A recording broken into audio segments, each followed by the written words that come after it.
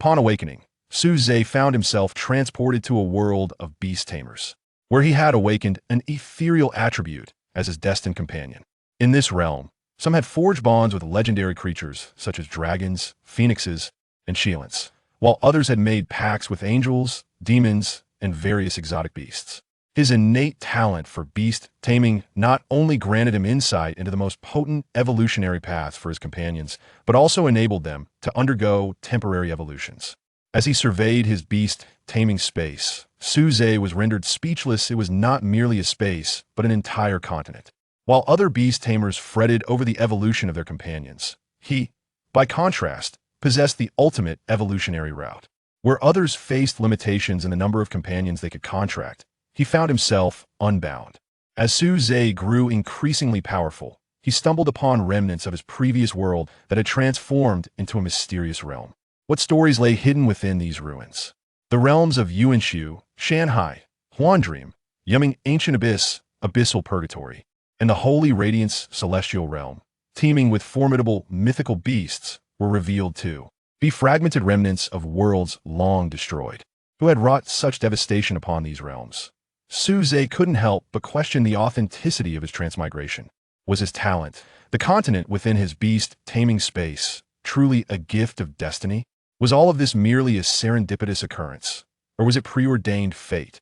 As celestial wolves swirled amidst the remnants of stars, sacred lions sprouted golden wings of thunder fire, judgment angels bore countless wings, and azure dragons shimmered with scales akin to constellations. Could these transcendent companions truly stand against the finality of fate when summoned?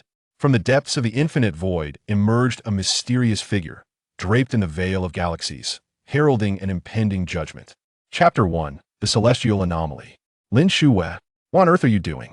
Su-Zhe demanded, his voice brimming with indignation. Oh dear, I've been discovered, Lin Shuye replied with a playful smile. Once a couple, Su-Zhe and Lin Shuye had shared a tender bond. However, today, Su-Zhe had chanced upon Lin Shuye in an embrace with another man, prompting his inquiry. Didn't you see for yourself? Lin Shuye added, planting a kiss on the cheek of the young man beside her. I have treated you with such kindness. Why do you repay me so? Why? Su-Zhe's voice trembled with anguish.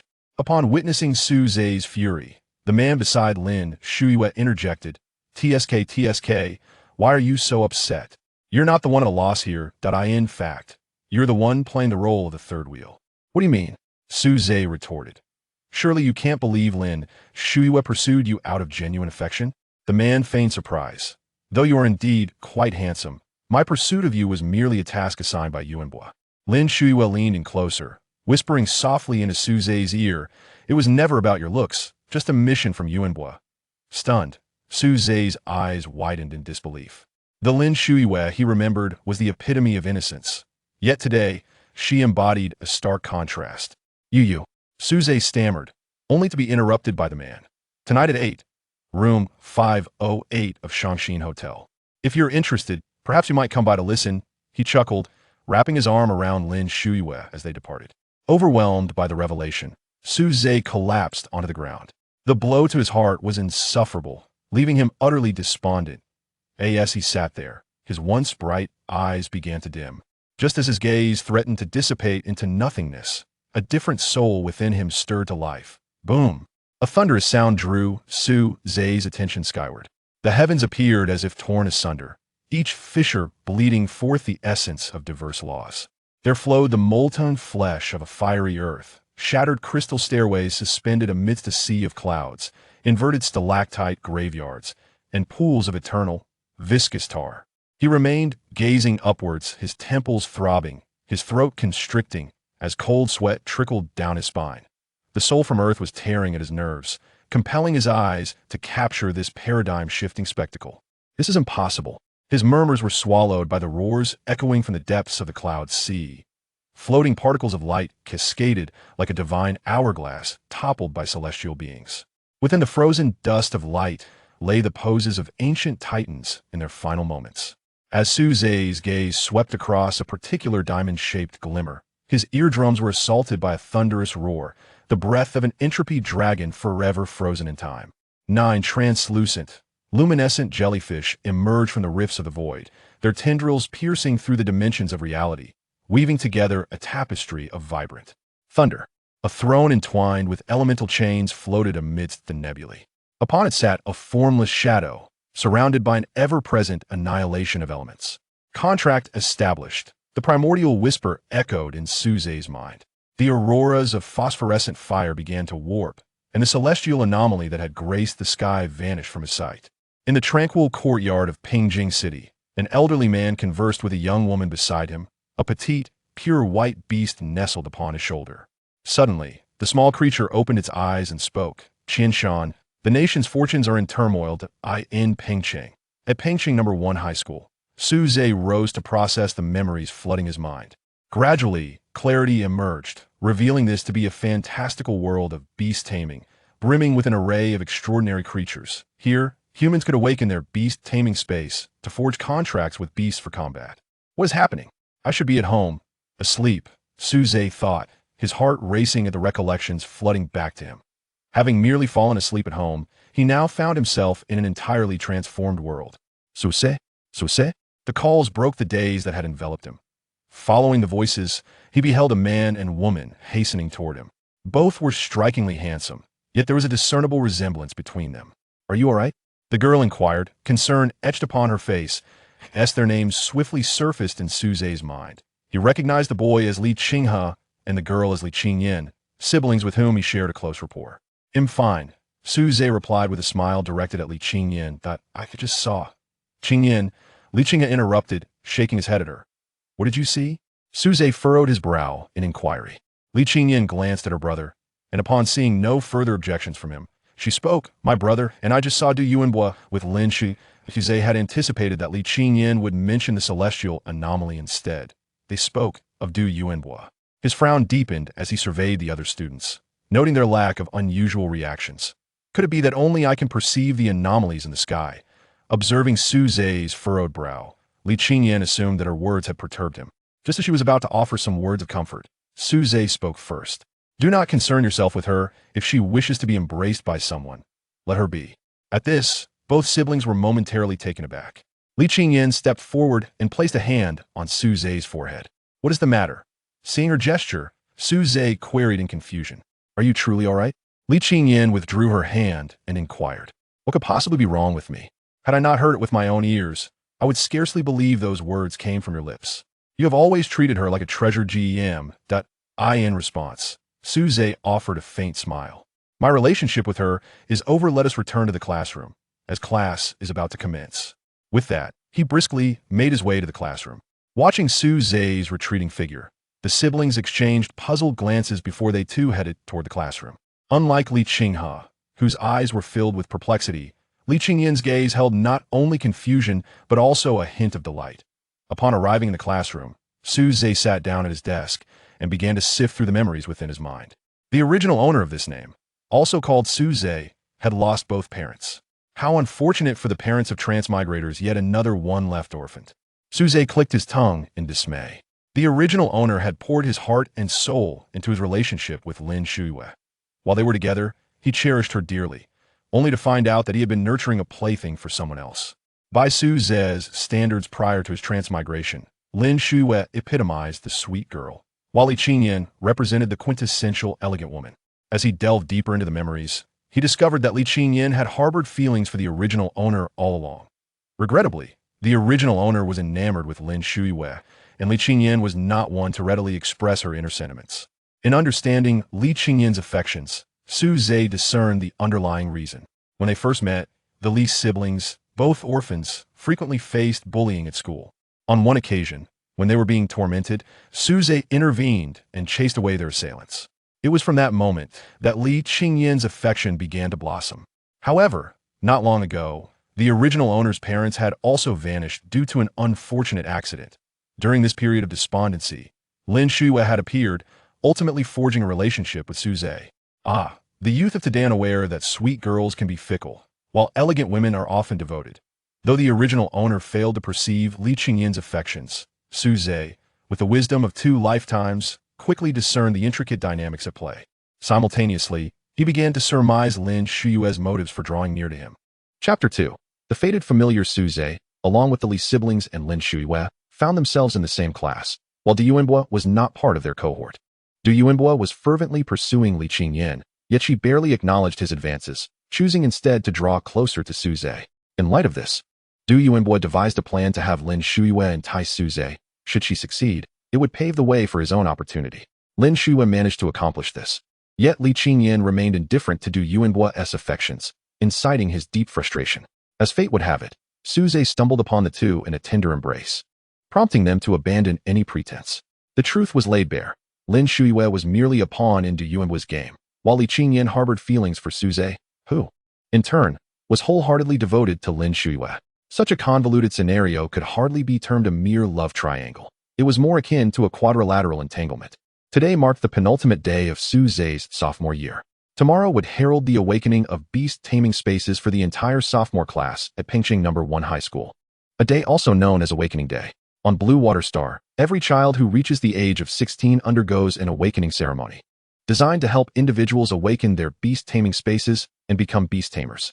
However, not everyone is guaranteed success. The odds of failure and success are nearly equal. The ability to awaken one's beast taming space is intrinsically linked to the strength of one's soul and mental energy. By the age of 16, both of these faculties are typically well developed, making this the optimal time for awakening. An awakening too early, when the soul and mental energy are still weak, may lead to failure, while awakening too late can hinder one's training progress. This is the rationale behind the timing of the awakening on the last day of sophomore year. There are exceptional individuals whose innate strength allows for spontaneous awakening prior to the designated time, but such prodigies are exceedingly rare. Some may fail the awakening ceremony initially. Yet with the passage of time and the enhancement of mental energy, they may eventually awaken, albeit missing the crucial training window and suffering from a gradual progression. As Su Zhe gazed at his own striking visage reflected in the window, he couldn't help but feel a sense of awe. This handsome countenance rivaled that of any star gracing the screens. He recalled the strange phenomenon in the sky and the figure seated upon the throne, his heart still resonating with astonishment, merging his memories with the enigmatic whispers that seemed to echo from time immemorial. Su Zhe realized that his beast taming space had awakened prematurely. Diving into the depths of his newly awakened space, he surveyed the endless expanse of land before him, falling into a profound silence. Even as the master of this space, he could not discern its boundaries. For a freshly awakened beast tamer, the span of their space typically measured only a few dozen meters. Those with lesser gifts might find theirs merely a few meters wide. What was the nature of his beast taming space? An entire continent? Compared to a true landmass, it seemed stark and monotonous, devoid of mountains, rivers, or forests. With a flicker of thought, Su Zhe attempted to conjure some flora to alleviate the barrenness of his space, yet all efforts ended in failure. Fortunately, the throne entwined with elemental chains, and the formless shadow upon it lent a touch of color to the otherwise drab environment. This must be my fated contract beast, he mused, having gleaned from the memories of the original owner that some individuals manifest a fated familiar upon awakening their beast taming space. This familiar binds itself to its master and is impervious to theft. Some even possess unique abilities. With a thought, he approached the throne, and the shadow rose in response. As the throne vanished, the amorphous shadow began to contort and reshape itself, ultimately materializing into a figure that mirrored Su Zhe's own form. Astonished, Su Zhe beheld this shadow before him. The shadow spoke, "Holy cow." The mere sound of its voice startled Su Zhe profoundly. "You can speak?" In his recollections, only beasts of royal caliber were capable of human speech, with exceptions for particularly intelligent creatures, which were exceedingly rare. It was impossible before. But from the moment I forged a contract with you, I gained the ability to speak, the shadow replied. I see. Su Zhe pondered, realizing its intelligence was commendable. Do you have a name? Where do you hail from? Do you know why we formed this contract? His barrage of questions nearly overwhelmed the shadow. Shaking its head, it replied, I have no name, nor do I know my origins. I was in slumber until the moment I formed a bond with you. Su Zhe nodded thoughtfully. Shouldn't a traveler like me have a system? Why am I devoid of one? Is it that novels are misleading, or has the author simply neglected to grant me one? He mused inwardly. Since you're entirely black, how about the name Little Black? What do you think? The shadow remained silent, observing him. Although its expression was inscrutable, Su Zhe sensed its disapproval of the name. Feeling somewhat crestfallen, he rubbed his nose, acknowledging that the name was indeed rather arbitrary. After a moment of frustration that led him to tug at his hair, the shadow finally acquired a name of its own, Mo. As this name took form, a stream of information flooded into Su Zhe's mind. Name, Mo species. End of days prototype. Attribute void. Level, first tier. Species level, royal. Talent skills, devour, elemental funeral. Devour, absorbs the energy of the target and converts it into personal energy. Elemental funeral, passive upon nearing death, releases an elemental funeral, unleashing all energy accumulated throughout its life. Upon seeing Ingmo's royal species level, Suze couldn't suppress a gasp of astonishment. This indicated that as long as Ingmo matured normally, evolving into a royal beast was merely a matter of time, with no anticipated bottlenecks along the way. Yet, upon observing Ingmo's attribute of void, Suze was left utterly perplexed. Inquiring further, Ingmo shook its head in ignorance. Glancing again at Ingmo's skills, Suze fell into contemplation. According to his current knowledge, there were no beasts classified under the void attribute. The classifications he had been studying encompassed only 9 elemental attributes: metal, wood, water, fire, earth, wind, thunder, light, and dark. There was no mention of a void attribute whatsoever. Could it be that it possessed no attribute? Suze scratched his head in frustration, realizing he would need to seek guidance from a teacher. Perhaps I should also bestow a name upon my beast taming space, Suze mused, gazing at the vastness surrounding him. Ultimately, he decided it best not to overexert his brain cells. Chapter 3. The Potent Void Attribute After School. Suze did not depart immediately. Instead, he sought out his homeroom teacher, Song Jinfeng, to inquire about the void attribute. Song Jinfeng appeared to be in his 40s. The man was of modest stature, with a lean visage and a complexion leaning towards a darker hue. What stood out the most were the prominent tufts of nasal hair that had already grown a considerable length. It was only on significant occasions that this homeroom teacher would take the time to groom his appearance. Consequently, the students in the class often engaged in hushed discussions about their rather disheveled instructor. Some even speculated whether he ever bothered to bathe. Knock, knock, knock. While busy in his office, Song Jinfeng heard a rap on the door. Come in, he called. The door creaked open, revealing Suze's silhouette. Suze, what brings you here? Upon seeing the person enter, Song Jinfeng spoke. Immediately, Suze's first impression was that the teacher remained as unkempt as ever, with his nasal hair nearly brushing against his lips. Mr. Song, I would like to inquire about something. Are you familiar with the concept of the void attribute? Suze asked. At this, Song Jinfeng narrowed his eyes and scrutinized Suze. Rather than responding directly, he retorted, How did you come to know about the void attribute? Suze, sensing the teacher's scrutiny, refrained from giving a straightforward answer and merely stated, I overheard someone mention it while I was out. Song Jinfeng appraised Suze once more and then began to explain, creatures of the void attribute are exceedingly rare. In the common understanding, creatures are classified into 9 elemental attributes. However, the truth is that there are actually 10 elemental attributes, with the 10th being the void element. The scarcity of void element creatures has led to the misconception that only 9 elemental attributes exist. He continued, the uniqueness of void attribute creatures lies in 2 aspects. First, their attacks can bypass the defensive skills of the vast majority of elemental creatures. Second, they possess the ability to utilize any elemental attribute at will. For instance, when a void attribute creature faces a fire attribute creature, it can transform its elemental attribute into water to counteract its opponent. Historically, there was a 9th-tier Beastmaster who, with the aid of a single 9th-tier void attribute creature, managed to slay a royal-grade beast. This creature was the first recorded void attribute beast. Following the revelation of this Beastmaster's feat, the existence of void attribute creatures became known, and since then, a few others have emerged across the world, each exhibiting remarkably formidable combat capabilities. Thus, the void attribute earned the new title of Elemental Sovereign. After absorbing Song Jinfeng's account, Suze left the office, his face a canvas of astonishment. Ever since Song Jinfeng mentioned the 9th tier defeating a royal-grade beast, his mind had been buzzing. The subsequent words from Song Jinfeng barely registered. The ranking of Beastmasters ranges from 1 to 9, with the 10th tier being the king level, and above that lies the emperor level. For an ordinary creature, merely holding its own at the same rank is already a considerable achievement.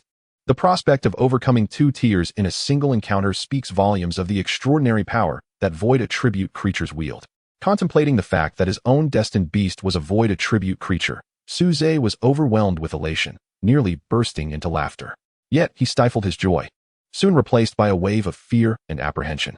He felt grateful that he had not disclosed the existence of his void attribute creature to anyone. Should others discover that he, a beastmaster without background or strength, possessed such a creature, it would spell disaster. This world was rife with treachery, where the theft of beasts was commonplace. Even if a destined beast could not be taken from him, there were countless means to manipulate him as a beastmaster, thereby gaining control over his creature.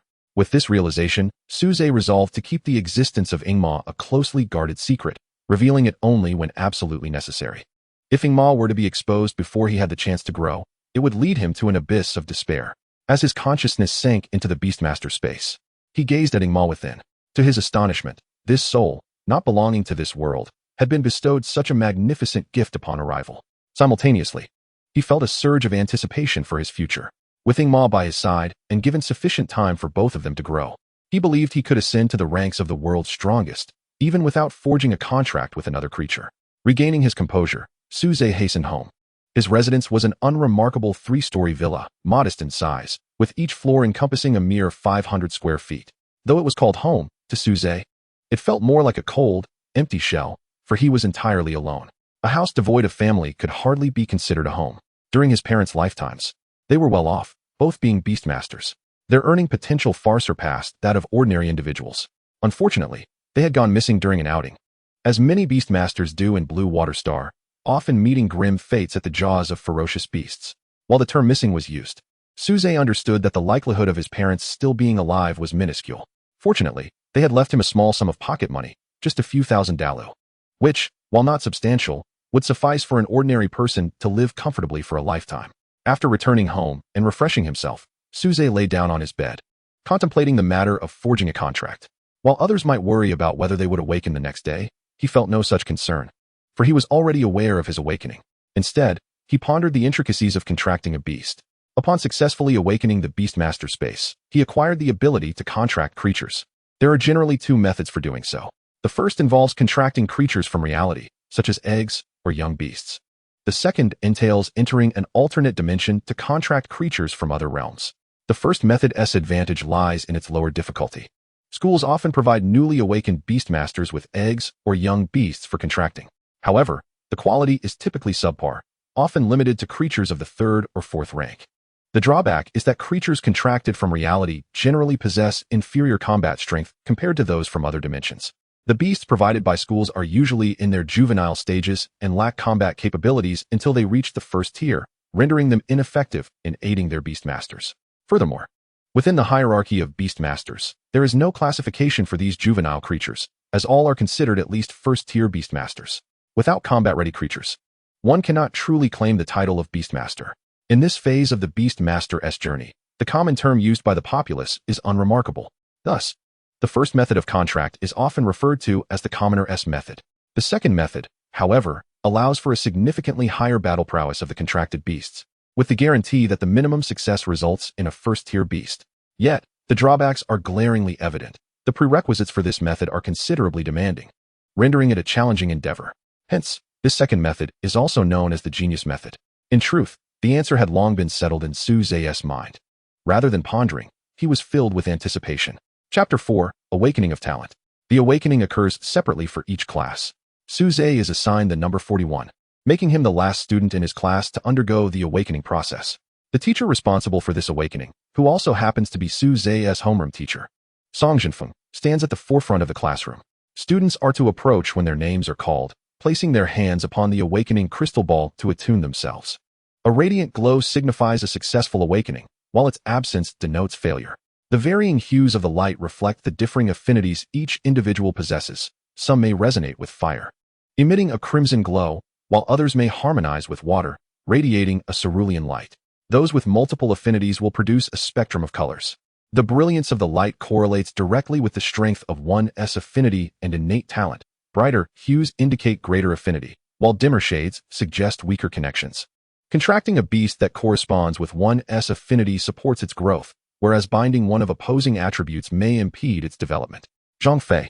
Upon hearing his name called by Song Jinfeng, the student swiftly rose.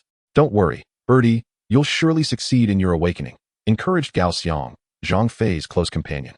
The brothers shared a deep bond, often addressing each other by their nicknames. Zhang Fei, sharing a name with a historical figure, earned the moniker Birdie, attributed to the notion that birds can fly. As for Gao Xiang's nickname, well, it humorously relates to certain excrement. Zhang Fei cast a glance at Gao Xiang, his heart fluttering with anxiety as he approached Song Jinfeng. With the teacher's consent, he gently placed his hands upon the awakening crystal ball. The orb, resembling a basketball in size, appeared to swirl with celestial bodies within. Zhang Fei's already anxious spirit grew increasingly unsettled. Despite being prepared, the moment his hands made contact with the crystal ball, countless thoughts surged in his mind, fleeting yet eternal. At last, a glimmer of light emanated from the crystal ball, intensifying into a vivid azure hue before stabilizing. This pale blue glow indicated Zhang Fei's slight affinity for the water element.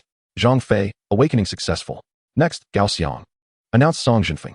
Elated, Zhang Fei returned to his place, exchanging a glance with his dear friend Gao Xiang, nodding in encouragement. Gao Xiang stepped forward, replicating Zhang Fei's actions. Gao Xiang, awakening successful. Next, Lu Rinjia. Lu Rinjia, awakening failed. Next, Lin Shuiyue. Upon hearing Song Jinfeng's voice, Lin Shuiyue stood and walked forward. A blend of blue and green light radiated from the crystal ball beneath her hands, signifying her affinity for both water and wood elements. As she returned, she cast a triumphant glance at Su Zhe. However, Su Zhe paid her no heed.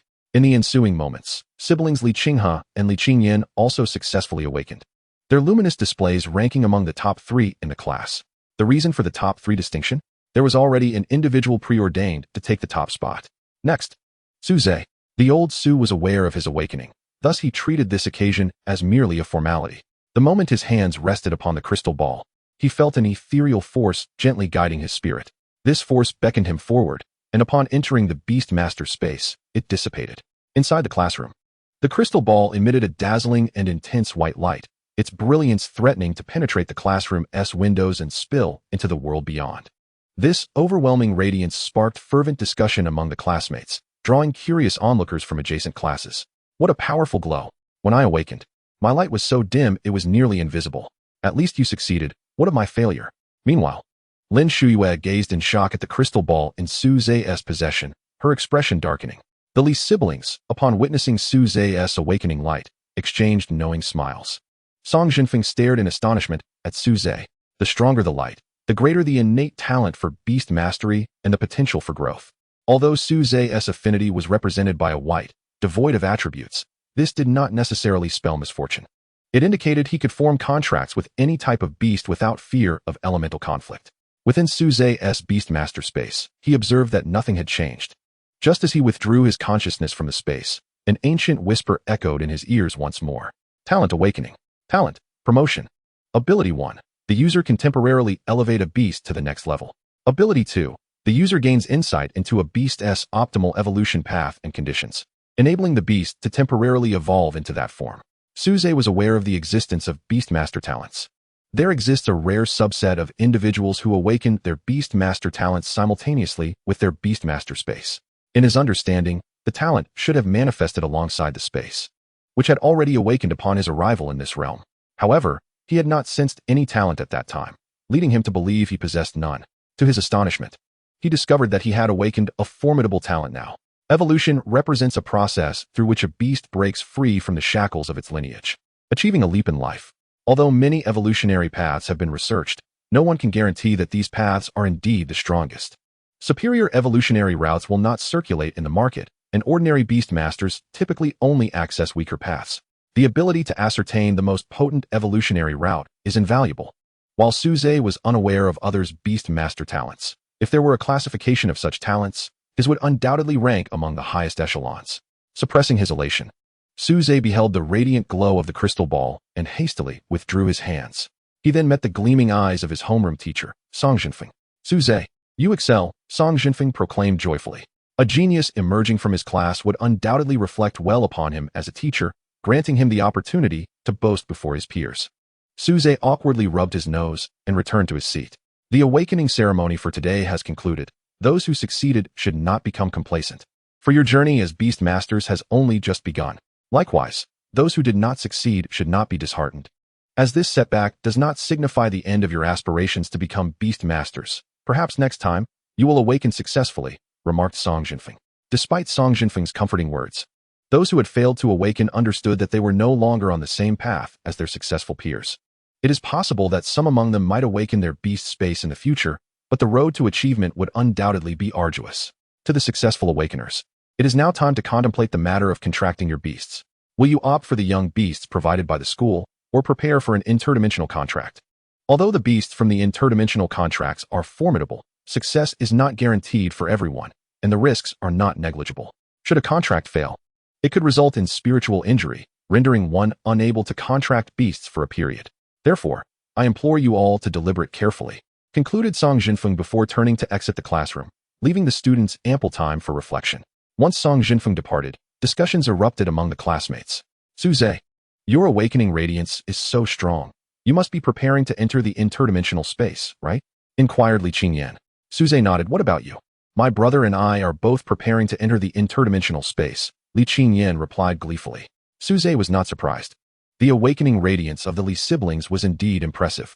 Based on the intensity of their awakening, the probability of a successful interdimensional contract was at least 98%.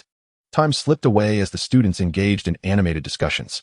With Song Jinfeng stepping back into the classroom, each individual silently made their choice. Chapter 5. The Emberwind Wolf and the Thunder Lion. The students on the brink of entering the interdimensional space listened attentively as the teachers elaborated on various precautions.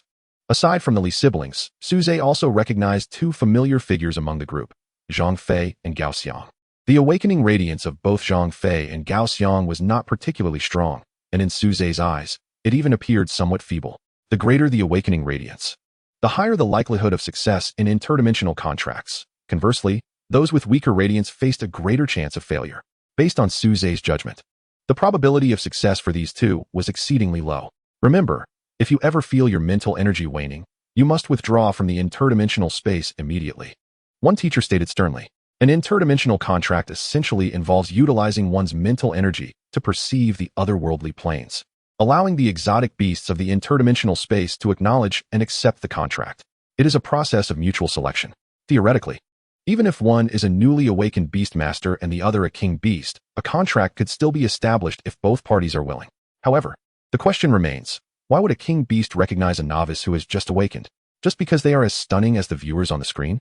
Even if a king beast were willing, the area and strength of the newly awakened beast master's beast space would be insufficient to accommodate a king beast.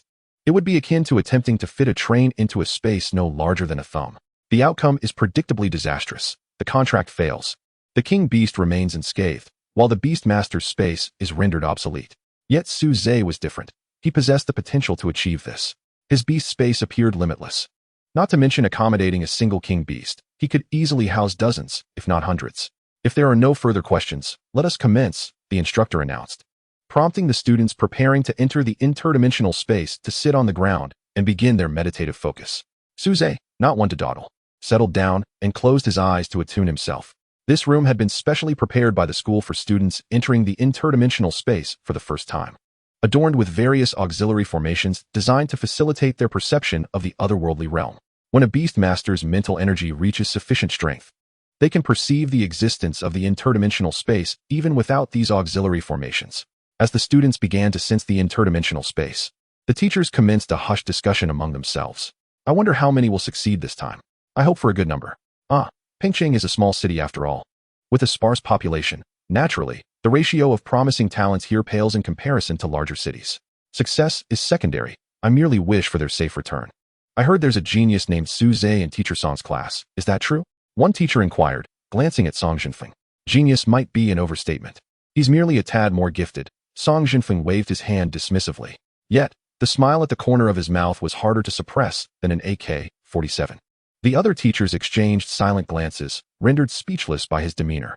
To prevent Song Jinfeng from continuing his charade, all the teachers opted for silence. In the interdimensional space, Suze meticulously sensed his surroundings, an experience that felt remarkably surreal, akin to his soul departing his body. His physical form remained still, yet his spirit soared through a sea of stars. Once more, he encountered the surreal sights he had witnessed upon his arrival, flowing lava across a landscape of flesh, fragmented crystal staircases suspended amidst a sea of clouds, an inverted stalactite graveyard, and a pool of asphalt-like blood that never solidified. Ultimately, he arrived in a realm resembling a twisted rainbow, filled with vibrant crystalline structures that corroded one another, akin to a chaotic splatter of various inks. As Suze advanced, he beheld a multitude of peculiar creatures, sharks with scales growing in reverse, trees adorned with sharp thorns yet capable of movement, and fierce birds with wings ablaze. Suddenly, Suze halted, as two exotic beasts engaged in combat before him. One was a wolf with a coat of fiery crimson, while the other was a lion enveloped in faint purple lightning. Suze recognized the wolf, the Emberwind Wolf, a dual-element creature with a rank of 9. This greatly intrigued him. A rank 9 beast was not something one encountered casually. The young beasts provided by the school averaged a rank of 3 or 4. Generally, the higher the rank of the beast, the better its innate qualities and combat prowess at the same level. A rank 9 Emberwind wolf would easily dominate ordinary beasts. As for the lion crackling with faint purple lightning, Suze was unfamiliar with it. Its appearance bore resemblance to the crimson flame lion. Yet it was clearly not the same. Could it be a variant? Regardless of its nature. The fact that it could rival a rank 9 Emberwind wolf indicated that it was no ordinary creature. It likely belonged to the same rank 9 category. Upon noticing Suze's arrival, the two combatants turned to him, baring their teeth in a menacing display. Clearly, the idea of continuing the fight had vanished. It was just the two of you. Suze retrieved 2 pieces of processed beast meat from the Beastmaster space and tossed them towards the two strange creatures. The beasts sniffed the meat and found it quite appetizing. Regardless of whether Suze was a villain, they began to feast on it without hesitation.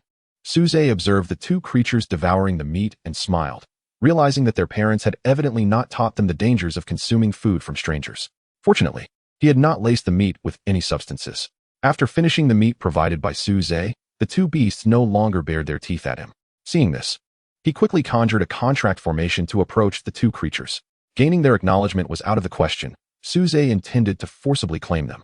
The reason for his audacity lay in 2 facts. First, the vastness of his Beastmaster space. Second, both creatures were less than a meter in length, clearly mere younglings. Children, after all, are easily led astray. The two little ones stared in confusion at the slowly approaching contract formation.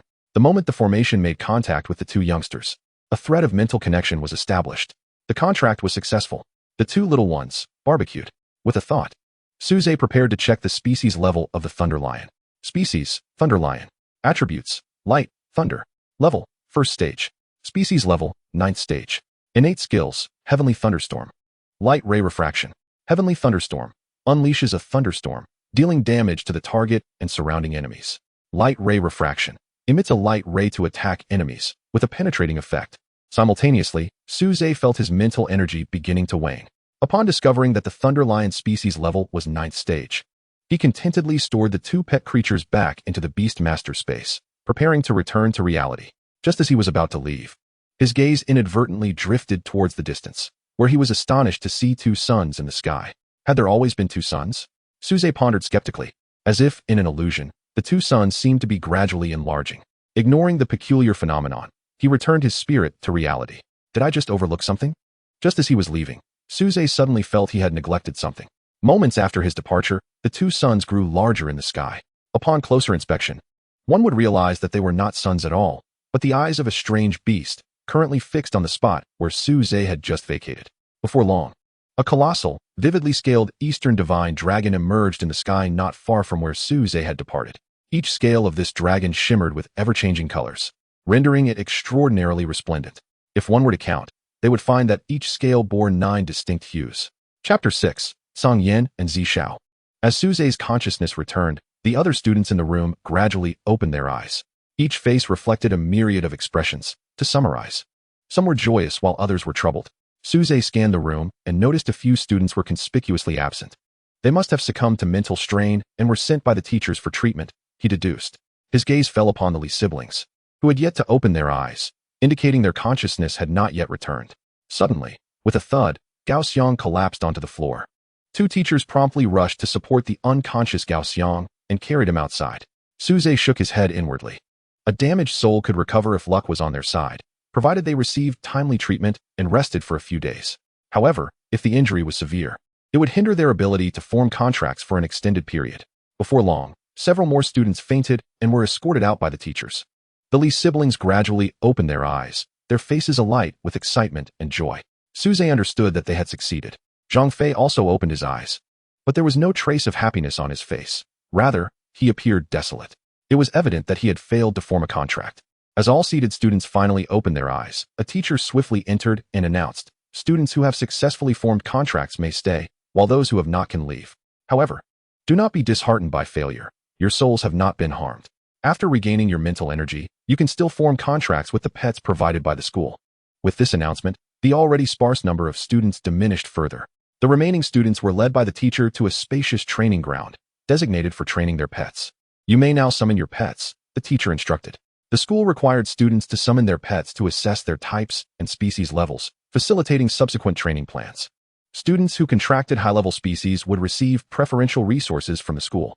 As the teacher's words resonated, various contract formations began to materialize in the training ground. With the glow of the formations, an array of peculiar pets emerged. Suze hesitated, contemplating which pet to summon. Shadow Ink was certainly not an option. Both the Ash Wind Wolf and Thunder Lion had a species level of 9th stage, the difference being that he was familiar with one and not the other. Never mind. He decided to summon both. Suddenly, a wave of astonishment rippled through the crowd. 2 pets? A student exclaimed in surprise. It must be that they awakened their destined beast. Envy permeated the air. Why do good fortunes always befall others? Following the student's gazes, Suze spotted a strikingly beautiful girl, flanked by 2 butterflies. One was golden with starry speckles, while the other was half red and half blue. The red-blue butterfly, which Suze recognized, was the Frostfire butterfly, a species of 8th level. The other, however, was unfamiliar to him. The girl summoning the 2 butterflies was none other than Li Qingyan. Li Qingyan beamed at Suze, who returned her smile. With a thought, 2 contract formations illuminated on either side of Suze. As the light brightened, a holy crimson wolf and a lion wreathed in pale purple lightning emerged from the formations. With the appearance of these 2 creatures, the attention that had previously been focused on Li Qingyan now shifted to Suze, accompanied by a chorus of student chatter. Another one with a destined beast. How enviable. The competition is fierce. Seeing this, Li Qingyan's smile deepened. Meanwhile, the teacher, witnessing Li Qingyan summon 2 pets, could hardly contain their delight. With yet another student possessing a destined beast, the teacher's grin widened even further. Upon recognizing Suze's 2 pets, the teacher's eyes lit up. One was an Ash Wind Wolf of 9th stage, and the other, a lion enveloped in lightning, was unfamiliar to them. It bore a resemblance to the Fire Lion, yet was not fire attribute. Could it be a mutation? The teacher mused. Cutting through the students' discussions, the teacher spoke up. Students, please be quiet. The reason the school has you summon your pets, the purpose of this exercise is to ascertain the rank of your companion beasts, thereby determining whether you shall be placed in the elite class or the ordinary class. The elite class enjoys superior resources compared to the ordinary class. However, with the privilege of access to these resources comes the expectation of diligence. Each month, the elite class will engage in a ranking battle, where the bottom 10 will face challenges from the ordinary class students. The victors of these challenges will ascend to the elite class, while the defeated will descend to the ordinary class. As the teacher's words echoed in the room, he began to register the details of each student's companion beast. When it was Suze's turn, he informed the registering teacher that the rank of his Leisure was also at the 9th tier. This revelation elicited a more pronounced smile from the teacher. Once the registration was completed, the instructor departed, leaving the remaining time for the students to familiarize themselves with their companion beasts. Suze glanced around at his classmates' beasts. Among those he recognized, the majority were of the 6th or 7th tier, with only a few at the 8th tier, and his 2 beasts being the sole representatives of the 9th tier. Among them, Li Qing's companion beast was an 8th tier Qian warhorse. With a flicker of thought, the information of his 2 beasts surfaced in his mind. Species: Ashwind Wolf. Attributes: Wind, Fire. Level: 1st tier. Species rank: 9th tier. Innate skills: Ash Blade Storm, Ember Step. Ash Blade Storm unleashes wind blades composed of embers to inflict damage on targets. Ember Step transforms into embers for instantaneous movement. Species: Thunderlight Lion. Attributes: Light, Thunder. Level: 1st tier. Species rank: 9th tier. Innate skills: Heavenly Thunder, Light Refraction. Heavenly Thunder releases thunder to damage targets and surrounding foes. Light Refraction emits beams of light to attack enemies with a penetrating effect. Upon observing the attributes of the Thunderlight Lion, Suze suddenly realized that he had previously overlooked its attributes. It was time to bestow names upon them. How about calling them Little Red and Little Purple? Suze inquired of his 2 companions. The 2 beasts, connected to Suze's consciousness, immediately understood his intent. They shook their heads vigorously, as if eager to dislodge them entirely. Seeing this, Suze could only silently tug at his hair, at the cost of some strands. His 2 companions finally acquired their names. Consequently, the information in his mind underwent a transformation. Name: Song Yen. Species: Ashwind Wolf. Attributes: Wind, Fire. Level: 1st tier. Species rank: 9th tier. Innate skills: Ash Blade Storm, Ember Step. Name: Zishao. Species: Thunderlight Lion. Attributes: Light, Thunder. Level: 1st tier. Species rank: 9th tier. Innate skills: Heavenly Thunder, Light Refraction. An idea struck Suze. He recalled that the information for Ing Mo appeared only after it was named. Yet, His two companions could access their information without the necessity of naming. He wondered whether Mo was an exception or if he had simply forgotten to check at that time. After naming Song Yan and Zi Xiao, Suze began to familiarize himself with their skills. The first-tiered Song Yan's maximum teleportation distance was 3 meters, while the maximum flight distance of the wind blades was 10 meters. The energy consumption for teleportation far exceeded that of the wind blades. Song Yan could teleport 3 times if solely utilizing that skill, whereas it could unleash wind blades 7 times. This indicated that the energy expended for teleportation was over double that required for the wind blades. Having tested Song Yan's skills, Suze proceeded to evaluate Zi Xiao's abilities as well. Upon completing the skill assessments, he gained a preliminary understanding of both companions. Combat involving companion beasts did not rely solely on skills. Close-quarters combat was equally a norm. Chapter 7. 5 seconds? Suze was quite eager to experiment with the effects of his innate abilities, yet his location in the training ground caused him to hesitate. Until now, he had only possessed the singular companion beast, Mo, and had never dared to summon it, let alone utilize its innate talents. Unbeknownst to him, he was trapped in a cognitive misapprehension.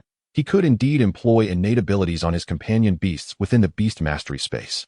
His hesitation stemmed from concerns regarding the potential repercussions of revealing his innate abilities. He resolved to venture into the forest after school to hunt ferocious beasts. Had he possessed only one companion beast, he might have deliberated the associated dangers. However, with Song Yan and Zi Xiao at his side, he felt reassured, knowing he could summon Mo for protection if necessary. Thus, he needed to ascertain the extent to which his innate abilities could enhance his beasts. After contemplating, Suze decided to request a training room from his homeroom teacher. He collected his 2 beasts into the beast mastery space and made his way to Song Jinfeng's office. A series of knocks echoed at the office door. Although the door was ajar, Suze knocked respectfully before entering. "Come in," Song Jinfeng said with a smile upon seeing Suze. "You certainly have brought me pride. The teacher responsible for registering companion beasts informed me that you possess a companion beast of your own, yet you kept it from me." Suze awkwardly rubbed his nose. "Song Yan and Zi Xiao were both contracted today. How could I have informed you?" This, of course, was a thought he would never voice aloud. Leaning back in his chair, Song Jinfeng asked, "What brings you here?" When the conversation turned serious, Suze disclosed his purpose. "Teacher, I wanted to inquire if there are any available training rooms." "Very well, follow me. I shall assist you in checking." Song Jinfeng stood, and Suze quickly followed suit.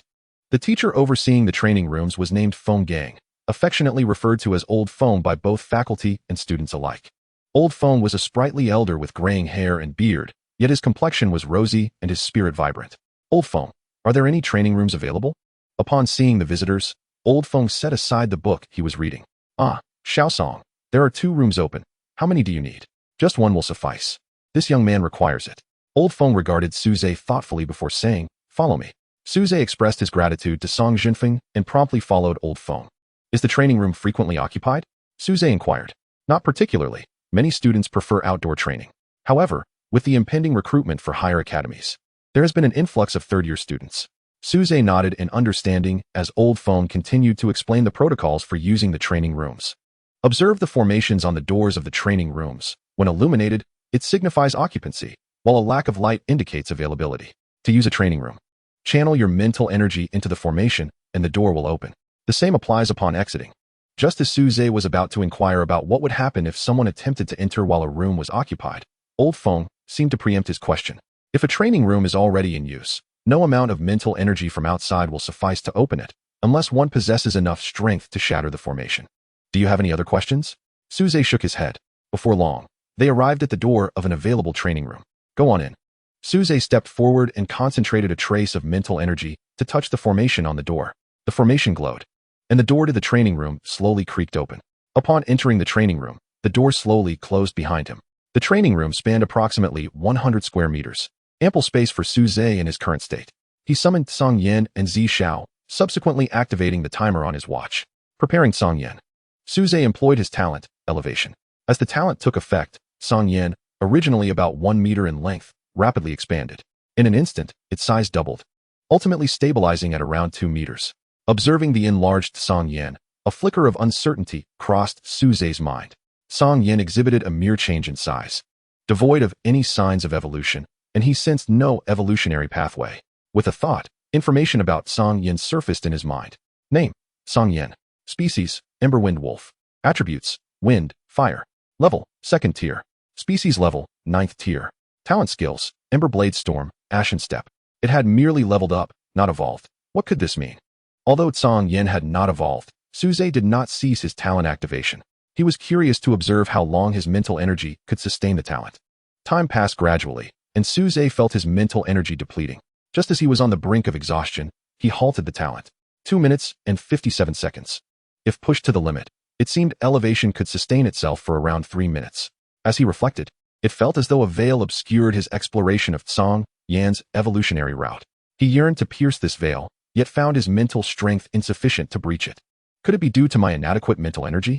The more he pondered, the more he believed in this possibility, as activating his talent consumed mental energy. The enhancement from a beast's evolution was far beyond that of mere leveling up. Leveling signified growth, while evolution represented a metamorphosis and a leap in life, necessitating a greater expenditure of mental energy. Having gleaned the likely reason, Suze began to meditate to restore his mental energy.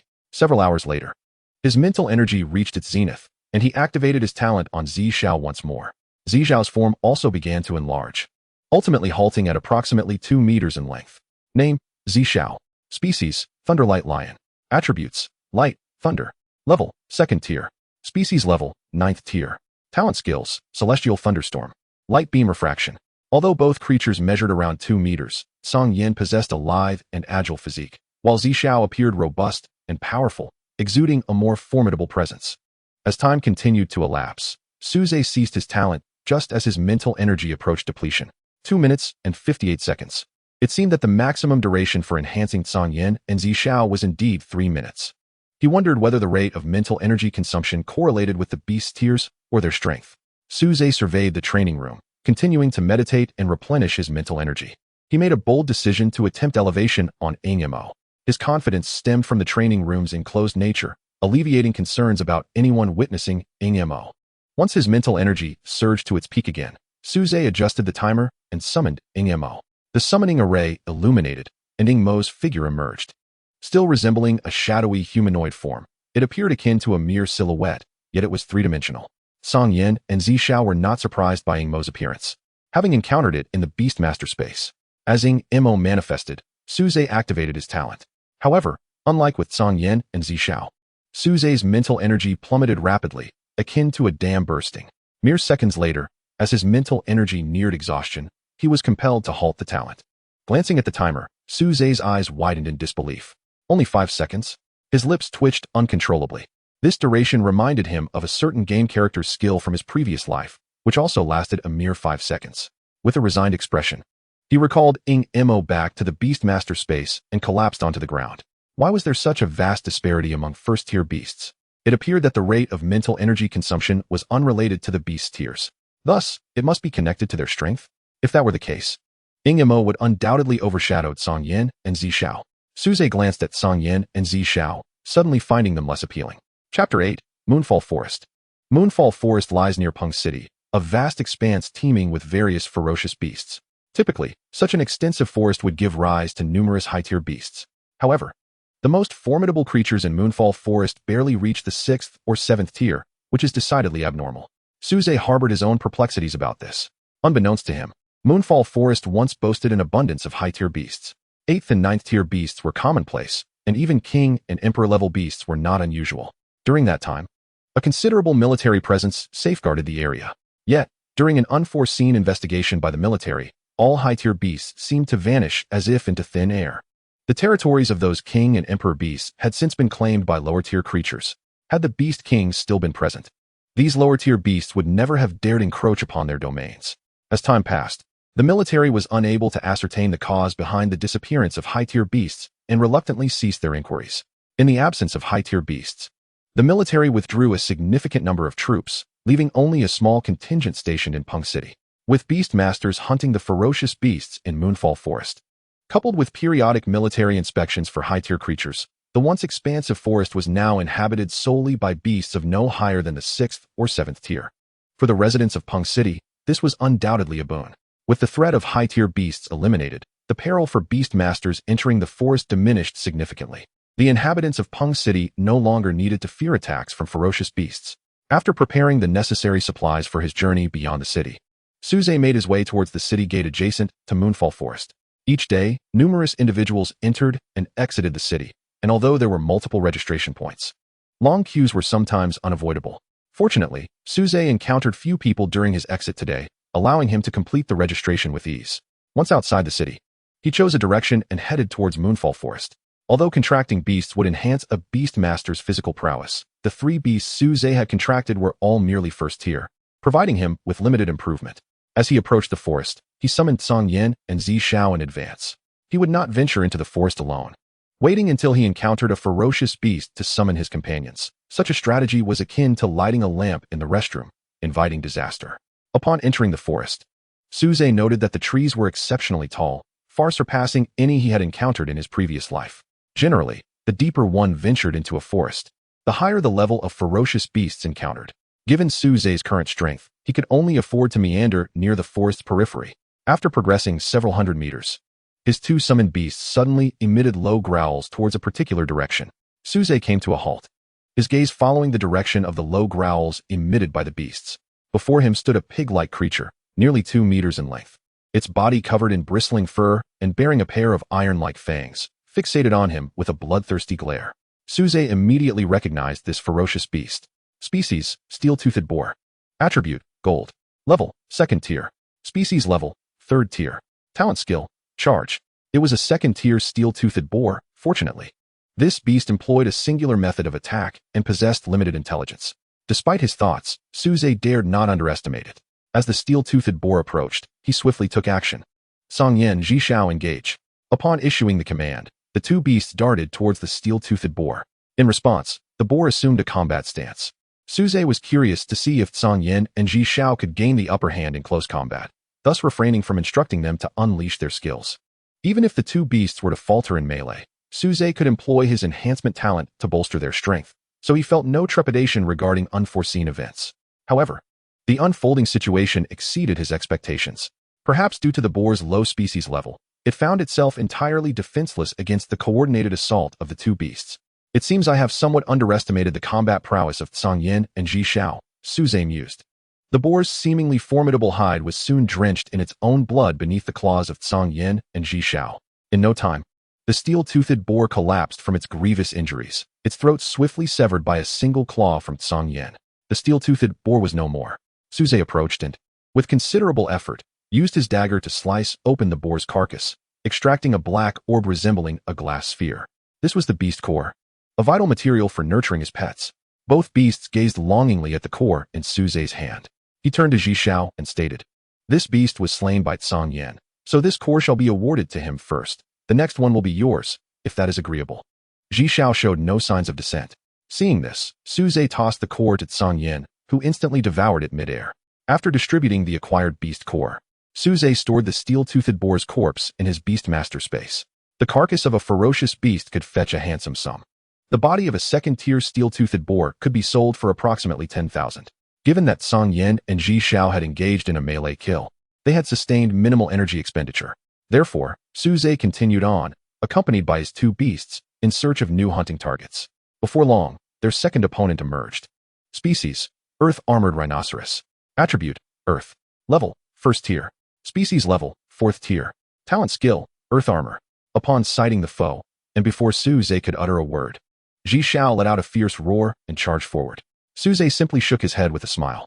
With 2 beasts of 9th tier species level, their intelligence was already quite high.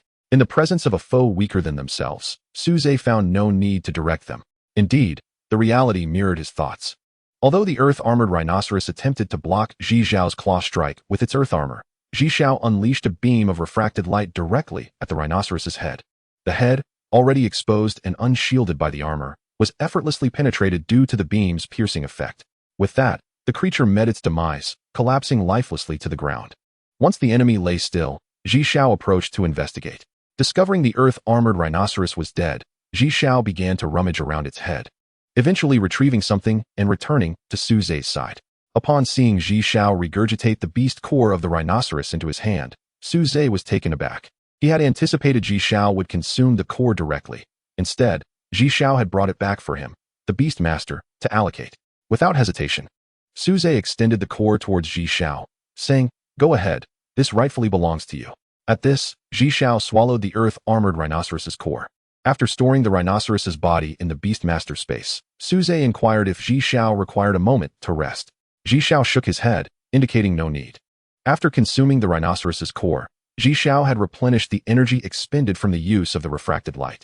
Thus, Suze led his two beasts onward, continuing their quest for prey. As night fell, Suze and his two beasts had successfully slain 7 ferocious beasts over the course of several hours, comprising 5 first-tier and 2 second-tier creatures. Following the consumption of 1 second-tier beast core and 2 first-tier cores, both beasts expressed the need to digest and absorb the energy. Suze fed the remaining first-tier core to Mo. Despite Song Yin and Xiao having absorbed only 6 beast cores, this represented merely a fraction of their energy expenditure within a single day. Once the energy from the cores they had ingested was fully absorbed, they would require more. In truth, pets were not solely reliant on the energy contained within beast cores. The flesh of ferocious beasts and the energy present in a Beastmaster's space also harbored vitality. Typically, the energy within ferocious beast flesh could only satisfy daily consumption needs. Likewise, the energy within the Beastmaster space could merely sustain everyday requirements. Although Suze's Beastmaster space was substantial, its energy content was relatively modest. Therefore, to facilitate the swift growth of his pets, beast cores were utterly indispensable. He resolved to procure additional cores upon his return to the city. Suze couldn't help but lament, nurturing beasts is indeed a costly endeavor. For an ordinary Beastmaster, the situation was manageable, as they typically needed to raise only 1 pet during their first tier. However, Suze was different. He now had 3 pets to nurture. Longxing Department Store, the largest retail establishment in Pengcheng. As Suze stepped into the store, he was greeted by a woman in her mid-20s, attired in professional attire, who was responsible for reception. "Welcome to Longxing Department Store. How may I assist you?" she inquired with a professionally warm smile. "Hello. I believe you also handle the purchase of ferocious beast corpses?" "Indeed, sir. What tier of beast corpses do you wish to sell?" "We have both first and second tier available." "Excellent. Please follow me." The receptionist led Suze to a counter, behind which stood a robust man in his 30s. "Please place the corpses you wish to sell on the counter," the receptionist gestured. Without hesitation, Suze produced 7 ferocious beast corpses from his Beastmaster space and laid them upon the counter. After inspecting the 7 corpses, 5 first tier and 2 second tier, the man behind the counter swiftly began his assessment. The first tier corpses are priced at 4,000 each, while the second tier corpses are priced at 10,000 each, totaling 40,000. After stating the amount, the man looked to Suze, inquiring if he had any objections. Finding the price fair, Suze expressed no dissent, and the staff promptly transferred the funds to his account. Upon receiving the transfer notification on his phone, Suze inquired with the receptionist about the availability of beast cores. "I assume you also sell beast cores here?" "Indeed. How many tiers of cores do you require?" "What is the price of the first and second tier beast cores?" Considering Suze's current pet beast level, the first and second tier beast cores are indeed his optimal choices at this moment. Suze expended a total of 510,000 on the beast cores. The sale of the ferocious beast corpses brought in 40,000, but before he could even warm up the money in his hands, it was already spent again. Furthermore, he incurred an additional deficit of 470,000, which starkly illustrated his financial shortfall. Fortunately, he had some savings left by his parents. Otherwise, nurturing his pet beasts would have posed a significant challenge. Accompanied by the staff, Suze purchased a storage ring. Due to the peculiar nature of the beast taming space, he technically did not require a storage ring. However, to avoid arousing suspicion, Suze ultimately decided to acquire one. When he sold the corpses earlier, he had the audacity to retrieve them directly from the beast taming space. As the space occupied by several corpses was relatively small and could easily fit within a normal person's beast taming space. However, as he progressed to hunting higher-tier ferocious beasts, their sizes would inevitably increase. If he continued to extract corpses from the beast taming space, it would undoubtedly reveal the anomaly of his beast taming space to others. Therefore, a discreet storage ring became a necessity. After purchasing the required items, Suze left the Dragon Travel Department store with the enthusiastic send-off of the staff. By this time, night had fallen. Upon returning home, Suze did not rush to wash up. Instead, he fed 2 second-tier beast cores to Mo. Observing that Mo showed no sign of satiation after absorbing the 2 cores, Suze, in exasperation, tossed 3 more second-tier beast cores and 10 first-tier beast cores to him. "I refuse to believe you can absorb so many." However, the reality was that by the end, only 1 first-tier beast core remained. Including the one he had previously given, Mo had consumed a total of 10 first-tier beast cores and 5 second-tier beast cores. In comparison, The brothers Tsang Yin and Zishao together had only consumed 2 second-tier beast cores and 4 first-tier beast cores. This left Su Zhe utterly astonished. He was aware that Ingmo's consumption would surpass that of the other 2 pet beasts, but he did not anticipate such a stark difference. Su Zhe lamented that he simply could not afford it. Currently, his main forces were the 2 beasts, Song and Zi, while Ingmo had to remain in the background for the time being. Thus, he planned to prioritize the training of Song and Zi, relegating Ingmo's development to a later time. If the remaining beast cores could elevate both of his pet beasts to the second tier, their combined strength, alongside his own innate talent, should afford them the potential to slay a 4th-tier ferocious beast. Should he succeed in hunting a 4th-tier beast, Ingmo's beast cores would consequently be sufficient. Therefore, Su Zhe's immediate objective was to expedite the advancement of Song and Zi to the second tier. After laying out his short-term goals, Su Zhe proceeded to wash up. Following his ablutions, he did not immediately retire for the night, but chose instead to cultivate his mental strength. Although the growth of his pet beast would naturally contribute to the enhancement of his own mental prowess, Su Zhe was not one to idly await such reciprocation. He understood the necessity of self-cultivation and could not afford to be negligent. It was imperative that his mental strength kept pace with the demands of his pet beast's development, especially since he could currently maintain an elevation for only 3 minutes, which was evidently insufficient. Thus, the enhancement of his mental faculties became an urgent priority. As the night deepened, an overwhelming fatigue compelled Su Zhe to cease his training and prepare for rest. In truth, today marked the final day of his sophomore year. Tomorrow would herald the commencement of a month-long vacation, and upon its conclusion, he would embark on his senior year. Coincidentally, tomorrow also signified the annual entrance examination for higher educational institutions. This timely break would allow first and second-year students to observe the senior students' Beast Taming examinations. Given that the Beast Taming entrance exams typically occurred in a combat format, they were not restricted to outsiders. Last year, Su Zhe had not attended to witness the event, so he was determined to go tomorrow to familiarize himself with the examination format and content, thereby preparing himself for the upcoming senior year. Chapter 10. The Beast Taming Entrance Examination. The following day, Su Zhe awoke early. The examination involved all the senior students from Peng City. Aside from some officials, the audience primarily consisted of first and second-year students from various schools. Arriving late would likely result in a lack of available seating or even standing room. As had occurred the previous year, the examination venue for the senior students resembled an ancient Roman Colosseum, with stands surrounding it for spectators. Su Zhe found a suitable spot to sit and awaited the commencement of the exams. He did not squander the waiting time, opting instead to meditate and cultivate his mental strength while anticipating the start of the examination. During this period, he also ensured that Song Yin and Zishao in his beast taming space received ample nourishment in the form of beast cores. As for Ingmo, Su Zhe's philosophy was to let him be. As long as he didn't starve, that would suffice. In a mere moment, the audience was fully seated, predominantly comprising first and second-year students from various schools. The supervising teachers and officials occupied designated VIP seating. With the arrival of the senior students, the examination was poised to commence. Peng City is not particularly large, and the total number of senior students was only about 1,500, which was even less than a fraction of some larger cities. There would be no lengthy speeches from officials. Instead, the necessary guidelines for the examination would be succinctly conveyed by the supervising teachers just before it began. As the students gathered, the supervising teacher spoke. This examination is quite straightforward. It consists of combat. With that, he gestured, and a tower-like structure emerged from his storage ring, landing squarely in the arena below. This tower will serve as your examination venue. Upon entering, each floor will present corresponding ferocious beasts, and your task is to eliminate them. Once a beast is defeated, the entrance to the next level will open.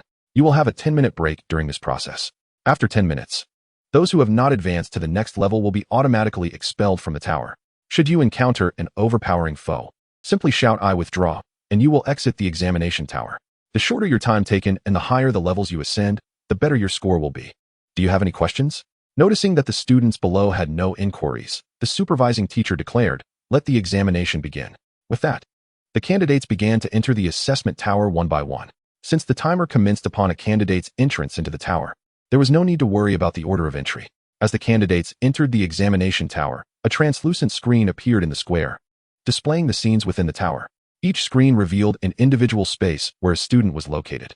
As students summoned their pet beasts, their first opponent materialized, a second-tier scorched earth rhino. This examination tower appeared to function similarly to a storage ring, with the ferocious beasts likely being illusions, though the method of their creation remained unknown. Nearly all of the senior students had reached the second tier of Beast Tamers. A small number had attained the third tier, while a few exceptional individuals had even reached the fourth tier. Thus, a second-tier ferocious beast posed little challenge for them. It did not take long for students to progress to the second level. The adversaries on the second level consist of a second-tier scorched earth rhino and a second-tier flame bird. For beast tamers devoid of flying companions, the aerial monstrosities present a formidable challenge.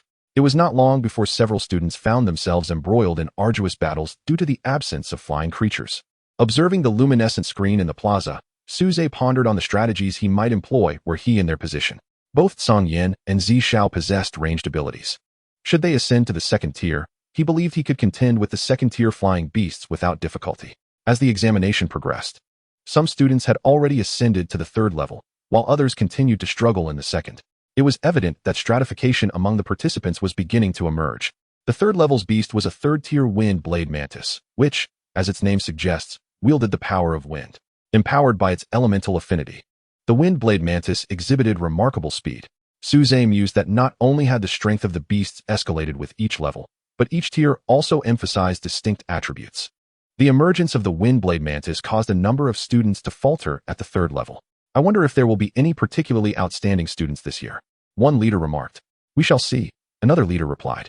As the assessment continued, several capable students had successfully navigated the fourth level, while others remained entrenched in the second. The fourth level featured two third-tier flying beasts.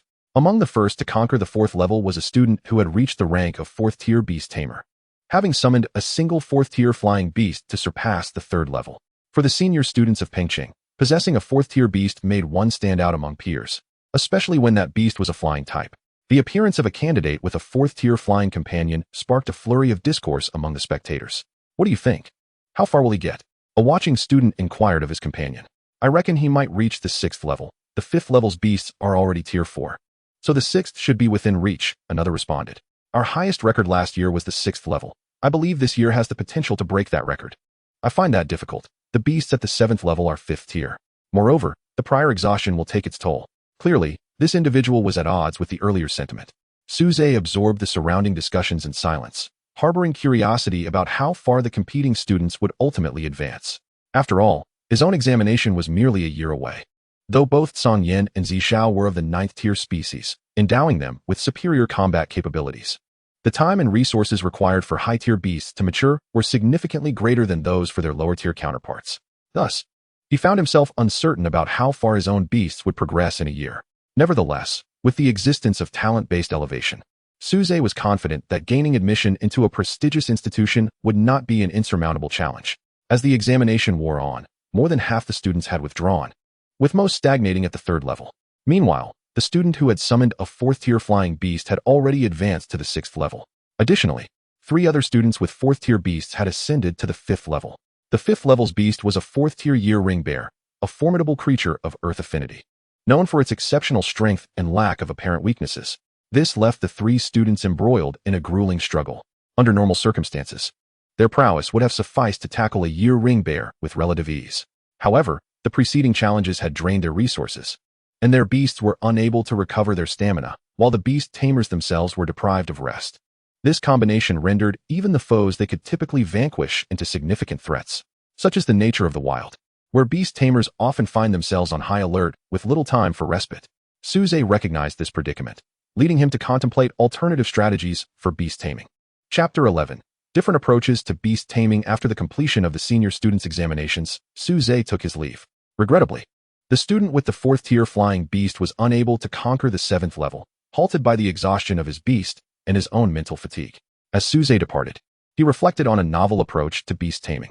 The traditional methods of beast taming resembled a game he had played in his previous life, where players controlled characters in combat. The process entailed identifying enemy positions, making judgments, and executing actions. However, this often resulted in a delay. Game characters were merely constructs, which was unavoidable. In contrast, the beasts in the current world were living entities capable of thought and judgment. If one could enable beasts to make decisions autonomously during battle, it would eliminate the time lost in receiving commands from their tamers, allowing them to respond more swiftly. The current paradigm of beast taming cannot be solely attributed to contemporary tamers. For the average beast tamer, their first contracted beast is typically of a low species rank and possesses limited intelligence. Consequently, During their early stages, the beast's decision-making abilities often lag behind those of their tamers, necessitating tamer guidance to maximize combat effectiveness. As both tamers and their beasts evolved, they gradually adapted to this combat style. In this world, mid to low-tier beast tamers constituted the majority, thereby cementing this directive combat style as the norm. However, Suze aspired to cultivate a scenario where his beasts could autonomously make accurate judgments without his intervention. Among his 3 beasts, Mo was particularly remarkable. Even at the first tier, it could articulate human speech, leading Suze to believe its intellect rivaled that of an average adult. While Sangyan and Zishao, with their species rank, might not match Mo's intelligence, they were certainly not lacking. As they matured, their cognitive abilities would likewise enhance. Thus, empowering his beasts to engage in battle and make sound judgments became a feasible ambition. The previous day, when Zishao utilized beam refraction against the Earth-armored rhino, it clearly demonstrated its capacity for situational assessment, albeit still falling short of Suze's capabilities. Therefore, he resolved to foster his beast's autonomous combat instincts. In this regard, Suze formulated a strategy to encourage his beasts to fight independently as much as possible, intervening only when they found themselves in a stalemate or disadvantageous position. With the presence of talent-based elevation, even if his beasts were to falter in battle, Suze could employ his talent to enhance their abilities and ensure their safety. In Suze's previous life, 2 terms, muscle memory and reflexive response, came to mind. If one could cultivate specific muscle memory and instinctive reactions in their magical beasts, enabling them to act without conscious thought, it would undoubtedly prove invaluable in perilous situations. Moreover, in future battles, it would be essential to analyze the combat performances of the magical beasts to identify their shortcomings, ensuring they could perform better when faced with similar challenges. Suze firmly believed that with ample time and accumulated experience, his magical companions would one day be capable of fighting independently, rivaling those commanded by beastmasters of equal rank. This approach of allowing the magical beasts to make their own decisions also bore an additional advantage. It would alleviate the mental strain on the beastmaster, enabling them to issue prompt and precise commands in the face of unexpected circumstances. At the age of 16 or 17 in his previous life, Suze was a formidable gamer. However, as he aged, his reaction speed began to decline sharply. Although the 30-year-old Suze surpassed his 16-year-old self in speed, strength, and physical capability, he still felt that his reflexes were nowhere near as sharp as they had been in his youth. While he was uncertain if aging would similarly affect human reflexes in this world, he could not dismiss the possibility. What if, when confronted with an unexpected situation, he failed to make timely, accurate judgments? Or, worse still, what if a delayed reaction prevented him from giving the correct command, resulting in a lost opportunity during combat? Such lapses could pose a grave threat to both himself and his magical beasts. Thus, Suze's resolve to cultivate his beast's autonomous combat abilities grew stronger. With this determination in his heart, he set off once more toward the falling moon forest. For students who had already contracted their magical beasts, the holiday was not a time for rest, but rather an opportunity to enhance their strength. Shortly after Suze entered the forest, they encountered their first adversary of the day. Species, fire lizard. Attribute, fire. Level, 2nd rank. Species rank, 5th rank. Innate skill, fireball. Suze narrowed his eyes upon noticing that the fire lizard bore an injury on its leg. Consequently, he decided against sending both Sangzi and Zishao into battle. Which of you wishes to go? He inquired of the 2 beasts. Almost immediately, Zishao let out a low growl and charged forward. Seeing that Sangyan was also preparing to rush in, Suze hastily interjected, "Let Zishao give it a try first. If he falters, then you may assist." At this, Sangyan reconsidered and refrained from joining the fray. Zishao halted about 10 meters from the fire lizard, a distance that fell well within the range of his skills. Even if the enemy made a move, Zishao would be able to assess the situation. Suze had worried that Zishao would engage the fire lizard in close combat, but it seemed his concerns were unwarranted. Whoosh! The fire lizard unleashed a fireball towards Zishao. In response, Zishao deftly leapt to the right, evading the oncoming attack. Roar! With a fierce roar, Zishao summoned a bolt of heavenly thunder from within, launching it toward the fire lizard. The thunderbolt traveled with astonishing speed, reaching the fire lizard in the blink of an eye. Although the fire lizard attempted to evade, its injured leg impeded its movements, resulting in a direct hit. Hiss! The point of contact began to sizzle, and the fire lizard emitted a pained cry. Sensing the opportunity, Zishao charged toward the now agonized creature and struck its head with a powerful claw. Upon seeing Zishao approach, the fire lizard instinctively opened its mouth wide. Its tongue shot out rapidly, aiming for Zishao's claw. When their limbs collided, the lightning surrounding Zishao's claw caused a sharp pain to shoot through the fire lizard's tongue. prompting it to retract its appendage hastily. Seizing the moment, Zixiao released a beam of light directly into the fire lizard's gaping mouth. The beam traveled with remarkable speed, almost simultaneous with the fire lizard's tongue entering its mouth. The instant the beam penetrated the fire lizard's maw, Suze understood that the battle was effectively over. Indeed, with Zixiao's attack landing, a gaping hole appeared in the fire lizard's forehead, and it collapsed to the ground, barely clinging to life. Just as Zixiao prepared to advance, Suze cautioned, "It is not yet dead." Upon hearing this, Zixiao halted, and in a swift motion, unleashed another bolt of heavenly thunder, striking the fire lizard squarely on the forehead. As the fire lizard succumbed to its injuries, Suze approached Zixiao and remarked, "Had you rushed in earlier, it might have retaliated with a fireball before perishing. Although you likely could have evaded it, it's best to avoid unnecessary risks." Suze retrieved the fire lizard's beast core and tossed it to Zixiao. Just as he was about to stow the fire lizard's body in his spatial ring, he noticed two figures approaching from a distance. Chapter 12, The Beast's Advancement. The newcomers were none other than Li Qinghe and Li Qingyan. At this moment, a crimson warhorse enveloped in flickering flames followed closely behind Li Qinghe. This was his magical beast, the Crimson Flame Warhorse. Perched upon Li Qingyan's shoulders were two palm-sized butterflies, one golden and the other a blend of red and blue, her magical beasts, the Purification Star Butterfly and the Frostfire Butterfly. Upon recognizing them, Suze set aside any lingering apprehension and greeted them warmly. "Suze," Li Qingyan exclaimed with delight upon seeing him. "Are you here for training as well?" Suze turned to the siblings and inquired, "Did you both come to the forest to hunt beasts after your exams?" "Yes, after finishing today's tests. Qingyan and I came here to hunt ferocious beasts. We didn't expect to run into you," Li Qinghe replied. "That fire lizard, is it your handiwork?" Suze gestured toward the lifeless creature behind him. "I see you've already dealt with it quickly," they remarked, impressed, giving Suze a thumbs up. This left Suze feeling somewhat embarrassed, as he had inadvertently claimed their potential prey. Sensing his discomfort, Li Qinghe clapped him on the shoulder. "It's just a fire lizard. What's the big deal? We're all friends here." "Well, if that's the case, I've already fed the beast core to my magical beast, so you can take the carcass." Given the close bond among the trio, the siblings did not hesitate to accept the fire lizard's body. Suze had inherited some savings from his parents, so he was not particularly in need of money at the moment. However, the Li siblings, having come from humble beginnings, had worked tirelessly to support themselves. Now, as newly minted beast masters, the expenses associated with nurturing their magical beasts were considerable. A fire lizard's carcass represented a substantial source of income for them. Though Suze had considered offering financial assistance to the siblings, they had consistently declined. "Would you like to join us?" Li Qingyan inquired with eager anticipation. Suze pondered for a moment before shaking his head in refusal.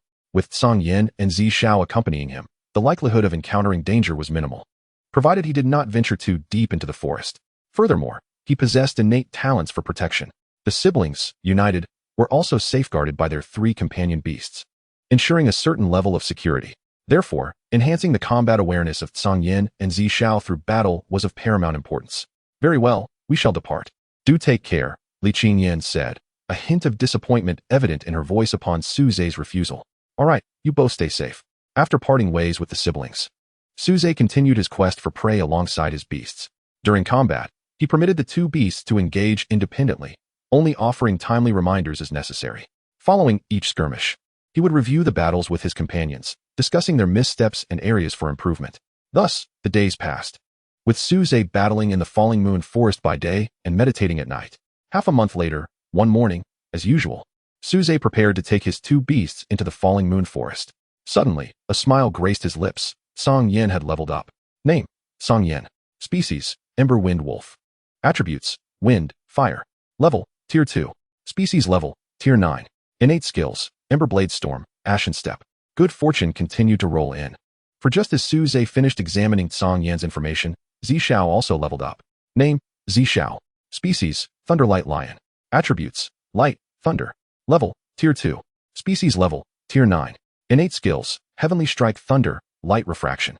With both of his companion beasts achieving breakthroughs in succession, Suze sensed a strengthening of his own physical capabilities, though he remained uncertain of the extent.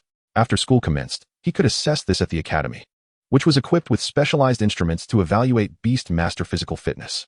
Suze advanced deeper into the Falling Moon Forest with his two beasts.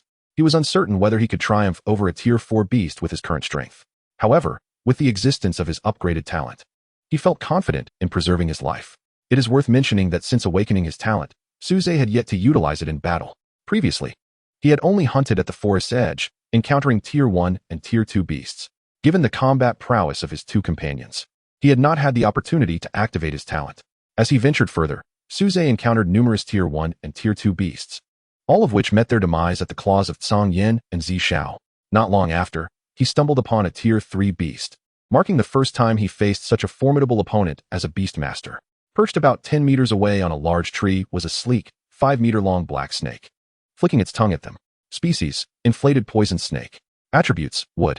Level: Tier 3. Species level: Tier 5. Innate skills: venomous fangs, toxic fluid. Suze furrowed his brow at the sight of this venomous creature, aware of the complications that would ensue should his beasts sustain injuries from its toxins. Aiming to personally direct his beasts against the inflated poison snake, an idea struck him, and he activated his talent upgrade on Tsang Yin. As the talent took effect, Tsang Yin's size rapidly increased. When it finally stabilized at around 5 meters, its level also ascended to Tier 3. Yes, Suze intended for Tsang Yin to confront the inflated poison snake head-on. With the Ashen Step skill granting Tsang Yin remarkable mobility, it could evade the snake's attacks. Even if Tsang Yin found itself at a disadvantage, Suze could call upon Zi Xiao for timely assistance. As the battle commenced, Tsang Yin unleashed an Emberblade storm aimed at the snake's head. After its advancement to Tier 3, not only had the attack's speed and power intensified, but the previously singular wind blade now bore a faint flicker of flames. Observing the incoming assault, the inflated poison snake swiftly maneuvered around the surrounding trees to evade. As it closed in on Tsang Yin, it reared its head, unleashing a torrent of venom aimed directly at Tsang Yin's face. Tsang Yin leapt to dodge, but at that moment, the inflated poison snake lunged forward, attempting to seize Tsang Yin, who was still evading the toxic spray. Witnessing this, a smile crept onto Suze's lips. It seemed that the previous battles had fostered significant growth in Tsang Yin, who now demonstrated cunning by luring the enemy in. As Suze's thoughts settled, Tsang Yin was left in a cloud of faint ashes, its form appearing just a short distance to the right of the inflated poison snake. Almost immediately, another Emberblade storm surged toward the snake's neck. Caught in a moment of vulnerability, the inflated poison snake was swiftly dispatched as the blade severed its head from its body, both parts tumbling to the ground. Watching the two segments of the inflated poison snake, Suze ceased enhancing Tsang Yin. The entire confrontation had lasted a mere few seconds. Tsang Yin did not immediately approach to assess the situation, but waited until it confirmed the snake's demise before stepping forward to retrieve the beast core, swallowing it whole. Chapter 13. Encountering Danger. Just as Suze was stowing the inflated poison snake's carcass into his spatial ring, a familiar cry echoed nearby. "Brother, be careful." Li Qingyan commanded her two companion beasts to unleash an attack against the vine demon lurking behind Li Qinghe. "Your beasts are only Tier 1. They cannot inflict any real damage. I will hold it off. You must escape." Li Qinghe struggled to fend off the encroaching vines with his Crimson Flame warhorse, barely managing to protect himself. Seeing her brother still standing firm, Li Qinghe shouted in frustration, "Run." Li Qingyan cast a glance at her brother and the injured Crimson Flame warhorse, understanding that hesitation was not an option. She quickly turned and fled, tears streaming down her cheeks uncontrollably. Her Pure Sin Star Butterfly and Frostfire Butterfly were both only Tier 1, rendering them utterly ineffective against the Tier 4 Vine Demon. Moreover, this was the Falling Moon Forest, teeming with ferocious beasts, leaving her unable to call for help. If she dared to cry out, it was uncertain whether any Beastmaster would hear her, but it would undoubtedly attract a horde of vicious creatures, sealing the fate of the two siblings. At that moment, Li Qingyan could only hope to find a Beastmaster capable of combating a Tier 4 beast nearby, though she knew the odds were exceedingly slim. Suze, recognizing the voice as that of the Li Qinghe siblings, hurried toward the source of the commotion, colliding with the tear-streaked face of Li Qingyan. He rushed forward to her side, inquiring urgently, "What has happened?" With tears staining her cheeks, Li Qingyan gasped, her voice trembling, "My brother." She bent over, propping herself up with one hand while the other trembled as it pointed in the direction from which she had come. Suze immediately realized that Li Qinghe must be in trouble. He swiftly dashed toward the direction of Li Qingyan, accompanied by Tsang Yin and Zi Xiao. Upon arrival, he found the injured Crimson Flame warhorse impaled by a vine, while another vine lunged toward Li Qinghe. At that moment, Li Qinghe was also gravely wounded. Slumped on the ground, his right calf twisted outward, rendering movement exceedingly difficult. As he gazed at the approaching vine monster, he resigned himself and closed his eyes. "Tsang Yin, block it," Suze shouted. Understanding his command, Tsang Yin unleashed a blade storm that struck the vine just as it was about to pierce Li Qinghe's forehead. The impact of the wind blades and the vine, while not overwhelmingly powerful, created a shockwave at the precise point of contact in front of Li Qinghe. The force caused him to lose consciousness. Observing this, Suze immediately elevated the abilities of his two beasts to engage the vine monster. He then rushed to Li Qinghe's side to assess his injuries. After examining Li Qinghe, Suze discovered that he had merely been knocked out and was not in mortal danger. Relieved, he retrieved a healing pill from his beast-controlling space and administered it to Li Qinghe. It seems we made it just in time, Suze sighed. He then turned his attention to the vine monster engaged in battle with his two beasts. Species, vine monster attribute, wood level, 4th tier race level, 6th tier innate skills, wood spike. Vine entanglement. The vine monster resembled an ordinary tree, yet it possessed the ability to move freely, with branches that could whip about like tentacles. Thus, vine monsters typically disguise themselves as trees, lying in wait for unsuspecting prey. Looking at the crimson flame warhorse, which lay in a pool of blood, barely clinging to life, Suze sighed in resignation. He pondered whether they could still save the warhorse. Since the vine monster was of the wood attribute, it was naturally countered by the fire attribute of the crimson flame warhorse, which allowed Li Qinghe to endure for so long. With Song Yan's fire attribute and Zi Shao's lightning attribute, which also countered wood, the vine monster gradually bore the marks of scorching damage. The vines upon the monster were severed one by the relentless assaults of Suze's two beasts, until only a bare trunk remained. The vine monster, once menacing with its flailing appendages, now appeared drastically diminished, akin to a tiger stripped of its fangs, ultimately collapsing under the onslaught. After the vine monster fell, Suze ceased augmenting his beast's abilities. Upon seeing the injuries on his companions, a flicker of concern appeared in his eyes. This was the first time his contracted beasts had sustained injuries since he had bonded with them. He produced 2 healing pills to tend to them and swiftly checked the crimson flame warhorse's wounds, administering another healing pill. The warhorse's injuries were severe, with its abdomen pierced by a vine, bleeding profusely. Although he had provided a healing pill, it could not alleviate its condition. Without timely medical intervention, the crimson flame warhorse was perilously close to death. While Suze tended to the warhorse, Li Qinghe returned, gasping for breath. Upon seeing Li Qinghe lying unconscious, her heart tightened. With a trembling voice, she asked, "How is my brother?" "He is not in immediate danger, but his leg is broken. He requires urgent treatment," Suze replied. Hearing this, her anxious heart finally eased. "Thank you," Li Qinghe said, filled with gratitude. As the tension dissipated, she suddenly collapsed onto the ground. Suze observed her and spoke. "Your brother's crimson flame warhorse is in dire straits. Do you have any healing skills among your beasts?" At his words, Li Qinghe abruptly lifted her head, noticing the crimson flame warhorse, barely alive in its pool of blood. Fortunately, her purifying star butterfly possessed healing abilities. Directing the butterfly to hover before the warhorse, a gentle light of sanctity enveloped it. This was the purifying star butterfly's skill, healing light. After receiving treatment, the warhorse, once on the brink of death, began to breathe more steadily. Although the first-tier healing light could not restore all its injuries, it should suffice to preserve its life.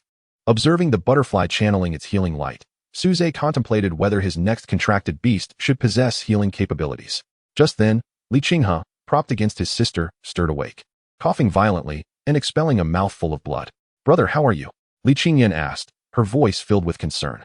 Gazing at her familiar visage, Li Qinghe's pupils quivered, and he weakly replied, "Leave now. What made you come back?" Li Qinghe's heart quaked at his words, but she reassured him, "Brother, the vine monster has been dealt with by Suze. We are safe for now." Upon hearing this, Li Qinghe's pupils contracted slightly.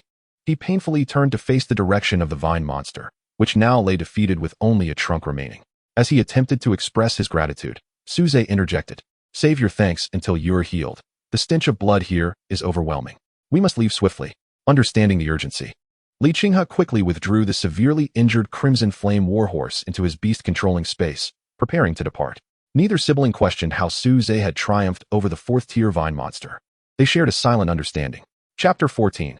Investment. The Spirit Beast Association, a colossal organization dedicated to the research, training, and evolution of spirit beasts, plays a pivotal role in Yanhuang. In order for a beast master to facilitate the evolution of their spirit beasts, they must seek assistance from the Spirit Beast Association, which possesses comprehensive knowledge of all known evolution conditions. If a beast master's spirit beast cannot be evolved even with the association's aid, it is often deemed hopeless for evolution. Additionally, the association is responsible for healing injured beast masters and spirit beasts. In Peng City, at the Spirit Beast Association, Li Qinghe and his Crimson Flame Warhorse were receiving treatment. Unlike the effects observed during Li Qingyan's treatment, The healing provided by the association's personnel was visibly accelerating the recovery of both Li Qinghe and his beast. Watching this scene unfold, a smile finally graced Li Qingyan's face. She turned to Su Zhe, wishing to express her gratitude once more, but the words eluded her. Su Zhe not only saved her brother's life, but also ensured that the injured Li Qinghe received timely treatment at the association, even covering the medical expenses. Li Qingyan felt that mere words of thanks were insufficient to repay Su Zhe's kindness. It's all right, their injuries are nearly healed, but they have lost considerable blood and are temporarily unconscious. Even upon awakening, he would remain exceedingly feeble. It would be wise for him to rest for a while. If circumstances permit, providing them with supplements to invigorate their energy and blood would be beneficial. Thank you. Li Qingyan hastily expressed her gratitude. After the medical personnel departed the room, Su Zhe rose and turned his gaze towards Li Qingyan. Shall we go together? Huh, where to? Li Qingyan was momentarily taken aback. To buy some nourishment for your brother. Oh, right, she replied, quickly rising to accompany Su Zhe as they made their way outside. Thank you. Li Qingyan reiterated her gratitude. Hearing her thanks, Su Zhe chose not to elaborate further. During their time in the Falling Moon Forest, Li Qinghe had sustained grave injuries and was unable to walk unaided. Li Qingyan's diminutive companion beasts, two palm-sized butterflies, were incapable of carrying anyone.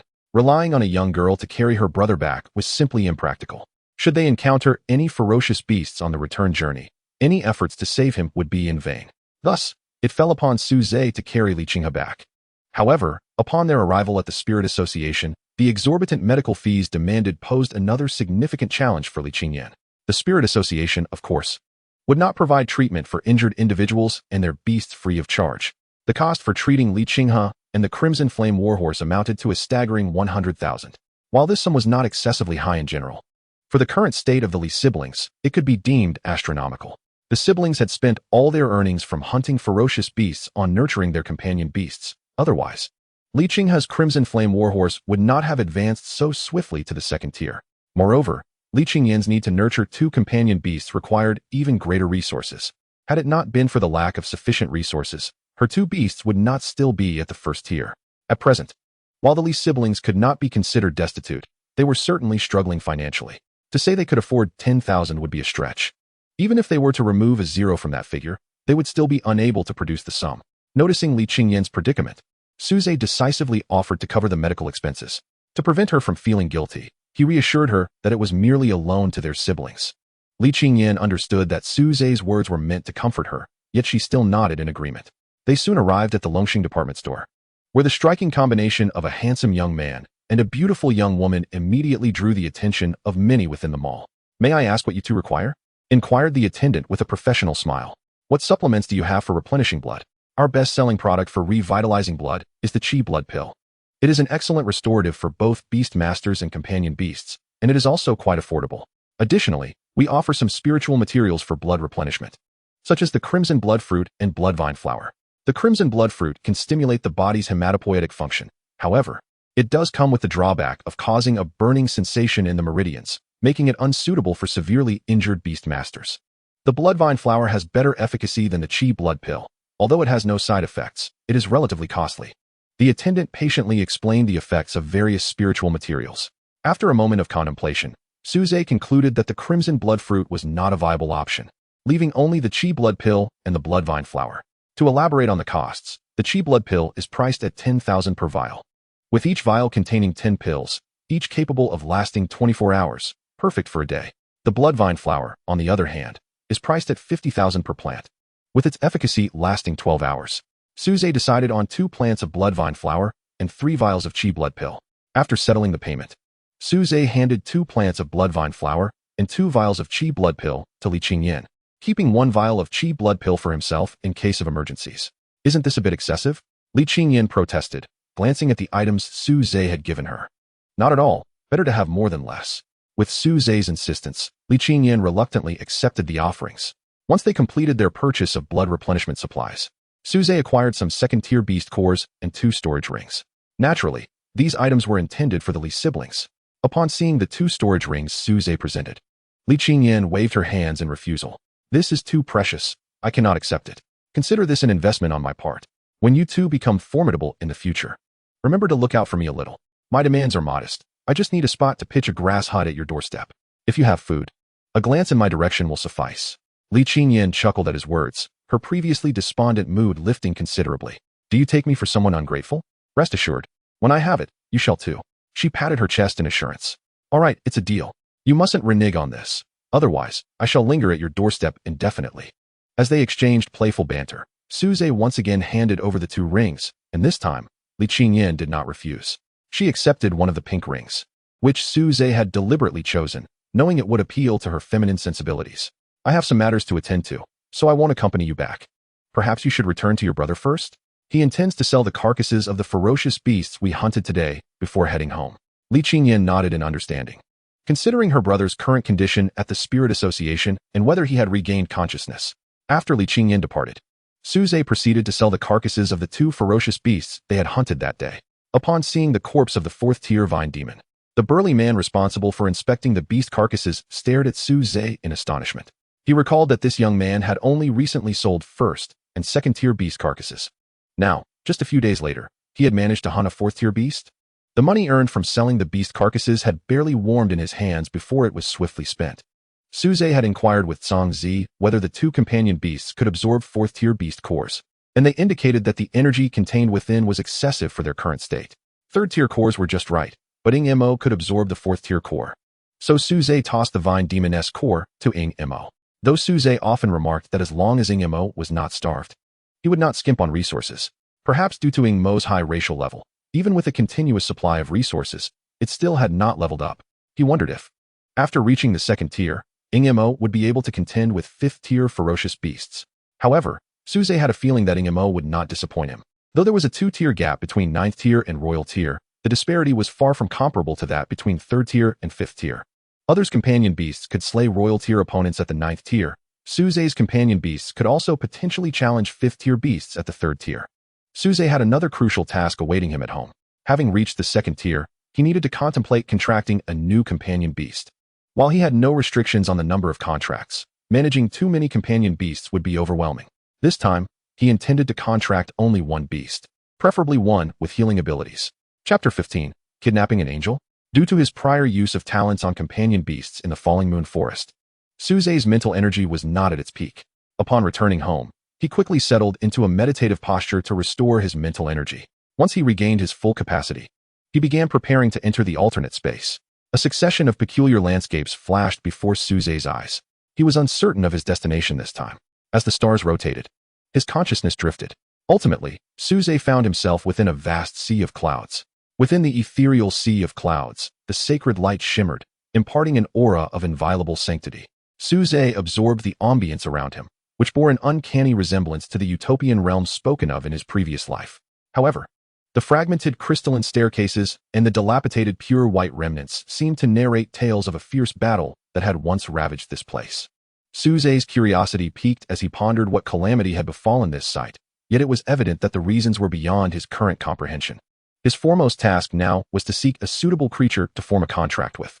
As he ventured forth, a myriad of peculiar beings materialized before his eyes. There was a unicorn Pegasus with wings ablaze with white flames, a pure white sacred beast adorned with antlers embedded with hourglass crystals, and swarms of luminous butterflies bearing cross-patterned wings. To Suze's astonishment, he realized he was utterly unfamiliar with any of these extraordinary creatures. This is troublesome. He furrowed his brow, acknowledging that ignorance implied a lack of understanding. He was oblivious to the abilities and the rank of these beings. Without such knowledge, how could he possibly forge a contract? To him, these creatures were akin to blind boxes. Should he inadvertently bind himself to an ineffective pet, his efforts would be in vain. Although his innate talent allowed him to discern information about beasts, he could only do so through physical contact with those he had not yet contracted, and there were limitations beyond which he could not probe. As he continued to observe these wondrous entities, he pressed ahead in search of one he recognized. Not far into his journey, a magnificent avian creature, its wings spanning the mountains, captured his attention. Despite being a mere spiritual entity, the formidable aura radiating from the colossal bird instilled a sense of trepidation within him. If I could form a contract with this giant bird, would I not be able to stride through life with impunity? Suze mused, allowing his imagination to run wild. It seemed the giant bird had heard his whispered thoughts as it cast its gaze in his direction. Their eyes met, and the bird regarded him with an expression of disdain and contempt before turning its back to him. What does this mean? Am I being scorned by a mere bird? Suze's lips twitched uncontrollably, powerless to retaliate. He took a few deep breaths to regain his composure and continued his search for a more suitable target. Just as hope waned and he prepared to settle for any creature to form a contract with, a figure appeared in the distance, instantly ensnaring his gaze. A radiant light enveloped her, creating ripples in the air, while her two pairs of wings unfurled like gossamer woven from stars. The bone structure of her wings glistened like chalcedony, as if the creator had fused moonlight with starlight to mold her being. Her eyes shimmered with the hue of liquid gold, and her flawless visage transcended the realm of mortal beauty. It seemed as though all perfection had been etched into her form at the moment of her creation. She was a four-winged female angel, radiating a faint, divine glow and standing approximately 5 feet 7 inches tall. Suze's eyes widened in sheer astonishment. He was utterly captivated. Despite having encountered countless beauties in his former life, he had never laid eyes on such a paragon of perfection. He could hardly fathom the frenzy such a woman would incite were she to appear in the real world. Yet, here she was, right before him. After what felt like an eternity, Suze regained his senses. Is this an angel? If I could form a contract with her, would I still need to seek a partner? He shook his head, dismissing the unworthy thoughts that crept into his mind. Having made his decision, he resolved to contract this female angel. Even if she lacked combat prowess, simply summoning her for aesthetic pleasure would surely enhance his longevity. He approached the female angel slowly, and as he did, she regarded him with a look of curiosity. Standing before her, he was once again entranced by her breathtaking beauty. The female angel appeared perplexed, pondering the nature of this being before her. She even poked Suze's arm with her finger, which jolted him back to reality. Something felt amiss. It was as if his prolonged singlehood had rendered his composure fragile. Regaining his focus, Suze expressed his desire to form a contract with her. However, the female angel could not comprehend his rapid speech, merely gazing at him with a look of confusion. It appeared she did not understand his words. Could it be that she could not be forcibly taken? The thought drove Suze to a frenzy. After losing a few strands of hair in frustration, he devised a plan. Connecting with his beast space, he produced 2 pieces of candy. He offered one of the dark rabbit milk candies to the female angel, while he unwrapped the other and placed it in his mouth. Mimicking his actions, the female angel tasted the candy, and upon experiencing its sweetness, stars seemed to dance in her eyes. Suze, noticing her delight, felt a glimmer of hope. He inscribed a contract formation array in the air, but did not direct it toward the female angel just yet. Instead, he retrieved 3 additional candies of different flavors.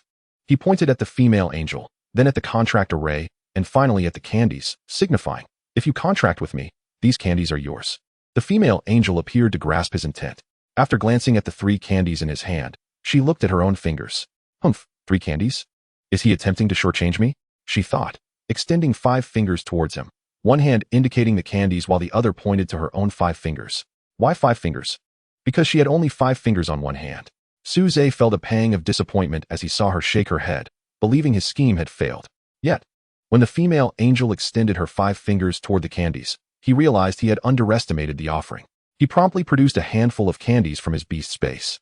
Upon witnessing the abundance of sweets, the female angel felt that her previous gesture of 5 fingers might have been insufficient. However, she looked at her hand and acknowledged that she indeed had only 5 fingers. Reluctantly, she reached toward the contract array but paused, extending her other hand towards Suze, signaling, "First, give me the candies." Suze, momentarily speechless, thought to himself, "Do I appear to be a villain? This naive girl is even wary of my intentions." He placed the handful of candies into her palm. The female angel was taken aback. She had not anticipated that Suze would relinquish all the candies to her. Seeing this, she finally touched the contract array. As her hand made contact, a profound connection of minds formed between Suze and the female angel. The contract was established. Ha! Suze laughed heartily, his joy resonating through the air. However, his exuberance startled the female angel, causing her to drop several candies from her grasp. What on earth is this creature? Is it afflicted by some sort of malady? She wondered, bewildered. Upon perceiving the thoughts of the female angel, Suze's face flushed slightly, and he offered an awkward smile. He couldn't help himself. There was no other way. Suze mused to himself, "Let us return home." Instead of immediately examining the female angel's attributes, he chose to absorb her into his beast space, allowing his consciousness to return to reality. Chapter 16, Angelic Resonance. Regarding Suze's decision not to inspect the female angel's attributes, his rationale was simple. Having acquired such a breathtaking beauty, what did it matter what her attributes were? Even if she were merely a decorative figure, he would accept it. After all, gazing upon such a captivating sight daily was more than enough. What more could one desire? Once his consciousness had returned to reality, Suze could not suppress a surge of elation. erupting into hearty laughter several times. Damn, why do I feel like a lovesick fool? Quickly, Suze stifled his inner joy, sitting cross-legged to restore his mental energy while tempering his excitement. Before long, with his mental energy restored to its zenith, Suze slowly opened his eyes. He let out a long sigh, feeling a sense of tranquility wash over him before summoning the recently contracted female angel. As the light of the contract formation illuminated the space, the figure of the female angel emerged from the array. Even though Suze had managed to calm his emotions, the sight of the female angel once more evoked a sense of awe within him. The female angel exhibited a keen curiosity towards her new surroundings. Suze chose to disregard her wandering about. A mere thought summoned the information regarding her attributes into his mind. Race, Radiant Angel. Attribute, Holy. Level, 2nd tier. Race level, Royal. Innate skills, Radiant Feather Sword. Healing Holy Light, Purifying Halo. Radiant Feather Sword. Forms a Radiant Feather Sword as the weapon of the Radiant Angel. Healing Holy Light. Releases a beam of holy light to heal injuries. Purifying Halo. Casts a Purifying Halo, dispelling negative statuses from friendly units within the area. Upon reviewing the data of the female angel, Suze felt an overwhelming urge to laugh aloud again, yet he restrained himself for the sake of his image. A 2nd tier level, a royal race level, and 3 innate skills, one more than Shadow Ink. Among these was a Halo-type skill, a rarity among beast skills. The capabilities of Halo-type skills not only enhance the user, but can also bolster all allied units within the vicinity. In gaming terms, this was akin to a group buff. Here was an auxiliary with combat potential, though he was uncertain about its effectiveness. But what was this holy attribute? A new attribute that Suze had never encountered before. Could it possibly rival the elusive void attribute? As for the 2nd tier level, Suze held no particular concerns. Typically, ordinary beast masters would contract 1st tier beasts, as their beast space limitations would not permit them to directly contract beasts of a level corresponding to their own. Some exceptionally gifted beast masters, with sufficiently expansive beast spaces, could contract beasts of higher or even equivalent levels, thereby reducing the time and resources needed for training while significantly enhancing their combat prowess. Clearly, Suze's beast space did not necessitate worry over the new contract's level being excessively high. It was time to bestow upon her a name. Something like Little White or Little Light simply would not suffice. After losing a few strands of hair, the female angel finally acquired her rightful name, Lingxi. Name, Lingxi. Race, Radiant Angel. Attribute, Holy. Level, 2nd tier. Race level, Royal. Innate skills, Radiant Feather Sword. Healing Holy Light, Purifying Halo. Can you speak now? Suze inquired of Lingxi. Hearing this, Lingxi shook her head, and a stream of thoughts flowed into Suze's mind, conveying that she was not yet able to communicate but would be capable once her strength increased. As they conversed, Lingxi had already circled through Suze's home and was now perched on the windowsill, admiring the view outside. Observing Lingxi at the window, Suze felt a desire to test her skills. However, the domestic setting did not provide suitable conditions. Should I try her innate talent? After some contemplation, Suze dismissed the thought. It would merely elevate Lingxi to the 3rd tier. Evolution was out of the question, especially since even 2 beasts of 9th tier race level could not evolve, let alone Lingxi with a royal race level. After a moment of reflection, he decided to return her to the beast space. It was not that he was restricting Lingxi from playing outside. Rather, he was concerned that if she lounged by the window, she might attract unwanted attention, especially from males. One does not fear the thief, but rather the thief's interest. Suze mused. It seemed Lingxi could no longer casually present herself in public. Sighing, Suze lamented his situation. Despite possessing 4 beasts, Shadow Ink was of the void attribute and could not be revealed, while Lingxi's attributes remained a mystery. Even if she did not possess an attribute as elusive as the void, her striking beauty was undeniably attention-grabbing. Thus it was prudent to keep her concealed as much as possible. Diving into the beast space, Suze observed the harmonious interaction among his 4 beasts. Lingxi was curiously examining the shadow that mirrored her form, poking and prodding at it. Suze also noticed that, within his beast space, patches of green had unexpectedly sprouted. Upon closer inspection, he realized they were newly germinated blades of grass. In his 1st tier, his beast space had been a barren land, devoid of anything but soil. Now, the emergence of greenery breathed new life into the expanse. Unbeknownst to him, his beast space was not only sprouting grass, but also becoming infused with a richer energy. However, this change was so subtle that he remained oblivious to it. Could it be a transformation brought about by the enhancement of my strength? When my power reaches a certain level, could it truly evolve into a vast land? Having provided Lingxi with some beast cores, he noted that she did not exhibit the same fervor for them as the previous 3 beasts. Instead, She was enamored with the candies he had given her earlier, continuously stuffing them into her mouth. To motivate Ling, Shi in her training, Suze began to paint a picture of rewards. Once you grow stronger, I shall reward you with even more sweets. Ling Shi comprehended Suze's words, and upon hearing about the promised candies, her eyes lit up.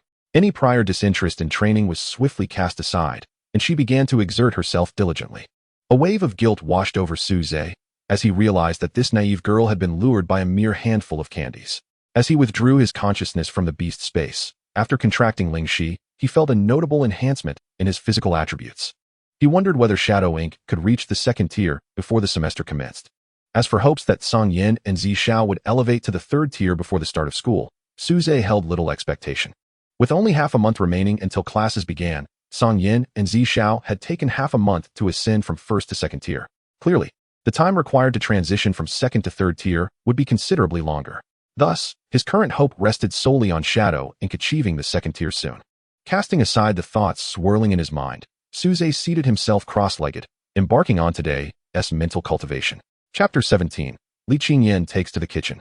The following day, as the sun rose, Suze maintained his usual routine, accompanied by his two pet beasts, as he ventured into the falling moon forest to hunt ferocious creatures. As the sun dipped below the horizon, the day swiftly came to a close. After selling the fruits of his labor, Suze made his way to the Spirit Master Association, intending to pay a visit to Li Qinghe.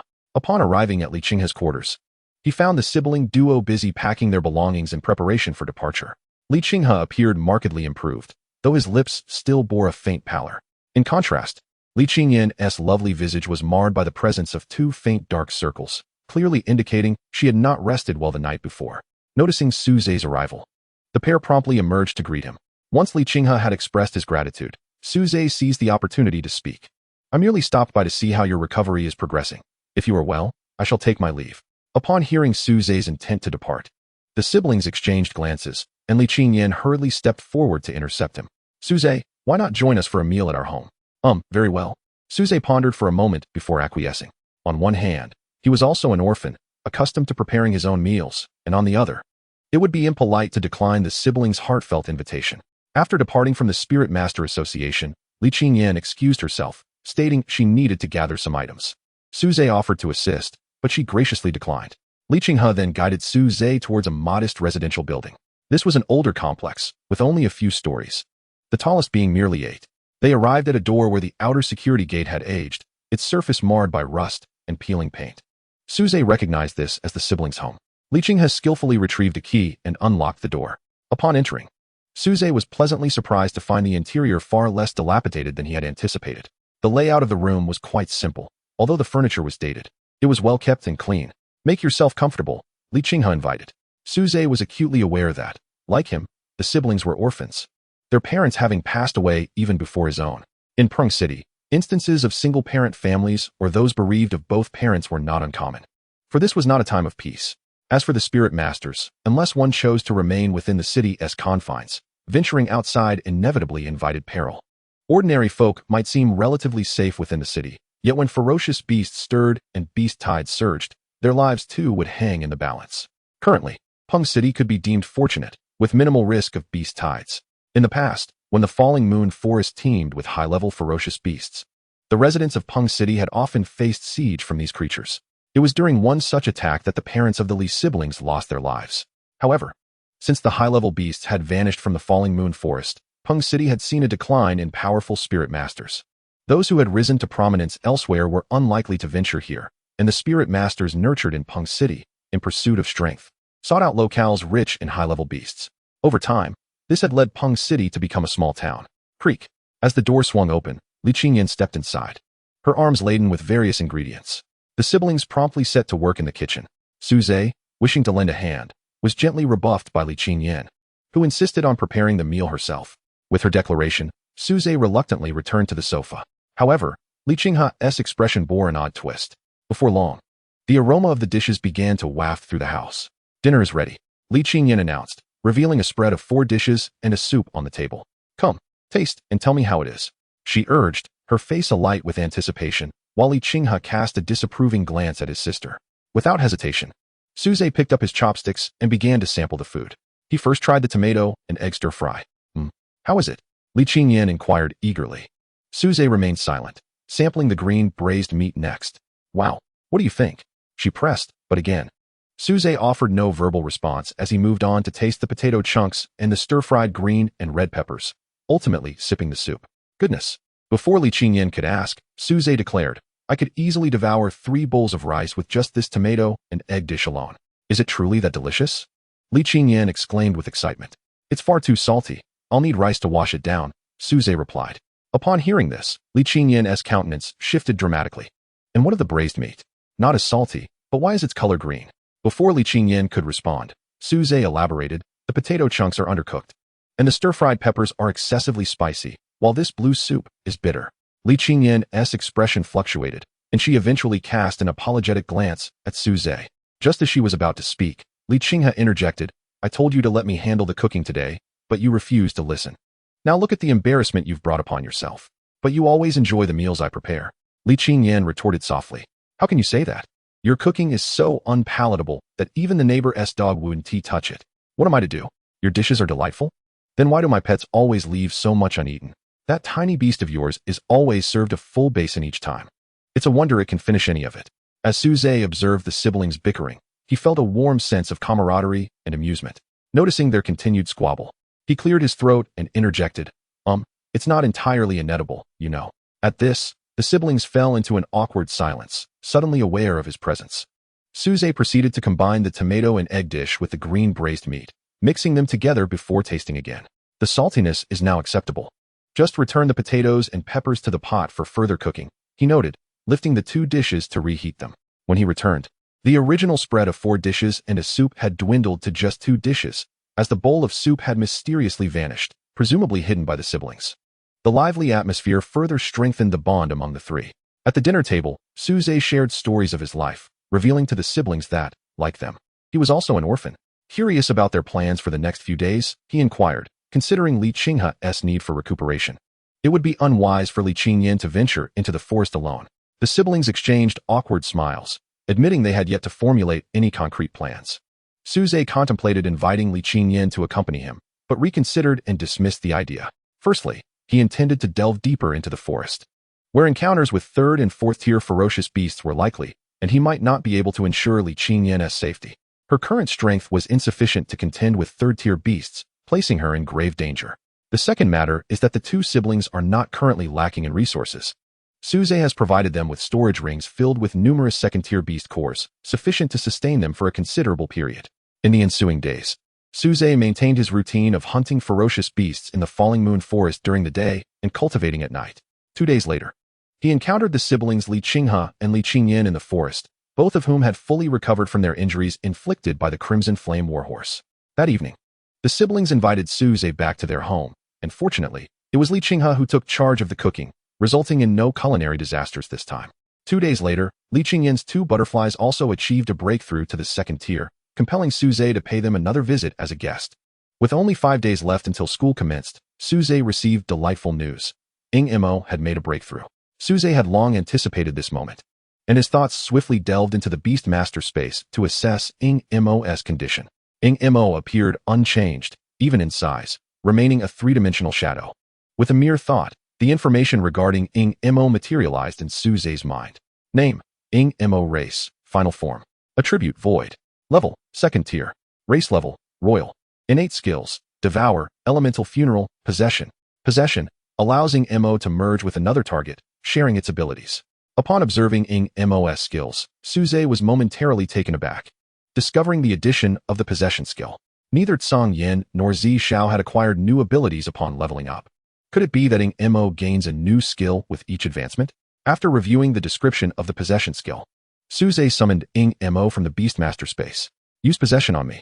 Upon receiving the command, Mo, of equal stature to Suze, approached him gradually. As they drew nearer, Mo's form seamlessly integrated with Suze's.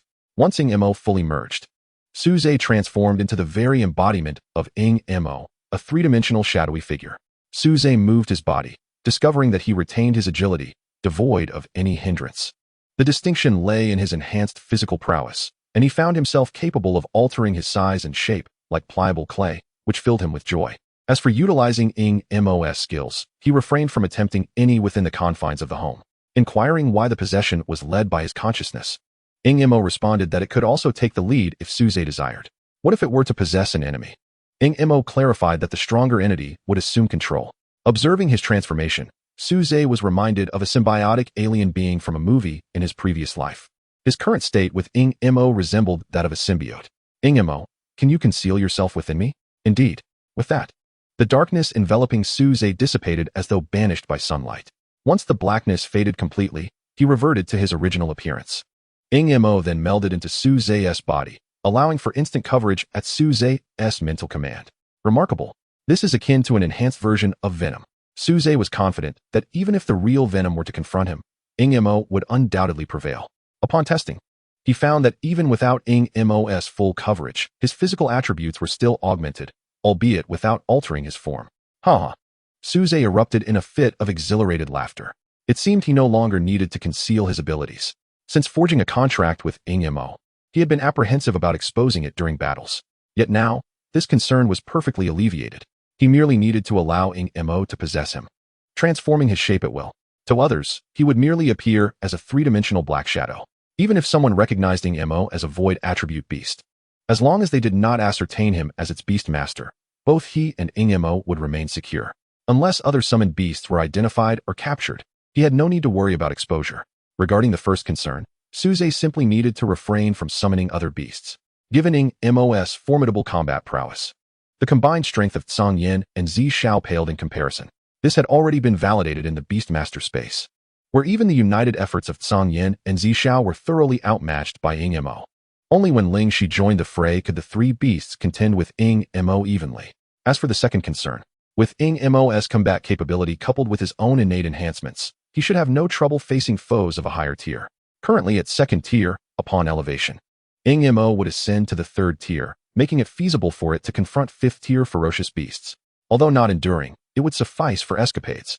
Thus, as long as Suze refrained from reckless actions, he remained quite secure. Summoning the other three beasts, he had Imo possess each in turn. After testing with the three beasts, Suze discovered that the experience of Imo possessing them was akin to its possession of him. Post-possession, both he and the beast transformed into three-dimensional black shadows, capable of altering their shapes and sizes. Imo's possession could also be partial, allowing for coverage of just Suze's hand, granting it the ability to extend or shorten. Initially, Suze had been troubled by Ling Shi's potential exposure, but when Imo enveloped Ling Shi's wings, that concern was impeccably resolved. By concealing Ling Shi's wings, she could present herself as an ordinary human woman. A simple mask and hat would suffice to obscure her features, enabling Ling Shi to appear in public without arousing suspicion. As long as he refrained from summoning Ling Shi in plain sight, no one would discover her angelic nature. The only drawback was that while Imo concealed Ling Shi's wings, she could not fly normally. With a wave of his hand, Suze recalled Song Yan, Zi Xiao, and Ling Shi into the Beastmaster space, leaving Imo outside. As long as the Beastmaster wished, the beast could remain at the ready. And Suze contemplated allowing Imo to continuously possess him henceforth. This would bolster his survival tactics while providing Imo's combat prowess a venue for application. Although a contracted beast enhances the Beastmaster's physical capabilities, Suze's current strength was insufficient to withstand an assault from ferocious beasts. Thus, in previous battles, he had been relegated to observing from a distance while his beasts fought valiantly. However, the circumstances had now shifted, with Imo's enhancement. Suze was confident that his combat abilities would rival or even surpass those of Tsang Yin and Zi Xiao. After recalling the three beasts into the Beastmaster space, he swiftly made his way to the Falling Moon Forest. He yearned to experience the thrill of battling ferocious beasts firsthand while testing his own combat strength. Upon exiting the city, Suze selected a direction and raced toward the Falling Moon Forest. Chapter 19. Have I become a dark cultivator? Possessed by Imo, Suze ventured into the forest accompanied by Tsang Yin and Zi Xiao, seeking suitable targets to evaluate his combat prowess. While he had faith in Imo's strength, having two beasts by his side served as a safety net. Before long, a first-tier thick-skinned wild boar came into view.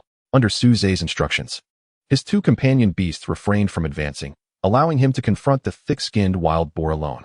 As the boar launched its attack, a shadowy figure responded swiftly. With a deft step back, he evaded the onslaught and then twisted his waist, delivering a powerful punch to the boar's abdomen. The impact was thunderous. Upon contact, the boar was sent flying as if struck by an immense force, crashing heavily against the trunk of a large tree. its fate uncertain. Suze gazed in astonishment at his own fist, for he had not enveloped himself entirely in shadow ink. The strength he wielded was merely an augmentation from the shadow ink. Yet, with such casual force, he had sent a first-tier ferocious beast hurtling away, a testament to the remarkable enhancement the shadow ink bestowed upon him. Approaching the fallen boar, Suze discovered it had already succumbed to death. After extracting the beast core and securing the boar's carcass within his spatial ring, he summoned his two companion beasts and ventured deeper into the forest. His second adversary awaited him, a third-tier, thorn-headed elephant. This time, Suze was cautious. With a mere thought, he cloaked himself in shadow ink once more.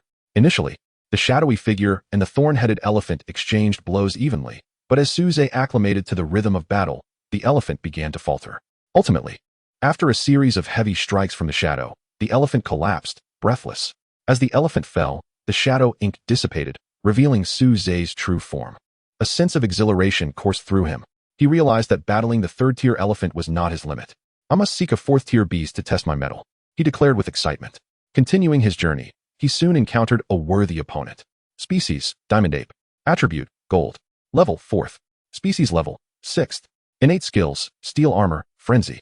Steel Armor envelopes the entire body in a layer of dark brown metallic armor. Frenzy sacrifices a portion of rationality for enhanced physical prowess. The Diamond Ape was formidable among its peers, its two innate skills tailored for close-quarters combat. With a thought, Suze once again cloaked himself in shadow ink. With a resounding crash, the fists of the shadowy figure and the Diamond Ape collided, the force of impact causing both to stagger back several paces. Suze retreated approximately 5 meters, while the Diamond Ape was pushed back by less than 3. From this encounter, it was evident that Suze was at a disadvantage.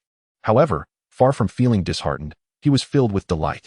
The Diamond Ape was renowned for its strength, yet the shadow ink granted him more than mere power. With a surge of determination, Suze propelled himself towards the Diamond Ape, which raised its fist in response. Just as the ape swung its fist toward him, Suze pivoted on his toes, deftly evading the blow. As the ape's fist brushed past him, Suze raised his arm and struck at the Diamond Ape's head. Sensing the incoming attack, the Diamond Ape swiftly activated its steel armor, encasing itself in dark brown metal, including its head. With a resounding clash, Suze's fist collided with the armored head of the Diamond Ape. He felt as though his hand had struck solid rock. A tingling sensation of reverberation coursing through his fingers. The Diamond Ape, too, was affected. Despite the protection of the armor, Suze's overwhelming strength penetrated the defenses, leaving the ape dazed. With a furious roar, the Diamond Ape unleashed a barrage of punches like a tempest upon Suze, who skillfully dodged, relying on his agility. Frustration mounted in the ape as it failed to land a hit, leading it to emit another furious cry. Its eyes turned crimson, revealing a thirst for blood and madness. And its physique began to swell. Has it succumbed to frenzy so quickly? Suze pondered, using the force of the ape's punch to leap away and create distance.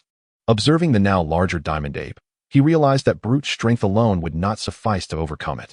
Shadow Ink, I trust your abilities will not disappoint me, Suze murmured, almost to himself. In response, his right hand began to rise uncontrollably, fingers splayed wide. As his palm faced the Diamond Ape, a dark, miniature black hole began to form within it. Just then, the fully frenzied Diamond Ape charged at Suze. In the blink of an eye, its fist was upon him. Yet instead of the anticipated collision, Suze's outstretched fingers firmly grasped the ape's fist.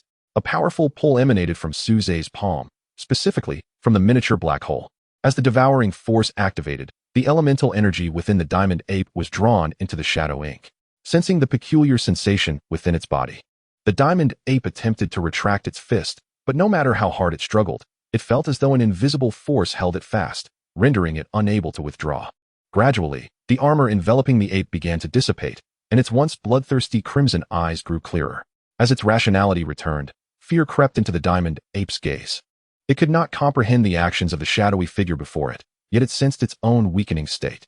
As the devouring continued, the once robust body of the Diamond Ape began to wither, ultimately resembling a mere skeleton, having been drained of its very essence, lifeless in Suze's grasp. As the darkness receded, revealing Suze's true form, he gazed at the emaciated Diamond Ape, contemplating how the Shadow Ink's ability mirrored the nefarious techniques found in certain fantasy novels from a past life. However, as he reached to extract the beast core, the Diamond Ape's body crumbled as if subjected to the ravages of time, disintegrating into ash that scattered in the wind. Not a trace remained, not even a hair. Suze stared in disbelief at the dissipating diamond ape before exclaiming, "Wait, have I truly become a dark practitioner?" He then mused. The shadow ink leaves no trace after devouring. What a formidable ability for erasing evidence. He shrugged off his concerns. So what if I am a dark practitioner? As the saying goes, countless dark practitioners exist, and I occupy half of them before the screen. Onward, let us seek our next adversary. Chapter 20, Scorpion-Tailed Lion. Not long after, Suze heard the sounds of a fierce battle in the distance. Upon investigation, he discovered a beast master commanding his companion beasts in combat against a ferocious beast. The creature, approximately 20 meters in length and resembling a lion, possessed a segmented tail, complete with a stinger at its tip. Suze immediately recognized it as a 6th-tier scorpion-tailed lion. The assault on this scorpion-tailed lion was being executed by a cloud leopard, a steel-armored mammoth, and a Qingfeng eagle, all 5th-tier beasts.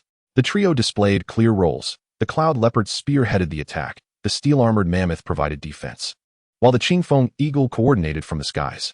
The three beasts exhibited a remarkable synergy, indicating that the beast master directing the battle possessed considerable combat experience. Although each beast's individual prowess paled in comparison to that of the scorpion-tailed lion, their coordinated efforts allowed them to engage in a fierce exchange with it. At this moment, Suze observed from a distance, clearly able to discern the two opposing parties. However, the beast master remained somewhat distant, and he could only make out a vague silhouette that appeared to be male. As the battle progressed, the scorpion-tailed lion began to succumb to the pressure. Yet, the three beasts were not without their own tribulations, as wounds started to appear on their bodies. The most lethal threat posed by the scorpion-tailed lion was not its claws or teeth, but rather the venomous stinger at the end of its tail. A careless encounter with its tail could necessitate urgent treatment for the injured beast. Otherwise, prolonged suffering could lead to incapacitation or death. Due to this imminent danger, the beast master directing the fight remained on high alert, wary of the slightest misstep. As the scorpion-tailed lion displayed signs of fatigue, the beast master's assaults intensified, and the Qingfeng eagle, initially providing support from the skies, also began to launch its own attacks. Under the relentless onslaught of the three beasts, the scorpion-tailed lion sustained an increasing number of injuries. Unless an unforeseen circumstance arose, it seemed that victory would belong to the beast master. Yet, why did the scorpion-tailed lion not flee? In the wild, when a beast encounters an equally matched adversary, it is often difficult to slay the opponent. When a beast finds itself at a disadvantage, its instincts compel it to escape. It is evidently improbable to retain a rival of comparable strength. Although the scorpion-tailed lion was no match for the three beasts, if it was determined to flee, they would certainly be unable to stop it. Unless, of course, something of great significance bound it to this location, rendering escape impossible. Suze squinted, contemplating two possibilities, the first being the presence of some rare herbs or medicinal plants nearby that held immense value for it. The second, that the scorpion-tailed lion had recently given birth. With a flicker of thought, shadows enveloped him, and Suze began to transform. His height rapidly diminished to approximately 1.60 meters, and his robust physique became slender. To the untrained eye, it would be impossible to determine his gender. This was precisely the effect Suze desired. If one were to assert he was male, his stature appeared too short and frail, resembling a stunted growth. Conversely, if he were deemed female, there were no discernible features that would typically signify femininity. Once his transformation ceased, Suze commenced a swift search of the vicinity, eager to confirm his suspicions. Shortly thereafter, he discovered a cave not far from his location. The silhouette of a slender figure, now standing at 1.60 meters, scoured the cave. To his surprise, the cave was quite spacious. Indeed, it must serve as the scorpion-tailed lion's lair. As he delved deeper into the cave, a nest constructed from dry grass gradually came into view. Upon approaching the nest, two scorpion-tailed lion cubs caught his eye. Indeed, the scorpion-tailed lion had given birth, and to his delight, it had produced two offspring. Overwhelmed with joy, Suze observed the cubs, their eyes still tightly shut, indicating they had only recently entered the world. After carefully placing the two cubs into his beast space and finding nothing else of value, Suze swiftly departed from the lair. The scorpion-tailed lion species classification was ranked at level 7, which was considered relatively significant in Peng City. However, he held little regard for it, as his own four beasts, the lowest being that Sangyin and Zixiao, were both level 9. While he could contract a level 7 beast, it would have to possess exceptional abilities. Yet, the scorpion-tailed lion lacked any remarkable traits. Its only unique feature was its venomous tail. If he sought venom, he could easily contract a beast specializing in toxins. Moreover, among his beasts, Zixiao was also a lion-type creature, whose combat prowess at the same level far surpassed that of the scorpion-tailed lion. Although Suze dismissed the two cubs as unworthy, he recognized their potential for profit. The two scorpion-tailed lion cubs could undoubtedly fetch him a handsome sum of at least 10 million. Unbeknownst to Suze, shortly after his departure from the lair, the scorpion-tailed lion returned, dragging its injured body back to its den. In the final moments of the battle, it had successfully used its stinger to wound the clouded leopard. This was partly due to the exhaustion that had beset the Beast Master, whose mental fatigue impaired his response time, preventing him from issuing timely commands to protect his beast. Upon witnessing his injured companion, Ma Wenyu resolutely chose to prioritize its treatment over pursuing the hunt. When the scorpion-tailed lion arrived at its lair, it was met with disbelief at the sight of its empty nest. "Where are my cubs? Where are my two large offspring?" It roared in frustration, its not-so-intelligent mind deducing that the Beast Master who had commanded the three beasts to battle it must have stolen its young. Ignoring its injuries, it swiftly pursued the scent towards the direction the Beast Master had departed. Ma Wenyu, who had only just left, felt a surge of anxiety as he saw the enraged scorpion-tailed lion charging after him. "What the hell is this creature going mad for?" he thought, entirely focused on healing his injured beast and wishing to avoid further entanglement with the scorpion-tailed lion. He commanded the Qingfeng eagle to ascend higher, aware that navigating through the forest necessitated constant adjustments, which slowed their speed. The scorpion-tailed lion remained steadfastly behind, occasionally leaping to launch an attack. Initially, Ma Wenyu assumed the scorpion-tailed lion was merely venting its anger from their earlier confrontation, believing it would soon tire of the chase. However, upon realizing that the lion was relentless, he understood he had miscalculated. Fearing an aerial assault from another beast, he was hesitant to exit the forest. With a sudden resolve, he ordered the Qingfeng eagle to slow down. It seemed that today, the scorpion-tailed lion would not escape unscathed. As the summoning array glowed, a colossal mammoth, clad in steel armor and nearly 20 meters in length, materialized not far from the scorpion-tailed lion. Although the armored mammoth was only classified at level 5, its sheer size rivaled that of the level 6 scorpion-tailed lion. With the appearance of the armored mammoth, the battle reignited. Meanwhile, Suze had reverted to his original form, leisurely wandering with his two beasts in search of prey, blissfully unaware that a hapless beast master had unwittingly taken the blame for his actions. Chapter 21. A flustered Suze. Just as Suze aimlessly roamed the forest, he unexpectedly spotted a massive bird's nest atop a steep cliff. Seized by a moment of whimsy, he decided to procure some eggs. Cloaked in shadows, he effortlessly scaled the cliff. Upon reaching the nest, he discovered 3 eggs, larger than ostrich eggs, nestled within. The identity of the beast from which the eggs originated remained a mystery, but he was unconcerned. Their value would be determined at sale.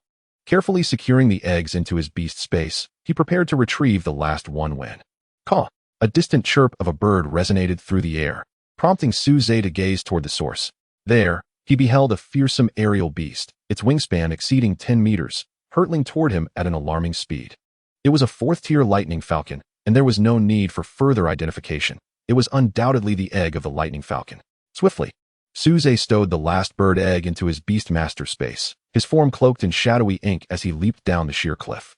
The lightning falcon, perceiving an intruder in its nest who had pilfered something precious, abandoned its prey and soared back to its lair. With a furious screech, the falcon expressed its ire upon discovering the empty nest. "Is this how it is? I merely stepped out for a meal, and my home is ransacked?" Locking onto Suze's retreating figure, the lightning falcon unfurled its wings and pursued him with great speed. Grasping the cliffside, Suze bounded down, reaching the ground in mere moments before sprinting away. The falcon's flight speed was formidable, and with the sparse trees surrounding the cliff, it was not long before the falcon caught up with him. Zing! A sphere of lightning hurled towards Suze's direction. Sensing the impending attack, Suze deftly evaded the oncoming lightning sphere. Upon impact, it erupted violently, leaving the ground charred for several meters around. Witnessing the sphere's destructive power, Suze couldn't help but grimace, shouting at the airborne falcon, "Is it just a few eggs I took? You could lay more, couldn't you?" Seemingly understanding his words, the falcon responded with a piercing cry and unleashed an even larger lightning sphere. Although he managed to evade this attack as well, the dust kicked up left him in a disheveled state. Suze felt utterly frustrated. The falcon soared too high for his companions, Song Yin and Zi Xiao, to reach it with their skills. Although Lingxi could fly, its 2nd-tier status might not allow it to catch up to the lightning falcon, and the shadowy ink required him to stay close for protection. If it were a 2nd-tier flying beast or one with slower speed, he would not be concerned. Unfortunately, the lightning falcon was both high-level and swift. This left Suze with no options but to flee. "This is unacceptable. Upon my return, I must find a way to contract a flying companion. This was the first time he had felt such a sense of defeat since becoming a beast master. Just as he was about to plunge into the forest, the lightning falcon loomed above, conjuring a multitude of lightning spheres to bombard him. Whoa! Suze, usually composed, couldn't suppress an expletive upon witnessing the sky filled with spheres. One by one, they crashed down, transforming the surrounding area into a scorched wasteland. Although he sustained no injuries under the protection of the shadowy ink, the situation felt utterly demeaning. Is this never-ending? It's merely a few eggs I took. Must you be so stingy? Just as he prepared to flee once more, the lightning falcon's attack intercepted him again. Hey, just because the tiger holds back doesn't mean I'm a harmless kitten. Frustrated, he clenched his teeth, resolving to summon his companions. The summoning array glowed as Tsang Yin, Zi Xiao, and Lingxi materialized before him. As Lingxi appeared, Suze instructed the shadowy ink to detach and merge with Lingxi, simultaneously activating its upgrade ability. Instantly, Lingxi's tier rose to the 3rd level. Its original 2 pairs of wings transformed into 3. Cloaked in the protective shadow, all Suze could discern was a silhouette with 6 wings, unaware of any other transformations. Lingxi, show this little bird your prowess. The black-winged Lingxi understood, conjuring a golden feathered sword of light, its 6 wings unfurling as it charged toward the lightning falcon. The falcon, initially poised to attack Suze, quickly formed a lightning sphere in response to the oncoming shadowy figure. Lingxi, wielding its sword, cleaved the sphere in 2, sending the remnants flying harmlessly past. As Lingxi drew near to the falcon, it ascended rapidly. Lingxi, unable to match its speed, continued the pursuit. Seizing an opportunity, Suze communicated with the shadowy ink and Lingxi, strategizing. As the black silhouette approached, the falcon intended to exploit its speed to gain distance. However, as the shadow neared, the darkness surrounding Lingxi dissipated, revealing its true form. Utilizing the momentum from Lingxi's advance, the shadowy ink leaped onto the falcon's back. Upon contact, it exerted its control and absorption powers. Realizing something was contesting its control, the falcon instinctively resisted. However, in the struggle for dominance, it lost its balance and plummeted downward. Seeing the falcon descend, Lingxi flapped its wings and swiftly severed the falcon's head with a single stroke. The lightning falcon was vanquished. Under the influence of the shadowy ink, the decapitated falcon glided slowly to Suze's feet. Lingxi, having lost its upgrade, reverted from 6 wings back to 4, bringing the severed head along with it. Once the shadowy ink rejoined with Suze, he swiftly stored his 3 companions and the lightning falcon's remains in his beast master space before making his hasty exit. The battle with the falcon could easily attract nearby beast masters, and Lingxi had been fully exposed for several seconds during the confrontation. If other beast masters had seen Lingxi, it could pose significant trouble for Suze, which motivated his rapid departure. With the shadowy ink enhancing his speed, Suze covered several hundred meters in mere breaths. Meanwhile, a young man and an elder, mounted on a flying beast, hastened toward the site of the battle. Faster, the youth urged. The elder replied resignedly, Young master, this is the fastest speed of the swift-winged eagle. The youth, named Du Yuanhua, was the same individual who had previously orchestrated a connection between Lin Shuiyue and Suze. He was the young master of the prestigious Du family in Pengcheng, while the elder, Qin Xian, served as his guardian. Du Yuanhua had initially been training in the forest under Qin Xian's supervision, but the commotion from Suze's battle captured his attention. As he turned to investigate, he witnessed Lingxi's elegant strike that felled the lightning falcon, instantly captivated by Lingxi's breathtaking beauty. He commanded his guardian to summon the swift-winged eagle and race toward the fray. Yet, despite Qin Xian being a 6th-tier beastmaster, the swift-winged eagle was only a 3rd-tier beast, and with both him and Du Yuanhua aboard, their speed was limited. By the time they arrived, Suze had long since vanished without a trace, leaving behind only the scorched earth as evidence of the battle that had transpired. Chapter 22. An Imperial-grade aerial beast? At this moment, Du Yuanhua stood upon the charred ground, while Qin Xian had disappeared from sight. Shortly thereafter, Qin Xian returned. Did you find anything? Du Yuanhua inquired eagerly. Young master, there is no sign of the winged woman nearby. Upon hearing this, Du Yuanhua slightly furrowed his brow, realizing that it had only been about a minute since they discovered the battle and arrived at the scene. What do you think about the strength of the 2 sides? He inquired. Based on the traces of destruction, neither side should possess power exceeding the 4th rank. A 4th rank strength could vanish from your detection range in such a brief time? This left Qin Xian at a loss for words. Reflecting on the winged woman he had just seen, Qin Xian suddenly proposed, Young master, could there be another possibility? That woman may not be human at all. At this, a fleeting glimmer sparked in Du Yuanhua's eyes as he replied, Are you suggesting that the woman is merely a beast companion? Qin Xian refrained from answering directly, instead elaborating. If that woman is indeed a beast companion, and her beast master possesses considerable strength, then it is plausible for her to disappear without a trace in such a short span. Let us return to the city, Du Yuanbo declared, as if having made a resolute decision. Meanwhile, Suze remained entirely oblivious to the events transpiring in that place. After distancing himself from the battlefield, he reverted to his original appearance, meandering through the forest while heading toward Peng City. At the city gates, Ma Wenyu returned, grumbling as he hurried towards the Spirit Master Association. He had wasted considerable time dealing with the scorpion-tailed lion, so he was in urgent need of assistance to treat the cloud leopard at the association. Not long after Suze's return, Du Yuanbo and Qin Xian also made their way back to Peng City. In the Du family, the foremost family in Peng City, the interior was opulently adorned. Yet one room stood starkly simple, adorned only with a few pieces of calligraphy and paintings and rows of bookshelves. This was the private study of the family patriarch. Seated in an imposing armchair was a middle-aged man, exuding authority as he perused the tome in his hands. This man was Du Hongshan, the head of the Du family and also the grandfather of Du Yuanbo. Although he appeared to be in his 40s, his true age exceeded a century. He was also a royal-level beastmaster. Indeed, in the small city of Peng, the highest-ranked beastmasters barely reached the 6th or 7th tier. Yet the patriarch of the Du family was a royal-level beastmaster, a fact known to very few, even among his own kin. At that moment, the door to the study creaked open, and Du Yuanbo stepped inside. "Grandfather," he greeted. Upon seeing his grandson, Du Hongshan's face broke into a fond smile.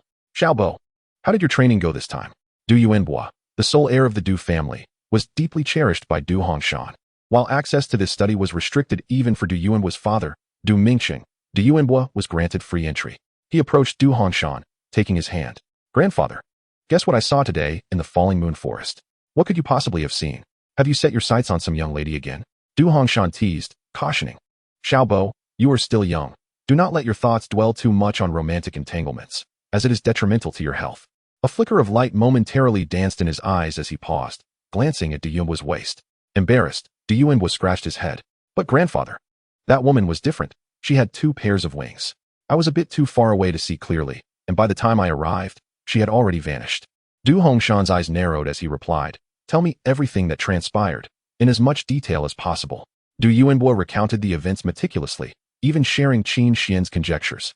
After hearing Du Yuanbo's account, Du Hongshan fell into contemplation. A winged woman. Truthfully, he had never encountered one, but certain beast companions could indeed grant their masters temporary wings. This world is filled with peculiar beasts. Perhaps there exists one that resembles a normal human. Sighing as he glanced at his grandson, Du Hongshan finally spoke. "Go and summon Mingyuan." Du Mingyuan was Du Mingqing's brother and Du Yuanbo's uncle, though he was not the son of Du Hongshan, but rather his brother's son. Shortly after Du Yuanbo exited, he returned with a middle-aged man to the study. "Greetings, patriarch," Du Mingyuan acknowledged. "Xiaobo, repeat to your uncle Mingyuan what you just told me," Du Hongshan instructed. Du Yuanbo complied, recounting his tale once more. Upon concluding, Du Hongshan commanded, "You shall handle this matter." He then discreetly conveyed to Du Mingyuan not to take it too seriously. Du Mingyuan glanced at Du Yuanbo before responding, "Understood." With Du Hongshan's authorization, Du Mingyuan departed. Delighted that his grandfather had taken action, Du Yuanbo engaged in conversation with Du Hongshan for a while before departing. Upon returning to his own chamber, Du Yuanbo was greeted by 2 beautiful young women clad in scant attire. Gazing upon their beauty and recalling the winged woman from the Falling Moon Forest, he could not help but feel a stark contrast between the two. As thoughts of his grandfather's arrangements to search for the woman ignited a fiery enthusiasm within him, he closed the door and pushed the 2 girls onto the bed, shedding their garments in a bid to release his pent-up restlessness.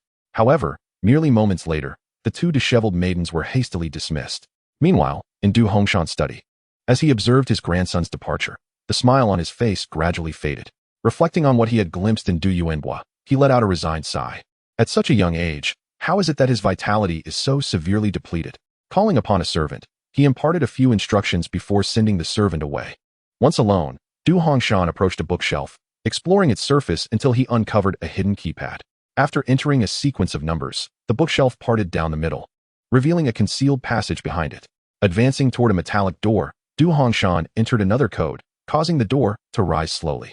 Beyond it lay a staircase leading downward, a place he visited daily, harboring the secret behind his residence in Peng City. As he descended the staircase, a metallic underground base emerged before him. The base was defined by its metal walls, with a stone platform at its center. upon which rested a glowing egg approximately 10 meters in length. It will soon be time. Within a year, you will emerge, Du Hongshan murmured to the luminous egg. Once you hatch, not just Yin Huang, but the entire world will tremble at your arrival. This egg was a beast companion, one currently undergoing evolution. Its attribute was that of the void, and its rank was royal. Moreover, it was the first void attribute beast companion to appear alongside Yin Huang. Once its evolution was complete, it would transcend the royal rank, becoming an unparalleled void attribute beast. Due to the striking resemblance of this pet beast to an egg, yet possessing an extraordinary combat prowess that defies common logic, its original beast master bestowed upon it the name Paradox Egg. Should this egg be discarded into the wilderness, no soul would ever suspect it to be a creature of battle. This seemingly inconspicuous egg harbors an unparalleled strength. As for the true lineage of the Paradox Egg, it remains a mystery to all. Gazing upon the Paradox Egg, which is on the verge of hatching, Du Hongshan's mind is a whirlwind of thoughts. His memories involuntarily drift back to the moment he first encountered the Paradox Egg. In Chapter 23, titled Lingxi, Watch Me Feast on the Flesh of the Falcon, Du Hongshan was merely a newly ascended 9th-tier Beastmaster at the time of their meeting. He had never even heard of a pet beast of the air attribute. Although the Paradox Egg was only of royal grade back then, Du Hongshan could distinctly sense the aura it radiated, which far surpassed that of an ordinary royal beast, instilling a profound fear within him. Encountering a royal beast in the wild as a 9th-tier Beastmaster was akin to signing one's own death warrant. Just as Du Hongshan was contemplating where to bury himself, the Paradox Egg did not launch an attack. The reason the Paradox Egg sought him out was for collaboration. It revealed that its evolution requirements were exceedingly intricate, necessitating 9 beast masters of at least the 9th tier, each to incubate it for a century, and to complete the evolution at the site of its birth. Du Hongshan was to be the 9th beast master tasked with its incubation. The Paradox Egg promised him that upon successful evolution, they could forge a contract lasting a century, during which it would fight for him. Being offered a transaction by a royal beast was an opportunity Du Hongshan could not refuse, and thus he acquiesced. However, upon returning and inquiring further, he grasped the true essence of the pet beast. A 9th-tier Beastmaster could slay a royal beast, yet before him stood a royal-grade beast. Given the abnormal combat prowess exhibited by the beast, it had already ascended to the pinnacle of this world. The thought of its evolution surpassing royal grade was beyond Du Hongshan's comprehension. The prospect of establishing a contract with a beast transcending the royal grade would drive anyone to madness, particularly when it was in beast. Upon absorbing this information, Du Hongshan did not linger, promptly gathering his belongings. Accompanied by 2 of his brothers, he journeyed to the birthplace of the Paradox Egg, Pengcheng. At that time, Pengcheng was still occasionally besieged by the ferocious beasts of the Falling Moon Forest, where many high-tier beast masters resided. It was through the resources of the Falling Moon Forest that he ascended from a 9th tier to a royal beast master. However, there came a period when the high-tier beasts of the forest began to dwindle rapidly, ultimately vanishing entirely. He had sought the reasons behind the disappearance of these high-tier beasts, but to no avail. Beasts of the 8th, 9th, royal, and royal grades seemed to have never existed, leaving no trace behind. The Paradox Egg, however, disclosed that these beasts had been consumed. As for who consumed them, the Paradox Egg remained unaware. Upon receiving this revelation, Du Hongshan was struck with an overwhelming dread. What entity could have hunted down all the high-tier beasts of the forest? What if that entity decided to launch an assault on Pengcheng? Fortunately, his concerns proved unfounded, as Pengcheng remained unharmed. With the disappearance of the high-tier beasts, the high-tier beast masters gradually departed as well. Ultimately, he was the last royal beast master left, continuing to incubate the Paradox Egg. It was during this time that the Du family was established. A month prior, he completed the century-long incubation task, and the Paradox Egg commenced its evolution, informing him that it would complete the process within a year at most. Upon hearing this news, he eagerly anticipated the hatching of the Paradox Egg, checking on its status daily.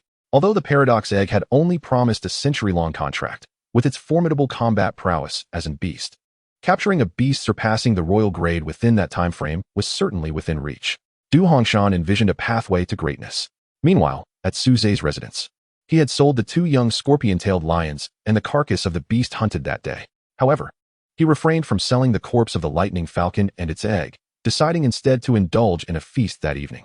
The 2 young scorpion-tailed lions netted him 15 million, and with some additional income from the beast carcasses and his parents' savings, his bank account now boasted a modest goal. Alas, as he approached nearly a month in this new life, Su Zhe lamented his lack of achievements during his youth.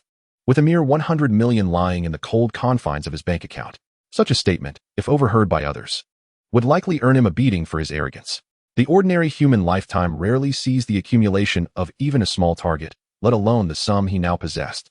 Upon returning home after a long day, Master Su began preparing dinner, naturally using the lightning falcon family as the main ingredient. Soon, the delectable aroma wafted through the entire house.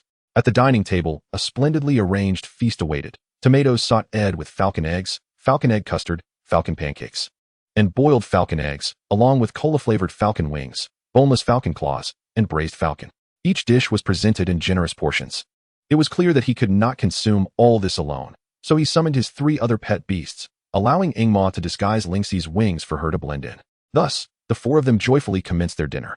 Sanyin and Zixiao sat eagerly at the table, each with a bowl filled with falcon meat, relishing their meal with delight. Lingxi, upon seeing the sumptuous feast before her, became utterly captivated, seizing a bowl of falcon meat and starting to consume it with fervor. Observing this, Suze quickly intervened, admonishing her, "You look as if you've never eaten before. If others see you like this, they'll accuse me of starving you." In response to Suze's scolding, Lingxi was unperturbed, her mouth watering profusely. He handed her a pair of chopsticks, encouraging her to mimic his manner of eating. However, after 2 failed attempts to pick up the meat, she discarded the chopsticks, picked up the bowl, and resumed her voracious consumption. Suze was left dumbfounded, questioning how someone so beautiful could eat with such abandon. Just as he was about to chastise her again, Lingxi scampered to the corner with her bowl of meat, busily devouring its contents. Suze, seeing this, could only relent. It seemed he would need to teach Lingxi the proper use of chopsticks in due time. After all, though she resembled a human, she could not adopt the eating habits of Sanyin and Zixiao. At that moment, Sanyin and Zixiao were diligently enjoying their meal. Ingma, on the other hand, ate with much more decorum, her black tendrils delving into her portion, swiftly clearing a bowl of food, rather than consuming. It appeared that Ingma was more engaged in absorption. When asked if she could taste the food, Ingma replied that she could not. She could only absorb the energy contained within.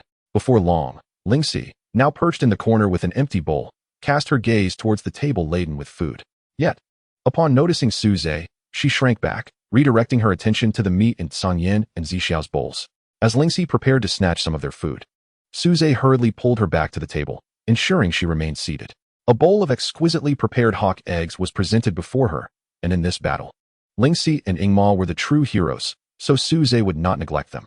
Gazing at the delectable dishes before her, Lingxi showed no hesitation. With her left hand, she held a bowl of hawk egg custard, while her right hand cradled a bowl of tomato stir-fried hawk eggs, alternating bites with delight. With each mouthful, a radiant smile illuminated her face. Although part of the energy from the lightning hawk had been absorbed by Ingma, the residual energy within the meat still granted Suze a sense of fullness after just a few bites. Once satiated, he could only quietly observe the 4 beast companions as they feasted, with Lingxi exhibiting the most voracious appetite. The 2 azure beasts chewed their food with some restraint.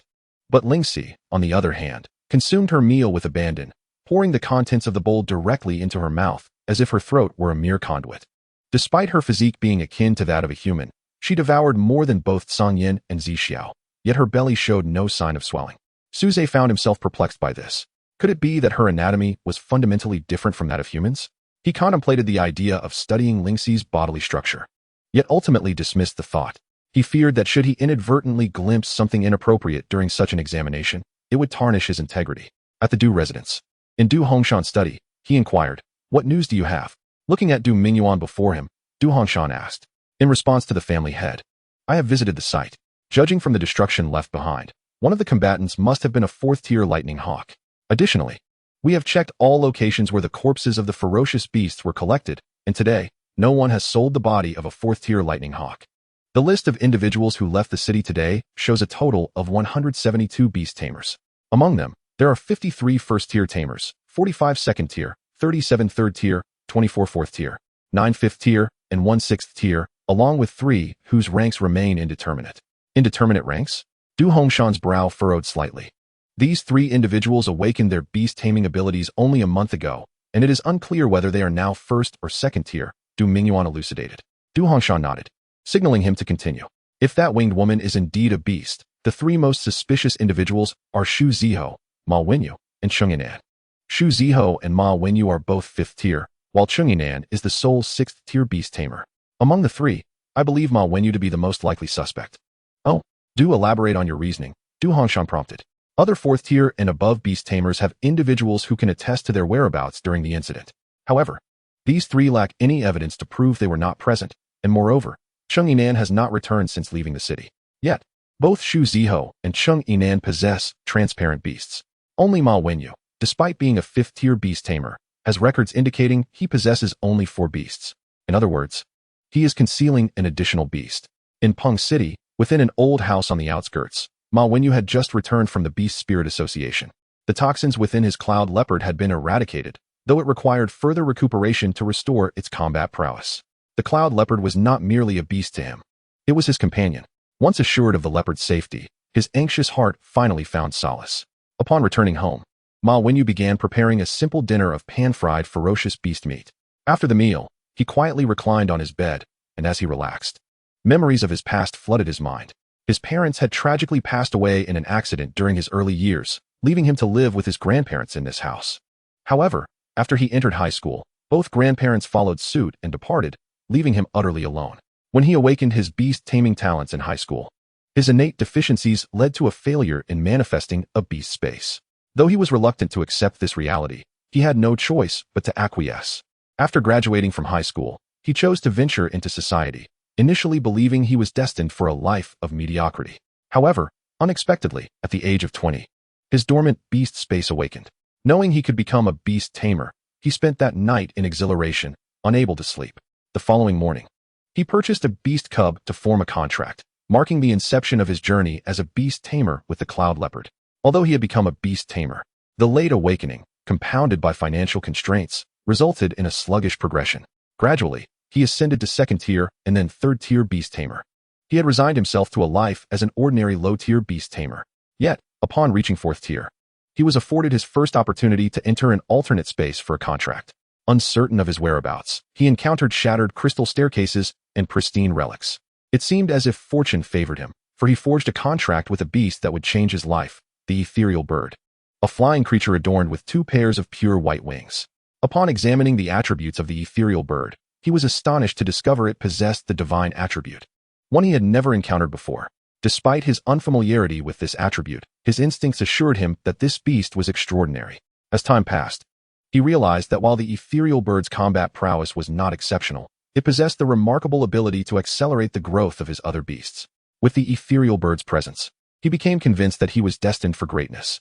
His journey from a 1st tier to a 4th tier beast tamer had taken over 5 years. At this rate, he estimated it would take him nearly 2 more years to reach 5th tier. However, after contracting the ethereal bird, his cloud leopard, which had only just entered 4th tier, broke through to 5th tier in less than 8 months. His other 2 beasts also advanced rapidly under the ethereal bird's influence. This revelation filled him with joy. Yet he understood that this beast must remain concealed. He believed himself to be a late-blooming prodigy, favored by destiny. In the days that followed, he discovered another ability of the ethereal bird, teleportation. The ethereal bird could transport itself and its beast tamer to a location at a certain distance. Though this ability came at a significant cost to the creature, each use plunged the ethereal bird into slumber, the duration of which was proportional to the distance traveled and the energy expended. The greater the distance, the more taxing the exertion, resulting in longer periods of sleep. This ability had saved him from perilous situations on numerous occasions, allowing him to grow into a 5th tier beast tamer. He planned to leave Peng City for a larger city once he broke through to 6th tier, confident that with the ethereal bird by his side, he would eventually become a formidable beast tamer. As Ma Wenyu reminisced about his past, he was entirely unaware that he had drawn the attention of others and was about to endure another stroke of misfortune. Just as he was on the cusp of slumber, a sudden crash shattered the tranquility. The sound of glass breaking from the window reached his ears, followed by 4 shadowy figures clad in masks bursting through the window. Upon their entrance, a summoning array swiftly illuminated around them, yet no beasts materialized. Observing the 4 individuals surrounded by the array, yet devoid of any summoned beasts, he felt an ominous foreboding. Marvin Yu was acutely aware that any movement on his part would incite the 4 companions' beasts to swiftly emerge and eliminate him. "Who are you?" he inquired, rising alertly from his bed. The 4 individuals offered no verbal response, instead encircling him. Just as Marvin was poised to speak again, the door creaked open. An masked figure, hands clasped behind their back, sauntered in leisurely. "Hand over that beast, and we shall not trouble you," the masked individual declared. At these words, Marvin's pupils contracted slightly.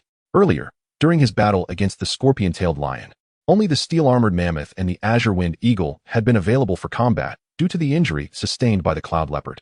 However, witnessing the two beasts struggle against the scorpion-tailed lion, he was left with only a newly contracted second-tier beast and a fifth-tier ethereal bird. Determined to expedite treatment for the cloud leopard, he made a bold decision to summon the ethereal bird. Once the ethereal bird appeared, the tide of battle shifted dramatically, and he quickly vanquished the scorpion-tailed lion. Yet, within mere minutes, the ethereal bird became the target of someone's gaze. Thoughts raced through his mind. And then Marvin feigned ignorance, stating, "I do not understand what you are saying." The masked figure chuckled coldly, then continued, "Release all your beasts, and you will comprehend my words." At this, Marvin realized he had exhausted all avenues for denial. "Very well, I shall comply," he said. Though internally he was communicating with the ethereal bird, instructing it to prepare its teleportation skill, ready to execute the moment it materialized. The summoning array shimmered with light, drawing the attention of the four masked figures and the one with hands behind their back toward Marvin's summoning formation. In the array, two pairs of pure white wings emerged. Yet before anyone could discern the exact form of the summoned beast, Marvin shouted, "Now!" The contract array radiated a brilliant white light, specifically emanating from the ethereal bird. The light enveloped Marvin, and with a flicker, he vanished from the room. From the appearance of the wings to Marvin's disappearance, the entire sequence transpired in less than a second. The five masked individuals failed to catch a glimpse of the beast Marvin had summoned before he was gone. "Not good. Pursue him quickly," the masked figure with hands behind their back exclaimed, reacting first. Hearing the command, the four others snapped back to reality and rushed outside. At that moment, the masked figure, who had previously had their hands clasped behind them, no longer maintained that posture. "How careless of me." Chapter 25, The Realm of Mountains and Seas. At this moment, Suja was blissfully unaware of the unfolding events outside.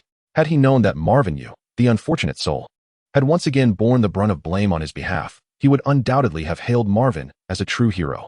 Inside Suja's residence, he was experiencing his own share of troubles. After satisfying his hunger, he observed his four beasts indulging in their meal with great enthusiasm. Initially, he intended to wait for them to finish before tidying up the table, but decided that instead of idly waiting, he might as well utilize the time to cultivate his mental strength. Thus, he rose and settled cross-legged on the sofa, commencing his meditation. However, it wasn't long before he was jolted awake by the clattering of pots and pans. Upon regaining consciousness, Suja was astounded by the scene before him, nearly causing his eyes to pop out in disbelief. He beheld Lingxi washing a bowl with her tongue. If that were not shocking enough, Lingxi had managed to lick through the very bowl they used for their meal. Yes, she had literally licked a hole through it. Seeing this spectacle, Suja leapt from the sofa in alarm and rushed to the dining table, snatching the perforated bowl from Lingxi's grasp. The moment she had her bowl taken away, Lingxi wore a look of utter indignation. Suja couldn't help but wonder if he had awakened even a moment later. Would Lingxi have licked a hole through the dining table as well? Gazing at the bowl with a gaping hole, and then at the shiny, intact bowls on the table, he mused that the damaged bowl could serve as a mirror. He picked up one that still had a bottom and held it up to his face, whereupon a strikingly handsome visage was reflected back at him, one that could captivate both heaven and earth. He then earnestly addressed Lingxi. "I promise to prepare delicious meals for you every day, so there is no need for such antics." Upon hearing that he would provide her with daily delicacies, Lingxi's eyes sparkled with excitement. Feeling a shiver run down his spine at the sight of her glowing gaze, Suja firmly stated, "You must not behave this way again. Do you understand?" Though she did not fully grasp his rapid-fire words, Lingxi instinctively nodded in agreement. Noticing that the gleam in Lingxi's eyes had yet to fade, Suja resorted to his trump card. "If I catch you damaging any more of these dining utensils, you will be punished with a day without food." At the mention of being deprived of food for a day, Lingxi's expression morphed into one of sheer horror, her eyes wide with fear as if she were gazing upon a ravenous demon. Recognizing the effectiveness of his approach, Suja softened his tone, assuring her, "As long as you behave, I guarantee that I will prepare delightful meals for you." He gently patted Lingxi's head, finding the gesture rather soothing. It seemed that the combination of a firm reprimand and a promise of rewards had worked, as Lingxi finally nodded earnestly in agreement. Ceasing his affectionate patting, Suja turned his attention to tidying up the bowls on the table. Remarkably, these bowls required no scrubbing. They were cleaner than his own face. Curiosity piqued. He pondered what material Lingxi's tongue was made of, capable of piercing through metal. He shuddered at the thought of it touching human skin. After cleaning up, he allowed the beasts to roam freely about the room, cautioning Lingxi never to draw back the curtains. Since it was nighttime, Suja had drawn all the curtains closed, and with the shadows provided by Mo for Lingxi's concealment, he felt secure in allowing her to play inside. The other beasts understood that this was Suja's home and refrained from causing any destruction. Having reached a peak in his mental strength after his earlier cultivation, Suja prepared to enter another realm in search of a flying beast to contract. As he closed his eyes and focused, he became curious about the location to which he would be transported. As his spiritual form traversed the void, Suja found himself in an entirely new place. How is this possible? He exclaimed, astonished by the sights before him. Powerful mythical beasts traversed the expanse of the heavens and earth in his view. There were colossal birds engulfed in flames with 3 legs, enormous figures resembling azure cattle but with a single foot and no horns, and even a fox with 9 tails that emitted cries akin to a wailing infant. This is the classic of mountains and seas. Suja gasped in astonishment. The golden crow, Kue Nyo, 9-tailed fox, Di Jiang, Bai Zhe, legendary creatures that existed solely in folklore now materialized vividly before him. As a traveler well-versed in the myths of his previous life, the appearance of these beings left Suja in a state of indescribable shock. After a considerable time, he finally regained his composure. Where exactly was this place? Why did the mythical beasts recorded in the classic of mountains and seas appear here? With both astonishment and confusion, Suja pressed forward. Suze traversed past a myriad of familiar, yet unfamiliar figures, each casting puzzled glances in his direction. Suddenly, a colossal, ape-like silhouette, white-haired and barefooted, obstructed his path. Gazing up at this towering figure, which was taller than himself even at its toes, he harbored no doubts that this divine beast could crush him beneath a single toe. As he met its gaze, recognition dawned upon him. This magnificent creature was Zhu Yan. Zhu Yan glanced at the ant-like being beneath its feet, seemingly relieved that it had not inadvertently squashed him, before turning away and departing. Watching Zhu Yan's retreating form, Suze felt a pang of disappointment. When Zhu Yan had appeared, he had dared to hope that the narrative of the protagonist being favored by a powerful ally might unfold in his own life. Alas, it seemed that fiction was indeed a deceptive realm. Regaining his composure, Suze began his quest for a suitable divine beast with which to forge a pact. Shortly thereafter, a massive crane-like creature, adorned with mottled green and red patterns and possessing but a single leg, soared overhead. Suze immediately recognized this divine being as Bai Fong. The sight of Bai Fong stirred Suze's heart. However, he quickly realized that this was likely a formidable adult Bai Fong. Nevertheless, he thought, what was there to lose? He might as well give it a shot. Just as he prepared to call out to Bai Fong, the creature flickered and vanished from his sight. With a slight twitch at the corner of his mouth, Suze continued on his way, soon encountering the Jinwu and the Zhen Yao. Yet, when he attempted to convey his intentions to these divine beasts, they disregarded him entirely, soaring away as if he were but an insignificant ant. Pressing onward, he soon found himself before a vast expanse of water. It would be more accurate to describe it as a sea rather than a lake. The tranquil surface, devoid of waves, had merely led Suze to misinterpret it as a lake. Suddenly, a colossal bird with a wingspan exceeding 20 meters flew overhead, descending toward the sea. Upon contact with the water's surface, it transformed into a fish of similar length. In the sky, it was a pung. In the water, it was a kuan. This was the kuanping. At merely 20 meters, it was likely a juvenile. Observing this creature, Suze sensed an opportunity unfolding before him. While he remained uncertain about the size of an adult kuanping, he recalled from his high school textbooks that in the North Sea, there lies a fish called kuan. Its enormity beyond measure. No, that wasn't quite right. It was said that its size was unfathomable, stretching for thousands of miles. The kuanping before him, at 20 meters, was undoubtedly a mere fledgling. Without hesitation, he called out to the swimming kuan, "Hey, kuanping, I wish to forge a contract with you." The kuan, initially about to swim away, paused upon hearing his call and returned. Gazing at the diminutive figure on the shore, the kuan's eyes reflected contemplation. Suze remained silent, patiently awaiting the kuan's response. After what seemed like a significant decision had been made, the kuan leapt from the water, transforming into a pong, and let out a piercing cry directed at Suze. A smile graced Suze's lips as he understood the ping's sentiment. Victory was within reach. Chapter 26. Confrontation with the kuanping. With a mere thought, Ling Shi, who had been frolicking in the room, materialized before Suze. He blinked in surprise at the sudden appearance of Ling Shi, noting the absence of the usual contract formation light. Dismissing this anomaly, he addressed the soaring pong. "Shall I face you myself, or will it be my companion?" Given that Ling Shi was currently imbued with Mos essence, it mattered little whether the pong chose to battle him or Ling Shi. The pong, taken aback by Ling Shi's sudden manifestation, quickly composed itself and replied, "Either way works for me." Suze chuckled at this. Had the pong insisted on battling him, it would have posed a significant challenge. Although Ling Shi could manifest wings after merging with Mo, her speed would undoubtedly pale in comparison to that of the prong. Following his previous encounter with the lightning falcon, he realized that Ing Mo lacked range skills and could not perform elemental transformations. He had inquired about this, to which Ing Mo had responded with uncertainty. While Lingxi's speed was unlikely to outpace the prong, all that was required was for Ing Mo to close the distance to the pong. If they could achieve proximity, Ing Mo could seize control of the ping's body. Lingxi, it's up to you now. Understanding Su Zhe's intent, Lingxi's hidden wings unfurled, and the black-winged angel brandished her sword, charging towards the airborne pong. The pong, flying at a relatively low altitude, soon found itself face-to-face with Lingxi, dismissing her as an inferior opponent. It sensed that the shadowy figure before it did not match its own level of mastery. Just as Lingxi's luminous sword was about to make contact, the prong vanished as if teleporting away. Both Lingxi and Su Zhe were momentarily stunned, having failed to perceive how the pong had evaded their attack. Reappearing at a short distance away, the pong unleashed a razor-sharp wind blade toward Lingxi. Reacting swiftly, she raised her sword in defense, yet was a moment too late. The wind blade struck her with considerable force. Fortunately, thanks to Ing Mo's protective influence, Lingxi was merely pushed back without sustaining any injury. The pong, observing the unscathed Lingxi, felt a flicker of surprise. Despite the wind blade not being its full strength, it was powerful enough to harm opponents of lesser cultivation. As Lingxi charged once more, the pong's earlier disdain transformed into earnest focus. When she swung her sword again, the pong vanished anew. This time, both Su Zhe and Lingxi discerned the mechanism of its disappearance. It was sheer speed. Just as her blade was about to connect, the prong flapped its wings, creating an instant gap. Its velocity was so extraordinary that it appeared to teleport. Such incredible speed, Su Zhe thought, recognizing that even if Lingxi were to elevate her abilities, she would still struggle to reach the pong. Reappearing not far from her, the prong flapped its wings, summoning a flurry of tiny wind needles that shot toward Lingxi. In response, she quickly wielded her sword to deflect the incoming assault.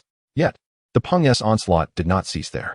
With another powerful wing beat, it launched fiery feathers laced with faint purple lightning toward Lingxi. As the intensity of the ping's attacks escalated, Lingxi resolved to abandon her defense. After casting a healing light upon herself, she charged directly into the pong's barrage.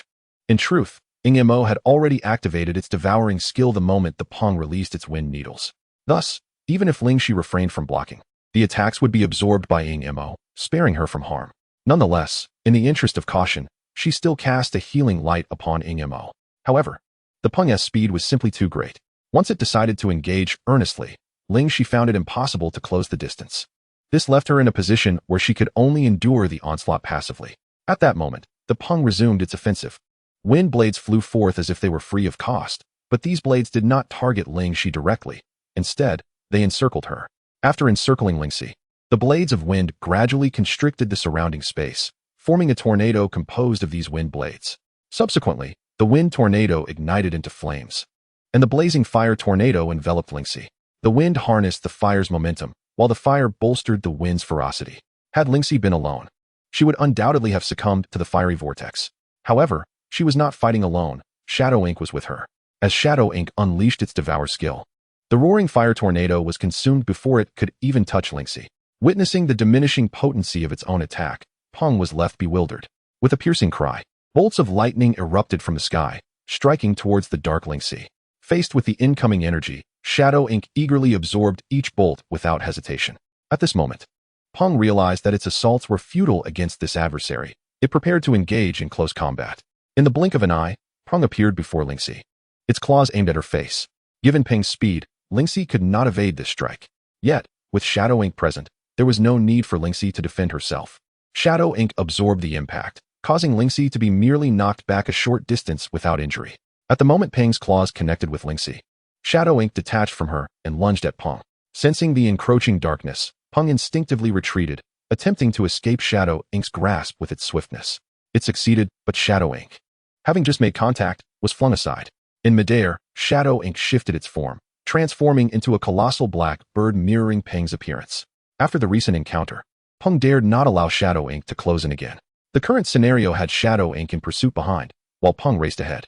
Meanwhile, Su Zhe wore a serious expression. Ping's speed was astonishing, rendering Shadow Ink unable to catch up or possess it. If Shadow Ink's speed could not match Ping's, victory would be unattainable. With a thought, Su Zhe elevated Shadow Ink's rank.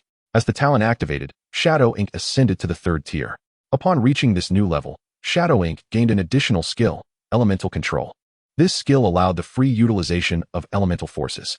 Elated upon witnessing this newfound ability, Suze realized that Shadow Ink acquired a new skill with each rank advancement.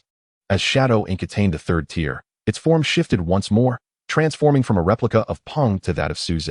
Shadow Ink slowly raised its right hand and made a slight grasping motion towards Peng. Instantly, a cage of wind materialized around Peng, confining it within.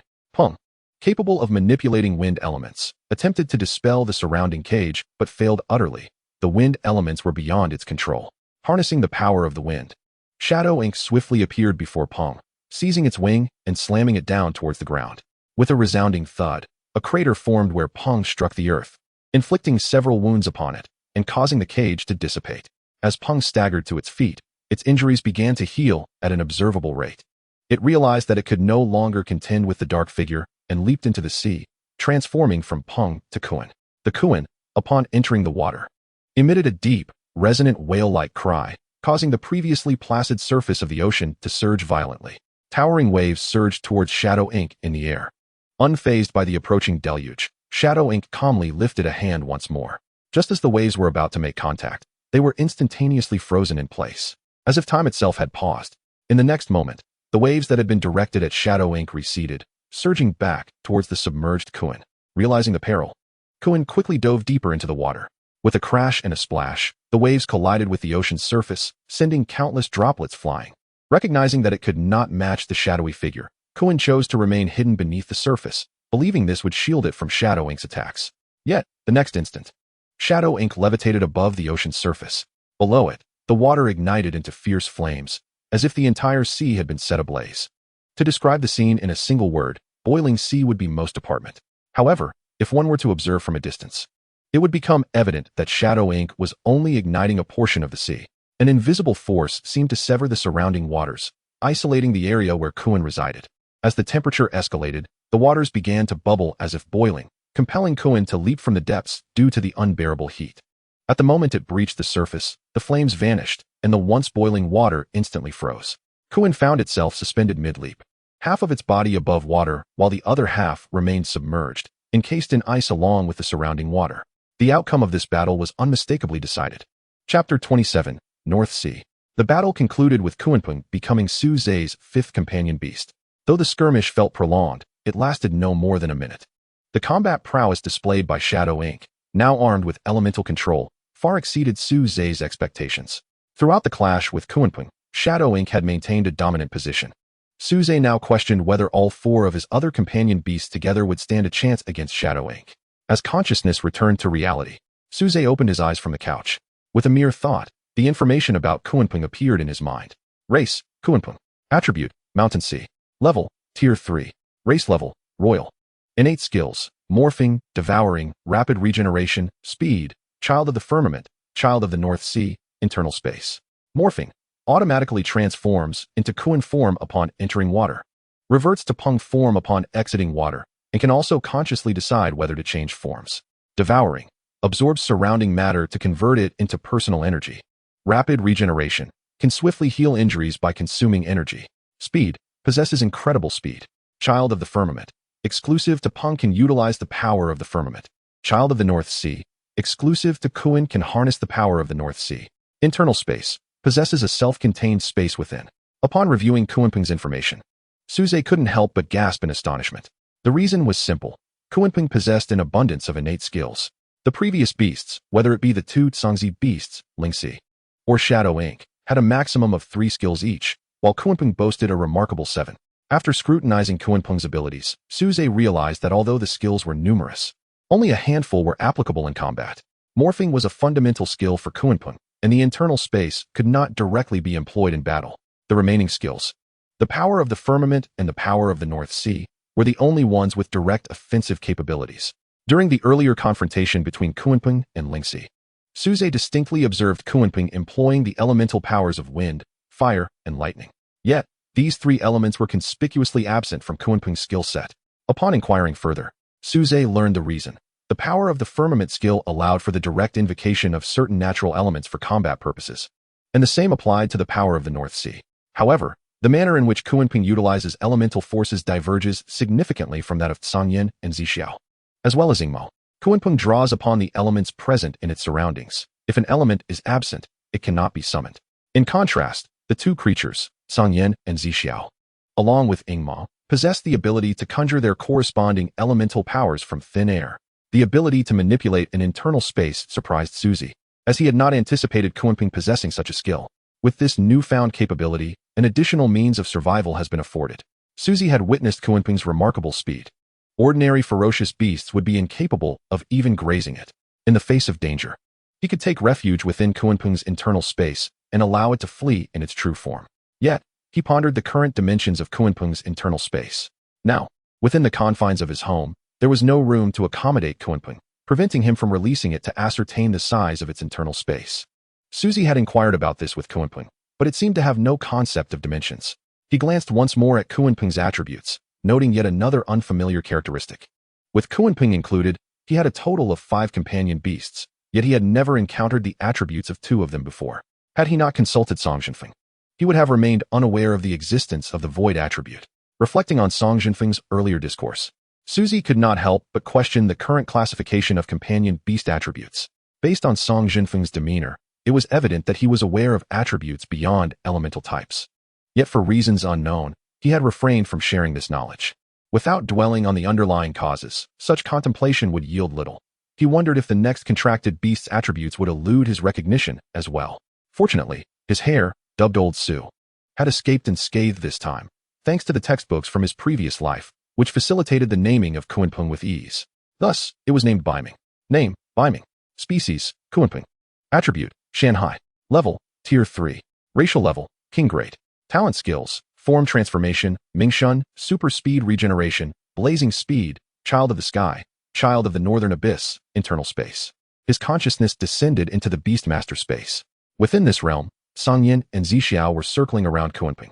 At 20 meters in size, Kunpeng was undoubtedly a colossal presence among Suzy's current assembly of companion beasts. Both Sangyin and Zixiao, along with Ingmo, were merely 1 to 2 meters in stature, whereas Kunpeng towered over them by a factor of 10. Even at Tier 3, Sangyin and Zixiao's size barely reached 5 meters. In reality, ferocious beasts of 20 meters typically belong to Tier 5 or 6. However, Kunpeng was only Tier 3. In the realm of ferocious beasts, larger size often signifies greater combat prowess, which left Suzy's companions undoubtedly intrigued. Since his Beastmaster space resembled a continent, locating a large lake was a trivial task. He planned to position his 4 companion beasts near the lake and test their prowess against Ingmo. Currently, only Kunpeng was Tier 3, while the other 4 companions were Tier 2. This meant that Old Su would need to amplify all 4 beasts simultaneously, a feat that would undoubtedly drain his mental energy. Fortunately, after contracting Kunpeng, he had experienced a resurgence in his mental strength. Surely, it couldn't still be 5 seconds, could it? After articulating his thoughts to the companion beasts, they eagerly consented. The 5 companions swiftly divided into 2 factions, one comprising Sangyin, Zixiao, Lingxi, and Brimming, while the other was solely Ingmo, standing alone. As Suzy activated his talent, all 5 companion beasts ascended to Tier 3. The 4 beasts quickly surrounded Ingmo, aware that elemental attacks would be ineffective against Ingmo. Their strategy was to allow Lingxi to take the lead. Due to Lingxi's holy attribute, Ingmo could not impede its attacks. Although Kunpeng possessed the Shanghai attribute, its primary offensive method relied on elemental manipulation. Thus, the burden of assault fell upon their 6-winged angel. While the plan was idyllic, reality proved to be harsh. The moment the 4 companion beasts encircled Ingmo, they themselves were ensnared. Sangyin found itself engulfed by a whirlwind of fire, while Zixiao became trapped within a cage of thunder. As for Kunpeng and Lingxi, they were rendered into 2 ice sculptures, motionless in their places. With a crack, the sound of shattering ice echoed, as the previously frozen Lingxi broke free, swinging its sword toward Ingmo. Following suit, Kunpeng also emerged from its icy prison, diving toward Ingmo. Meanwhile, Sangyin and Zixiao braved the fiery whirlwind and thunderous cage created by Ingmo as they charged forward. In the instant Lingxi broke free, 2 beams of healing holy light cascaded down upon Sangyin and Zixiao, swiftly mending their wounds. As the 4 beasts converged from all directions, Ingmo, who had been silent until then, slowly raised a hand and gently pressed downward. The rushing quartet was instantly pinned to the ground by an invisible wind pressure. And as they landed, a kaleidoscopic light enveloped them, binding them firmly. No matter how the four beasts attempted to attack, they could not shatter this multicolored prison. Suzy realized that the outcome of this battle had already been determined. Chapter 28. Developing Companion Beast Skills. This 9-colored prison was a unique manifestation of Ingma's void attribute. The exterior manifestation of the void attribute, contrary to Suzy's initial assumption of being transparent or colorless, was, in fact, a spectrum of 9 colors. Among peers, there were indeed beasts capable of breaking through Ingma's prison, yet such instances were exceedingly rare. Song Yan, Zixiao, Lingxi, and Kuanping were evidently not among that select few. As the battle concluded, Suzy ceased augmenting his beasts. His assessment of this confrontation was that Ingma had utterly dominated the 4 companion beasts. It would be unjust to label the 4 as weak. Rather, Ingma's strength was overwhelming. Ingma could effortlessly devour elemental attacks, and among creatures of the same level, Song Yan, Zixiao, and Kuanping were unable to command the elements as adeptly as Ingma. This disparity rendered them powerless. Whatever elements they could wield, Ingma could wield as well. And whatever elements they could not, Ingma could also command. This was a clear case of attribute dominance. The only one not hindered by attribute constraints, Lingxi, currently possessed skills leaning towards support rather than direct combat, thus its combat prowess remained modest. Therefore, the defeat of the 4 beasts was not surprising. And Suzy took a moment to console them. This encounter also provided Suzy with a newfound understanding of Ingma's combat capabilities, undisputed superiority among equals. The void attribute truly deserved its title as the elemental sovereign. Song Yan and Zixiao were positioned as warriors, while Lingxi served as a quasi-healer. And Kuanping embodied a hybrid of air and water. Without revealing Ingma's capabilities, he recognized the absence of defensive and control-type companion beasts in his lineup. Ideally, he would acquire a battlefield mage. As Lingxi's healing capacity was limited, a companion with greater restorative abilities would be advantageous. Stealing a furtive glance at Lingxi's heaving chest, he noted, "Well, it's actually quite ample indeed." Suzy analyzed his current configuration of companion beasts and contemplated the anticipated needs for future companions, arriving at the aforementioned conclusions. Simultaneously, after observing the battle of the beasts, a question arose in his mind. Why was it that, despite both engaging with elemental forces, Ingma could wield various elements with such finesse, while Song Yan and Zixiao were limited to their innate skills? For instance, Song Yan possessed both wind and fire attributes. Logically, it should also be capable of creating a similar fire whirlwind. In past battles, Song Yan had never exhibited such capabilities, merely employing the Ember Blade for assault. Could it be attributed to a deficiency in elemental control? Suzy summoned Song Yan, urging it to attempt replicating the same fire tornado. Several attempts ended in failure. Yet progress was not entirely absent. Song Yan had learned to combine wind blades into a ring. This development brought Suzy a surge of joy. There was potential. It seemed that Song Yan's abilities extended beyond its innate skills and could be further cultivated. While instructing Song Yan in the practice of the fire tornado, Zixiao was also occupied, receiving guidance from Ingma to master the thunder prison. Thus began Suzy's profound journey into the development of his pet skills. Moreover, he drew upon his prior experiences with games, particularly his understanding of the nuances of attack, wind-up, and recovery, experimenting with these concepts on his creatures. For Song Yan, its Ember Step was an instantaneous displacement skill, devoid of any wind-up. In contrast, physical attacks and skill charge-ups inherently possessed a wind-up phase, thus offering greater operational space. Song Yan could strike at the air and, just as the attack was about to descend, utilize Ember Step to appear beside the enemy. Even the swiftest of foes would find it impossible to evade such an assault. After numerous practices, Song Yan gradually mastered this ability, enabling it to move during both attacks and skill charge-ups. During training sessions with Zixiao, the latter often found himself at a disadvantage. Song Yan would attack the air and, in the next instant, be right behind Zixiao, simultaneously delivering a blow. There was no way to rely solely on reaction speed to evade. However, this tactic was only effective against slower or stationary opponents. With Suzy's guidance, Zixiao devised a counter-strategy.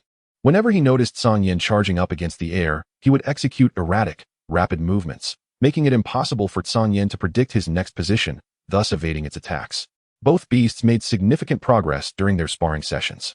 Conversely, Suzy felt powerless regarding the development of Lingxi. Currently, Lingxi could only rely on the condensed light feather holy sword for close combat. Suzy attempted to infuse more energy into the holy sword, but the results were marginal. Either the sword grew slightly larger or shone a bit brighter, offering little enhancement to its combat prowess. As for Lingxi's remaining 2 abilities, one for healing and the other for support, there was scarcely any room for development. Suzy gently patted Lingxi's head. "Well then, you can rest easy as a cheerleader for now. After tossing Lingxi some snacks, Suzy turned his attention to Kunpeng. In the realm of Shanghai, it should not merely be as simple as it appeared to me. However, at present, Kunpeng had only demonstrated the ability to manipulate elemental forces for attack. Its greatest advantage lay in its speed, while its super speed regeneration and abyssal devour granted it formidable recovery capabilities. Should Kunpeng pursue a purely melee combat style? Suddenly, an epiphany struck him. No, am I merely worrying unnecessarily? Ingma could strip Kunpeng of its elemental control, but that did not imply that other beasts could do the same. Observing Sangyan and Zixiao developing new skills in the distance, Suzy had a fresh idea. Sangyan, unleash an Emberblade. Kunpeng, see if you can enhance Sangyan's attack. Upon issuing the command, Sangyan simultaneously released the Emberblade. Kunpeng summoned the powers of wind and fire to amplify this strike. The Emberblade, initially about a meter in length, grew exponentially larger as Kunpeng infused it with energy. By the time the attack reached the ground, its size had multiplied several times over, significantly increasing its power. Remarkable, it truly works. This means Kunpeng could also take on a supporting role in the future. As Suzy immersed himself in the exploration of his pet skills, outside Pengcheng, a vexed Ma Wenyu cursed under his breath. Damn, how could it be so coincidental? Just a brief moment of exposure, and my ethereal bird is already being targeted? When the masked figure demanded, he summoned his beast. He had the ethereal bird teleport him out of the city. After completing the teleportation, the ethereal bird succumbed to slumber. Upon exiting the city, Ma Wenyu summoned the Qingfeng eagle and flew away from Pengcheng. Ma Wenyu was no fool.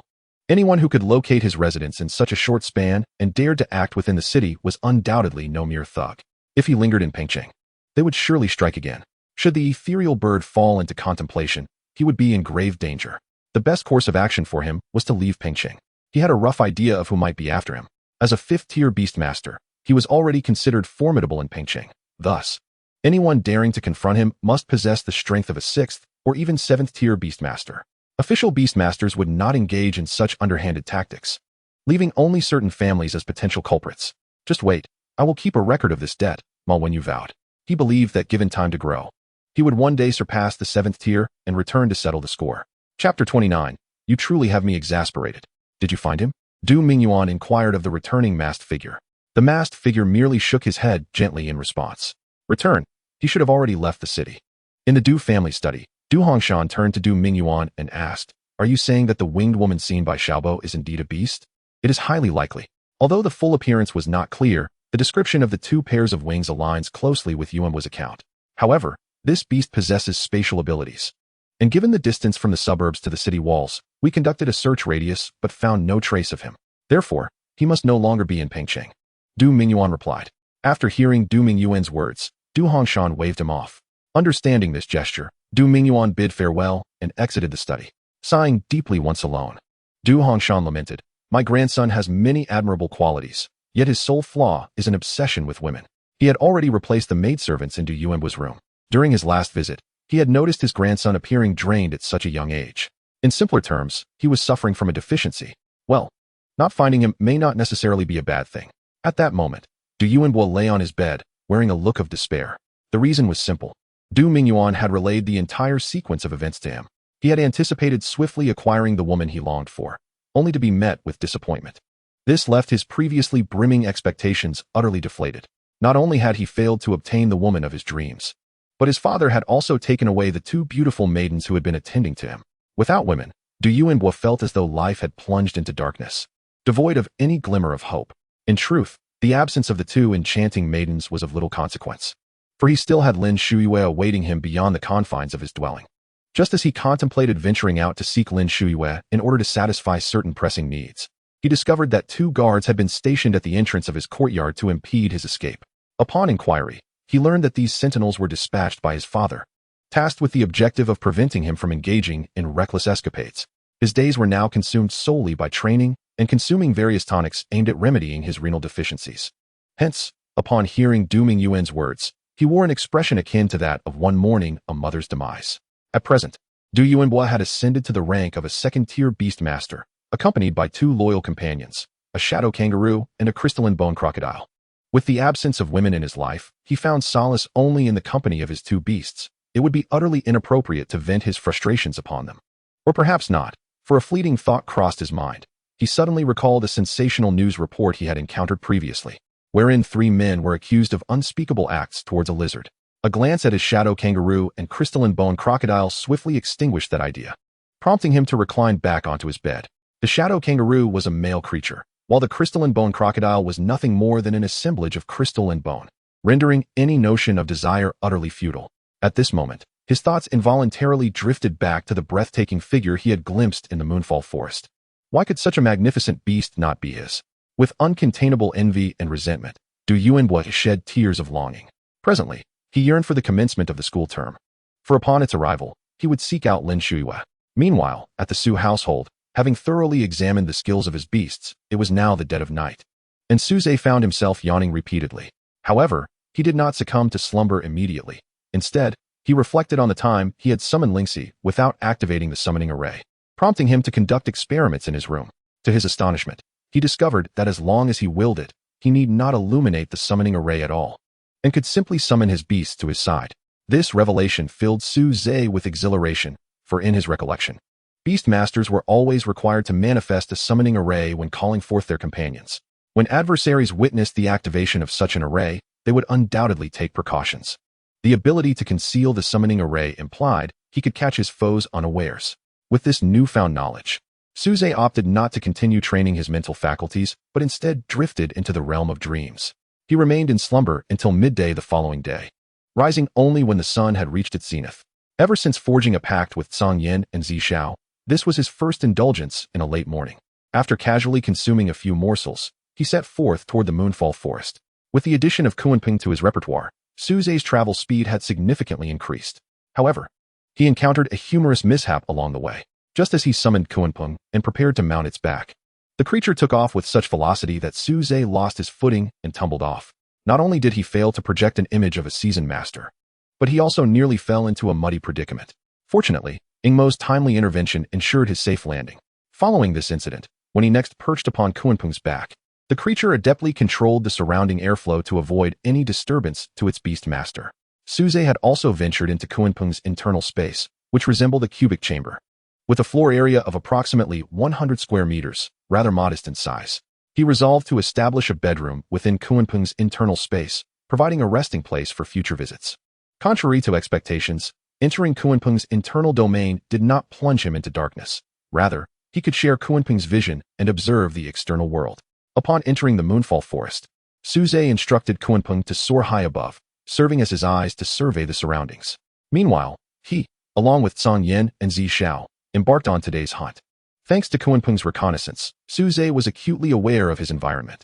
Kunpeng informed him of a nearby cave, and without a moment's hesitation, he charged toward it with his two beasts in tow. This was not recklessness. Suze trusted that with Mo at his side, he was invincible against foes of 5th tier and below. Roars of ferocious beasts echoed from within the cave, where Song Yin and Zi Xiao were engaged in a fierce battle against their adversaries, 2 3rd-tier bamboo bears. Although the bamboo bears held a higher rank than Song Yin and Zi Xiao, they proved no match for the two beasts.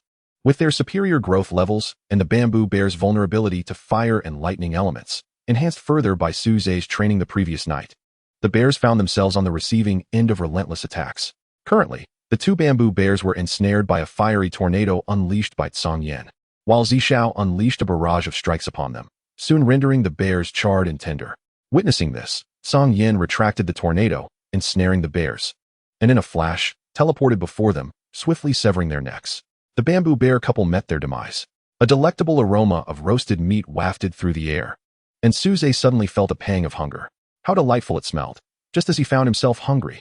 After extracting the beast cores from the two bears, he set up a barbecue grill and began cooking them separately. In no time, the bears were grilled to perfection, sizzling with juices. After sprinkling some seasoning, the charcoal-grilled bamboo bear was ready. He placed one of the roasted bears into his beast master space. Alas, he had several mouths to feed in there. Given Kunpeng's large size, the cave could not accommodate it, so he allowed Kunpeng to feast within his space. The remaining bear would be shared among Suze and his two beasts. Sensing Mo could not perceive flavors and held no interest in food, it was not included in the feast. Although the bamboo bears had perished, their bodies still harbored abundant energy, allowing Suze to feel satiated after consuming nearly half a bear paw. Content, he gazed at his beasts, who were still indulging in their meal, and thus began to cultivate his mental prowess. Before long, he sensed something nudge against him, breaking his concentration. Upon opening his eyes, he discovered it was Song Yin, who was holding something in its mouth. Seeing Suze awaken, Song Yin dropped its prize at his feet, displaying an expression that begged for praise. Upon closer inspection of the object Song Yin had relinquished, Suze's eyes widened in shock as he sprang to his feet and dashed toward the cave entrance. The two beasts, perplexed by his sudden flight, followed suit, though Song Yin, before departing, retrieved the item it had just dropped. Just as Suze burst forth from the cave, a buzzing sound erupted from the depths of the cavern. Subsequently, a swarm of dark, fist-sized thorn bees surged toward him. Damn! Suze muttered expletives as he ran. At this point, Song Yin and Zi Xiao caught up with him, and Suze glanced back at Song Yin, only to see it still clutching the item in its mouth. Good grief! He exclaimed, for Song Yin was still carrying the thorn bee's nest. He swiftly recalled his beasts to his beast master space and summoned Kunpeng, leaping onto its back. Once safely away from the swarm of thorn bees, Suze finally exhaled in relief. As he descended into his beast master space, he found Lingxi attempting to pilfer honey from Song Yan's mouth, while Song Yin stubbornly refused, insisting it was meant for Suze. Upon inquiring further, he learned the origin of the nest. As he diligently cultivated his mental prowess, the two beasts ventured deeper into the cave, where they fortuitously stumbled upon an enormous nest of thorn bees. Observing the multitude of these bees flitting around the hive, they concluded that this hive must indeed be a treasure. Consequently, Song Yin severed a portion of it and eagerly prepared to present it to him. Upon witnessing this, Suze could only let out a resigned sigh. Song Yin, you truly have the capacity to drive me to despair. That hive is teeming with thorn bees. Although the individual combat strength of the thorn bees is relatively weak, their venom is imbued with neurotoxins capable of paralyzing both beast tamers and their pets. Should one find themselves encircled by these bees, they would certainly emerge worse for wear, if not worse. Rather than chastising the two beasts, he divided the honey they had procured among them. Well, would you look at that? Suze exclaimed, savoring the honey. He even contemplated whether he should return for another round. Chapter 30. The Contract with the Queen Bee. While Suze pondered the prospect of procuring more honey, Lingxi had already finished the honey in her possession within the beast space. Given their familial bond, Lingxi refrained from directly seizing honey from the other pets, instead casting envious glances at them. As the master of the beast space, Suze naturally sensed this. He offered his unfinished portion of honey to Lingxi, who devoured it in mere moments. A voice resonated in Suze's mind. More. I want more. With Lingxi, this insatiable gourmand around, hesitation was no longer an option. Mounted on the back of his Kunpeng, Suze approached the cave once again. At that moment, numerous thorn bees continued to circle at the cave's entrance. Rather than rushing in, he patiently waited until the bees dispersed before guiding the Kunpeng closer. With the absence of thorn bees at the entrance, he leaped off the Kunpeng's back, shrouding himself in shadow as he stealthily entered the cave. Once inside, he promptly retrieved the barbecue grill he had not yet collected. As he ventured deeper, the cave did not constrict, but rather expanded into a vast cavern. Soon enough, a colossal cavern came into view, its walls teeming with thorn bees. Anyone afflicted with a fear of clusters would surely faint at the sight. Even though Suze did not suffer from such phobias, the sheer density of bees surrounding him sent a shiver down his spine. Though he had entered the cavern, he was not attacked by the thorn bees, which was decidedly peculiar. Typically, when an intruder disturbs a wasp nest, the insects would become agitated, and any approach would provoke a swift assault. The thorn bees were no exception. Yet, upon extending his hand to touch one, it merely regarded him without any reaction. This left Suze perplexed. Could it be due to the shadowy ink? Attempting to expose part of his body, he was immediately met with a surge of bees rushing towards him like a tide. However, as he concealed the exposed area, the swarm seemed to lose its target and calmed once more. Observing this behavior, Suze began to comprehend the cause. To his astonishment, the shadowy ink could indeed obscure his presence. Even the shadowy ink itself was unaware of this ability, and had it not been for Suze's recent experiment, he would remain oblivious. With the shadowy ink enveloping him, Suze's aura was concealed, rendering him indistinguishable from a mere rock in the eyes of the thorn bees. Who would bother to attack a stone? Understanding the situation, Suze decided to forego the honey for the moment and began to explore the cavern, hoping to uncover any hidden treasures. Unfortunately, his search yielded disappointment. The cavern was solely populated by thorn bees and rocks, devoid of anything remarkable. As he navigated a corner, an inexplicable sensation stirred within him, prompting him to furrow his brow. After retracing his steps, the sensation resurfaced, and this time, he was certain it was not a mere coincidence. Inquiring if the shadowy ink sensed anything unusual, it replied in the negative. Suze frowned. Something is definitely amiss here. He began to meticulously investigate the corner, but regardless of his efforts, he encountered only stones and thorn bees. After several back and forths at the corner, He finally pinpointed a potential location. With a powerful punch, he struck the seemingly solid stone wall, creating a gaping hole. The surrounding thorn bees were startled, some exhibiting signs of aggression towards him. Upon entering the cave, Suze had already assessed the general strength of the thorn bees. Most were first-tier beasts, with only a few second-tier, and the queen likely only reached third-tier. Shadowy Ink, can you handle this after leveling up? No problem. Just as he prepared for a rampage, another thought struck him. These thorn bees could produce honey. It would be a pity to slay them. Instead, Suze narrowed his eyes and began his rapid search among the swarm. Before long, his gaze settled upon a thorn bee the size of a human head. Found it. This bee was none other than the queen thorn bee. Suze's strategy was straightforward. Rather than exterminating the entire swarm, it would be far more advantageous to subdue them. Not only could the thorn bees produce honey, but their collective strength would also prove formidable. With his innate talents activated, the shadowy ink ascended to third tier. In a flash, Suze appeared before the queen bee, summoning a barrier composed of water elements to envelop himself. This barrier was not for his protection, but rather to shield the thorn bees. He was concerned that should he act against the queen, the other bees might attempt a rescue, which would inevitably lead to casualties among them. With this water barrier, he could effectively keep the bees at bay. Reaching out, he grasped the queen, who, taken unawares, was easily ensnared within the barrier. Simultaneously, the swarm outside began to frantically assault the water barrier, yet their efforts were futile. They could not even leave a mark. Suze had no intention of individually contracting each thorn bee. By binding the queen, he would effectively command the entire swarm. As he held the queen in his grasp, he concentrated on forming a contract array and directed it towards her. Simultaneously, he released his mental energy, conveying his ultimatum: submission or death. It seemed Suze's intimidation had taken effect, or perhaps the queen recognized her impending defeat. The contracting process unfolded smoothly, with the queen offering no resistance. As the contract was fulfilled, the essence of the bee queen manifested within Suze's consciousness.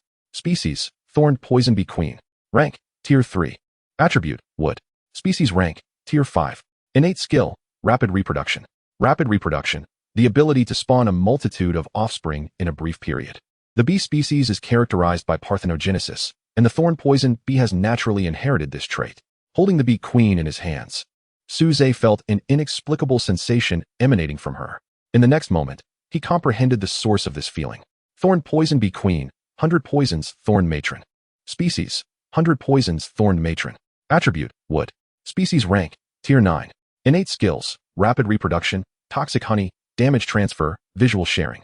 Toxic Honey: honey brewed from the nectar of poisonous flowers, resulting in deadly honey. Damage Transfer: any damage inflicted upon herself will be distributed among all units of the bee swarm.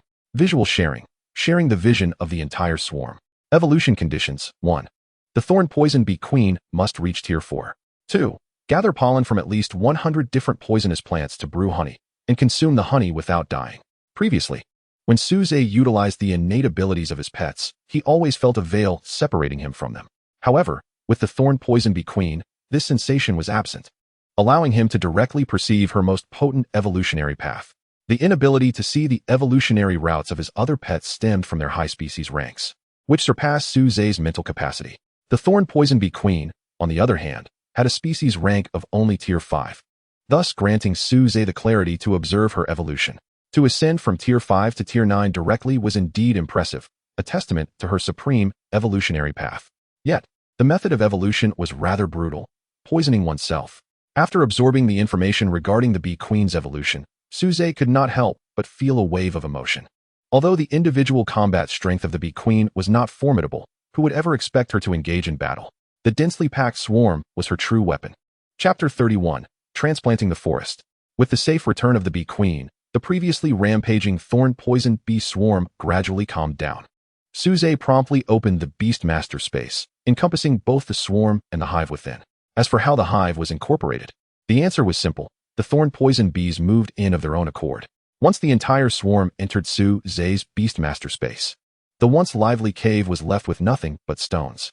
Upon returning to the corner that had previously felt peculiar, he began to bombard the surrounding walls with fervor. After working tirelessly for a while, Suze discovered that all that remained was stone, nothing more. Hey, this is absurd.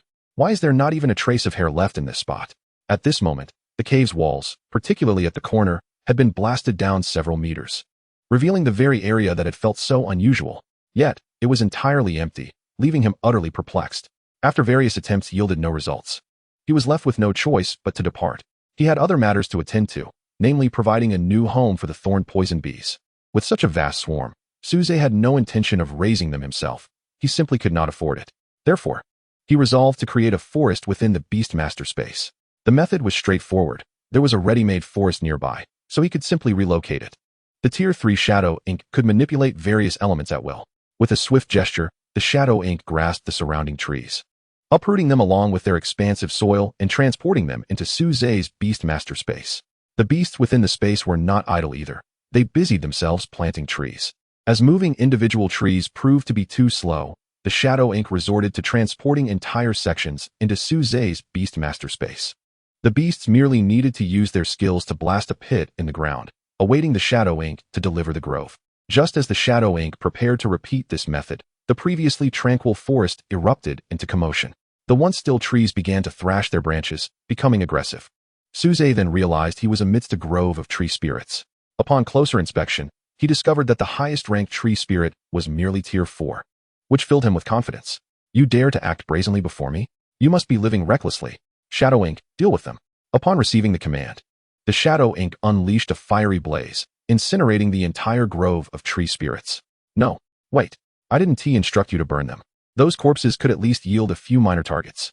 Watching the charred remains of the tree spirits, Suze lamented, his heart heavy with regret. Fortunately, the spirit cores of the tree spirits remained intact. Otherwise, he would have been devastated. After this minor interlude, the Shadow Ink and Suze resumed their task of relocating the forest. They toiled for quite some time, and the once dense forest surrounding the cave was forcibly cleared, leaving a barren expanse. In the Beastmaster space, a new forest of approximately 10 kilometers in radius had emerged. Suze had initially intended to move the cave itself into the space, but he soon realized that doing so would cause the cave to collapse. Hence, he refrained from disturbing it. In addition to the trees, he also spared no effort in relocating flowers, plants, birds, and insects. After all, the thorn-poison bees required sustenance, and these flora and fauna would serve as their food. With the establishment of this forest, the once barren continent now exuded a semblance of vitality. Ever since the thorn-poison bees and their hive entered Suze's Beastmaster space, Lingxi had been incessantly pursuing them, gnawing at the hive regardless of its honey reserves. Due to the queen's orders, the thorn-poison bees dared not retaliate against Lingxi. The scene was one of the thorn-poison bees leading the hive, with Lingxi trailing behind, voraciously consuming honey. Each delectable bite brought a radiant smile to her face. Yet, to the thorn-poison bees, her smile appeared devilish. Lingxi was reveling in her feast, while the bees were suffering. The thorn-poison bees were utterly intimidated by Lingxi, and the queen feared that if she continued, her home would be devoured entirely. After finishing the transplantation of the forest, Suze's consciousness descended into the Beastmaster space, witnessing this scene that caused his lips to twitch. With Suze's intervention, Lingxi ceased her pursuit of the thorn-poison bees. After some explanation, Lingxi understood that these bees would continuously produce honey, ensuring that she would not be deprived of her sweet treats in due time. Thus, with Lingxi's distraction alleviated, the thorn-poison bees settled their hive against a cliff. However, the once massive hive now appeared woefully small. Although Suze had originally tamed the swarm solely for their honey, it was clear that this decision had proven to be astutely wise. Beyond honey production, the swarm could also serve reconnaissance purposes. Upon entering unfamiliar territory, he could simply release the swarm for scouting. While the current combat capabilities of the thorn-poison bees were not impressive, easily incinerated by the Shadow Ink, this did not preclude the possibility of their future strength. Once the swarm's rank increased, it would evolve into a formidable battalion of thorn-poison bees. A swarm of venomous bees surged towards the enemy, a scene that was exhilarating to imagine. In the future, I must seize the opportunity to contract another queen ant, so that there may be a multitude of bees in the sky and a legion of ants on the ground. In reality, some beast tamers cultivate similar insectoid armies, yet their potential remains limited. Their beast taming spaces are not akin to Suze's, capable of accommodating a vast forest, forming an independent ecosystem. Consequently, the expenses incurred by ordinary beast tamers in raising insectoid armies must be borne entirely by them. Furthermore, there is the issue of the mother insect's limitations. Without the elevation talent, the queen's potential would max out at 5th rank. Thus, the highest level of the bee swarm would only reach 3rd or 4th rank. However, the situation has changed. The queen can evolve. Once the evolved queen reaches the 9th rank, the swarm's level could at least scale to 7th or 8th rank. Such a swarm charging towards the enemy would be no different from a beast tide faced by a beast tamer. Upholding the principle of equality, Suze bestowed upon the queen a succinct and clear name, the Bee King. The queen did not object, and thus she acquired her own name. After naming her, Suze did not remain idle. A forest filled solely with flowers, birds, insects, and fish was insufficient. Therefore, his next task was to capture some ferocious beasts. This time, aside from Lingxi, all his pets were dispatched, scattering to capture ferocious beasts. The Bee King also led the swarm throughout the forest in pursuit of their prey. The once tranquil forest transformed into a lively hub. Similarly, beast tamers training in the forest, upon sighting the venomous bees approaching, immediately fled in panic. As they ran, they encountered other fleeing beast tamers, as well as lower-ranked ferocious beasts. "What is happening?" one beast tamer inquired. "I don't know, but seeing them flee, I ran too." "Holy cow! Venomous bee swarm, run. Damn it, why are these venomous bees also fleeing? Could it be a beast tide? Who cares? Let's just get back to the city." Chapter 32, Beast Tide? Suze remained blissfully unaware of the commotion he had stirred. At this moment, he was comfortably reclined at the cave entrance, legs crossed, a tuft of dogtail grass in his mouth, reveling in his carefree existence. "Suze!" The call interrupted his leisurely time. Following the sound, he saw Song Yin accompanied by a man and a woman, the Li siblings. Song Yin had grown familiar with them, hence they could follow him to find Suze. "Oh, what a coincidence, you are nearby too." Upon seeing Suze, Song Yin placed a first-rank deer-like ferocious beast he had caught in front of him. With a flash of light, the small deer was absorbed into the beast taming space. "We must hurry, a beast tide is about to erupt in the forest." Li Qingyan stepped forward and grasped Suze's hand, urging him to move. "A beast tide? What is going on?" Generally, ferocious beasts require a definitive leader to initiate a beast tide. For a forest as expansive as the Falling Moon Forest, it was implausible for a 7th-ranked beast to rally others to cause a beast tide. Moreover, the Falling Moon Forest was rich in resources and did not lack food, giving the ferocious beasts no reason to attack the city. Noting Suze's reluctance to leave, Li Qingyan quickly began to explain. "It's true. My brother and I were training in the forest, but for some unknown reason, all the other beast tamers began fleeing towards the forest's edge. Not only the beast tamers, but even some lower-ranked ferocious beasts are running. I overheard other beast tamers saying that a beast tide may be imminent, so we must return quickly." Upon hearing this, Suze's expression turned peculiar. Just as he prepared to elucidate, a dense swarm of venomous bees buzzed towards them. Seeing the approaching swarm, the siblings turned pale and instinctively began to flee. Suze quickly interjected, "It's all right, this swarm is one of us." The siblings paused in disbelief, questioning whether they had misheard. As they stood there, the swarm reached the trio. At that moment, the Li siblings were frozen in fear, not daring to move. The swarm did not attack them. Instead, they deposited their captured prey before Suze and then buzzed away, resembling a hive of industrious workers. The siblings watched the swarm depart, and once they confirmed it had truly moved on, they sighed in relief, casting an odd glance at Suze. Noticing their expressions, Suze explained, "I have contracted the queen bee." The siblings simultaneously gave Suze a thumbs up. A swarm of this size, containing at least several thousand venomous bees, was no small feat. They acknowledged that capturing the queen amidst such an assault would be beyond their capabilities. Likely, they would be stung to death before they even approached her. "But can you manage so many venomous bees?" Li Qinghe queried, his brow furrowing in skepticism. However, as he observed Suze retrieving the prey brought by the swarm, he realized his question was superfluous. He doesn't need to raise them. They can sustain themselves. At that moment, the siblings comprehended the true cause behind the so-called beast tide. So this alleged beast tide is instigated by these swarms? Upon hearing Li Qinghe's words, Suze awkwardly rubbed his nose. That should be the case. There was no actual beast tide. The uproar among the ferocious beasts was merely a result of Suze's activities in capturing them, causing too much commotion. Imagining a swarm of venomous bees akin to a locust plague, snatching at any lower-ranked ferocious beast in sight, it was only natural that any sentient ferocious beast would flee in terror. As more beasts fled, the so-called beast riot naturally ensued. The siblings once again bestowed Suze with a thumbs up. However, when they surveyed their surroundings, Li Qingyan appeared perplexed and bewildered. Where are the trees? It was no surprise that Li Qingyan posed such a question, for around the cave now, there were no trees, not even a blade of grass. What remained were large pits, starkly barren. Perhaps someone took them? Of course, he could not disclose the truth to the siblings. Although they shared a good relationship, it was best to keep the secret of his beast taming space concealed. After all, such a phenomenon as a beast taming space akin to an entire continent had never occurred in the history of Tianxue Star. He certainly did not wish to be dissected for research purposes. The siblings, upon witnessing this, understood that Suze was not being entirely truthful, yet they tacitly refrained from probing further. With the arrival of the siblings, the once solitary cave now buzzed with life. Recognizing the misunderstanding, the siblings were no longer eager to hunt. The three of them settled in the cave to enjoy some barbecue. The ingredients for the roast, naturally, were those unfortunate creatures captured by the swarm. After preparation, skewers of meat sizzled and dripped with juices. Gurgle. The sound of Li Qingyan's stomach growling drew the attention of the others. Upon meeting Suze's gaze, her cheeks flushed crimson. Just let me grab some seasoning. Suze smiled at Li Qingyan. Just a moment. With that, he retrieved some spices from his beast taming space and sprinkled them over the meat. Here, try it and see how it tastes. After distributing the grilled meat to the siblings, Suze also took a skewer for himself. Delicious, Li Qingyan exclaimed. Her cheeks puffed. Li Qinghe also gave Suze a thumbs up. Suze took out some honey and drizzled it over the roasted meat, eager to savor the unique flavor of honey-glazed barbecue.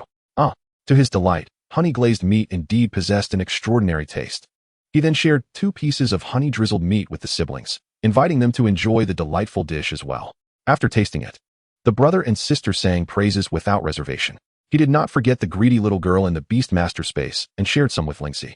Having previously given Lingxi whole or half-roasted meats, this was her first experience with skewered barbecue. Fortunately, Suze had anticipated her enthusiasm and intervened just in time. Otherwise, Lingxi might have attempted to consume the iron skewer along with the meat. While the three were happily indulging in their barbecue, a thunderous roar echoed from outside the cave, startling them. At that moment, a gigantic bird, measuring over 20 meters in length, appeared at the cave's entrance, accompanied by several low-tier ferocious beasts. This colossal bird was none other than the Kunpeng. Upon seeing the Kunpeng return, Suze remained unperturbed, but the siblings were unfamiliar with it. To them, it appeared to be a 6th-tier flying beast. Instantly, they assumed a combat stance, their previously cheerful expressions turning grave, and cold sweat began to drip from their foreheads. They faced a 6th-tier flying beast. While they themselves were merely 2nd-tier beast masters, they could only pray for their swift escape. Observing their anxiety, Old Su quickly interjected to clarify that it was one of their own. Upon hearing this, the siblings' pupils slightly contracted as they gazed incredulously at Suze.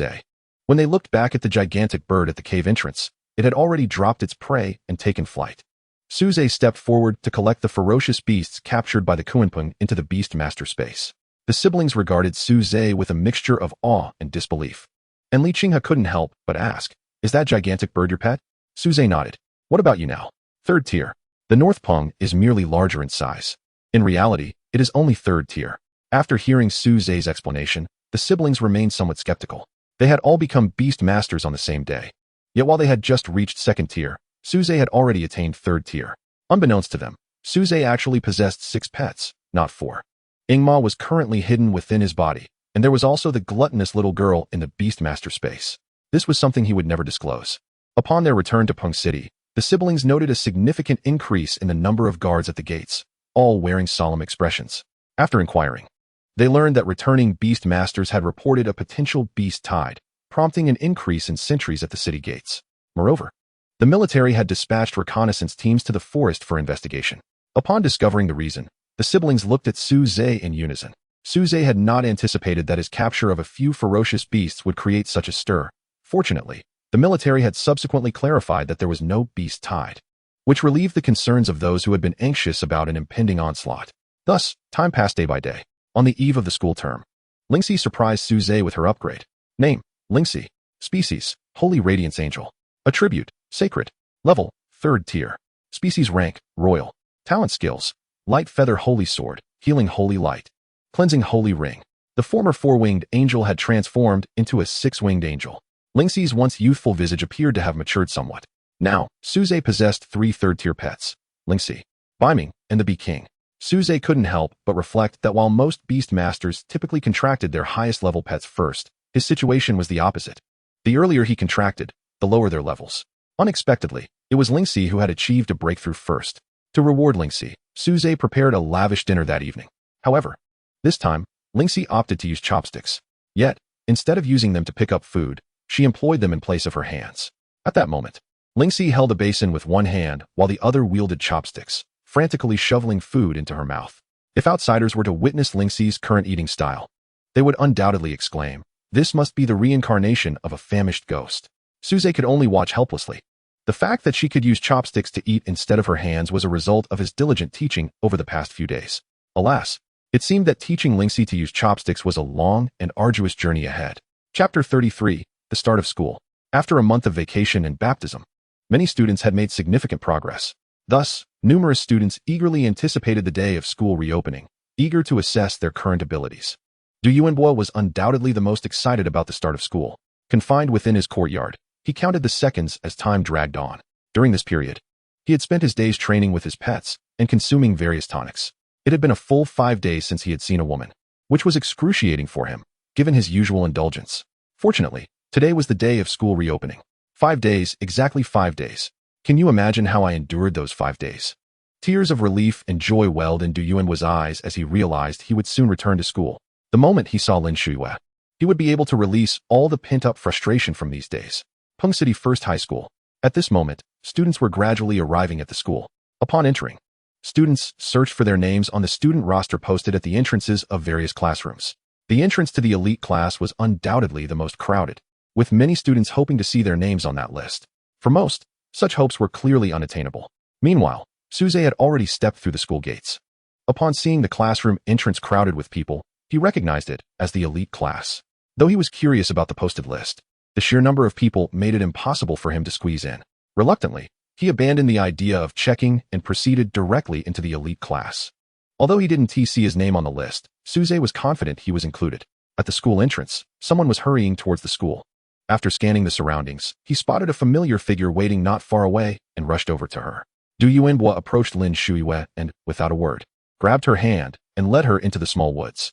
Almost all students entering the school would pause to check the elite class roster. But Du Yuanbo's impatient actions went unnoticed by the others. However, unbeknownst to them, a curious onlooker stealthily followed at a distance. In the elite class, several students had already arrived. Suze scanned the room and found that most of them were the same individuals who had entered the otherworldly space with him. Upon recognizing Suze, their expressions shifted, ultimately revealing eager anticipation. Ignoring their expressions, he chose a seat by the window. Just as Suze was about to take out his phone to watch videos out of boredom, a boy and a girl entered the classroom. Upon entering, Li Qingyan immediately spotted Suze sitting by the window, and the siblings took their seats beside him. Suze, you're ranked first.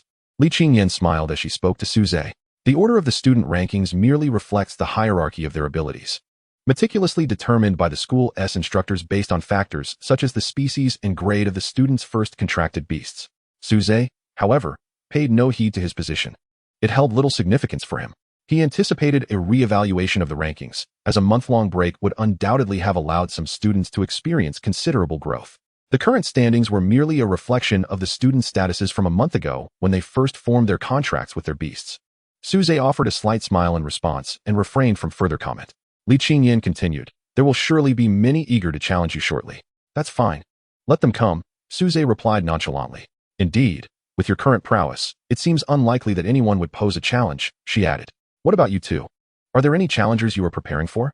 Upon hearing this, both Li Qingyan and Li Qinghe exchanged peculiar glances with Suze, confused by their odd expressions. Suze inquired, what's wrong? You're right below me in the rankings. At this, realization dawned on Suze. He had not even glanced at the ranking chart. Hence, he was unaware that the siblings were positioned directly beneath him. Sensing this, they quickly summarized the rankings for him. The top position was self-evident, while Li Qingyan and Li Qinghe occupied the second and third spots, respectively. The individual in fourth place had also contracted a beast of the 8th grade. Yet its wood attribute placed him below Li Qinghe, whose fire attribute steed naturally triumphed over it. Following fourth place, the remaining students had contracted beasts of the 7th grade. And further down, 6th grade beasts were noted. When they initially formed their contracts, apart from Suze, only Li Qingyan possessed a destined beast, justifying her second place ranking. Li Qinghe's fiery steed, a fire attribute, logically positioned him third. However, the student ranked last, Du Yuanbo, surprisingly had no beast information recorded. Li Qinghe voiced his confusion. What about Du Yuanbo? Upon hearing the name, Suze remained indifferent, while Li Qingyan wore an expression of disdain. That guy was a nuisance even before we were in the same class, buzzing around like a fly, utterly irksome. The thought of having to share a class with him is infuriating, she lamented, her petite face scrunching in distaste. As the trio conversed, students continued to fill the vacant seats in the classroom. Coincidentally, Du Yuanbo entered just in time to overhear Li Qingyan's remarks. His previously cheerful demeanor instantly faltered. And upon noticing Su Zhe sharing a light-hearted moment with Li Qingyan, an inexplicable fury ignited within him. Humph. Once I secure the first rank, I'll make sure Li Qingyan cannot refuse me, he thought, daydreaming about a life of victory and adoration. As the classroom filled, the sound of footsteps echoed from the corridor. Approaching with steady rhythm, a young woman approximately 175 meters tall, dressed in casual attire and sporting athletic shoes, entered the classroom. Hello, students. From today onward, I shall be your homeroom teacher. You may call me Teacher Luo Yudi, she introduced herself. Upon her entrance, the students were momentarily taken aback, as they had never encountered this teacher before. Had she not stepped up to the podium to introduce herself, they would have never guessed that this young woman, seemingly only a few years their senior, was their instructor. Luo Yudi had arrived at Pingcheng No. 1 high school just a month prior, and her sudden appointment as the homeroom teacher for the elite class had surprised all the faculty. The decision had come directly from the authorities, leaving the school's administration with little choice but to comply. In fact, not only at Pingcheng No. 1, but several other elite classes across different schools had also seen teachers assigned directly by the government. The unexpected nature of this appointment had prompted inquiries from the leadership of Pingcheng, yet they received no response. Luo Yudi possessed a striking beauty and a tall, slender figure, appearing to be in her mid-20s. Many students, witnessing that their homeroom teacher was a young and attractive woman, exchanged incredulous whispers among themselves. Silence. Luo Yudi's voice resonated, instantly enveloping the classroom in an invisible pressure that silenced the murmurs. Even students who had previously belittled the striking instructor found cold sweat forming on their brows. Under her commanding presence, they felt as though they were being scrutinized by a primordial beast. Even Su Zhe, under this palpable pressure, sensed an overwhelming weight. Having previously witnessed the battle of a 6th-grade scorpion-tailed lion, he recognized that the intensity of this teacher's aura dwarfed that encounter. Akin to the difference between a child and an adult, Su Zhe concluded that his homeroom teacher was at least a 7th-grade beast master, if not more. As the noise subsided, Luo Yudi retracted her imposing presence and continued. I trust you are all aware of the impending task ahead. It's time to assess the fruits of your training over the past month. Chapter 34, Pre-Battle Upgrade. The ranking battles format is straightforward. Challenges. Challengers may issue a challenge to those ranked above them, and the challenged cannot refuse. If the challenger emerges victorious, they may continue to challenge until defeated. A loss results in the inability to issue further challenges. The training ground buzzed with excitement, bustling not only with elite class students, but also those from other classes. The battles were public, allowing students from different classes to spectate if they wished. The order of challenges commenced from the last ranked student, proceeding forward. Du Yuanbua, choose your opponent, called out the announcer, now standing on the battle platform. Du Yuanbua scanned the crowd below before finally fixing his gaze on Su Zhe. I challenge Su Zhe. His declaration ignited a wave of chatter throughout the training ground. How bold. He is challenging the top rank right off the bat? Do you really understand? That so-called first rank is merely a reflection from a month ago.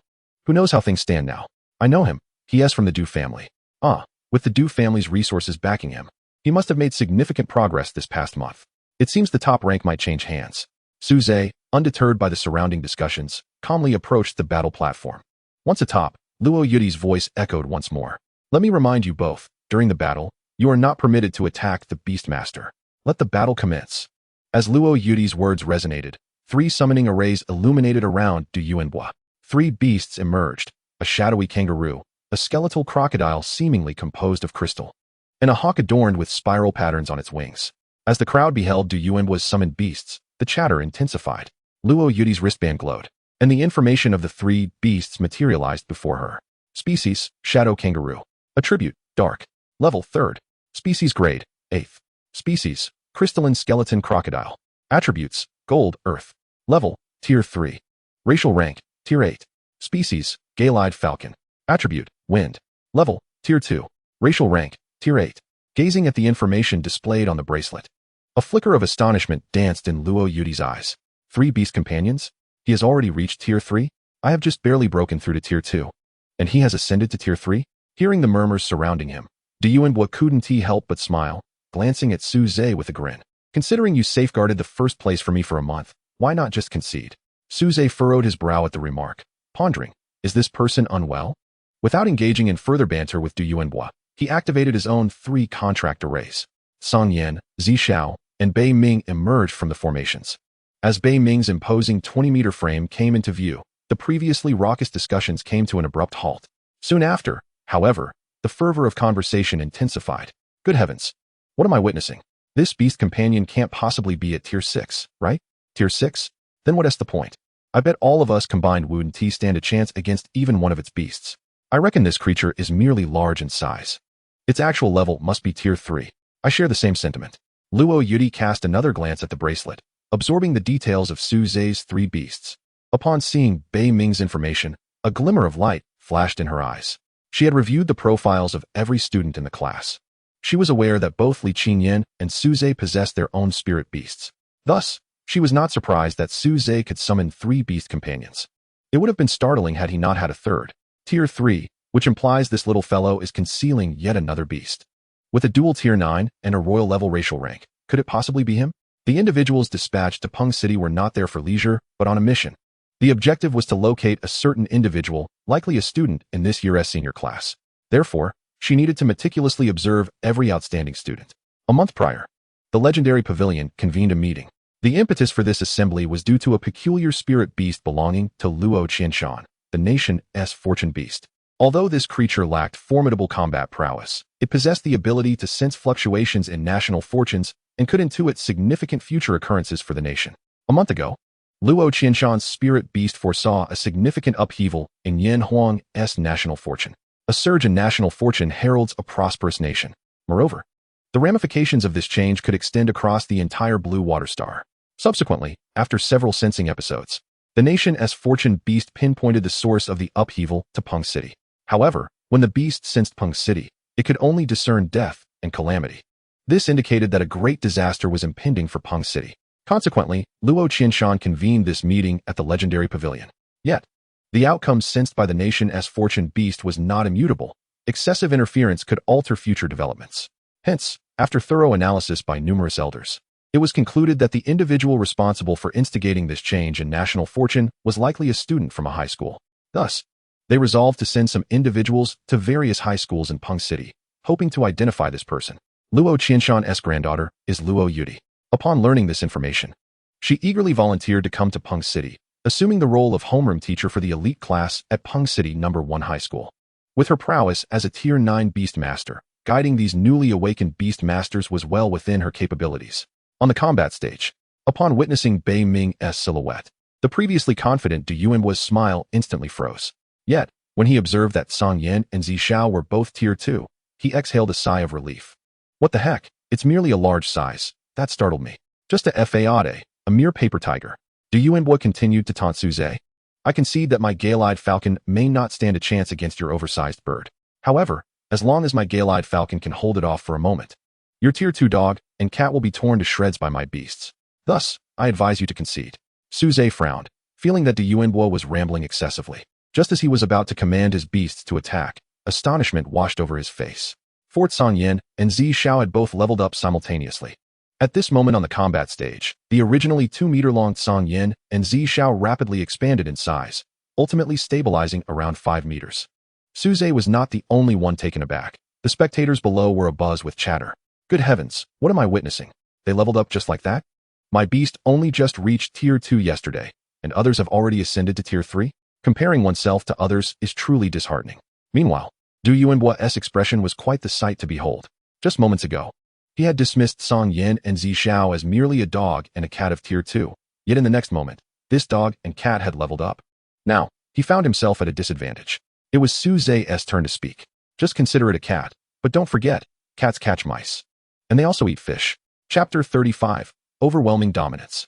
Previously, Du Yuanhua had intentionally referred to the wolf and lion as a cat and a dog. Now, Su Zhe directly categorized his 2 beasts as a mouse and a fish. Indeed, a kangaroo is also a mouse, and a crocodile is likewise a fish. The battle commenced. Just as Du Yuanhua was about to instruct his beasts to attack, in the next moment, Bei Ming flapped its wings and positioned itself directly above the gale-eyed falcon. Before the gale-eyed falcon could react, Bei Ming seized it with its claws. Given that the gale-eyed falcon was inferior to Bei Ming in both level and racial rank, it found itself utterly unable to escape. In the next instant, Bei Ming released its grip, flinging the gale-eyed falcon towards the ground. As it hurled the gale-eyed falcon downwards, Bei Ming unleashed several wind needles targeting the descending creature. At the very moment the gale-eyed falcon made contact with the ground, the wind needles pierced its body, pinning it to the earth, its fate uncertain. The entire sequence transpired in the blink of an eye. Before Du Yuanbo could react, Luo Yudi summoned her healing spirit beast, a 9-colored deer. The 9-colored deer cast a healing light upon the gale-eyed falcon, merely to preserve its life, preventing it from perishing on the spot. Only then did Du Yuanbo come to his senses. However, it was already too late. It was not only Bei Ming in the air that launched an attack. Song Yan and Zi Xiao had simultaneously initiated their offensive the moment Bei Ming struck. At that moment, Du Yuanbo's remaining 2 beasts had already entered the attack range of Song Yan and Zi Xiao. Zi Xiao stomped onto the arena floor, unleashing a torrent of lightning that spread from its feet towards the shadow kangaroo and the crystal bone crocodile. Simultaneously, Song Yan unleashed a flurry of embers, launching a barrage towards its adversaries. Quickly evade, Du Yuanbo urgently commanded his 2 beasts. Upon receiving the command, the shadow kangaroo and the crystal bone crocodile swiftly darted to the sides. However, just as they moved, the lightning unleashed by Zi Xiao surged forward, closing in on them. Lightning erupted from the ground, resembling an expansive net, ensnaring the shadow kangaroo and the crystalline crocodile. The 2 beasts, still evading the onslaught of ember blades, were caught off guard and made contact with the electric web. A crackling sound emanated from the points of contact between their bodies and the net. The crystalline crocodile, being a defensive-type creature, fared relatively well, but the shadow kangaroo, a quintessential high-attack, low-defense assassin, found itself in dire straits. Shadow utilized stealth, crystalline employ rock armor. The stealth ability allowed the shadow kangaroo to momentarily traverse through the shadows, while rock armor enveloped the crystalline crocodile in a layer akin to solid rock, significantly enhancing its defensive capabilities. Suze wore a faint smile, having anticipated this moment. Just as the shadow kangaroo prepared to meld into the shadows, the wind blades conjured by Song Yan began to swirl around it, igniting into flames. In an instant, a fiery tornado took shape, engulfing the shadow kangaroo within its fiery embrace. Under the blaze, the creature found itself devoid of any semblance of shadow. Witnessing the shadow kangaroo ensnared by the fiery vortex, Zi Xiao summoned several bolts of lightning directed at the creature within. Simultaneously, the fiery tornado began to constrict. With the disappearance of the flames, a black kangaroo lay defeated upon the ground.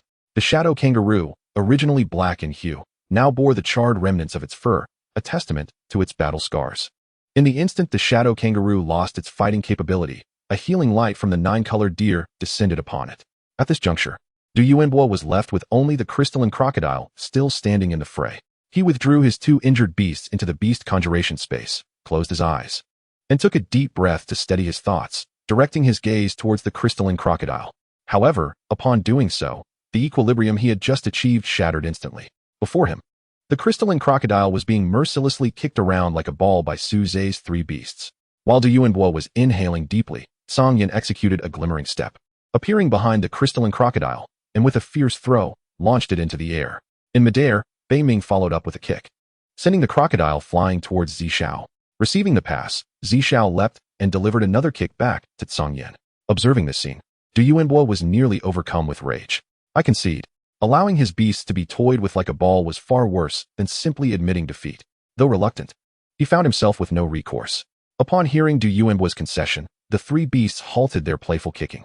The crystalline crocodile landed heavily upon the arena, its vision filled with stars, feeling as though the world was spinning around it. The battle has concluded, and the victor is Suze, came the voice of Luo Yudi. The spectators below fell into a stunned silence, as the battle had concluded far too swiftly. Everyone had anticipated a closely matched contest, yet the outcome revealed Suze's overwhelming victory. After a brief pause, fervent discussions erupted across the training ground. What a pity!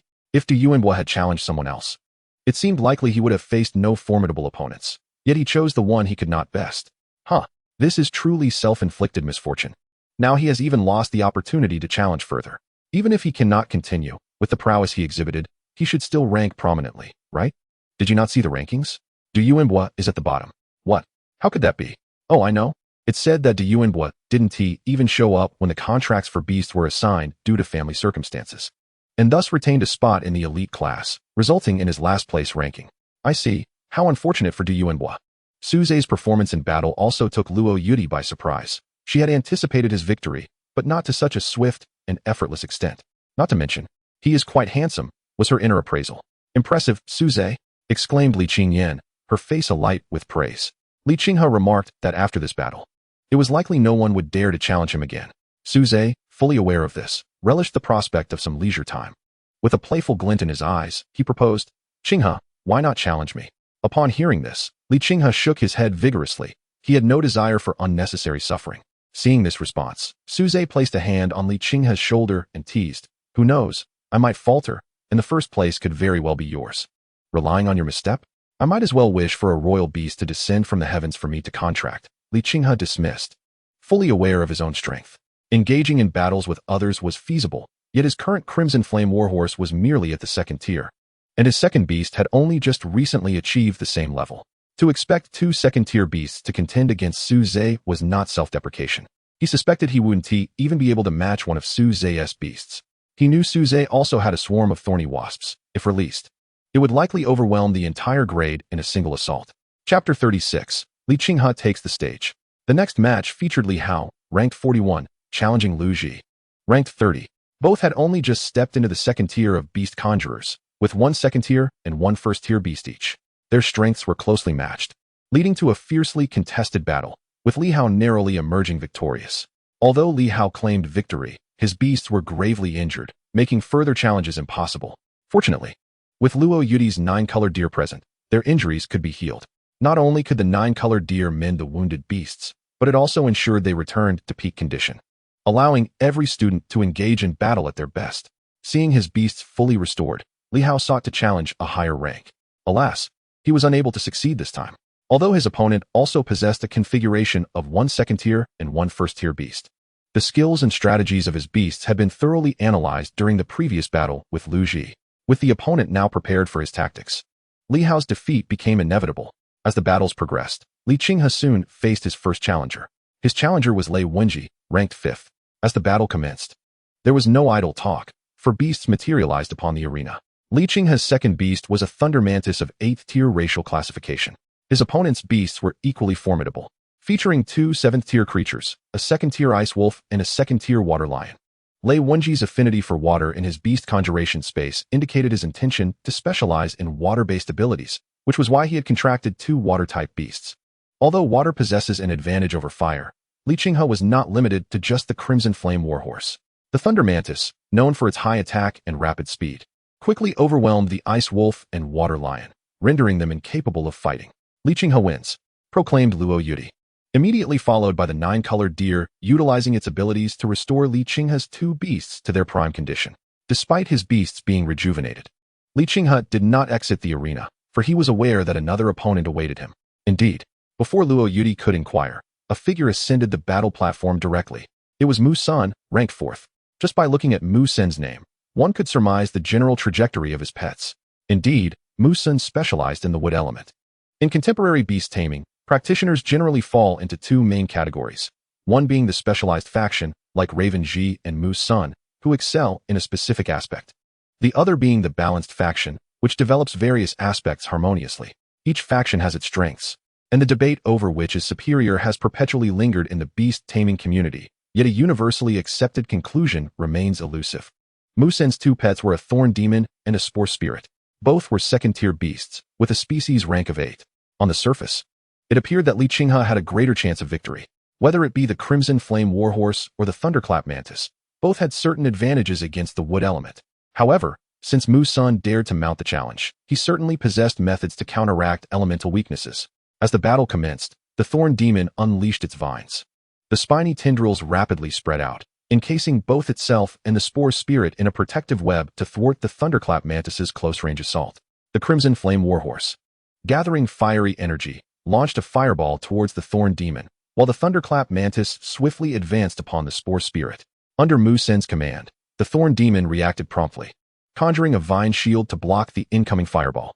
However, the shield was ignited by the fireball's flames. Fortunately, the Thorn Demon quickly severed its connection to the shield, preventing the fire from spreading to itself. As the Thunderclap Mantis prepared to strike the Spore Spirit, the web woven by the Thorn Demon began to stir. The once intricate net of vines transformed into numerous spiny tendrils, lashing out at the advancing Thunderclap Mantis. The Mantis, quick to react, redirected its attack, aiming to sever the encroaching tendrils instead. Yet, an unexpected occurrence transpired. The vines, which seemed easily severable, withstood the Mantis's strike and, upon contact, ensnared it in a grip. Seeing the Thunderclap Mantis unable to sever the Thorn Demon's vines, Li Qinghe furrowed his brow. He swiftly commanded the Crimson Flame Warhorse to fire a fireball at the vines, ensnaring the mantis. With the warhorse's support, the vines ignited, allowing the Thunderclap mantis to break free and retreat, creating distance from the spore spirit. However, Li Qinghe's concern deepened. Throughout the skirmish, Mu Sun had only commanded the Thorn Demon to respond, while the spore spirit remained motionless, akin to a mere ornament, an indication of something amiss. Given the Thunderclap mantis's cutting power, it should have been able to sever the Thorn Demon's vines. Yet, the reality was that the mantis truly could not break free. Li Qinghe pondered the implications. Thus, the issue must lie with Mu Sun's other pet. To be frank, he was unfamiliar with the spore spirit, which resembled a branch adorned with facial features and limbs. Its appearance alone signified its wood element affinity. What Li Qinghe did not realize was that, despite being a wood element creature, the spore spirit possessed abilities that could enhance the Thorn Demon's vines. With the spore spirit's augmentation, the vine's strength and flexibility surged significantly, which explained why the Thunderclap mantis could not sever them. Moreover, the spore spirit's enhancement also increased the vine's resistance to fire. Under the spore spirit's influence, relying solely on the Crimson Flame Warhorse's flames would take considerable time to burn through the vines. Fortunately, the simultaneous attacks from both the warhorse and the Thunderclap mantis allowed for a swift escape. Alas, Qinghe might be on the verge of defeat. Upon hearing Su Zhe's sigh, Li Qingyan inquired, why? Although the Thunderclap mantis failed to sever the Thorn Demon's vines, it shouldn't lead to a loss, should it? Instead of directly addressing her question, Su Zhe urged, look closely at the battle platform. Have you noticed something unusual? Although puzzled, Li Qingyan diligently observed. As her gaze shifted from the battling beasts, she discovered a plethora of exceedingly small, fluffy particles in the air above the platform. Due to their minuscule size and Li Qinghe's focus on the opponent during the battle, he had failed to notice this change. Not only had he overlooked it, but also the numerous spectators below had failed to perceive it. However, Su Zhe was different. Having contracted 6 beasts, his physical capabilities had seen a significant enhancement, including his vision. Thus, he had noticed these particles the moment the spore spirit released them. What is this? Dust? No, Li Qingyan remarked, observing the newly appeared fluff in the air, though she remained uncertain of its nature. She turned her gaze back to Su Zhe, hoping for an explanation. Upon seeing her inquisitive look, Su Zhe shared his insight. These particles are released by Mu Sun's other pet. The moment Mu Sun summoned it, it began to emit these particles. Although it appears inactive, it has been utilizing its skills since the battle commenced. As the fight progresses, the particles multiply. While I'm unaware of their exact nature, Mu Sun's defensive strategy suggests their significance. Clearly, they are pivotal to his victory. When these particles come into contact with a beast or are inhaled, that will be the moment of Mu Sun's triumph. It's highly probable these are spores from that pet, likely intended to induce paralysis or hallucination. After hearing Su Zhe's analysis, Li Qingyan found herself increasingly worried for her brother. Simultaneously, she admired Su Zhe's keen observational skills and analytical prowess. Had it not been for his insight, she would not have noticed the spores on the battle platform. Su Zhe's deductions were indeed correct. Those fluffy particles were the spores of the spore spirit, representing one of its innate abilities known as spores. These spores, exceedingly small and difficult to detect, would induce hallucinatory and paralyzing effects upon contact with beast tamers or their pets. For Mu Sun, his battle strategy was straightforward, to prolong the engagement. His defensive approach was designed to allow the Crimson Flame Warhorse and Thunderclap Mantis to encounter a sufficient quantity of spores. As long as Li Qinghe's pets come into contact with a sufficient amount of spore souls, both of his creatures will lose their combat effectiveness, leading him to an inevitable victory in the battle. For Li Qinghe, deciphering the ability of the spore tree spirit is quite simple. These spores are flammable, and a single spark would suffice. Alternatively, he could opt for a swift resolution, denying the opponent any time to utilize the spores. However, the issue lies in Li Qinghe's complete unawareness of the spore's existence, compounded by the fact that his Thunder Mantis has just been ensnared by the Thorn Demon's vines. This predicament renders Li Qinghe unable to unleash his full offensive potential. As the battle unfolds, Li Qinghe gradually perceives the unusual behavior of his 2 pets. Their movements become increasingly sluggish, and they even exhibit signs of disobedience. The spore souls have begun to manifest their effects. All that remains for Mu Sun is to either control Li Qinghe's pets or knock them off the arena to secure victory. At this point, the outcome of the battle is no longer in question. Li Qinghe departs the stage, bewildered, without ever understanding the manner of his defeat. Though he inquires with Mu Sun, the latter merely smiles, offering no further explanation. With Li Qinghe's defeat, murmurs of discussion ripple through the audience. He lost just like that? Did anyone grasp what transpired? I have no idea. The loss feels inexplicable. Mu-san, will you continue to challenge? Comes the voice of Luo Yudi. Of course. Mu-san's gaze shifts towards Suze, and upon witnessing Suze's smile, he quickly averts his eyes to Li Qingyan beside him. Li Qingyan, please. Li Qinghe advises cautiously. Brother, don't worry. Watch me take him down. Li Qingyan replies with confidence. Rest assured, Qingyan will be fine. Upon hearing Suze's words, Li Qinghe instantly comprehends the situation, choosing to remain silent. Qinghe, take a closer look at the air on the battlefield, Li Qingyan suggests. Upon this prompt, Li Qinghe scrutinizes the air intently. And after a moment, enlightenment dawns upon him. So that's it. Upon spotting the spores in the air, Li Qinghe understands the reason for his defeat. Throughout the battle, he had been puzzled as to why Mu-san solely utilized the Thorn Demon, neglecting his other pet. It is not that Mu-san did not employ his second creature. It is simply that Li Qinghe had failed to notice. What a remarkable ability, Li Qinghe muses. The Spore Tree Spirit is not inherently a combat-oriented creature. Its skills are more suited for support or to execute a surprise maneuver. Li Qinghe succumbed to his ignorance of the Spore Tree Spirit, which ultimately led to his defeat by Mu-senator. Had he been aware of the Spore Tree Spirit's capabilities beforehand, he would undoubtedly have emerged victorious. Moreover, he comprehends why Mu-san refrained from enlightening him. This ability serves as his trump card, one that Mu-san would naturally keep to himself. Without Suze's timely reminder, Li Qingyan would undoubtedly have fallen victim to the same fate. Now armed with this knowledge, Li Qingyan finds herself at an advantage. Upon taking the stage, she dispenses with idle chatter and directly summons her pet. However, she calls forth only a single creature, a butterfly adorned in hues of red and blue. Observing her singular summon, the crowd erupts in a clamor. Wait, why did she only summon one pet? Isn't it obvious? She probably has only contracted one creature. I beg to differ, a student counters. Oh, what is your perspective? I believe she thinks one pet is sufficient to win, yet feels too embarrassed to concede outright. So she opts to summon just one creature as a FAAD. Many find this reasoning plausible, considering that the top-ranked individuals possess 2 second-tier pets. It seems illogical for Li Qingyan to have only one. To the onlookers, her decision to summon a single pet appears akin to conceding the match. However, those from the elite class, who know Li Qingyan, think otherwise, as they are aware that she, like Suze, possesses a fated beast. If all goes as expected, Li Qingyan should have a roster of 3 second-tier pets. At this moment, a different voice emerges from the crowd. Do you think her decision to summon only one pet indicates she believes it's sufficient to secure victory? This statement elicits a chorus of dissent. Impossible. Absolutely not. Chapter 38. The New Rankings, The Frustration of Du Yuanhua. Gazing at his opponent who has summoned but a single pet, Mu-san is momentarily taken aback. Yet, the next instant, a wave of elation washes over him as he thinks, this is a sure win. Perhaps I should consider challenging the top spot. Despite this newfound confidence, Mu-san remains vigilant. As the battle commences, he directs the Spore Tree Spirit to release spores towards Li Qingyan's creature. After summoning the Frostfire Butterfly, Li Qingyan does not immediately attack Mu-san's pet. Instead, she commands the Frostfire Butterfly to unleash a stream of flames, igniting the air above the battlefield. Observing this action, the audience displays expressions of confusion. What is she doing? What is happening over there? In stark contrast to the spectators' bewilderment, Mu-san's demeanor shifts from relaxed to tense upon witnessing this scene. He realizes that the spores from his pet have been detected. Unlike Li Qinghe, she will not wait idly for the spores to incapacitate her creature. Thorn Demon, cease your defense and launch an offensive. Though his strategy has been uncovered, Mu-san is undaunted by Li Qingyan. After all, she has only summoned a single pet, and he still holds a significant advantage. He issues commands for the Thorn Demon to initiate an attack. Little Butterfly, use Frost Breath to subdue that Thorn Demon. We shall first eliminate the other opponent. In response to the command, the Frostfire Butterfly swiftly unleashes its Frost Breath. An icy blue stream emanates from its form, extending toward the advancing Thorn Demon.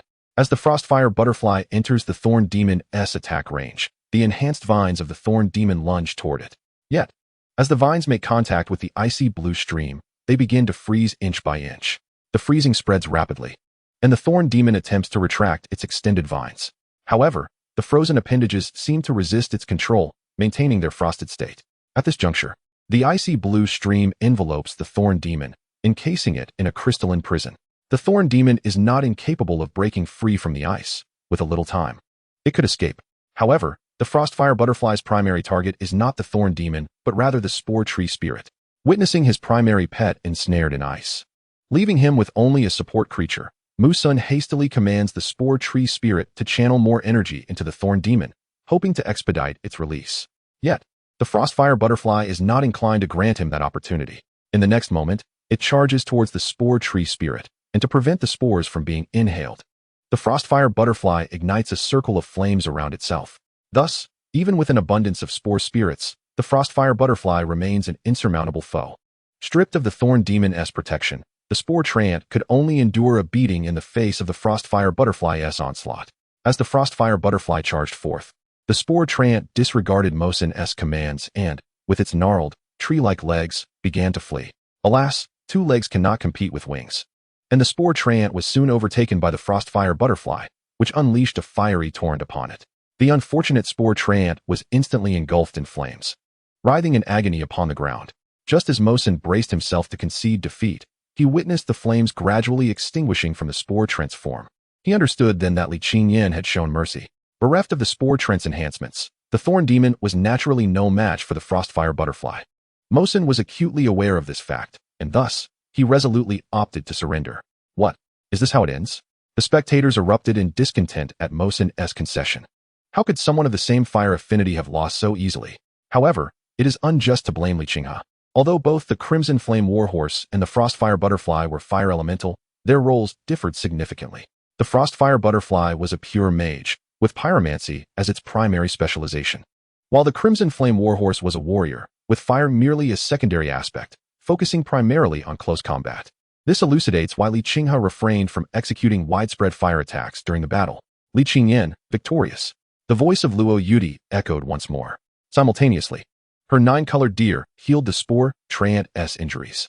Such formidable healing prowess. Suze murmured in admiration of the nine-colored deer. While Lingxi possessed some healing ability, it could only manage minor wounds at present. In instances of extensive burns or severe injuries, Lingxi could merely prevent further deterioration, and full recovery would require a considerable amount of time. In stark contrast, the nine-colored deer was capable of instantaneous healing, revealing its extraordinary capabilities. Li Qingyan, do you wish to continue your challenge? Upon hearing Luo Yudi's inquiry, Li Qingyan shook her head. Challenge Suze? What a ludicrous notion.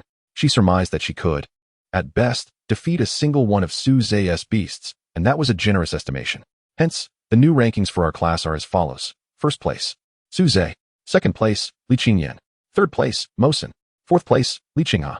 Fifth place, and in a dismal 42nd, Du Yuanbo. At that moment, Du Yuanbo felt utterly frustrated. With his prowess, he should have ranked second. Yet, he had foolishly challenged Suze in his first match and was utterly crushed, leaving him with no opportunity to continue challenging, relegating him to the lowest rank. Casting a glance in Suze's direction, a glint of malice flickered in his eyes. Du Yuanbo took out his phone, preparing to send a message to someone. However, upon seeing an alert on the forum, his expression soured instantly. After hastily making a phone call, his demeanor improved slightly. Having sent another message, he finally tucked his phone away. As the elite class rankings concluded, so did the rankings of the other classes. Subsequently, students ranked lower in the elite class would face challenges from the first-ranked students of other classes. Due to the public nature of the battles, some students from other classes had already departed to inform their top-ranked peers not to challenge Du Yuanbo. Despite his dismal ranking, Du Yuanbo's strength could be deemed second only to Suze. Should any unfortunate soul mistakenly perceive Du Yuanbo as an easy target based solely on his rank, they would find themselves in dire straits. Naturally, not every class had students so considerate as to inform their peers. As the elite class awaited challenges from other classes, Old Su, feeling bored, pulled out his phone to browse videos. Just as he was about to open a short video for amusement, Li Qinghe and Li Qingyan leaned in curiously. The siblings had previously shared an old mobile phone and had only recently acquired smartphones with Suze's assistance, prompting their keen interest in what Suze typically did on his device. This caused Old Su, who had intended to open a certain video platform, to abruptly hesitate as memories of the previous owner's penchant for watching dance videos flooded his mind. With that thought, Suze shifted his finger from the video app and opened a forum he had never explored before. Upon opening the forum, a striking post caught the attention of the trio. Chapter 39, The Fastest Man in the World. Intrigued, Suze clicked on the post, which contained only a title and a brief video. The video was short, lasting mere seconds. As it began to play, it became evident that the setting was a small grove. Li Qingyan, seeing the video, exclaimed in surprise, "This grove looks familiar. Isn't it the one in our school?" As the video progressed, a man and a woman appeared. However, the woman was entirely unclothed, her form glistening. She was bent over a tree, while a man behind her was hurriedly shedding his trousers. Upon realizing what was unfolding, Li Qingyan's face flushed crimson, and she averted her gaze. Yet, recalling something, she turned back, fixating on the woman's face. When she discerned the woman's identity, she inadvertently glanced at the man's face as well. Just as she meant to look away, the man had already finished and was pulling up his trousers, a look of satisfaction evident on his visage. As he dressed, the woman also adjusted her clothing. The video concluded, having captured the entire sequence in mere moments. The three of them instinctively exchanged glances.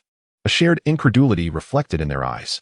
Su Zhe and Li Qinghe were astonished by the brevity of the encounter, while Li Qingyan was taken aback to discover that both individuals in the video were acquaintances. At that moment, her cheeks resembled ripe apples, radiantly flushed and undeniably charming. The couple depicted in the video were none other than Du Yuanbo and Lin Shuiyue. Du Yuanbo would never have anticipated that his private moment in the grove would be surreptitiously recorded and posted online. Was it enjoyable? Su Zhe teased, grinning at Li Qingyan. Oh dear. Upon hearing this, Li Qingyan gasped and covered her face with her hands. At that moment, she felt as if her head might erupt in flames. Observing her bashful demeanor, both men erupted in mirth. The moment she heard her brother's teasing laughter, Li Qingyan's fist promptly found its way to Li Qinghe's eye. Caught off guard, Li Qinghe took the blow directly, his eye socket meeting her punch. After receiving such a loving jab from his sister, Li Qinghe's laughter was swiftly silenced. Rubbing his eye, he protested, "What does this have to do with me? Who told you to laugh so loudly?" Li Qingyan replied in a voice lacking conviction. Once Li Qinghe lowered his hand, revealing the bruised eye she had inflicted, Su Zhe's laughter grew even louder, prompting Li Qingyan to giggle as well. The reason was simple. The spot where Li Qinghe had been struck now resembled a panda's eye. Wait, Su Zhe laughed too. Why didn't you hit him? Li Qingyan glanced at Su Zhe, merely pouting without uttering a word. Noticing her demeanor, Li Qinghe teased. Ah, I see. Now that you have someone you like. You've forgotten about your brother. He was well aware of Li Qingyan's feelings for Su Zhe and, far from opposing them, even hoped for a union between the two. At his words, the flush that had faded from Li Qingyan's face reemerged. Sensing that the conversation was veering too close to him, Su Zhe hastily cleared his throat to interrupt Li Qinghe. Ahem. Well, Qinghe, do you think this is moving a bit too fast? Li Qinghe responded with a serious expression. Not just fast, he's practically the fastest man in the world, completely beyond my comprehension. The title is spot on. What is too fast? Li Qingyan asked, her confusion evident as she listened to their exchange.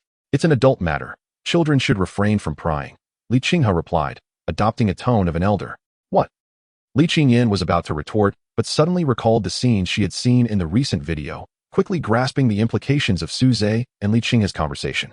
A couple of rascals, she muttered under her breath. With Li Qingyan present, the two refrained from delving further into the topic. However, the speed of Du Yuanbo still left them astounded.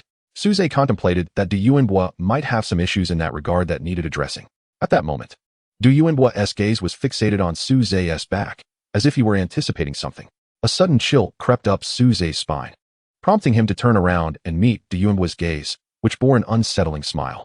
Feeling a shiver at the sight, Su Zhe quickly turned back. The moment Su Zhe averted his eyes, Du Yuanbo's smile vanished, replaced by a chilling sneer. For some inexplicable reason, Su Zhe was suddenly gripped by a sense of foreboding. Compelled by this ominous feeling, he instinctively took a screenshot of the post and downloaded the video. Just then, challengers from other classes arrived. A total of 10 students, 8 males and 2 females, accompanied by their respective homeroom teachers, filled the previously spacious training ground. With the completion of their class's competition, nearly all students from the senior year had gathered to witness the clash between their top performer and the elite class. This influx of spectators transformed the training area into a crowded assembly. Upon learning the ranking of the elite class, each aspiring challenger began to target their next opponent. I'll go first. I want to challenge the one ranked last, Du Yuanbo, declared a challenger who appeared somewhat brutish. This individual, named Lu Zhuang, was indeed as robust as his name suggested. Due to his imposing stature, he had bullied many classmates in the past, often boasting, "Not convinced? Come at me," while mimicking a charging stance. Consequently, his reputation suffered, and he had few friends. Naturally, no one informed him of Du Yuanbo's true nature. Upon seeing the elite class's rankings, Lu Zhuang assumed Du Yuanbo to be the weakest link. He understood the logic of targeting the vulnerable. However, as he announced his intention to challenge Du Yuanbo, many onlookers regarded him with pity. With a furrowed brow, Lu Zhuang growled, "What are you staring at? Not convinced? Come at me." He struck his signature pose, dismissing the crowd. Humph, a bunch of cowards. Seeing no response, Lu Zhuang interpreted their silence as fear and confidently strode toward the competition platform. Once atop, He impatiently called out, "Hey, Diuinbua, don't be a turtle. Hurry up and come up here. If you're scared, just forfeit." Chapter 40, Death. The students watching from below cast sympathetic glances at Lu Zhuang, and some even laughed and gave him a thumbs up. Lu Zhuang misinterpreted this as envy for having claimed the weakest opponent. However, he understood the gestures of those who praised him. With that, he beamed with confidence. "Hey, do you guys know this guy? Is he always this bold?" A student unfamiliar with Lu Zhuang inquired. "Huh, what you don't know is that he isn't brave. He's just brainless," a student scoffed. "Indeed, anyone with a shred of sense wouldn't dare challenge Du Yuanbua. Just wait for the show to unfold." Du Yuanbua's face lit up with a radiant smile upon hearing of Lu Zhuang's challenge. He had been longing for an outlet for his pent-up frustration, and now an opportunity had presented itself. He was unperturbed by Lu Zhuang's taunts. After all, who would be angry at a mere punching bag? As he ascended the platform, Du Yuanbua maintained a faint smile. Just as he was about to speak, Lu Zhuang interjected, "What has got you smiling like a fool? Did you eat me droppings? Hurry up and start already." This comment caused Du Yuanbua's smile to falter, swiftly replaced by a flicker of anger in his eyes. He had never encountered anyone who dared to speak to him in such a manner. A sinister smirk crept onto his lips as he began to respond, "You."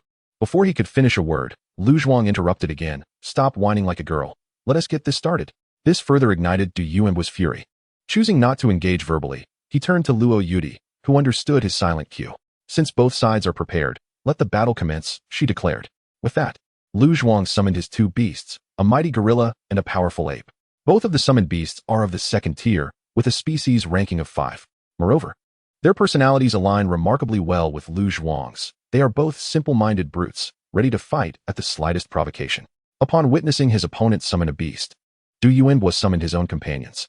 However, he chose not to call forth the hurricane-eyed falcon, instead opting for the shadow kangaroo and the crystalline bone crocodile. Facing such an adversary, he felt no need to exert his full strength. Upon seeing Du Yuanbua's beasts, Lu Zhuang's confidence surged instantaneously.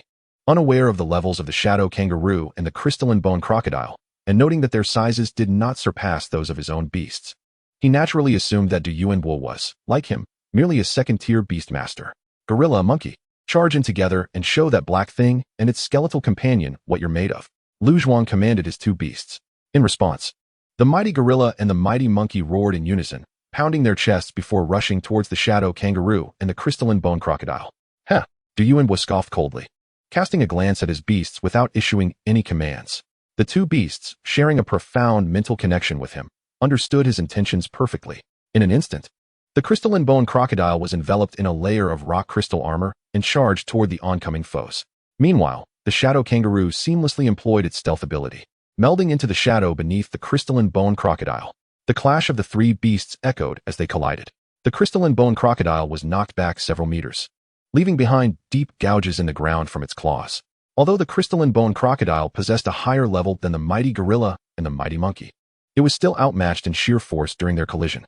Witnessing his beast triumph in the initial clash, Lu Zhuang's excitement intensified. "Yes, that's it, crash into it." Despite noticing the shadow kangaroo's disappearance, he dismissed it from his mind. Hearing their beast master's command, the mighty gorilla and the mighty monkey eagerly thumped their chests once more, roaring as they charged at the crystalline bone crocodile again. The crystalline bone crocodile, undeterred, advanced to meet them once more. Just as the two sides were about to collide again, the shadow of the crystalline bone crocodile began to shift unexpectedly.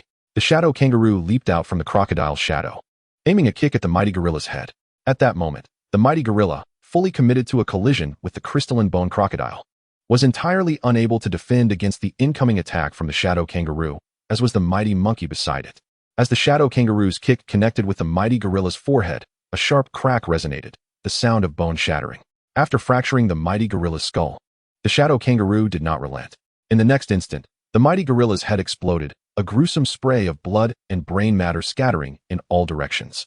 The onlooking students were overtaken by nausea and revulsion at the sight of the mighty gorilla's shattered head. Du Yuanbua, however, wore a satisfied smile at this spectacle. In stark contrast, Lu Zhuang's pupils constricted in disbelief as he witnessed his beast being killed before his eyes. A wave of anguish, akin to the tearing of his very soul, surged through him. "I concede," Lu Zhuang exclaimed hastily. Yet, the shadow kangaroo had no intention of halting its assault. It used the mighty gorilla as a springboard to launch another kick at the mighty monkey's head. Observing this, Luo Yudi furrowed her brow slightly. The aura of the nine-colored deer enveloped the entire arena, abruptly halting the battle. Luo Yudi cast a glance at Du Yuanbua, her eyes betraying a hint of discontent. Although injuries among beasts during battles were inevitable, fatalities were a rare occurrence. In contests between classmates, unless deep-seated grudges existed, restraint was typically exercised. If a classmate's beast were to perish in battle, the school would impose certain penalties. The Shadow Kangaroo's lethal kick was clearly a calculated move by Du Yuanbua.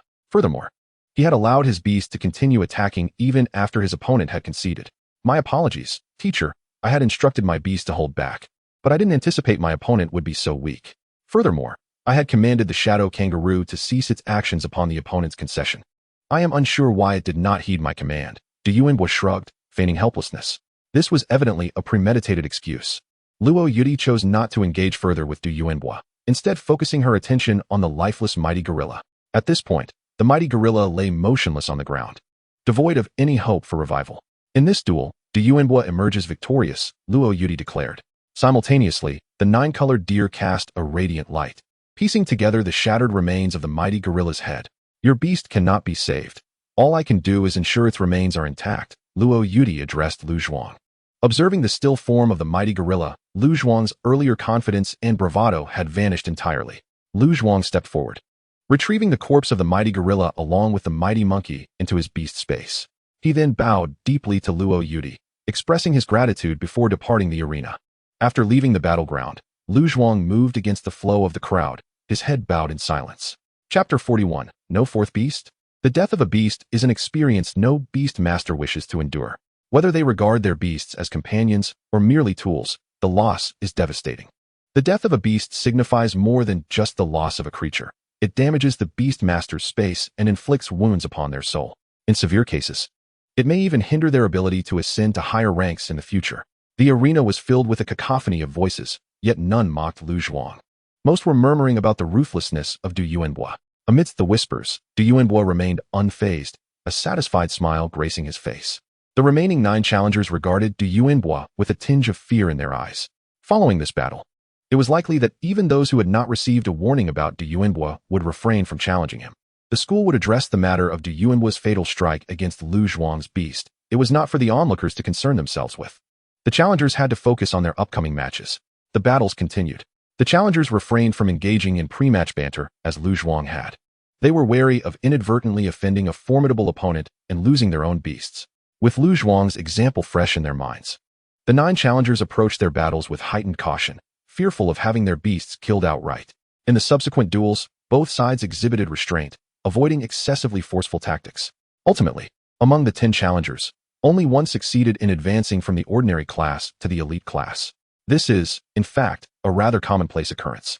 The students in the elite class are all individuals who have successfully entered alternate dimensions and formed contracts with their magical beasts. The first magical beast of these students possesses a minimum racial rank of 6. Those fortunate enough to receive magical beast cubs from the contracting school may only contract beasts of a racial rank of 5 at best. Some students, perhaps due to advantageous family circumstances, may have the means to procure superior magical beast cubs. However, in Peng City, it remains a considerable challenge to find magical beast cubs of a racial rank exceeding 6. Consequently, this leads to the challengers selected from the ordinary class struggling to overcome the elite class students. The sole individual who succeeded in a challenge did so only after meticulously observing the opponent's previous matches. As the challenge concluded, the students in the training ground gradually dispersed back to their respective classes.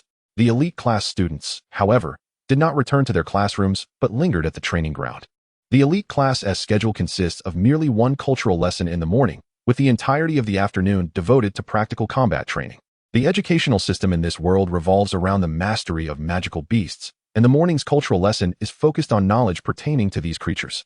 As for those unable to become Beast Tamers, they engage in the study of traditional subjects such as mathematics and science, aiming to become talents for the nation's research endeavors. In response to Du Yuanbua's slaying of Lu Zhuang's magical beast, the school imposed punitive measures, a reduction in his resource allocation and a formal reprimand as a warning. Such a penalty might significantly impact students from less affluent backgrounds. But for Du Yuanbua, who is supported by the Du family, it was akin to a mere tickling. After the other class students departed, Luo Yudi commenced today's instruction. While observing your battles, I noted considerable deficiencies in your command and timing regarding your magical beasts. This stems from an insufficient accumulation of combat experience. Thus, You will now engage in paired practice. Form groups of 2, summoning only 1 magical beast per encounter. I shall point out your shortcomings as you proceed. After Luo Yudi concluded her remarks, the students began to form teams, seeking out partners. With 42 students in the elite class, they perfectly organized into 21 groups. The only 2 third-tier Beast Tamers, Duyuanbua and Suze, naturally found no one willing to join them, who would willingly subject themselves to such torment. Observing Duyuanbua from a distance, Suze naturally paired with him, reasoning that one should take advantage of a free punching bag, especially one he found rather irksome. Duyuanbua was equally eager to team up with Suze, believing that his previous loss was purely due to carelessness. Given another chance, he was determined not to falter. Furthermore, in one-on-one practice, Suze would lack the advantage of his flying beastess rank, leading Duyuanbua to feel emboldened, ready to redeem himself. Without delay, both summoned their respective magical beasts. Duyuanbua called forth a crystalline bone crocodile, while Suze summoned Zixiao. Duyuanbua's dreams of victory were soon dashed, as the crystalline bone crocodile stood no chance against Zixiao, being thoroughly dominated throughout the bout. What infuriated Duyuanbua further was that Suze issued not a single command. Zixiao fought autonomously. In stark contrast, Duyuanbua was drenched in sweat, desperately trying to direct his beast. With 21 groups engaged in simultaneous combat, Luo Yudi moved about the arena, providing individualized guidance to each student. Upon witnessing the clash between the crystalline bone crocodile and Zixiao, a flicker of surprise crossed her eyes. This young man has begun cultivating his beast's independent combat instinct so swiftly. Though Luo Yudi held a slight disdain for Duyuanbua, she treated him no differently, offering him the same level of instruction, albeit with fewer words when addressing Suze. In her view, while Suze still exhibited areas for improvement during battle, he had already surpassed many of his peers. Thanks to Luo Yudi's guidance, each student made significant progress, Suze included. As the day drew to a close, Luo Yudi curiously inquired of Suze, "May I ask what your 4th magical beast is?" Suze was momentarily taken aback. He had not anticipated that the homeroom teacher would express interest in such a matter. During the practice session, he had only summoned his 2 azure beasts in brimming, having refrained from calling forth a 4th creature. Li Qingyan had summoned her 3rd magical beast during her practice with Li Qinghe, revealing a 9th-tier white spirit steed. The classmates were aware that Li Qingyan possessed a destined beast, hence they were not surprised by the revelation of her 3rd creature. Luo Yudi shared this sentiment, while only the student who had advanced through the class challenge expressed astonishment. The other students were equally curious about the identity of Suze's 4th magical beast. Suze hesitated slightly. To be honest, he was reluctant to disclose the existence of the Bee Queen. Although the Li siblings were aware of his contract with the Bee Queen and his control over an entire swarm of thorn bees, Suze believed that if he did not voluntarily reveal this information, they would remain discreet. His rationale for concealing the Bee Queen stemmed from its potential as a trump card in specific situations. For instance, during outdoor missions or encounters with adversaries, he could unleash the swarm to gather intelligence. Under normal circumstances, Beast Tamers would not suspect a solitary thorned bee. However, if enemies became aware of his contract with the Bee Queen and the existence of the thorn bee swarm, they would certainly regard it with suspicion. Furthermore, Suze harbored an unsettling premonition regarding the Du family, which compelled him to remain cautious. After careful consideration, Suze resolved to keep the Bee Queen's existence a secret. "I have yet to contract a 4th magical beast." Upon hearing Suze's response, Luo Yudi appeared somewhat taken aback, and the classmates shared a moment of surprise. Li Qingyan furrowed her brow slightly, exchanging a knowing glance with her brother. The two chose to remain silent. Luo Yudi's astonishment did not stem from Suze's lack of a 4th magical beast, but rather from the subtle hesitation she sensed, indicating he might be concealing the truth. Luo Yudi opted not to press further. Everyone harbors their own secrets, and since Suze was unwilling to divulge, she would not pry. Meanwhile, Suze could only internally sigh in resignation, lamenting the necessity of keeping his 6 magical beasts hidden. It was akin to possessing a mountain of gold in one's home, yet being unable to disclose it or squander it freely. Alas, it seems I must contract a new magical beast again tonight. After school, Suze walked alongside the Li siblings. "Suze, why do you choose to conceal the existence of the thorn bee?" Li Qinghe finally voiced his curiosity. Suze did not hold back this time, sharing his thoughts and the uneasy premonitions that lingered in his mind with the siblings. Upon hearing Suze's explanation, the Li siblings furrowed their brows in unison. Li Qinghe nodded in agreement. Indeed, one must remain vigilant against the Du family. At that moment, as if a thought had suddenly struck him, he spoke up. "By the way, the post we were looking at earlier has vanished." Suze was naturally aware of which post Li Qinghe referred to. It was the one concerning the video of Duyuanbua. "Vanished?" Suze furrowed his brow. "Yes. Just before school let out, I was feeling bored and decided to browse the forum like you do. However, upon entering, I discovered that the originally pinned post had disappeared. Initially, I paid it no mind, but my curiosity led me to search for it, only to find it was gone. Suze took out his phone, intending to search the forum himself. Observing this, the brother and sister leaned in closer. Yet, when he opened the forum and clicked around, he could not locate the search function. Huh, aren't you going to search for that post? Li Qingyan asked, her expression laced with curiosity. Suze could only manage an awkward smile. He too wished to search, but alas, he was unable to find the search feature. He couldn't possibly confess to them that today was his first time opening the forum. Could he? Ding dong. Just as he returned to the home screen. Preparing to tuck his phone back into his pocket, a pop-up notification appeared. The account you follow, Pure Young Housewife, has released a new video. Come take a look. The brother and sister naturally noticed this notification, their heads that had been leaning and suddenly recoiling in disbelief as they stared at Suze. Suze instinctively, swiftly turned off his phone screen. At that moment, he felt so awkward that it seemed he could dig a 3-bedroom apartment out of his embarrassed toes. He wished he could carve a fissure in the ground and slip away. No, wait. Just as he was about to speak, he noticed the incredulity in Li Qinghe's eyes dissipate, replaced by a hint of amusement as he regarded Suze with an understanding gaze that seemed to say, I get it, man. Meanwhile, Li Qingyan's eyes reflected a trace of disappointment. So, Suze actually liked that type? At that moment, Suze was truly at a loss for words. This was not his interest, but rather that of the original owner. He silently lamented, damn it. The original owner has led me astray. Ahem, that was just a spam advertisement. Please don't misunderstand. Suze forced himself to explain. Upon hearing his clarification, Li Qingyan's previously drooping head shot up. That's right. I thought, how could Suze possibly like that type? Li Qinghe regarded him with a knowing look. Ding dong. At this moment, Suze's phone, which he had just turned off, lit up again, revealing another pop-up notification. The account you follow, Seductive Young Housewife, has released a new video. Come take a look. As the siblings' gazes were about to fall on the phone once more, Suze, in a flash, hastily shoved the device into his pocket. What a nuisance these spam messages are. They drive me to distraction, he thought, feeling a sense of frustration. It truly was not his interest. How could the original owner, who doesn't even share the surname Chow, possibly like this? Suze internally scoffed. After witnessing Suze's exaggerated antics, the siblings ceased to regard him with odd expressions. The trio continued on their way, though unlike their previous lively conversation. This time a heavy silence enveloped them. As they prepared to part ways, Li Qingyan once again invited Suze to their home. After a moment's contemplation, he politely declined. The reason was simple. He needed to return to contract a new pet beast. Suze suggested that the siblings come to his home the following day, where he would treat them. Naturally, they did not refuse. When they bid farewell, Suze specifically retrieved a jar of sealed bee honey from his beast master space to gift to them. Previously, while in the forest, the siblings had no container to carry the honey, and thus had only taken a small piece. This time, Suze had packaged it properly to present to them. The siblings accepted it without hesitation. After parting ways, Li Qingyan's spirits gradually sank. Although Suze had tried to explain earlier, the siblings were not naive. Qingyan, don't dwell on it, Li Qinghe said, glancing at his sister with a tone tinged with helplessness.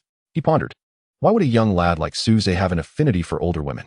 Li Qingyan, upon hearing this, said nothing more, merely walking home in silence. Brother, do you know what a housewife is? Hearing this, Li Qinghe was instantly struck with a headache. How was he supposed to know what a housewife was? Thus, he could only pull out his phone and search for it. A housewife refers to a young, married woman under the age of 35. This was the answer he found online. Suddenly, Li Qingyan halted, as if struck by a revelation. She turned to Li Qinghe and asked, Brother, do you think I could become a housewife? Upon hearing this, Li Qinghe felt a vain throb on his forehead, his mind filled with exasperation.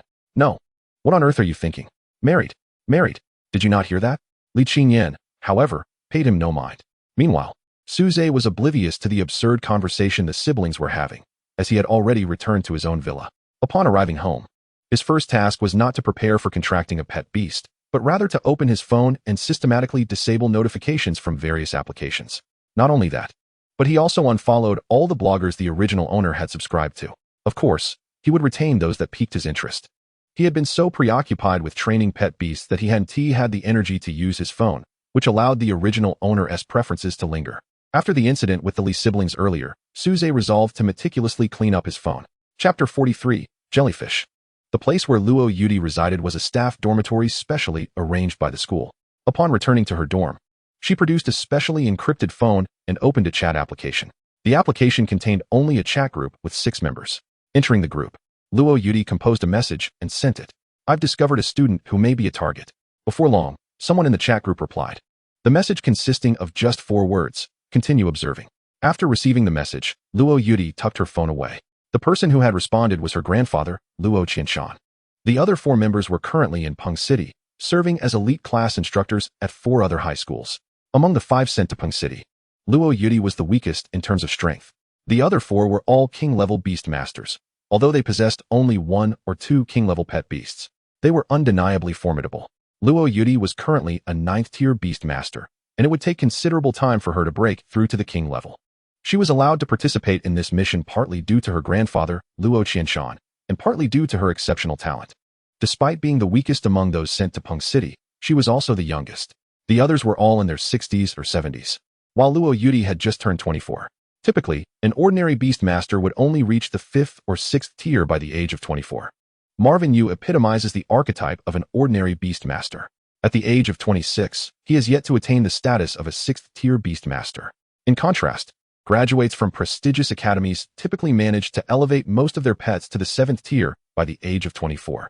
The remarkable Lu Yudi has achieved the rank of a 9th-tier beast master at such a young age, with not just one but multiple pets reaching the same level. A testament to her prodigious talent.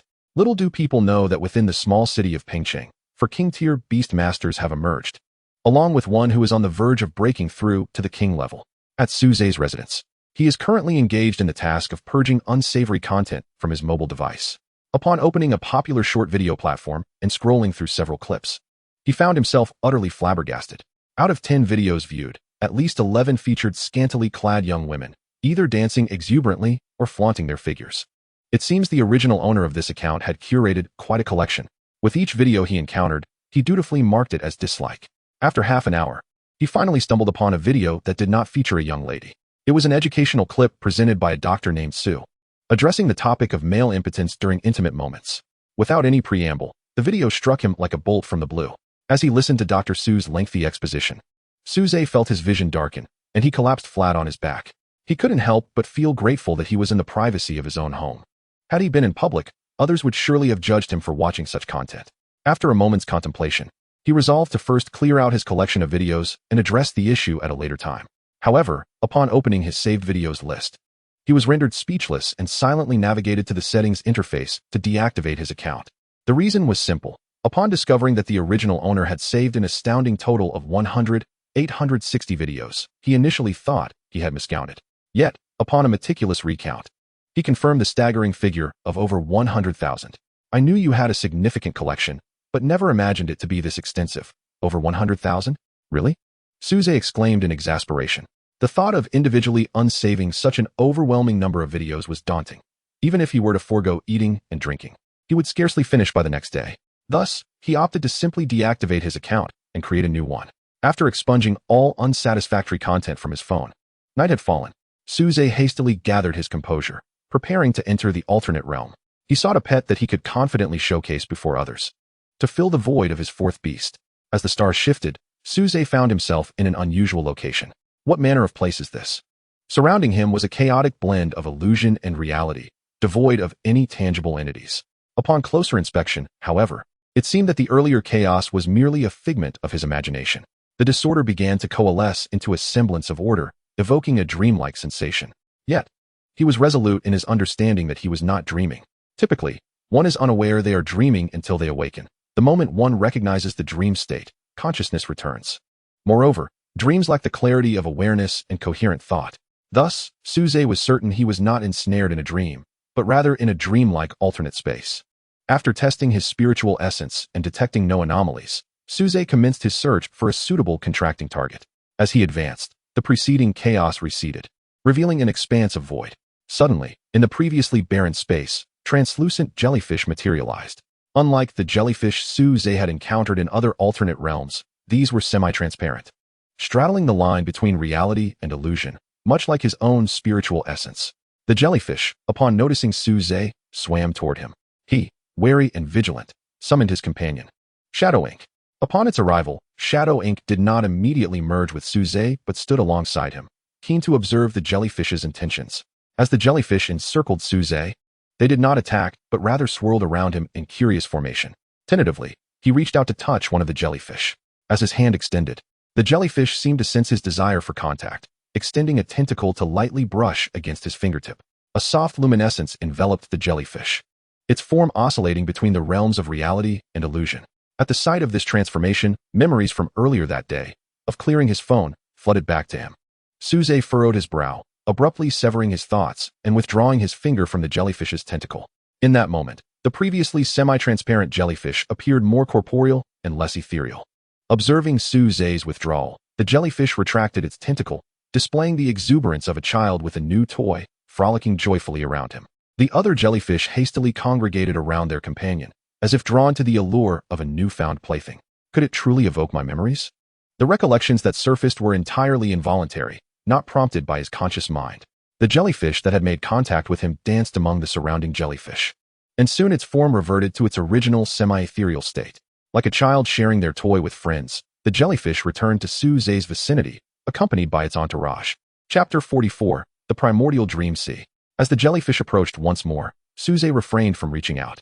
Yet, the jellyfish eagerly extended its tentacle, yearning for interaction. After a moment of hesitation, he reached out again.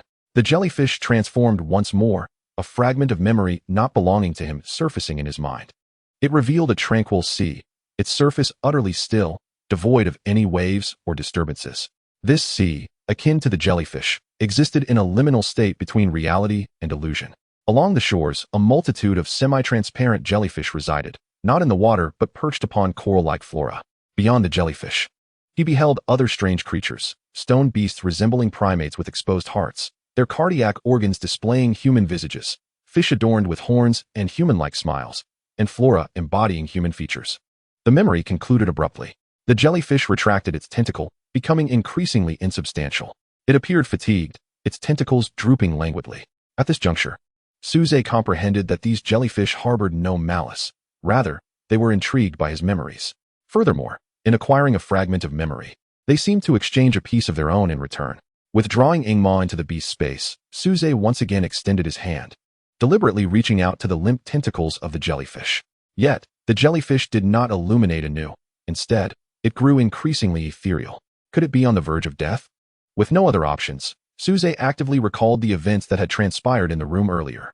As his memories flowed back, the jellyfish ceased its fading, and its drooping tentacles gradually regained their former vitality.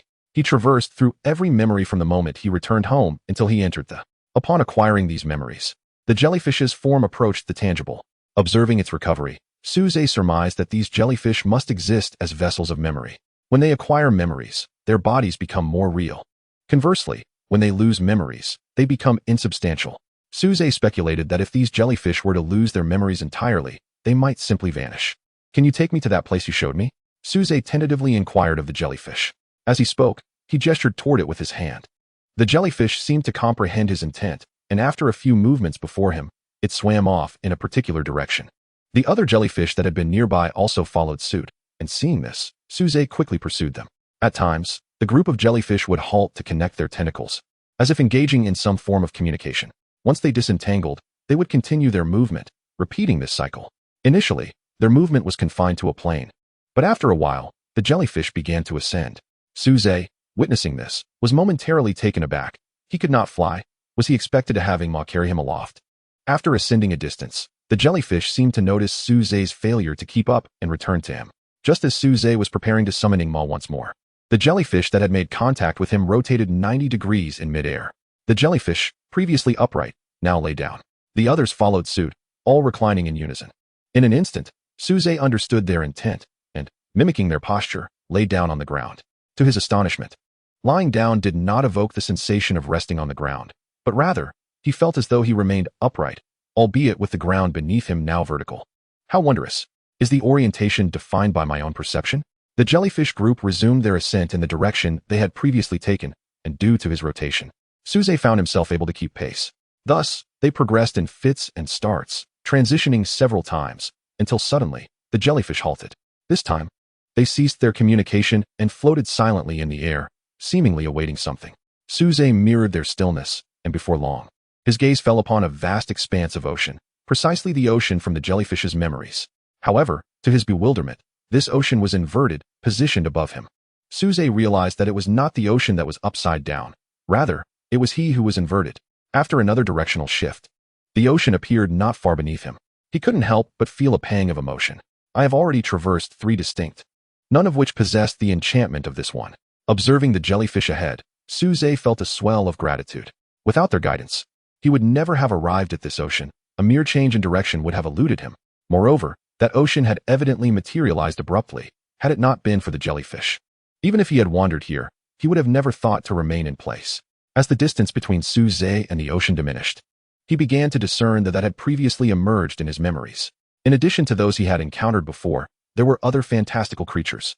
Perhaps due to the presence of several jellyfish nearby, the other did not approach him further. Upon reaching the shoreline, he realized that this was not an ocean in the traditional sense. It was more akin to a surreal accumulation of energy. Suze reached out, intending to scoop some of it up to ascertain its nature. However, as he extended his hand toward the surface, the jellyfish that had led him swiftly interposed themselves, pulsating urgently. Observing this, Suze quickly retracted his hand. Once he withdrew, the jellyfish settled into a calm demeanor. Is there danger? Suze pondered.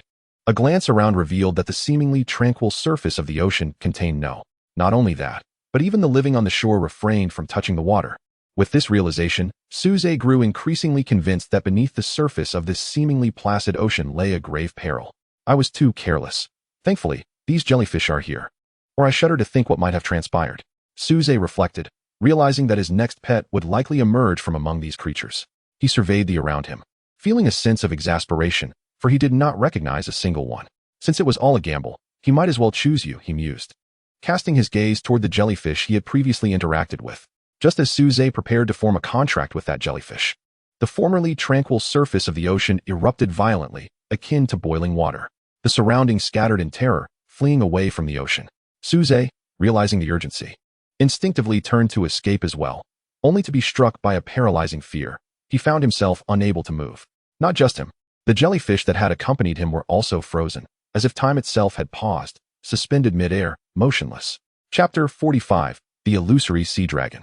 In the room of Dujia, Duyuanbo turned to Qin Xian and asked, have the matters been handled? Young master, the post has been deleted, and we have located the individual who filmed it, acquiring the original file. Additionally, per your request, we have processed the video to a certain extent, Qin Xian replied, producing his phone to play a segment of the video. The footage depicted the encounter between him and Lin Shuiwei in the grove, though now it was markedly blurred, obscuring the identities of both individuals. Only at the conclusion, after Duyuanbo had departed, did the image clear somewhat, allowing the woman's features to be discerned. Satisfied, Duyuanbo nodded. Young master, is it truly necessary to proceed in this manner? Qin Xian inquired, his expression troubled. What is it? Are you concerned about something? What if that person has evidence? Humph. Did not the poster state that the post was up for only a few minutes? I refuse to believe that Suze happened upon it in such a brief span. Seeing Duyuanbo's resolve, Qin Xian refrained from further admonishment, bowing respectfully before taking his leave. Previously, while at school, Duyuanbo had intended to message Lin Shuiwei, urging her to engage in some antics to vex Suze. However, upon retrieving his phone, he inadvertently discovered that their encounter in the grove had been captured and posted on a forum. In haste, he contacted Qin Xian, requesting that the Du family intervene to have the post removed. Not only that, but he also conceived a more effective scheme to tarnish Suze's reputation. The mere thought of his plan nearing fruition caused Duyuanbo to erupt into uncontrollable laughter. At Lin Shuiwei's residence, she found herself in a state of inner turmoil after reading Duyuanbo's message. The memory of Suze, who had once been her devoted admirer, now awakened with formidable talents and, to her chagrin, no longer even spared her a glance. This evoked an intensely unpleasant sensation within her, akin to witnessing her once loyal dog achieving success yet forsaking its owner. Contemplating this, the hesitation in Lin Shuiwei's eyes dissipated, replaced by a glint of malice. You think you possess talent? Then I shall ruin your reputation. After muttering to herself, Lin Shuiwei grasped her phone and stepped outside. In the otherworldly space where Suze resided, beneath the churning waves of the primordial dream sea, a colossal figure emerged from the depths. At this moment, Suze could only manage to slightly move his eyes. Upon the appearance of this immense being, an overwhelming pressure enveloped him. As he beheld the figure, his pupils instinctively constricted to pinpricks, every pore of his body exuding a chilling aura. A dragon? No, a fish? Neither. Suze soon realized that this enormous entity bore features reminiscent of both dragons and fish, continuously morphing in accordance with the thoughts swirling in his mind. Lacking any fixed form. The other world had betrayed me. No one warned me that forming a contract with a beast could pose a life-threatening risk. His body remained immobile, with only his thoughts still functioning. Suze had no doubt that this formidable creature could end his life with but a single breath. Fortunately, the beast merely pinned him in place with its overwhelming presence, sparing his life. As the immense creature loomed, its gaze fixated on Suze, motionless and unyielding. Memories began to involuntarily cascade through Suze's mind, recalling scenes from his past. His recollections unfolded like a meticulously bound tome, each page turned by the great beast before him. When the creature reached the day he first traversed into this world, gazing up at the celestial anomalies, it paused. For a divergence had emerged in the memories preceding this moment. It was as if Suze's mind contained the memories of two distinct souls. The pages continued to turn, revealing the memories of this world Suze. The creature continued until it reached the moment of Suze's birth, at which point it halted. However, when it sought to peruse another segment of memory, it discovered that this portion was locked away, impervious to its probing. After fruitless attempts, the beast recognized that this memory was beyond its reach. As the control over his memories returned to him, the oppressive aura dissipated, and Suze found himself able to move once more. Human, there is a familiar essence about you. The beast's voice echoed within Suze's mind, startling him as he had just regained mobility. The creature was capable of communication. What could evoke such familiarity in this beast? Was it searching through his memories to uncover this familiar essence? Suze pondered. Unbeknownst to him, the beast's voice resonated again, unknown. This caused Suze to flinch slightly. Instinctively responding, "Can you read minds?" The creature offered no reply. Yet, Suze felt confident in his assumption that this being possessed a power akin to telepathy. Such a formidable ability. Reflecting on the memories the beast had just perused, Suze realized that it could only access experiences he had encountered in reality. Unable to glimpse the contents of his beast taming space. Could the familiarity it sensed be linked to my beast taming space? Upon perceiving Suze's thoughts, the beast's voice resounded once more. Beast taming space. What is that? Seeing no hostility from the creature, Suze decided to reveal his beast taming space for the beast to observe. Upon witnessing the desolate continent within Suze's realm, the beast comprehended the source of the familiar essence. Ah, I see, but alas, it has perished. The beast sighed. Yet when it beheld the forest and the sprouting grass on the continent, it stared incredulously at the verdant shoots. How is this possible?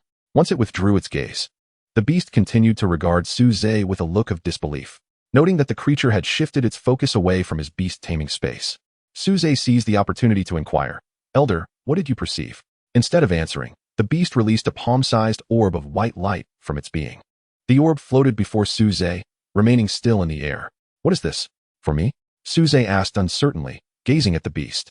"If you come again, simply call my name to return to the primordial dream sea. My name is Xuanqi Zhelong." The manifestation of the Xuanqi Zhelong varies based on the observer's inner thoughts, and its external appearance may not necessarily resemble that of a dragon. With that, the beast submerged into the sea, vanishing from sight. So this sea is called the primordial dream sea. After the Xuanqi Zhelong disappeared, the surface of the water returned to tranquility, and the previously suspended translucent jellyfish resumed their movement. They appeared blissfully unaware of the events that had just transpired, and upon noticing the orb before Suze, they curiously gathered around it like inquisitive children. Although Suze was uncertain of the orb's nature, he presumed it must be valuable since it was a gift from the Xuanqi Zhelong. As he reached out to touch the orb, its radiance faded, revealing a small creature, about the size of his palm, reminiscent of a fox, with a coat of pure white fur. The creature gazed at Suze with the wide-eyed curiosity of a child just awakening, exuding an undeniable charm. The contract formation array materialized, imprinting upon the pure white creature. The contract was successful. Information about the creature manifested in Suze's mind, prompting a resigned sigh.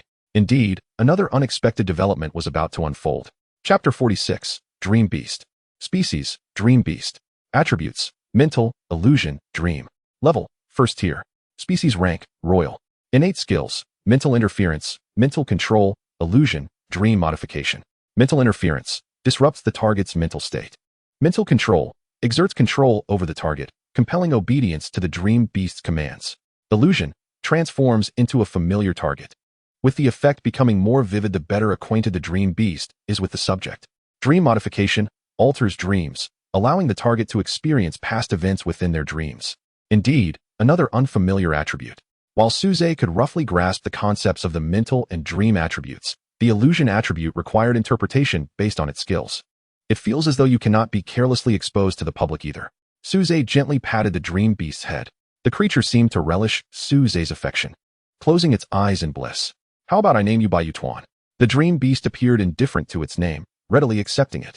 After naming the dream beast, Suze did not hastily depart. Instead, he turned his gaze towards the jellyfish that had accompanied him.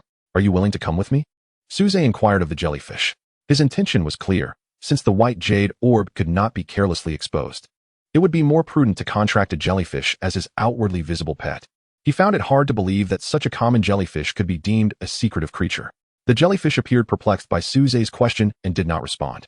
Just as Suze was about to speak again, the white jade orb emitted a soft sound, seemingly communicating with the jellyfish. Upon hearing the white jade orb's call, the jellyfish responded. The white jade orb conveyed their willingness to Suze.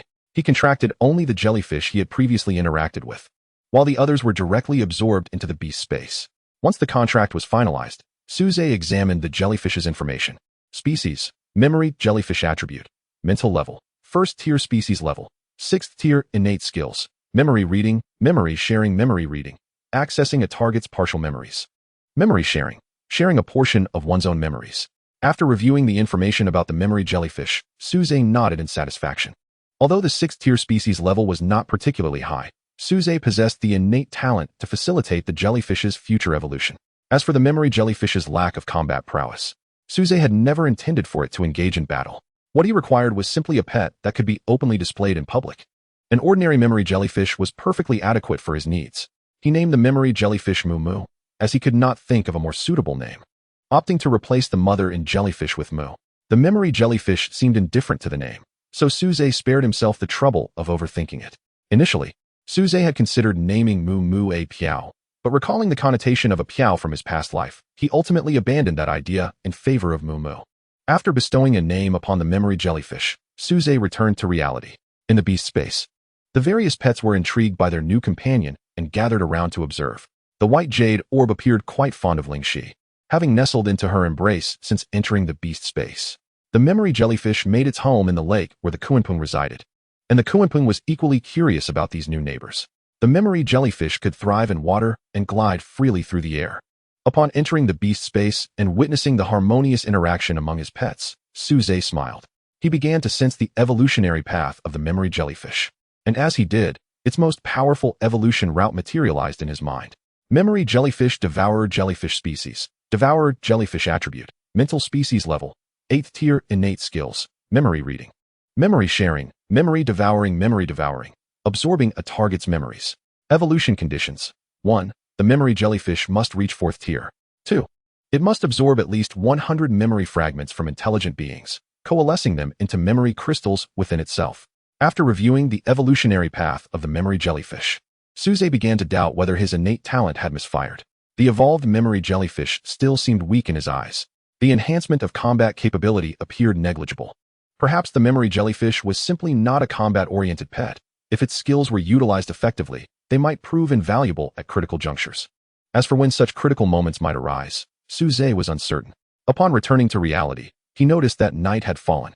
While testing the white jade orb's skills, Suze discovered that its transformation ability could not only be applied to itself, but also to other targets. However, due to the white jade orb being at the 1st tier, its skill could only last for about 10 minutes. After examining the evolutionary path of the memory jellyfish and testing the white jade orb's skills, Suze summoned all his pets, except for the Kuanping, allowing them to frolic freely within the villa. Except for the white jade orb and Moo Moo, the other pets were already well acquainted with Suze's home. They did not run amok, but instead settled down quietly together to watch television. The remote control was naturally commandeered by Lingxi. Upon seeing Suze, the white jade orb vacated Lingxi's embrace and leapt into Suze's arms. Due to Suze's need to prepare dinner, the white jade orb nestled comfortably on his shoulder. Before the television, Lingxi was captivated, her mouth watering profusely as the program A Bite of China aired, demonstrating the preparation of various delectable dishes. Lingxi, being utterly defenseless against such culinary delights, recalled her first encounter with television, which had been during an episode of A Bite of China. Had it not been for Suze's firm restraint, Lingxi would have surely lunged at the screen to sample the feast. Before long, the show's guest prepared a stunning 2-layer strawberry cake. Upon sighting the cake, Lingxi lost all composure and dashed into the kitchen, forcibly dragging Suze, who was still cooking, over to the television. Upon arriving, Lingxi squatted down and clung to Suze's leg, refusing to let go. Understanding her intent, Suze realized she desired the cake. Could you possibly let go? Who taught you this? Regardless of Suze's protests, Lingxi remained steadfast, prompting him to reluctantly acquiesce to her wishes. The cake shop is closed now. How about I buy you some tomorrow? Upon hearing Suze's promise, Lingxi's face lit up with a radiant smile, and she tugged at his pants to stand up. Hey, hey, hey, if you're getting up, then don't pull my pants. Lingxi's tugging was no light matter. Her grip nearly dislodged Suze's trousers entirely, threatening to reveal more than intended. Upon returning to the kitchen, Suze discovered that the wild boar meat he had been preparing had burned. With no choice but to start anew, he retained the charred meat to present to Lingxi, deeming it a waste to discard it. Especially since her antics had caused the mishap. At the dining table, the atmosphere was one of joy as Suze and his pets enjoyed their dinner together. To his surprise, the newly contracted white jade orb and Mumu showed no interest in the food whatsoever. The white jade orb dozed on Suze's shoulder, while Mumu retreated to the beast space to seek out its companions. Given the immense size of brimming, Suze had to send some food into the beast space for it. As he observed his pets eating, Suze couldn't help but feel a sense of wonder. While other beast masters typically possessed no more than 4 pets at the 3rd tier, he had an impressive total of 8. Chapter 47, reported. The following morning, Suze visited a nearby cake shop and purchased a variety of cakes. He reserved a small piece for breakfast, while the remainder was given to Lingxi in the beast space. Fortunately, although Lingxi is quite the glutton, she does not indulge herself alone. The other pets also receive their share. Bai Yutuan and Mumu, however, do not even spare a glance at the cake. Song Yin Zixiao and Beiming are not particularly fond of sweets either, as they prefer a carnivorous diet. The Bee King shows some interest in sugary treats, yet the cake, despite its sweetness, fails to capture its attention. Consequently, a staggering 90% of the cake has been devoured solely by Lingxi, leaving her hands and face smeared with cream. Nevertheless, there remains one piece of cake that Lingxi has not consumed, which she has chosen to save for later. Not long after Suze settled into his seat in class, the instructor responsible for the theoretical lessons took to the podium to commence today's lecture. The fearsome beast we shall familiarize ourselves with today is. Suze, finding little interest, allowed his consciousness to delve into the beast mastery space to check on his pets. However, upon doing so, he discovered a troubling issue. The beast cores he had given to Bai Yutuan and Mumu the previous day had not been absorbed at all. Out of curiosity, Suze roused the slumbering Bai Yutuan to inquire why it had not absorbed the energy. Bai Yutuan let out a few muffled whimpers, indicating that the energy within these beast cores was ineffective for it, rendering absorption essentially pointless. Upon hearing this response, Suze felt a wave of frustration wash over him. All of the pets he had previously contracted thrived on beast cores, but now Bai Yutuan, and likely Mumu, as well could not grow by absorbing their energy. Relying solely on the energy from the beast mastery space would merely sustain their daily needs. Rapid growth was out of the question.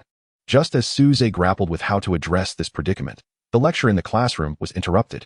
"Excuse me, Teacher Chun, I need to speak with a student," came the voice of Luo Yudi, causing the teaching to pause. "Suze, please come with me." Upon hearing his name called, Suze exited the classroom, his expression one of perplexity. The surrounding students paid little mind to his departure, but Diuanbo looked on with eager anticipation, as if expecting something momentous to unfold. "Follow me," Luo Yudi instructed, leading Suze slowly towards her office.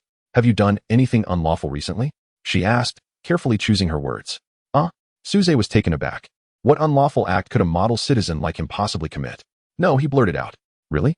Luo Yudi pressed further. "Really not," Suze affirmed confidently. At this, Luo Yudi halted, turning to regard Suze seriously. "The public security authorities have come looking for you, claiming someone has filed a report against you. I inquired about the specifics, but they refused to disclose them." Suze, upon hearing this, began to reflect on his recent actions. Indeed, he had engaged in actions that could be deemed improper, such as stealing the young of fearsome beasts, pilfering bird eggs, and even absconding with a patch of forest. However, these acts, while considered misdeeds in the realm of ferocious beasts, were entirely commonplace for humans and beast masters. Typically, the authorities do not intervene in matters occurring in the wild unless they directly threaten the inhabitants of the city. "No," Suze reiterated firmly. Luo Yudi nodded in response and hurried Suze towards her office. Upon entering, they were met by 3 individuals clad in public security uniforms, 2 women and 1 man. The latter appearing to be an inexperienced intern. "Since you've brought him, let us proceed," Lu Jing said coldly. "Wait, if you wish to take my student, I should at least be informed about what is transpiring," Luo Yudi interjected, positioning herself protectively in front of Suze. Humph. You might as well ask your student. He knows the truth, replied Lin Ming, another officer, her expression grim. I've asked my student. He insists he hasn't committed any unlawful acts. And I trust he wouldn't deceive me, Luo Yudi countered.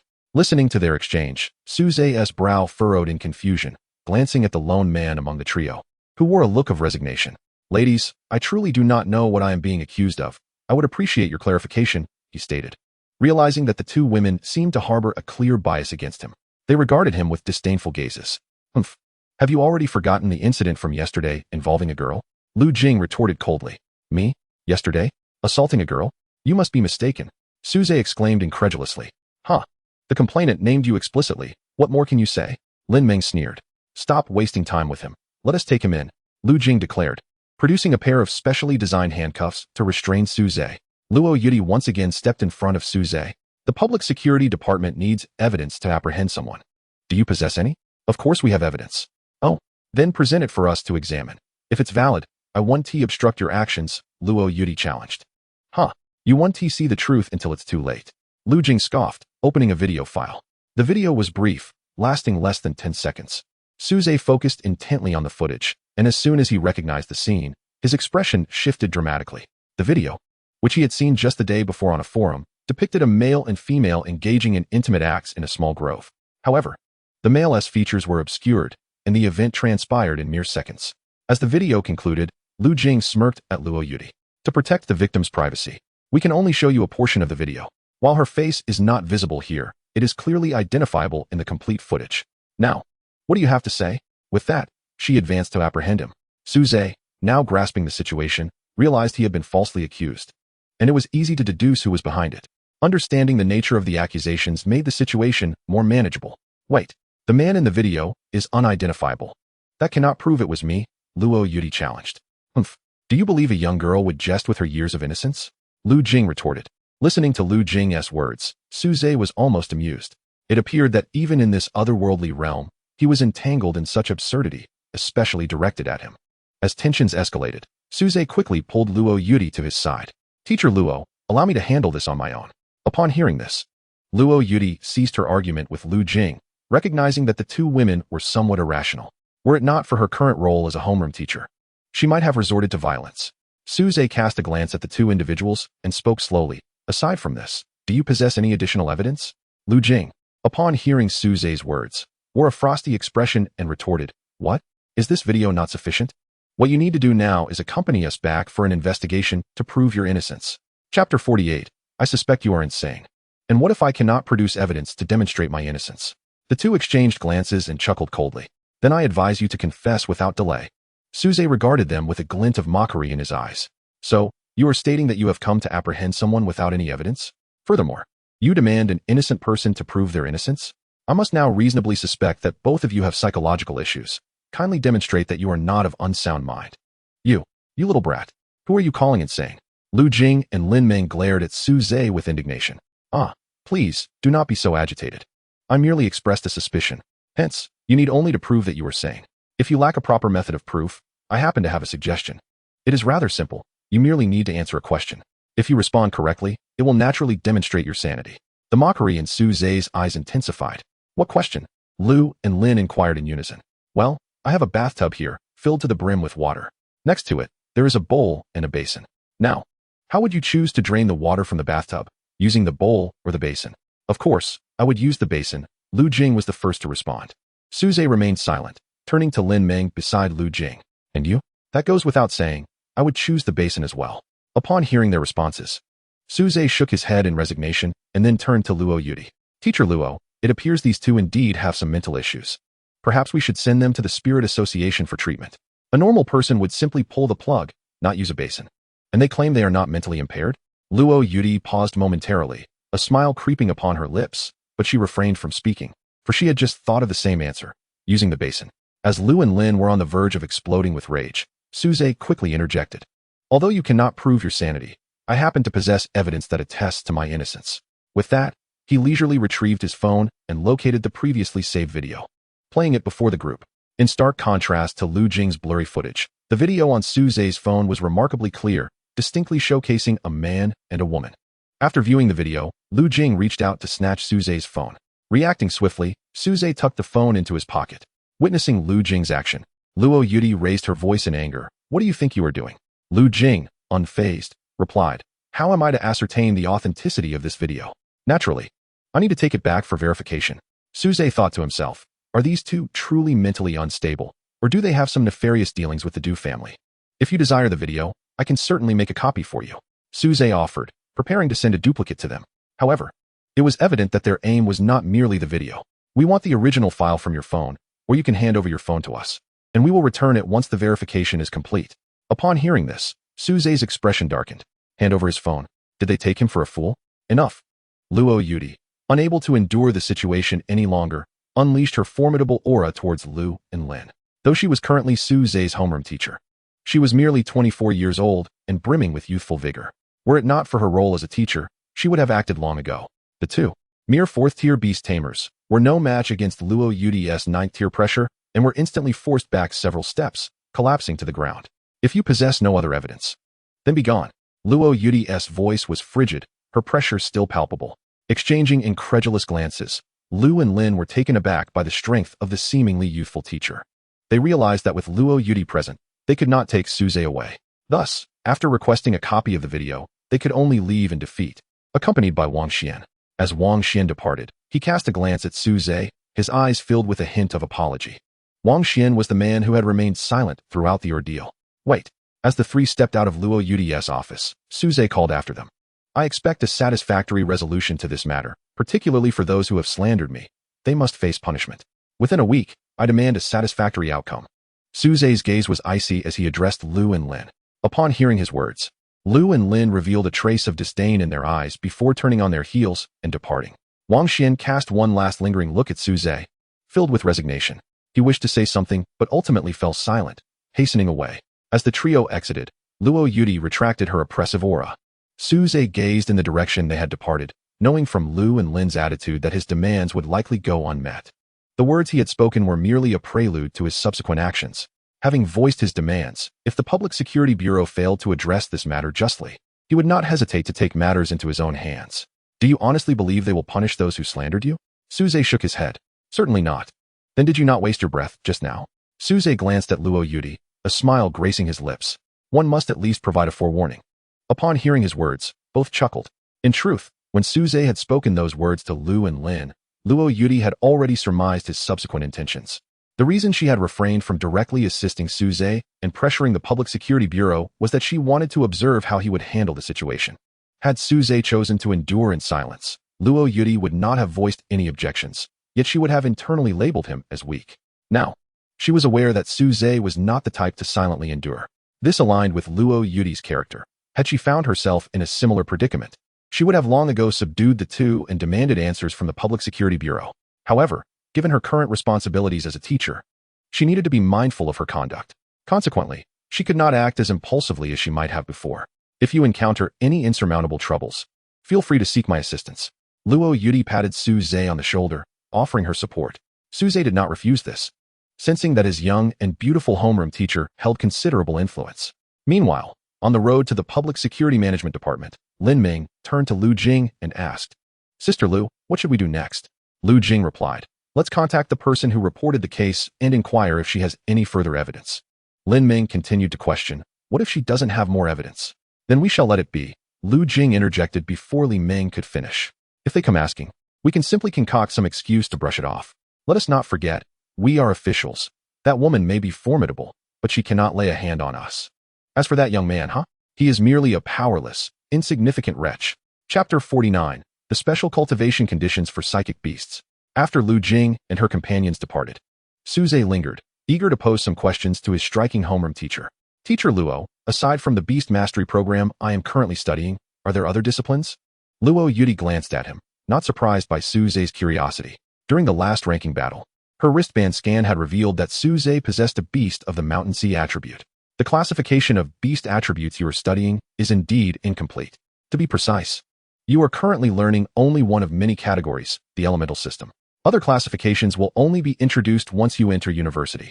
Noticing that Luo Yudi had no intention of elaborating further, Suzai felt a surge of confusion. He had previously inquired with Song Jinfeng about the ether attribute. But Song Jinfeng had only provided limited information. It was evident that he was aware of other classifications, yet chose not to disclose them. Now Luo Yudi, too, merely hinted at the existence of other classifications without going into detail, deepening Su Zhe's puzzlement. Are you familiar with psychic beasts? Su Zhe pressed on. Previously, in an effort to conceal the existence of his queen bee, he had told Luo Yudi that he had not contracted a fourth beast. Now, having formed a contract with Mu Mu, his ostensibly fourth beast, he felt no need to continue feigning ignorance.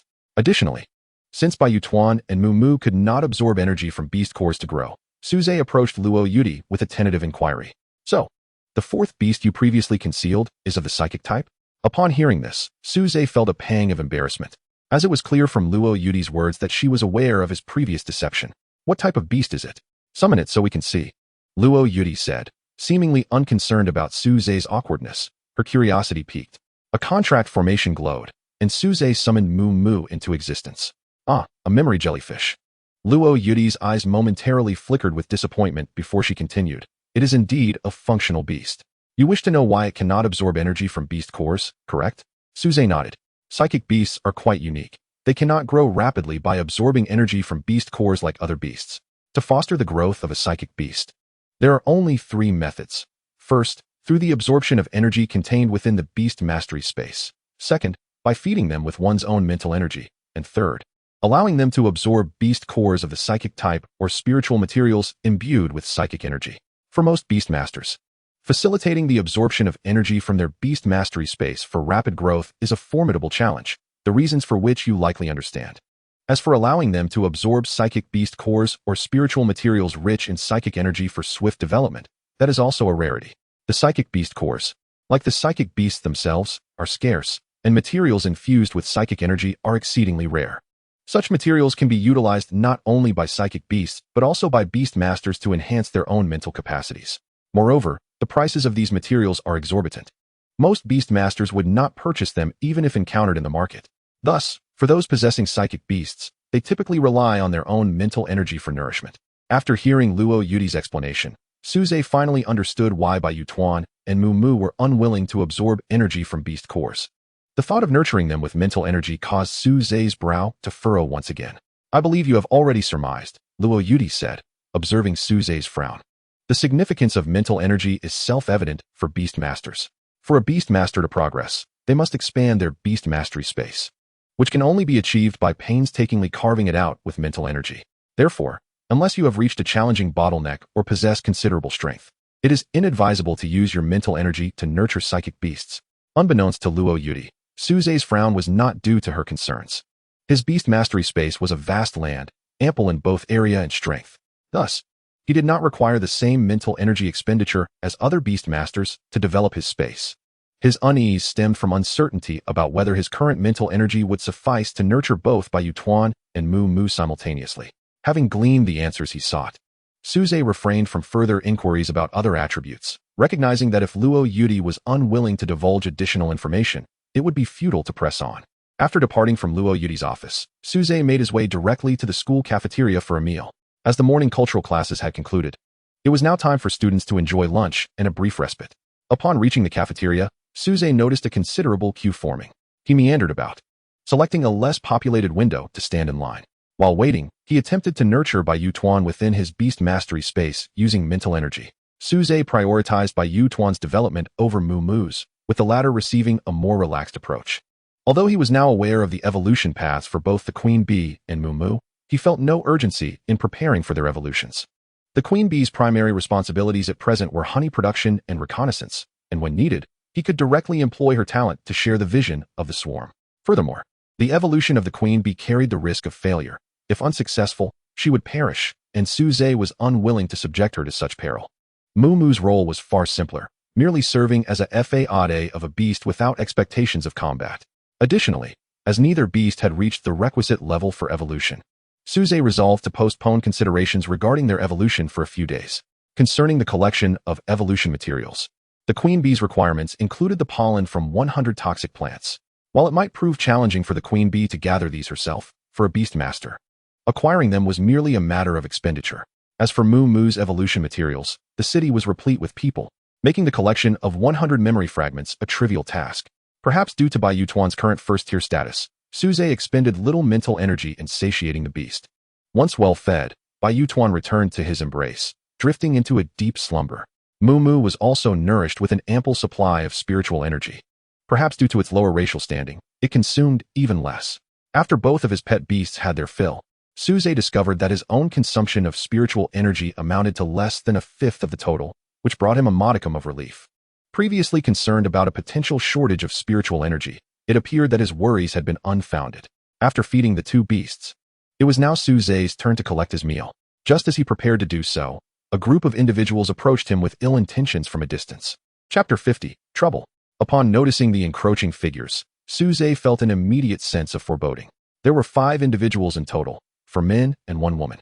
Leading the group was none other than Du Yuanbo, with the lone female being Lin Shuiyue. As Du Yuanbo stepped in front of Suze, he grinned and remarked, "Oh, isn't this the infamous rapist? I can't believe you haven't been apprehended yet." At Du Yuanbo's words, the surrounding students instantly began to murmur among themselves. "No way. He seems quite handsome. How could he commit such an act? What do you know? There are many who possess the appearance of a human but harbor the heart of a beast. One must not judge solely by looks." Rather than feeling angered, Suze found himself somewhat delighted. He had yet to settle the score with this individual, and now the confrontation had presented itself. "What nonsense are you spouting?" A clear, slightly irate female voice interjected as a man and woman appeared beside Suze. The Li siblings had just finished collecting their meals and had even gotten a portion for Suze. Li Qingyan had sent him a message but received no reply. Upon catching sight of Suze in line, they decided to approach. However, they did not expect Du Yuanbo and his companions to intercept Suze first, uttering such accusations. Li Qingyan, of course, did not believe Du Yuanbo's claims and thus questioned him. "You may not know, but this man assaulted an innocent girl yesterday. The security personnel are here today. Surely you're aware of that?" Du Yuanbo proclaimed loudly to the crowd. Upon hearing this, the Li siblings immediately prepared to take action, only to be halted by Suze. He smiled at Du Yuanbo and said, "I thought I recognized you. It's the 1-second wonder himself. You allege that I assaulted an innocent girl. Do you have any evidence?" Du Yuanbo flashed a confident smile. "Of course I do. Not only do I have evidence, but I also have a witness." With that, he gestured toward a man standing behind him. The man, upon receiving Du Yuanbo's signal, quickly stepped forward, produced a pre-prepared phone, and began to play a video. The content of the video bore a striking resemblance to what Lu Jing had shown him, with the sole difference being that this version had been tampered with. "See, this video is the proof, and it was recorded by him." Du Yuanbo pointed at the individual playing the video. A wave of astonishment and murmurs rippled through the crowd as they watched the footage. Those standing near Suze quickly distanced themselves, leaving only the Li siblings by his side. But how could someone so handsome do such a thing? One girl lamented. "Exactly. If he wanted something, all he had to do was ask," echoed a girl who weighed over 300 pounds. "Wait, didn't you notice how fast he was?" "Indeed. He was remarkably quick. Before I could even react, it was over." "Ha ha, I think 1-second wonder suits him perfectly." Yet, amidst the crowd, some voices expressed skepticism. "What's wrong with the video? There's both witness and material evidence. I can't believe he is that kind of person." Ignoring the disparaging glances and remarks, Suze watched the video with a smile. As he suspected, Du Yuanbo had indeed showcased a modified version of the footage. The Li siblings glared at Du Yuanbo with righteous indignation after viewing the video. "That is clearly you. You can't blame anyone else for this," Li Qinghe angrily asserted. Suze shook his head at Li Qinghe and Li Qingyan, wearing a smile that conveyed he was in complete control of the situation. Upon seeing Suze's smile, the siblings ceased their argument with Du Yuanbo, though their anger remained palpable. As Suze retrieved his phone and grinned, he said, "Isn't it a coincidence? I stumbled upon a similar video while browsing a forum yesterday. However, mine is considerably clearer." With that, Suze played the video he had saved for the surrounding crowd. "Huh, why does the person in the video look different? Isn't that him with that girl?" someone exclaimed, pointing at Du Yuanbo and Lin Shuiyue. "So we were watching a doctored video before. I have the feeling this video is the real one," remarked another student who had previously voiced doubts. Upon hearing this, those who had been verbally attacking and denigrating Suze swiftly redirected their ire toward Du Yuanbo. Du Yuanbo's heart sank as he sensed impending doom when Suze prepared to play the video. Upon viewing it, his face drained of color, twisting into a mask of rage. "Didn't you say the post was only up for a few minutes?" he demanded angrily of the person who had played the video. Sweat beaded on the other man's forehead. He had indeed posted it only moments before being banned. He had not anticipated the unfortunate coincidence that Suze would come across it and save it. Realizing he had misspoken, Du Yuanbo shouted, "It's fake. Yours is the fake," and lunged at Suze in an attempt to seize his phone. His intention was simple, to subdue Suze and destroy his phone. As he closed the distance of about a meter, Du Yunbo raised his foot to kick Suze. His shoes were custom-made, with hidden spikes in the soles. If he landed a kick, Suze would surely be injured. Seeing the attack coming, Suze swiftly lifted his right leg to counter Du Yunbo's kick. Being taller and possessing longer legs, Suze's foot struck Du Yunbo's abdomen before Du Yunbo could even make contact. The force of the kick sent Du Yunbo flying backward. Suze had contracted a total of 8 pet beasts, and with the reinforcement from Ingimo, his physical prowess was now comparable to that of a third-tier ferocious beast. In terms of strength and speed, he was far beyond what Du Yunbo could contend with. The kick he delivered had been restrained, otherwise, Du Yunbo would have been incapacitated on the spot. After colliding with several tables and chairs, Du Yunbo came to a halt. Though he attempted to rise, his body felt unresponsive, refusing to cooperate. Seeing this, 2 other boys who had accompanied him rushed forward to assist him. What is going on here? A balding middle-aged man swiftly approached, surveying the chaotic scene in the cafeteria. The director, he laid hands on someone. Lin Shuya pointed at Suze, beginning her lament. Upon hearing this, Li Lei swiftly directed his gaze towards Suze and coldly inquired, "Did you strike him?" It was he who initiated the altercation. Everyone present bore witness. Suze retorted. The siblings Li Qinghe and Li Qingyin quickly nodded in affirmation. Indeed, he was the aggressor, several other classmates echoed. Humph, a blow is a blow. Come with me. Li Lei seemed to disregard the students' protests, advancing to take Suze away. A sense of unease washed over Suze, yet before he could ponder further, a commanding female voice pierced through the air, causing Li Lei to stagger back several paces. Dare you? Chapter 51. Du Yunbo is expelled. As mealtime approached, Luo Yudi, like any ordinary student, made her way to the school cafeteria. Due to her striking beauty and statuesque figure, she drew the attention of many students along the way. Upon entering the cafeteria, she chose not to dine in the exclusive area for teachers, but instead queued alongside her fellow students. The teachers' dining section typically housed middle-aged individuals and even elderly men. Luo Yudi preferred the company of students, relishing the gossip that flowed among them. The surrounding students did not perceive this enchanting beauty as a teacher at all. While enjoying her meal and listening to the chatter, she was suddenly alerted by a commotion in the distance. Curiosity piqued, Luo Yudi approached the source of the noise, only to witness Du Yunbo and his entourage deliberately instigating trouble. Knowing Suze's capacity to resolve conflicts, she chose to remain an observer. When she saw Du Yunbo lay hands on Suze, she contemplated intervening, but ultimately refrained. Firstly, she wished to observe how Suze would handle the situation, as he was her primary focus of attention. Secondly, she was confident that with her presence, the confrontation would result in little more than minor injuries. Both Suze and Du Yunbo were third-tier beast masters, and in Luo Yudi's estimation, their physical capabilities should be fairly comparable. When she witnessed Suze kick Du Yunbo away, a flicker of surprise crossed her eyes. The situation escalated with the arrival of Li Lei, and Luo Yudi initially believed this teacher would administer justice.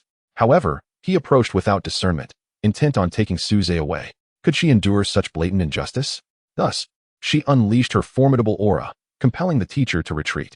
The students who had been standing near her, feeling the pressure of her presence, quickly distanced themselves, their expressions reflecting a mix of fear and confusion. They could not fathom why this seemingly youthful beauty could exude such overwhelming power. The crowd parted, creating a pathway for Luo Yudi as she approached Li Lei with a frosty demeanor. Is this how you handle matters? Her aura continued to bear down on Li Lei, causing beads of cold sweat to form on his brow. Faced with her inquiry, he could only stiffen his resolve to explain. It is forbidden to assault fellow students within the school. I am merely adhering to the regulations by preparing to escort the assailant away. Luo Yudi scoffed. So many students. So many pairs of eyes witnessed the entire incident. Yet you choose to act without discernment and now claim it is regulation. Just then, a figure hurriedly approached. Principal Wu Changzheng of Pengcheng First High School. Upon arrival, he too felt the weight of Luo Yudi's aura, which sent a jolt of fear through him. His own prowess as a 7th-tier beast master placed him at the pinnacle of strength in Pengcheng. Yet this young woman surpassed him by a considerable margin. What on earth has provoked this? Wu Changzheng wiped the sweat from his brow. After a series of coaxing from him, Luo Yudi finally retracted her oppressive presence, allowing the principal to take charge of the situation. Upon learning the details, Wu Changzheng recognized that Li Lei's handling of the matter was evidently biased in favor of Du Yunbo. This was understandable, as Du Yunbo was backed by the Du family, and Li Lei, lacking strength himself as a mere 5th-tier beast master, sought to curry favor with them. In contrast, Suze, who had no such connections, could easily be bullied in Li Lei's eyes. Ultimately, Wu Changjing resolved to dismiss Li Lei from his position. Du Yunbo was expelled for defaming a fellow student and engaging in violence, which left a negative impact. Coupled with a prior record, Du Yuan's fate was sealed. Those accompanying him, including Lin Shuiwei, received a severe reprimand. Su Zhe, having acted in self-defense, faced no disciplinary action. Wu Changjing was aware that officials from the Public Security Management Department were visiting the school today, although he was uncertain of the specifics. Had Su Zhe been reported, the investigation would have also led to Du Yuan's expulsion, albeit the timing might have differed. Regarding Wu Changjing's decision, Su Zhe felt no significant emotional upheaval.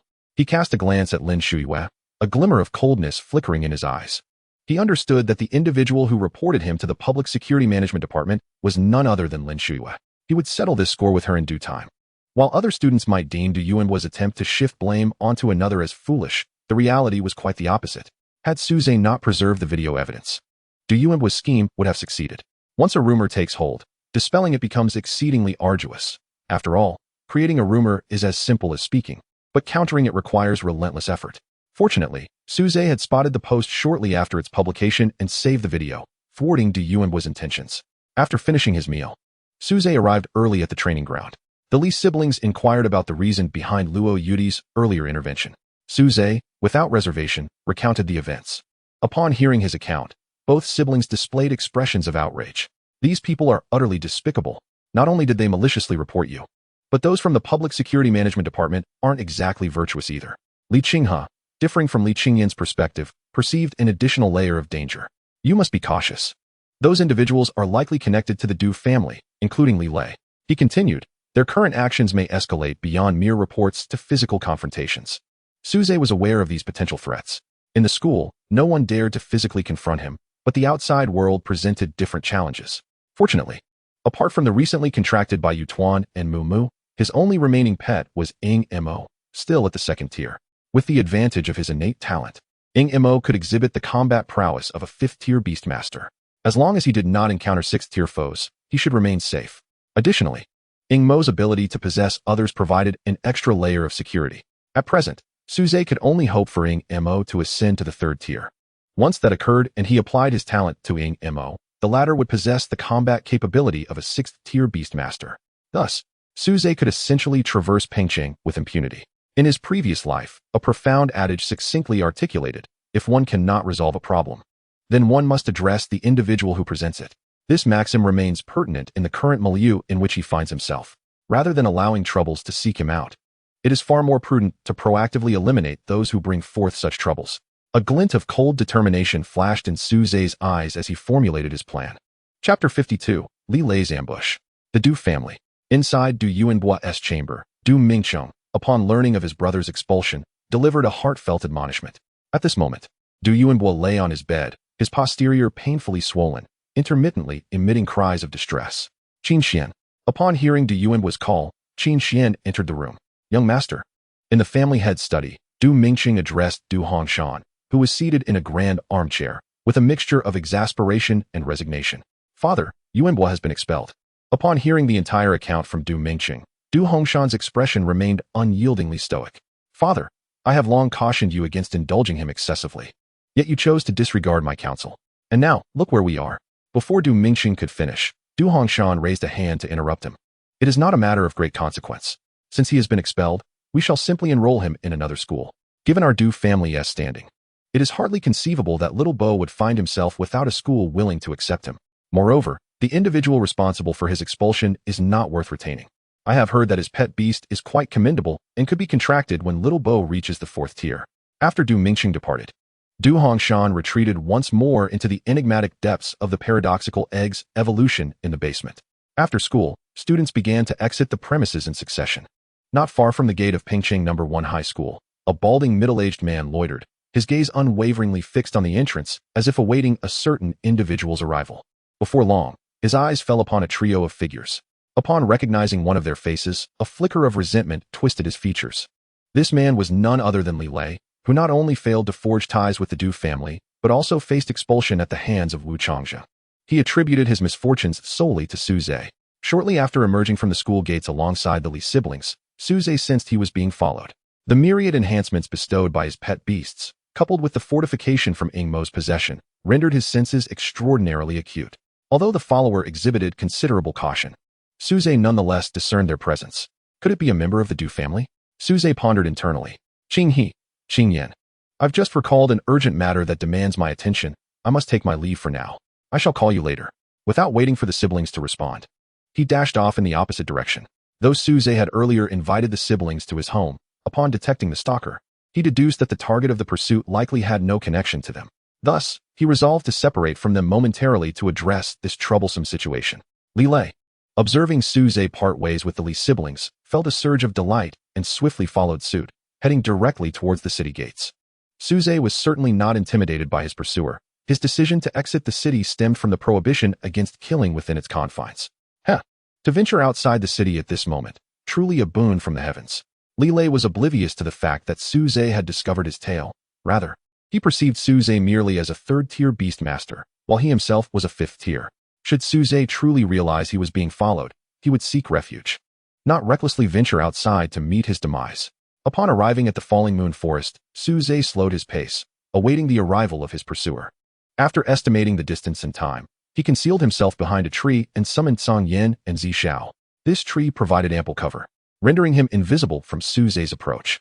Moments later, Suze emerged from behind the tree, appearing as though he had just awakened, his eyes still half closed. Accompanied by his two beasts, he ambled leisurely as if in search of prey or indulging in a leisurely outing. Approximately a minute later, Li Lei's figure materialized within the forest. Accompanying him was a sleek black python, his fifth-tier pet beast, the ink-scale python, the sole fifth-tier beast he possessed. Upon spotting Suze in the distance, a sinister smirk crept across his lips. You caused my expulsion. Just wait and see how I shall torment you. Li Lei remained unaware that above him, a shadowy figure observed him intently from a tree. He lingered at a distance, refraining from revealing himself, as he was wary that should he expose himself too soon, Suze might flee, necessitating a tiresome pursuit. Li Lei intended for the ink-scale python to stealthily approach Suze before launching a surprise attack to incapacitate him. After summoning a fourth-tier golden armored mouse for protection, he commanded the python to slither towards Suze. Under his direction, the ink-scale python advanced silently, narrowing the gap between them. Simultaneously, the shadow that had been perched in the tree had now maneuvered to a position behind Li Lei. Just as the ink-scale python prepared to strike, an unexpected occurrence transpired. The shadow leapt down, delivering a precise strike to the back of Li Lei's neck. Sensing the rush of air behind him, Li Lei instinctively turned to look. However, before he could fully orient himself, the shadow's strike had already landed upon his neck. The shadow was none other than Suze, possessed by Mo. To prevent lethally incapacitating Li Lei with a single blow, Suze had deliberately restrained his strength. Perhaps due to inexperience with striking at the neck, Li Lei did not lose consciousness. Though Suze had tempered his force, Li Lei still felt a sharp pain radiate from his nape. Perceiving his master under attack, the golden armored mouse reacted swiftly, launching itself at Suze. In the distance, the ink-scale python, poised to assault the foe Suze, promptly abandoned its attack and retreated defensively. The distant foe Suze was merely a projection conjured by the white jade sphere. When Suze had concealed himself behind the tree, he summoned the sphere to replicate his appearance, while he himself, possessed by Mo, had ascended to the tree above. As Li Lei regained his wits and beheld the shadowy figure, a cold sweat broke out across his brow. The black figure had appeared beside him without his notice. Had the shadow opted for a fatal strike, he would likely have found himself lifeless by now. What manner of creature are you?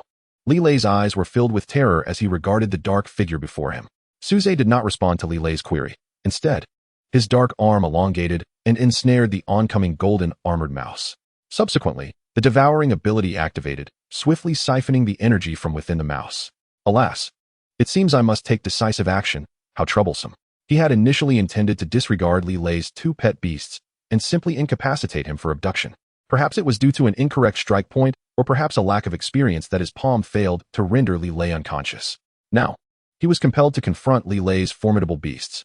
At this moment, Li Lei swiftly summoned his remaining three beasts, which encircled him, poised to launch an assault on the shadow before them. Chapter 53, The Elimination of Li Lei. As Li Lei sensed the thoughts emanating from the golden armored mouse within his mind, he involuntarily swallowed hard. The mouse communicated that the energy within it was being devoured. In truth, Li Lei could see this for himself. In mere seconds, the golden armored mouse, previously as round as a ball, had shrunk considerably. This transformation instilled a sense of inexplicable dread within Li Lei. He had never before witnessed such a terrifying ability. At this juncture, the ink-scaled python returned to Li Lei's side. With a single command, the four beasts launched their collective attack against Suze. Observing the four beasts charging at him, Suze focused his thoughts and elevated his abilities. Casting aside the nearly exhausted golden armored mouse, he slowly raised a hand. The elemental control activated, freezing the fireballs and water blasts unleashed by Li Lei's beasts midair. Alongside these skills, Li Lei's beasts themselves were also immobilized. Li Lei watched in horror as his 4 beasts were encased in ice, rendered motionless. Ignoring the frozen creatures, Suze swiftly approached Li Lei. The decision to spare his beasts was strategic, aimed at facilitating the forthcoming interrogation. Should Li Lei's beasts perish, his soul would sustain damage, complicating the questioning process. I ask. You answer. Suze's voice resonated coldly. Li Lei understood that he had run out of options and could only nod mechanically. Who sent you? Upon hearing Suze's inquiry, a flicker of confusion crossed Li Lei's eyes, followed by a shake of his head. No one sent me. Suze furrowed his brow at Li Lei's response. Then why did you follow me and attack? Li Lei articulated his reasons for tracking Suze and his subsequent assault. After listening to Li Lei's account, Suze realized that he had jumped to conclusions. He had initially assumed that Li Lei's actions were instigated by the Du family. But the truth was that Li Lei had acted out of personal resentment. To be prudent, Suze summoned Mu Mu to delve into Li Lei's memories. After Mu Mu completed the reading, Suze verified the information with him, confirming that Li Lei was indeed not dispatched by the Du family. Foregoing further dialogue with Li Lei, Suze activated his Devour ability, consuming both Li Lei and his remaining beasts entirely. However, the corpse of the ink-scaled python was left behind, as after its demise, Shadow Ink absorbed a portion of its energy. This was the sustenance Suze had prepared for the evening. The energy contained within the flesh of a 5th-tier beast was simply too abundant for a beast tamer to overlook.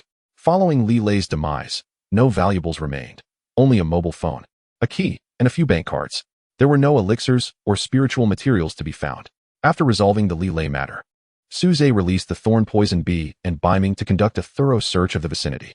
Once assured that no one was around, he chose to depart. Though it was his first act of taking a life, Suze felt no discomfort. Rather, he experienced a refreshing clarity. After eliminating Li Lei, he took out his phone to call Li Qinghe, instructing them to come to his residence.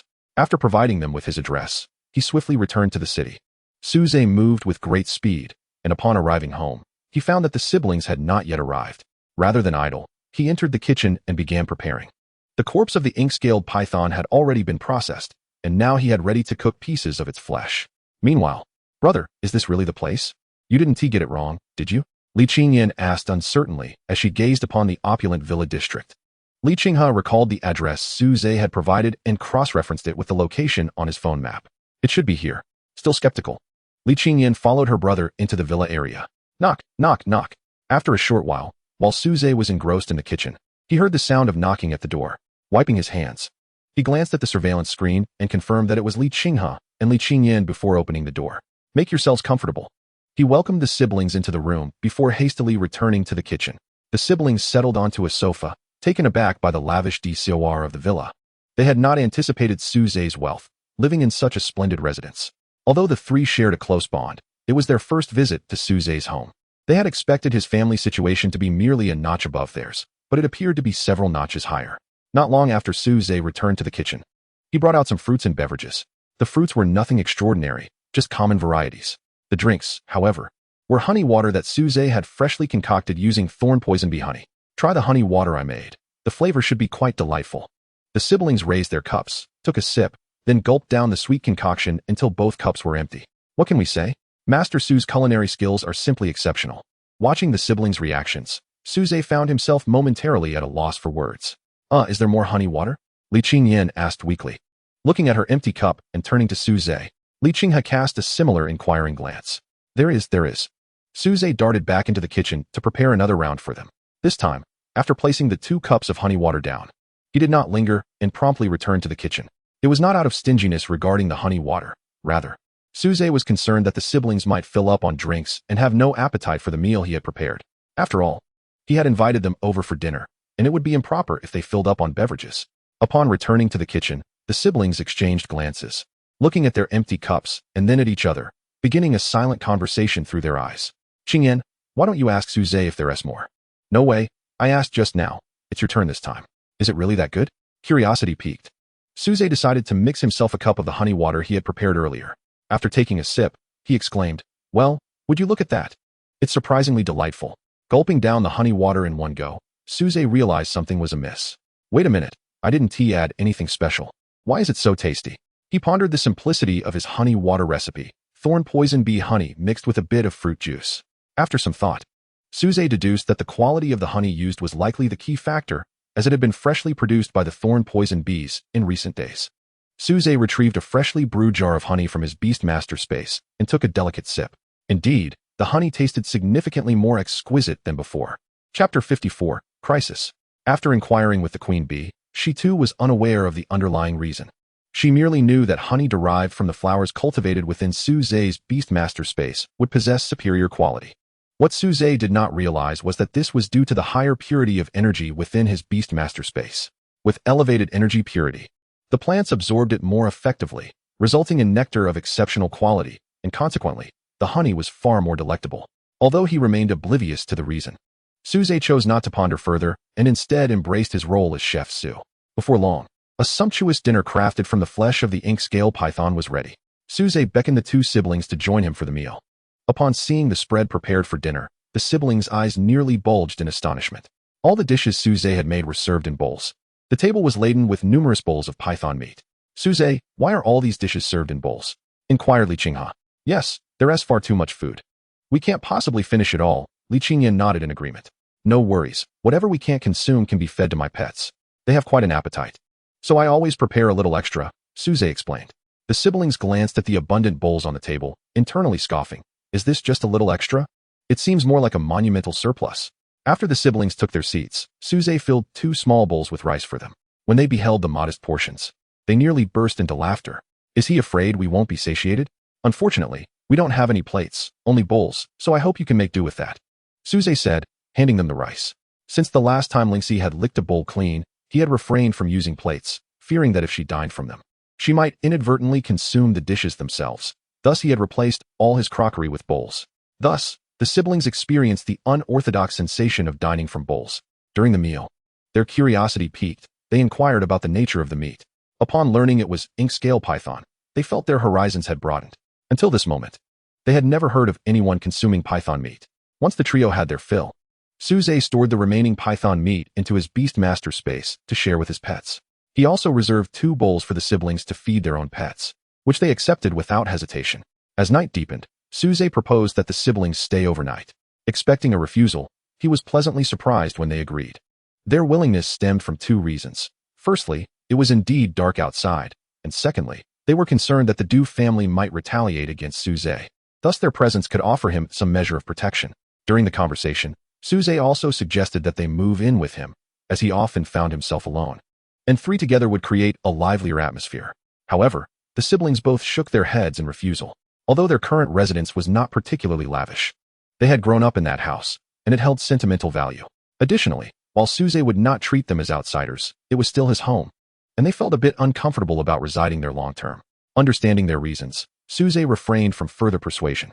Meanwhile, on a nearby street, Qin Xian glanced at the information on his phone, confirming his direction before proceeding towards his destination, Suze's home. After receiving orders from Du Yuanhua, he had immediately begun investigating Suze's background and residence. The inquiry revealed that Suze's Beastmaster parents had vanished years ago without a trace. Presently, Suze was akin to an orphan. Upon discovering that Suze lacked any significant background, Qin Xian set off towards his abode with the intent to eliminate him. To avoid drawing attention to himself, he neither summoned his pets beforehand nor utilized any form of transportation, opting instead to walk to Suze's residence. Inside Suze's home, he typically resided on the 3rd floor. To afford the siblings adequate privacy, he had arranged for them to occupy the 2nd floor. Their rooms were adjacent, with Suze's room situated directly above. Should any issues arise, a simple shout from the window would suffice for the others to hear. Once he had settled the siblings into their quarters, Suze returned to his own room to commence his mental training. Before beginning his practice, he released the queen bee and several thorn bees into the vicinity of the villa to act as sentinels. Ordinarily, he did not take such precautions. However, given the recent false accusations against him, Du Yuanhua's dismissal, and Li Lei's pursuit of revenge, he felt compelled to exercise caution. While Suze was immersed in his training, the siblings did not immediately succumb to slumber. They too engaged in their own cultivation. Some time later, Qin Xian surveyed the villa community before him, questioning whether the address he had uncovered was indeed accurate. Could an orphan possibly reside in such a luxurious villa? Doubt clouded his thoughts. Nevertheless, despite his reservations, he stepped into the community, commencing his search for Su Zhe's residence as indicated by his findings. As he searched, a summoning array ignited behind him. Subsequently, a shadowy figure materialized, swiftly merging with Qin Xian's own silhouette. This brief encounter did not escape the notice of a thorn bee lurking in the bushes. Buzzing. It interrupted Su Zhe's training, awakening him. Is there a suspicious individual? Su Zhe furrowed his brow, grasping the essence of the queen bee's message. In the next moment, his innate talent activated, allowing the queen bee and thorn bees to share their vision. Simultaneously, the scene witnessed by the thorn bee was relayed into the queen bee's consciousness. Once the queen bee conveyed the information to Su Zhe, his expression darkened considerably. Though the glimpse was fleeting, he had clearly identified the creature summoned by the individual. It was one of the quintessential representatives of dark attribute beasts, the most formidable dark attribute mantis, shadow hunter, and a 6th-tier shadow hunter at that. Although Qin Xian had yet to appear near Su Zhe's villa, the intensity of his search through the various villas suggested he was at least 80% likely searching for him. In earlier times, Su Zhe could have easily slipped away without waiting for the adversary to arrive, but now was different. The Li siblings were in his home. He could rely on Shadow Ink for escape, but the siblings could not. Thus it was imperative to prevent any confrontation from taking place within his residence. A grave expression settled upon his face as myriad thoughts raced through his mind, urgently devising a strategy. Regardless of whether Shadow Ink could triumph over the 6th-tier Shadow Hunter, it was crucial to relocate the battleground. But how could he redirect the confrontation? An ambush en route? No, with a Shadow Hunter present, success was not guaranteed. Furthermore, they were not alone. There were other residents nearby, and should Shadow Ink be exposed, the repercussions would be dire. A plan must be devised to lure this individual away to another location. However, is there any way to drive him away? Should I take the initiative to seduce him into leaving? No, that would be too conspicuous and could arouse suspicion. Suddenly, Su Zhe's eyes brightened. I have thought of a solution. Chapter 55, The Plan. As his consciousness delved into the Beastmaster space, Su Zhe summoned all his pets, including Song Yen and Zi Xiao, into the internal space of Bei Ming. Indeed, Su Zhe's plan revolved around Bei Ming.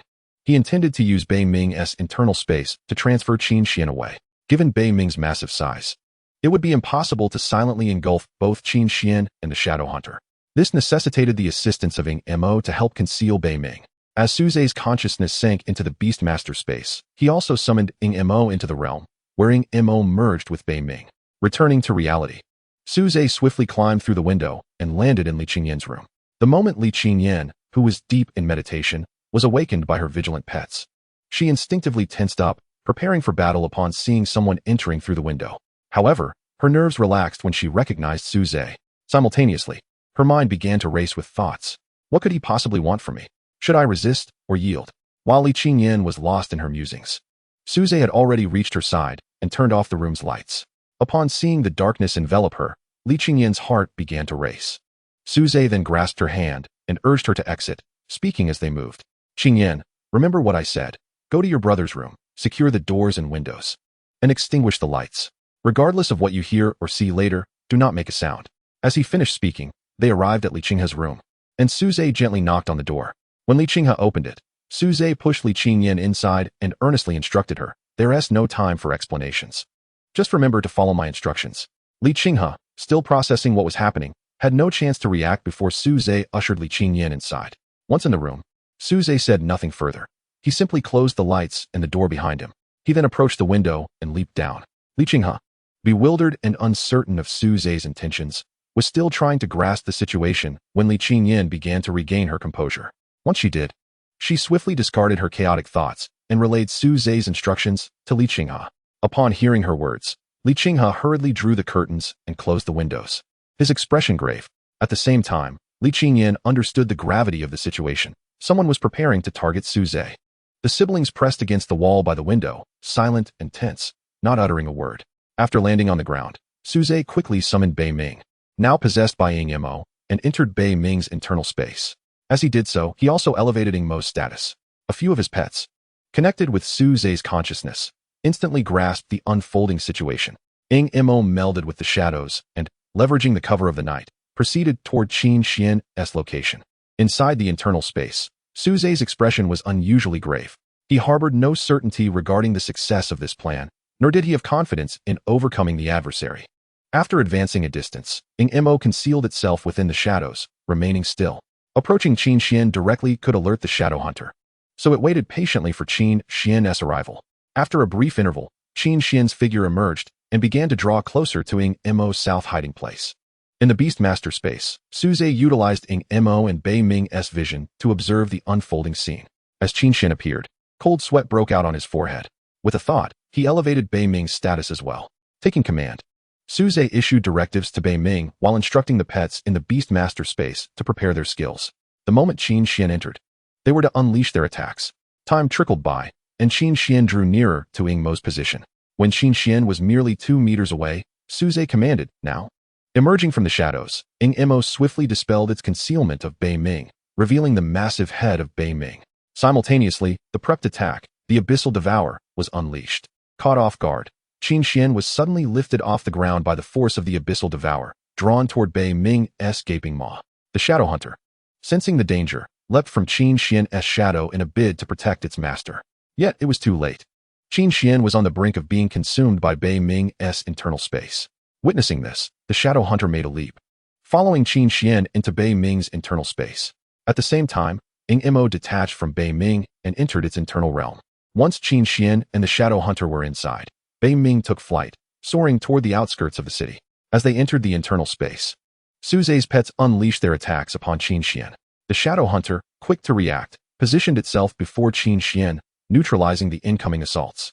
In an instant, Qin Xian found himself in a different location, momentarily disoriented. As clarity returned, he noticed the Shadow Hunter had shielded him from a barrage of attacks. He also spotted Suze in the distance, accompanied by his collection of pets. As he focused, Suze's figure transformed into a shadowy silhouette. 5 summoning arrays ignited around him, revealing the forms of 5 pets, 1 6th tier, 1 5th tier, 1 4th tier, and 2 3rd tier, coupled with the previously summoned Shadow Hunter. Qin Xian's 6 pets now stood ready. Upon seeing Qin Xian's formidable array of pets, Suze's expression grew more solemn. "Where's this? How do you possess 6 pets?" Qin Xian inquired, suspicion etched on his face. Yet, in the next moment, his doubt was eclipsed by greed. A 3rd-tier Beastmaster with 6 pets, he must hold a significant secret. If only I could claim it for myself. Upon catching sight of Ling Shi's exquisite beauty, Qin Xian could not help but lick his lips. "Ha!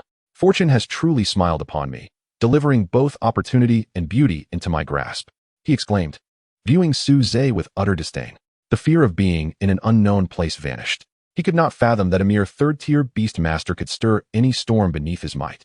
At this moment, Suze held nothing back and elevated all of his pets. 5 minutes. Aware of the fleeting passage of his mental energy, Suze internally assessed under the full elevation. He could maintain this state for no more than 5 minutes. He had to secure victory within that time frame. Otherwise, death was inevitable. Chapter 56, The Fierce Battle. The decision for Suze to voluntarily enter the internal space of Bei Ming and to engage in combat within it was the result of profound contemplation. Firstly, if he were merely to transfer Qin Xian and his pet beasts into the internal space, he harbored uncertainties about whether Bei Ming's internal space could withstand the onslaught from Qin Xian's beasts. Secondly, should he, as the Beastmaster, refrain from entering, he would be unable to accompany Bei Ming in movement, as all the summoned beasts had been drawn into the internal space. Ing Mo, being the strongest combat force, had to join the fray immediately. Ling Shi, possessing healing abilities, also needed to enter the battle promptly to ensure the safety of the other beasts. Thus, he could only depart with Bei Ming, but by doing so, he would lose direct sight of the unfolding conflict, thereby hindering his ability to command effectively. Thirdly, and most importantly, if he did not appear, it was highly likely that Qin Xian would not engage in combat with his beasts, but instead would focus solely on escape, launching an assault on Bei Ming's internal space. Therefore, after comprehensive consideration, this course of action emerged as the optimal choice. Qin Xian commanded 6 beasts, which included a 6th-tier Night Stalker, a 6th-tier Rock Giant, a 5th-tier Blood Wolf, a 4th-tier Diamond Gorilla, a 3rd-tier Gale Hawk, and a 3rd-tier Luminous Beetle. During the allocation of combat strength, Ing Mo, as the most formidable force, needed to restrain 2 6th-tier adversaries. Only then could Suze's other beasts resolve their opponents before uniting their strength against the 2 6th-tier foes. Fortunately, although the Rock Giant was also 6th tier, its racial level was likewise 6th. If it could not evolve, its journey had reached its terminus. The Rock Giant's sluggish movements and lack of offensive skills offered Suze a modicum of relief. Ling Shi's holy ring of purification enveloped the battlefield, bestowing enhancements upon her allies. Once Ing Mo possessed Suze, it unleashed its full might, radiating a kaleidoscope of colors. effectively isolating the two 6th-tier opponents from the other beasts. Song Yan and Zi Xiao confronted the Blood Wolf and Diamond Gorilla, respectively. Despite Song Yan's 4th-tier upgrade, it found itself at a slight disadvantage against the 5th-tier opponent, gradually falling into a losing position. In contrast, Zi Xiao faced the Diamond Gorilla with relative ease, maintaining a dominant offensive throughout. However, the Diamond Gorilla's impenetrable armor rendered it unable to be defeated swiftly, as it could only defend. Ling Shi's confrontation with the Gale Hawk proved to be significantly simpler. Within mere moments of combat, the Gale Hawk was slain. After dispatching the Gale Hawk, Ling Shi rapidly surged towards the luminous beetle, which was ensnared by the swarm of thorn bees. The white jade sphere, Mu, was deemed to lack combat prowess and was thus assigned by Su Zhe to distract the two 6th-tier beasts. The two beasts could engage in mental interference, assisting Mo. Following Ling Shi and the swarm's elimination of the luminous beetle, Su Zhe initially intended to direct Ling Shi to eliminate Qin Xian. As long as the beast master perished, his pets would suffer grievously. However, at that moment, Qin Xian had already been encased in layers of the rock giant's defensive skill, Rock Guardian, since the onset of battle. Ling Shi, being only 4th tier, was incapable of breaching the rock giant's defenses. Consequently, Ling Shi was redirected to assist Zi Xiao against the Diamond Gorilla. Upon dispatching the two 3rd-tier foes, the Thorn Bees became substantially less effective. Most of the Thorn Bees were 1st tier, with a few at 2nd tier. And Su Zhe's elevation had not augmented these Thorn Bees. Thus, if the swarm were to assault the 4th-tier Diamond Gorilla, it would not only fail to penetrate its defenses, but would also risk being swatted down en masse. At this juncture, Su Zhe ceased bestowing enhancements upon the Bee Queen, directing her to lead the Thorn Bee swarm to encircle Qin Xian, who was still ensconced within the Rock Guardian. At that moment, Qin Xian was cradling his head in anguish, the demise of his two beasts causing him excruciating backlash. "I will kill you. I will definitely kill you," Qin Xian bellowed frantically. On the battlefield, Mo found it challenging to mount effective assaults against the two 6th-tier beasts, attempting to ensnare the enemies within a vibrant cage. Mo discovered that the Night Stalker, likely due to its superior level, easily shattered the cage with a single strike. Other elemental attacks, such as fire and lightning, inflicted negligible damage upon the rock giant. Moreover, the Night Stalker's incredible speed allowed it to evade Mo's attacks effortlessly, especially when Mo was distracted. Fortunately, both the Night Stalker and Rock Giant belong to the elemental category, allowing Mo to exert some influence over their attacks. Coupled with the minor disturbances from the White Jade Sphere and Mu, neither side could gain the upper hand for the time being. Whenever the Night Stalker attempted to assault Su Zhe's other beasts, Mo would intervene. The Rock Giant, meanwhile, found it utterly impossible to target Su Zhe's other beasts. Suddenly, the Night Stalker darted behind Mo, launching a horizontal slash at its head. In an instant, Mo's head was severed, soaring into the air. Yet, in the next moment, the detached black head inexplicably returned, seamlessly reattaching itself. Although neither Mo nor Su Zhe sustained any substantial harm from this encounter, Su Zhe was acutely aware that Mo was expending an immense amount of energy facing two 6th-tier opponents. When Mo could no longer sustain its abilities, it would spell doom for both of them. With a focused thought, Su Zhe began extracting beast cores from the beast mastery space to replenish Mo's energy. As each beast core made contact with Mo, the energy contained within was instantly devoured, transforming the cores into ash that dissipated into the ether. Continuing in this manner was not a viable solution. Mo could only maintain its elevation for approximately 4 more minutes. Song Yan and the others needed to swiftly defeat their opponents to support Mo. Su Zhe's thoughts raced with urgency. Song Yan and Zi Xiao bore wounds that appeared one after another, only to be gradually healed by Ling Shi. Ling Shi, too, bore injuries. But the fluid flowing from her was not crimson blood, but a pale golden hue. Su Zhe mused how advantageous it would be if Bei Ming could join the fray at this moment. He mentally communicated with Bei Ming, inquiring about its current location. Since taking flight, Bei Ming had been soaring at great speed, now having exited the city and searching for a suitable place to land. Su Zhe directed Bei Ming towards the area where they had previously transplanted the forest. The rationale for this selection lay in its spaciousness, which would prevent Qin Xian from escaping. Additionally, being within the Falling Moon forest would provide some concealment for his battle, shielding it from prying eyes. As Bei Ming approached its destination, Ling Shi delivered further encouraging news. She and Zi Xiao had successfully slain the Diamond Gorilla. Without pausing for a moment, the two beasts immediately rushed to assist Song Yan against the Blood Wolf. In the next instant, an unexpected transformation occurred. The Blood Wolf's previously crimson fur seemed to come alive, its eyes shifting to a fierce red, while its body temperature began to rise dramatically. The innate skill, Blood Ignite. Activated. Blood Ignite. Sacrifice one's own blood to gain enhanced combat power. The Blood Wolf, having ignited its blood, now possessed combat power nearing that of a 6th-tier beast. Such a transformation caused Suze, who had already begun to relax, to feel his heart plummet once more. Chapter 57. A sudden change at Suze's residence. Li Qingyan softly inquired, "Brother, do you think something will happen to Suze?" Upon hearing this, Li Qinghe merely shook his head gently, choosing to remain silent.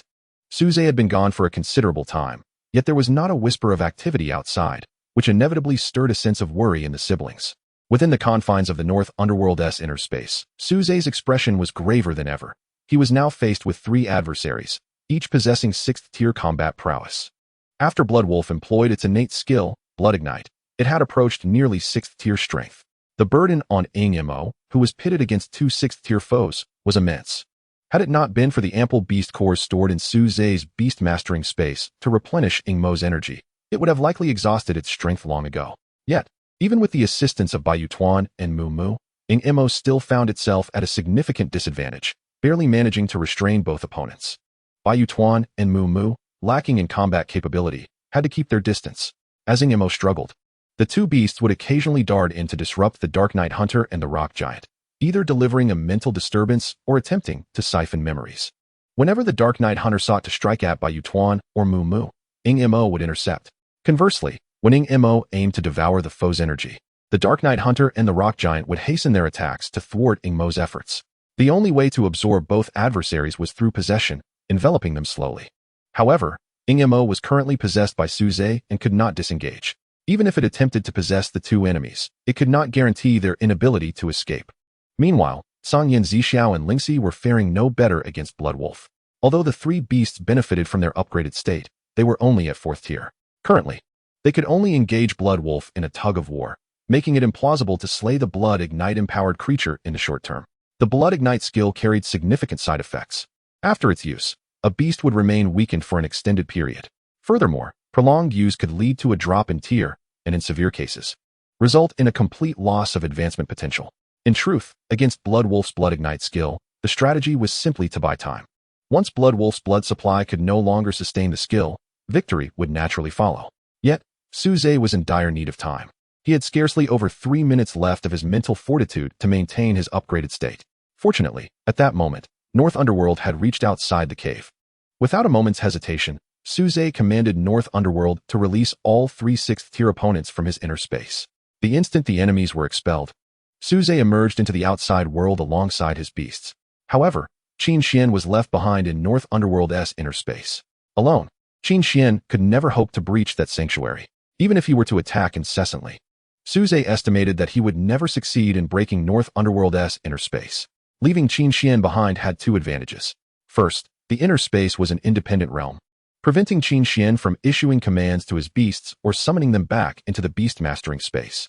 Second, should Suze find himself outmatched, he could retreat with Qin Xian in tow. Although Lingxi could not break through the Rock Giant's stone defenses, given a moment, Mo might manage to do so. Thus, Suze could directly eliminate Qin Xian. With Qin Xian's demise, his remaining beasts would no longer pose a threat to Suze. The reason he had not immediately taken Qin Xian with him was that Suze feared Qin Xian's beasts would follow him through their psychic link. Therefore, he had to confront the 3 opponents directly and endeavor to dispose of them. Within the inner space, Qin Xian's face twisted with pain as the death of his beasts triggered a backlash of the soul. Suddenly, he froze in shock and exclaimed in panic, "What is happening? Why can't I sense my beasts?" His inability to feel his beasts created a momentary reprieve from the soul backlash. Upon further inspection, he realized that while the soul link with his beasts remained intact, it felt as though a layer of paper had appeared between them. This realization alleviated much of his inner turmoil, yet the display of strength from Suze still filled him with dread. How could a 3rd-tier Beastmaster press a 6th-tier Beastmaster to such an extent? A great secret. I must uncover this great secret, Qin Xian shouted in a frenzy. He communicated with his beasts through their psychic link and issued a command. On the battlefield, with North Underworld joining the fray, the pressure on Tsang and Zixiao, as well as Lingxi, was alleviated almost instantaneously. Although the strain was lessened, they still could not hope to slay their foes in the short term. In its Blood Ignite state, Blood Wolf not only boasted enhanced combat capabilities, but also improved recovery. The injuries inflicted by the beasts healed almost instantly. Suze could only hope for the swift conclusion of Blood Wolf's blood ignite state. Otherwise, he would have no choice but to flee.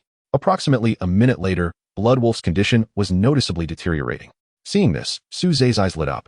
It seemed that Blood Wolf's blood ignite was nearing its end. Yet, in the next moment, an unexpected turn of events occurred. The once diminished Blood Wolf's aura surged dramatically, returning to the peak state it had exhibited when first using blood ignite. Suze could only sigh. He understood that this was Blood Wolf's master compelling it to expend its last drop of blood. After this battle, Blood Wolf would undoubtedly perish. Moreover, the onslaught from the Dark Knight Hunter and the Rock Giant intensified drastically. The trio was now attacking recklessly, desperate to subdue Suze. It appeared that fleeing was becoming necessary. Faced with the relentless Blood Wolf and the increasingly fierce assault, Suze began to contemplate his escape. He could not afford to wait until his mental strength was utterly depleted. Without the enhancement of his upgrade, he would stand no chance of escape. He needed to flee while still possessing enough mental energy to maintain his upgraded state, leaving ample time for Ing Mo to eliminate Qin Xian. Otherwise, Qin Xian's beasts would continue to follow him. 1 minute. He resolved that if he could not subdue his opponents with 1 minute of upgraded time remaining, he would have no choice but to flee. As Suze pondered his predicament, he failed to notice that while retrieving a beast core from his beast mastering space, he had inadvertently pulled out an unusual item. It was a palm-sized chocolate cake shaped like a bear, a treat he had previously bought for Lingxi. Finding it delightful, Lingxi had chosen to hide it instead of consuming it. In the next instant, the Dark Knight Hunter's attack shattered the little bear cake into fragments. This scene was witnessed by Lingxi. I will kill you. Chapter 58. Judgment Angel. A clear, ethereal voice, suffused with boundless fury, erupted from Lingxi's lips. The cake she had treasured like a gem had been obliterated by a black mantis. This infuriated her, an insatiable glutton, beyond measure. Amidst this boundless tide of wrath, she unexpectedly spoke. Upon hearing her furious voice, all the beasts engaged in battle momentarily halted. Every creature, including Suze, cast incredulous glances toward Lingxi. At that moment, the 8-winged angel was enveloped in a divine radiance that grew increasingly bright and resplendent. Her figure ascended gracefully, her pale golden eyes now coldly fixed upon the 3 adversaries. The holy sword of light in Lingxi's grasp began to spin slowly, ultimately assuming an inverted posture with the blade pointing downward and the hilt upward. In that instant, Lingxi resembled a judge presiding over the fate of sinners, wielding the executioner's sword with both hands. The Night Hunter, Rock Giant, and Blood Wolf all lifted their heads to the sky, sensing an ominous presence. 3 colossal judgment swords hovered above them, locking them in place with unyielding certainty. In the next moment, the divine radiance emanating from Lingxi blazed to its zenith, and her wings appeared to transform from 8 to 10. The judgment sword in her hand descended, akin to the final decree of a judge upon the guilty. Simultaneously, the 3 judgment swords in the sky cascaded toward the Night Hunter and its companions. The Night Hunter attempted to evade, yet was ensnared by the 9-colored cage woven from shadow ink for an instant. In that fleeting moment, the judgment sword had already descended upon it. As the 3 swords struck, the earth, which should have erupted in a deafening roar, was instead cloaked in a platinum-hued divine light. A profound silence prevailed, pierced only by the blinding luminosity. After unleashing this devastating blow, Lingxi plummeted from the heavens, utterly spent. Suze, witnessing this, rushed forward to catch the falling angel. At that moment, Lingxi was drained of energy, her body weakened, and numerous wounds oozing pale golden blood adorned her form. This sight tugged at Suze's heartstrings. In his arms, Lingxi's eyes brimmed with tears, cascading like a gentle rain. This startled Suze, prompting him to hastily inquire, "What is wrong, Lingxi?" To his dismay, her response emerged as a soft whimper. The barely audible murmurs that escaped her lips were indecipherable, though he caught the word cake. Through their mental connection, he understood her lament. The cake she cherished had vanished. While his heart ached for her, he couldn't suppress a chuckle at her attachment to the dessert. "Do not weep. I shall procure you another tomorrow, an abundance of cakes." Upon hearing his reassurance, the once sobbing little angel radiated a brilliant smile, poised to respond, only to suddenly close her eyes and succumb to unconsciousness. Suze was taken aback, conducting a quick assessment and realizing that Lingxi had merely fainted from exhaustion, allowing him to breathe a sigh of relief.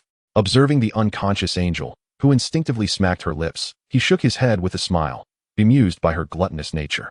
Meanwhile, on the battlefield, the radiant light accompanying Lingxi's attack dissipated. The ground where her assault had landed bore 3 deep craters, within which the Blood Wolf's head lay severed from its body. The Rock Giant struggled to rise, a deep gash now marring its neck. The Shadow Hunter had managed to stand, albeit with a missing arm.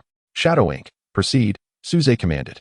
Responding to the directive, Shadow Ink detached itself from Suze and materialized before the Shadow Hunter. In the next instant, Shadow Ink enveloped the Shadow Hunter, activating its devouring ability.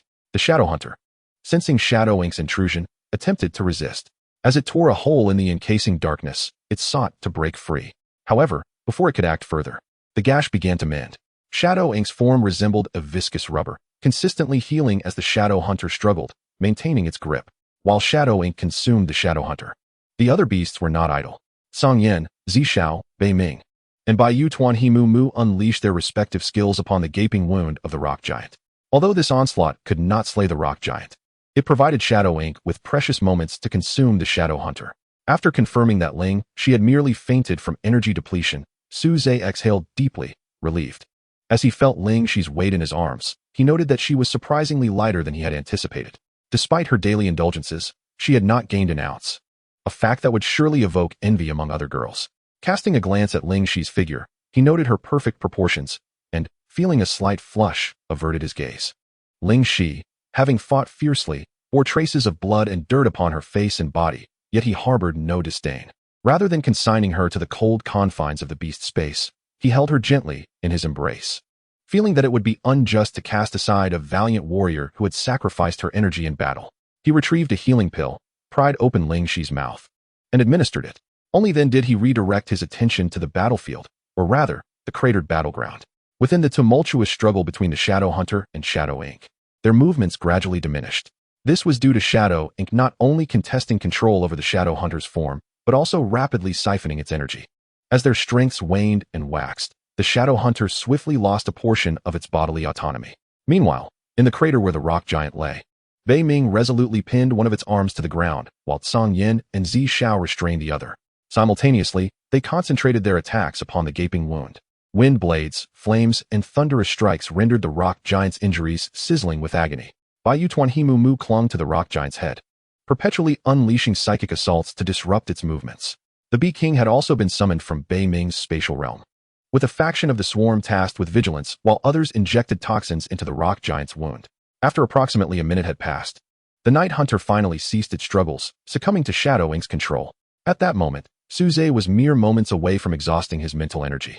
Perhaps due to Shadow Ink's unfamiliarity with the Shadow Hunter's form or the latter's incomplete submission, the Shadow Hunter, now under Shadow Ink's manipulation, staggered to its feet and ambled toward the rock giant's crater. Upon seeing the Shadow Hunter's emergence, the beast tensed, ready to strike. In the next instant, Shadow Ink's voice emanated from the Shadow Hunter. "Do not be alarmed, it is I." Upon hearing Shadow Ink's voice, the beasts relaxed, their earlier trepidation dissipating.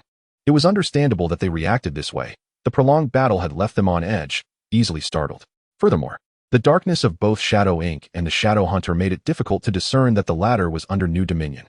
This has led to the misconception among the beasts that Ing Mo had failed. The Shadow Hunter staggered to the neck of the rock giant, raising its remaining forelimb. With a swift motion, it struck down upon the struggling rock giant. Again it lifted, and again it descended. Blood and shredded flesh flew in all directions. After several blows, the head of the rock giant was severed by the Shadow Hunter. Among Qin Xian's beasts, all perished except for the Shadow Hunter. Chapter 59, A Narrow Victory. After the battle concluded, Suze examined the information panel of Ling Shi. He discovered that Ling Shi's skills had not increased. However, in the recent skirmish, Ling Shi had indeed utilized a brand new skill, one he had never seen before. Unbeknownst to Suze, this was Ling Shi's 5th-tier skill, Holy Light Judgment. Holy Light Judgment. This skill channels the power of Holy Light to execute judgment upon a target, possessing a decisive effect. Note, the more grievous the target's injuries, the greater the damage inflicted. This skill was supposed to be acquired only after Ling Shi reached the 5th tier, yet driven by her immense fury, she expended her energy to unleash it prematurely. It was precisely due to the decisive effect of Holy Light Judgment that the Blood Wolf in a blood-burning state was slain outright. After all, the blood-burning state itself incurs damage to the user. The commotion stirred by the battle was considerable, although it was nighttime. Suze could not guarantee that no other beast masters were nearby. Therefore, after Ing Mo commanded the Shadow Hunter to slay the rock giant, Suze promptly stored his remaining beasts into the beast space and departed. Bei Ming was not included in the beast space. Instead, it soared with Suze towards Peng City.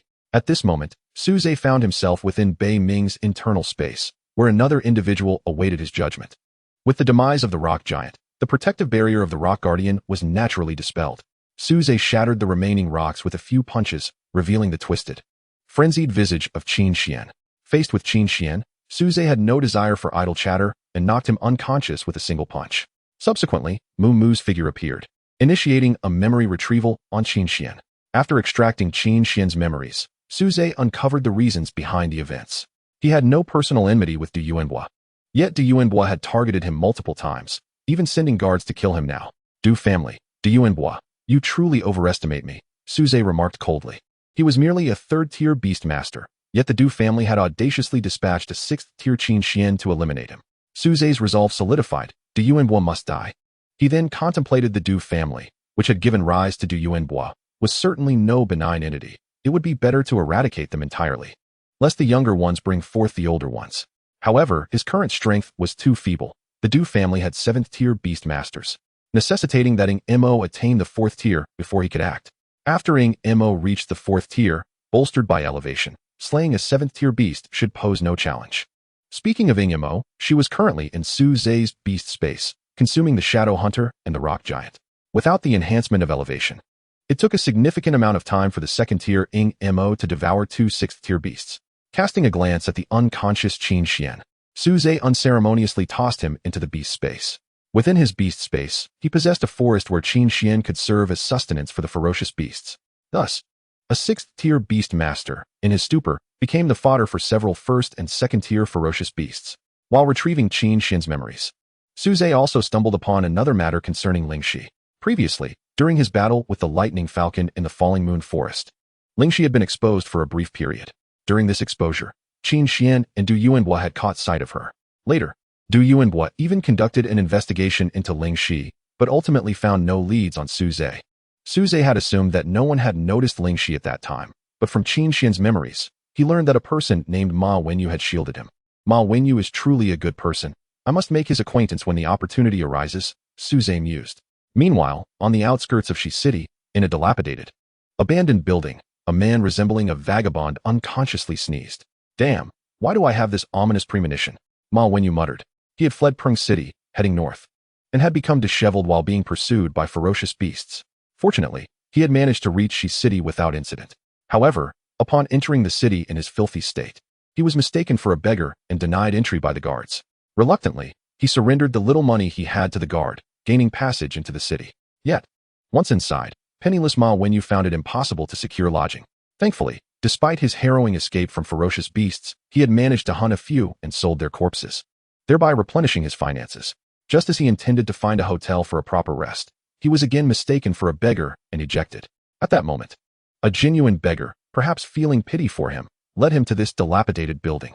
Now residing in the abandoned structure, Ma Wenyu found himself, whether he liked it or not, in the company of beggars. Nevertheless, he regarded himself as a child of destiny, believing that his current hardships were merely tests. During this time, aside from eating and sleeping, he primarily focused on hunting ferocious beasts. To save more money for nurturing his beasts, Ma Wenyu chose to remain in the abandoned building alongside the beggars. He believed that when he achieved success, his experiences in the abandoned building would not be a stain on his reputation, but rather a testament to his journey. In Beiming's vicinity, it had already soared beyond the boundaries of Peng City. As it approached the city, it refrained from advancing further. Even at night, there were sentinels on guard. Should Beiming enter the city directly, it would undoubtedly attract their attention, leading to unnecessary complications. As for whether Beiming had been discovered upon its exit, Suze had no way of knowing. His instruction had been for Beiming to ascend to a sufficient height before leaving the city. With Beiming's remarkable speed, and given the sparsity of people in the villa district at night, Suze felt confident that few would have noticed Beiming. At this moment, Ing Mo was engaged in devouring the Shadow Hunter and the Rock Giant, unable to conceal Beiming's form. Thus, Suze summoned the White Jade Sphere, instructing it to use its illusion skill to cloak Beiming. Although the illusion could only last for 10 minutes, Beiming's speed meant that a minute was more than sufficient to travel from outside the city to home. Under the influence of White Jade Sphere's illusion skill, a bird no larger than a mosquito sped towards Suze's villa. Before long, this mosquito-sized Kunping flew into Suze's room. After placing Beiming into the beast space, Suze laid Lingxi on his bed. Upon departing the battlefield, he had administered healing elixirs to all his beasts, and due to Lingxi's unconscious state, he had brought her into Beiming's internal space. Now that Beiming had been returned to the beast space, Suze could not enter his own beast space. Akin to how a person cannot enter their own body. He had previously attempted the somewhat exploitative act of confining himself within the internal space of the North Abyss, only to subsequently enclose the North Abyss within the Beast Mastery space. The outcome was that the North Abyss could no longer access the Beast Mastery space. Observing Lingxi lying on the bed, Suze chose not to wipe the bloodstains from her body. Instead, after covering her with a blanket, he exited the room. Chapter 60. After the battle. Before leaving the room, Suze released the queen bee. He had not recalled the thorn bees he had dispatched to surveil the vicinity of the villa, which continued to serve their purpose of vigilance. Inside the room, the siblings were anxiously awaiting his return. Knock, knock, knock. Suddenly, a series of knocks echoed from outside the room. The siblings, who had been gazing out the window, swiftly turned their attention to the door. They exchanged a glance, readying themselves to act, when a familiar voice resonated from outside. It's me. Upon hearing Suze's voice, they finally relaxed. Li Qinghe hurriedly approached and opened the door. Once Suze entered the room, he turned on the lights. The siblings looked at him, remaining silent, as they anticipated him to recount the events. Suze did not withhold any information from them, informing them of the assassination attempt orchestrated by the Du family. However, he concealed the fact that Qin Xian was a 6th-tier beast master. Upon hearing Suze's account, the expressions of the siblings instantly darkened. Though they were infuriated, the Du family's formidable influence left them feeling powerless. While Suze refrained from disclosing the specific capabilities of the assassins, his insistence on keeping them indoors suggested that the assailants possessed the strength to eliminate them in an instant, at the very least being 4th-tier beast masters. Can we report this to the security office and seek their assistance? Li Qingyan inquired, looking towards Suze. The security office was a department tasked with addressing violations committed by beast masters. The Du family's attempt to assassinate Suze within the city blatantly transgressed regulations. In response to Li Qingyan's suggestion, both Suze and Li Qinghe shook their heads in unison. Noticing the questioning look from Li Qingyan, Suze elaborated. Firstly, the assassin is already dead, leaving no tangible evidence. Secondly, if the Du family utilizes their connections to retaliate, it would complicate matters significantly. Having experienced wrongful accusations in the past, Suze found it challenging to place his trust in the so-called official departments of Pengqing. In truth, you need not worry. My current strength should suffice for self-defense. If I cannot defeat an adversary, I can always flee. Observing the somber expressions on the siblings' faces, Suze offered some words of reassurance. He spoke the truth, after Ingma began to consume the shadow hunters and rock giants. Suze had inquired whether Ingma could ascend after the absorption. Ingma's response was affirmative, almost, to ensure Ingma had sufficient energy for its advancement. Suze had also left the corpses of the blood wolves and several other beasts for Ingma to consume. With these, Ingma would likely ascend to the 3rd tier by tomorrow night at the latest. Normally, it would take Ingma about a week to advance, but due to the recent battle, for reasons unknown, its ascension had been expedited. Suze mused to himself, recalling rumors in the Beast Master realm that intense battles could accelerate a beast's growth. It seemed these rumors held some merit. The rationale behind allowing Ingma to consume the corpses rather than merely the beast cores stemmed from 3 considerations.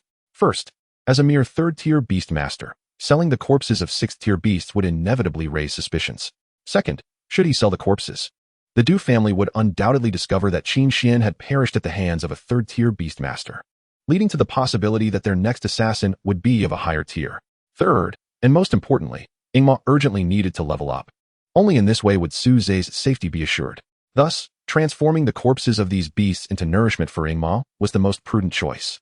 Although the siblings were uncertain of Suze's confidence, they nodded in half-belief in response to his words. Would you consider temporarily moving in with me? Suze extended his invitation once more.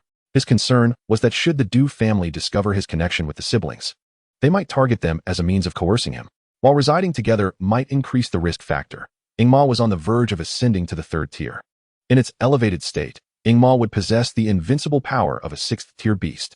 Unless faced with a 7th-tier opponent, they would be virtually untouchable. Even if a 7th-tier adversary appeared, Suze could swiftly escape with the siblings.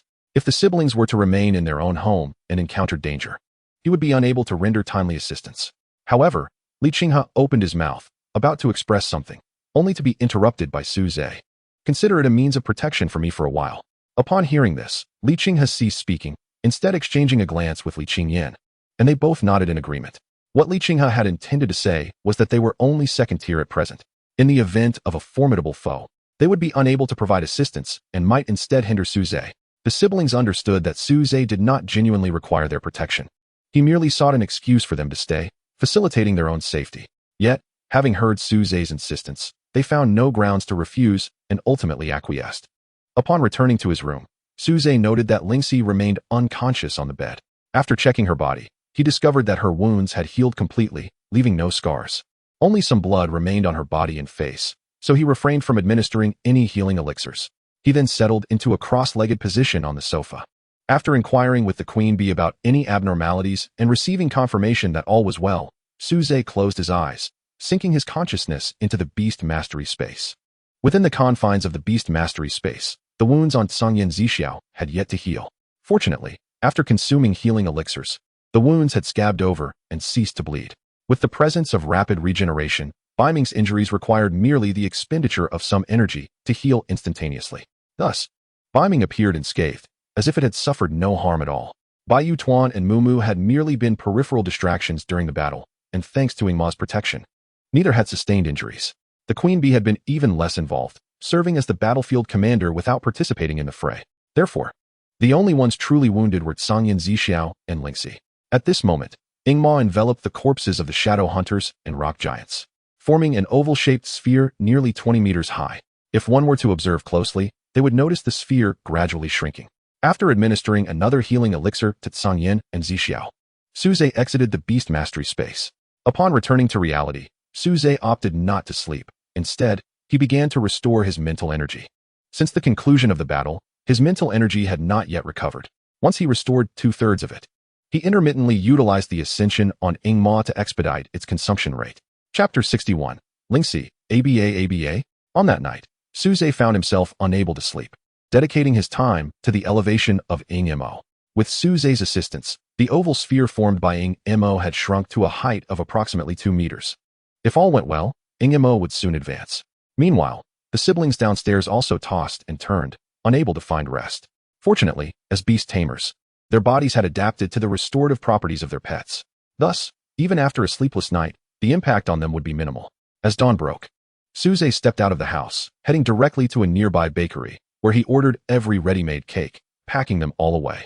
This action brought an uncontrollable grin to the bakery owner's face, who, having just opened for business, found himself ready to close up shop. After purchasing the cakes, Suze did not leave immediately. Instead, he placed reservations for all the adorable themed cakes in the shop, promising to return the next day to collect them.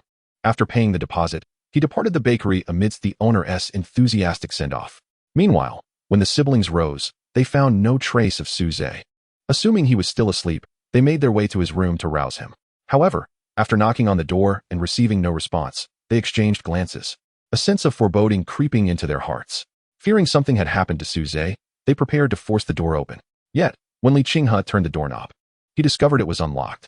Upon opening the door, his gaze fell upon the bed, where he was momentarily stunned by the sight of a woman's face. Quickly, he shielded Li Qingyan's view and slammed the door shut. Noting her brother's unusual behavior, Li Qingyan inquired in confusion, "Brother, what's wrong?"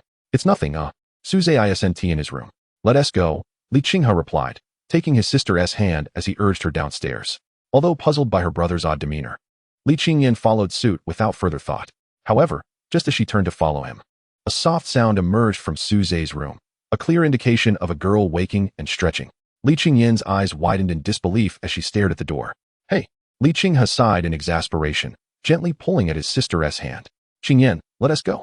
Li Qingyan glanced back at her brother, then at Suze's door, a mist of confusion clouding her vision. She longed to peek inside, but ultimately lacked the courage to do so, turning instead to descend the stairs with her eyes still glistening with uncertainty. As the siblings made their way down, they encountered Suze returning home. Upon seeing them descend from the 3rd floor, a jolt of unease shot through him. Noticing Li Qingyan dabbing at her eyes, his apprehension intensified. He hurried to meet them and asked, "Did you go into my room?" Hearing Suze's question, Li Qinghe expressed a mix of dissatisfaction and resignation in his gaze. After glancing at Li Qingyan, who was still wiping her eyes, he sighed, "Come with me." Suze exhaled a long breath of frustration and led the way back upstairs. Noticing that the siblings had no intention of following, he continued, "It's not what you think, just come and see." Trusting him, the siblings reluctantly trailed behind as he guided them to his room. Upon reaching the door, Suze did not hesitate but opened it wide. Inside, Lingxi had just sat up, rubbing her eyes, her 3 pairs of wings unfurling behind her. As Li Qingyan followed Suze, Her heart sank at the sight of a woman on his bed, tears threatening to spill. Yet, as she recognized Ling Xi's light golden eyes and the delicate wings, her tears were abruptly stifled. Li Qinghe, too, stood frozen, struck by the sight of Ling Xi's upper body. Seeing that Ling Xi had awakened, Suze entered the room, pulling out the bags of cakes he had purchased that morning. Ling Xi, still rubbing her eyes, leapt from the bed upon seeing the assortment of cakes, diving into them without a care for the bloodstains on her attire.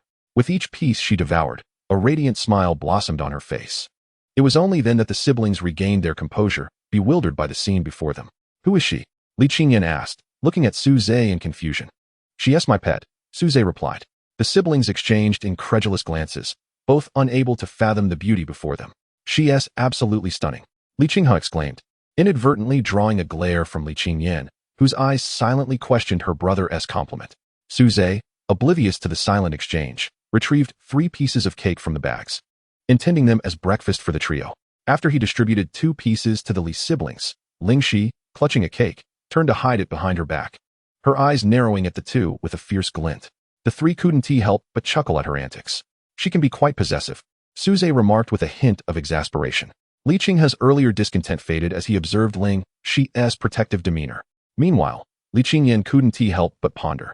With such a beautiful pet, will Suze still see me? Surely he doesn't cuddle with her every night? She quickly shook off the thought, bolstered by Li Qinghe's earlier compliment, realizing that while Ling Xi was indeed beautiful, she herself possessed considerable charm. Unaware of Li Qingyan's internal musings, Suze turned his attention back to Ling Xi, expressing concern. "Ling Xi, how is your injury?" Abba, Ling Xi responded, uttering the words with a puzzled expression. Suze was baffled. She had spoken coherently just last night. Had the fight rendered her unable to articulate, or had she regressed?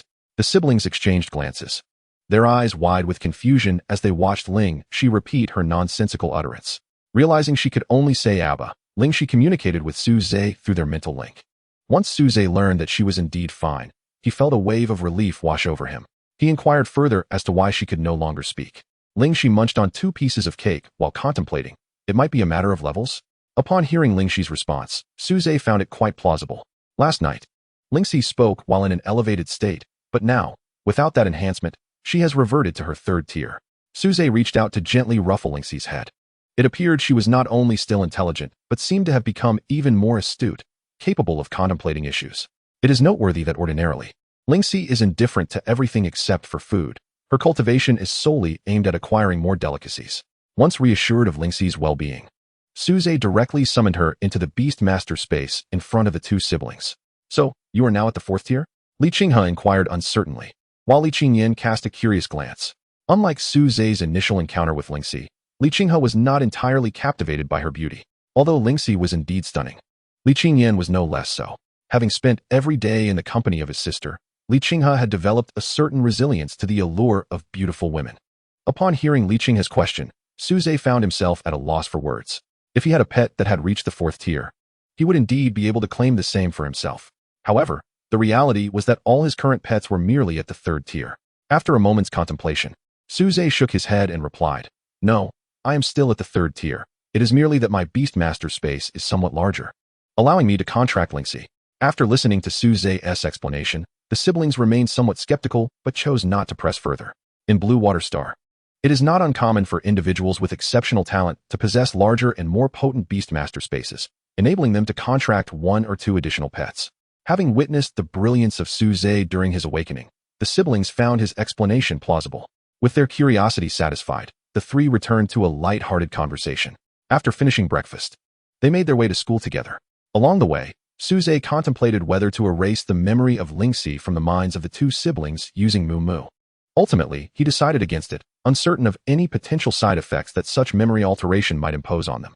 Furthermore, with Ing Mo on the verge of a breakthrough, he would possess sufficient strength to protect himself even if Ling Xi's existence was revealed. As Suze stepped through the school gates, a smile unconsciously crept upon his lips. Ing Mo had leveled up. Name: Ing Mo. Race: End of Days Hatchling. Attribute: Void. Level: 3rd tier. Qualification: Imperial. Innate skills: Devour, Elemental Funeral, Possession, Elemental Control. With Ing Mo's ascension to the 3rd tier, there was no longer a need for him to enter an elevated state to freely wield elemental power. This newfound ability represented a significant qualitative leap in strength for Ing Mo. After reviewing Ingmo's information, Suze's curiosity was piqued regarding Ingmo's fourth-tier capabilities. With a mere thought, he initiated the elevation of Ingmo within the Beast Master space. Name: Ingmo race. End of days hatchling. Attribute: Void. Level: 4th tier. Qualification: Imperial. Innate skills: Devour, Elemental Funeral, Possession, Elemental Control, Elemental Materialization. Elemental Materialization: the ability to manifest elements into tangible forms. Upon witnessing Ingmo's new skill, Suze found himself engulfed in perplexity. He understood the effects of materializing water, wood, earth, and metal, essentially conjuring them out of thin air. However, could wind, lightning, fire, light, and darkness be materialized as well? Based on his previous knowledge, these elements seemingly lacked any physical embodiment. Why dwell on such matters? He could simply test it later that evening and discover the truth. Ceasing Ingmo's elevation, he summoned him forth. This time, Suze concealed the summoning array, resulting in Ingmo appearing directly within his body. The moment Ingmo melded into him, a resounding crack echoed beneath his feet. The three exchanged puzzled glances downward, only to discover that the stone slabs on the school ground had fractured. The siblings, dismissing it as a common occurrence due to the weathered condition of the slabs, thought little of it. However, Suze's pupils constricted slightly upon witnessing the cracked stone. He understood that it was not merely a case of structural weakness. Rather, it was the substantial enhancement of his physical capabilities brought forth by Ingmo's integration. The sudden surge in strength caught him off guard, leading to the unintentional shattering of the stone beneath him. Aware of this newfound issue, Suze began to temper his steps, cautious not to inadvertently crush any more slabs as he walked. Upon arriving in the classroom, Suze settled into his seat, striving to acclimate to his altered physique. Meanwhile, the students in the classroom engaged in lively discussions about the events that transpired in the cafeteria the previous day. Naturally, the focus was on the moniker Du Yuanbois, the Instant Man, along with his expulsion. Suze, the central figure in the incident, was also mentioned, but the students were more intrigued by their young and attractive homeroom teacher. I tell you, you should have seen how impressive Teacher Luo was yesterday, exclaimed Li Hao animatedly to his classmates. Those long legs. Who is Wu Changzhen? He is our principal, and even he has to show deference to Teacher Luo. Another chimed in. Do you think Teacher Luo's strength is really that formidable? One student speculated. I believe she might already surpass the 7th tier. No way. Teacher Luo looks so young. A classmate skeptically interjected. Just as the students were engrossed in their conversation, a graceful figure entered the classroom. Observing the fervent discussions, she quietly approached, positioning herself behind Lei Wenji. At that moment, the animated chatterers were utterly oblivious to Luo Yudi's presence. What do you know? I've heard that the elite class teachers at other schools are all elderly men, Lei Wenji proclaimed. Why is it that Teacher Luo can appear so youthful? Perhaps Teacher Luo just looks young, but in reality, she is a middle-aged woman in her 50s or 60s. Lei Wenji asserted boldly. A classmate seated across from Lei Wenji shot him a few pointed looks and coughed discreetly, rolling his eyes upward. Why are you coughing? If your throat is uncomfortable, go drink some water, Lei Wenji replied, evidently missing the hint. After addressing the coughing student, he continued, I'll tell you, I know that some pets can preserve youth, making people appear younger. So, I think our Teacher Luo might have such a pet, looking like she is in her 20s despite being 50 or 60. Wenji, stop talking. Mu Sun cautioned, glancing at Lei Wenji's back. However, Lei Wenji grew increasingly animated. Why not? I also know that some pets can alter the physical appearance of beast masters. Such pets can transform the old, overweight, and unattractive into stunning beauties. Who knows? Maybe Teacher Luo possesses such a pet, and her current appearance is a result of that. Unbeknownst to Lei Wenji, he was the only one still speaking in the classroom. The rest had fallen silent, creating an eerie stillness. Chapter 63, The Misery of Lei Wenji.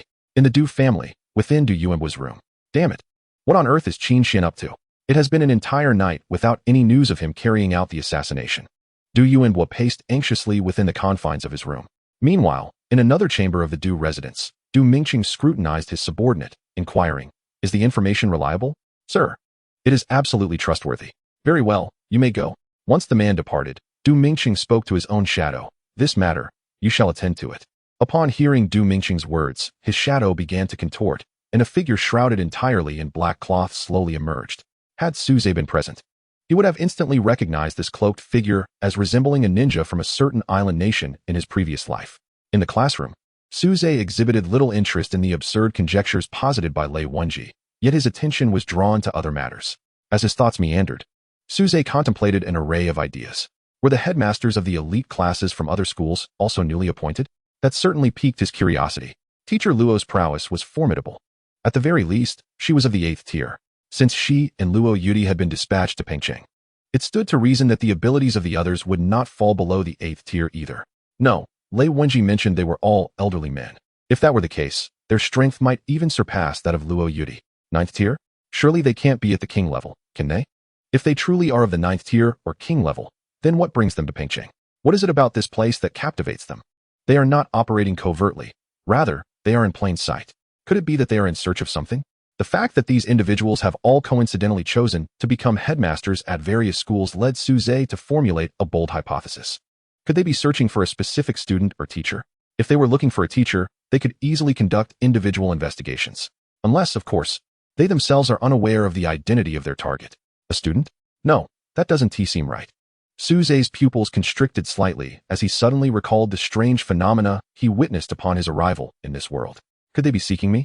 He had assumed that those anomalies were visible only to him, yet the sudden emergence of several 8th and 9th tier, possibly even king level, entities in Pengcheng made him suspect that perhaps the disturbances caused by his arrival had attracted the attention of some powerful beings. Alas, the information remains exceedingly scant. With that thought, Su Zhe shook his head and directed his gaze towards Luo Yudi, who stood behind Lei Wenji. Lei Wenji, huh? Why is everyone silent? Is my conjecture incorrect? Li Hao, what do you think? Mu-sun, say something. At that moment, a clear female voice chimed in from behind Lei Wenji. I believe your conjecture is mistaken. Upon hearing the rebuttal from behind him, Lei Wenji instinctively turned to retort. Impossible. I was saying that Teacher Luo, she, however. Upon catching sight of the beautiful face standing behind him, his words faltered, and he stammered. LLL Teacher Luo. Did you not say I was a 50 or 60-year-old, ugly and plump matron?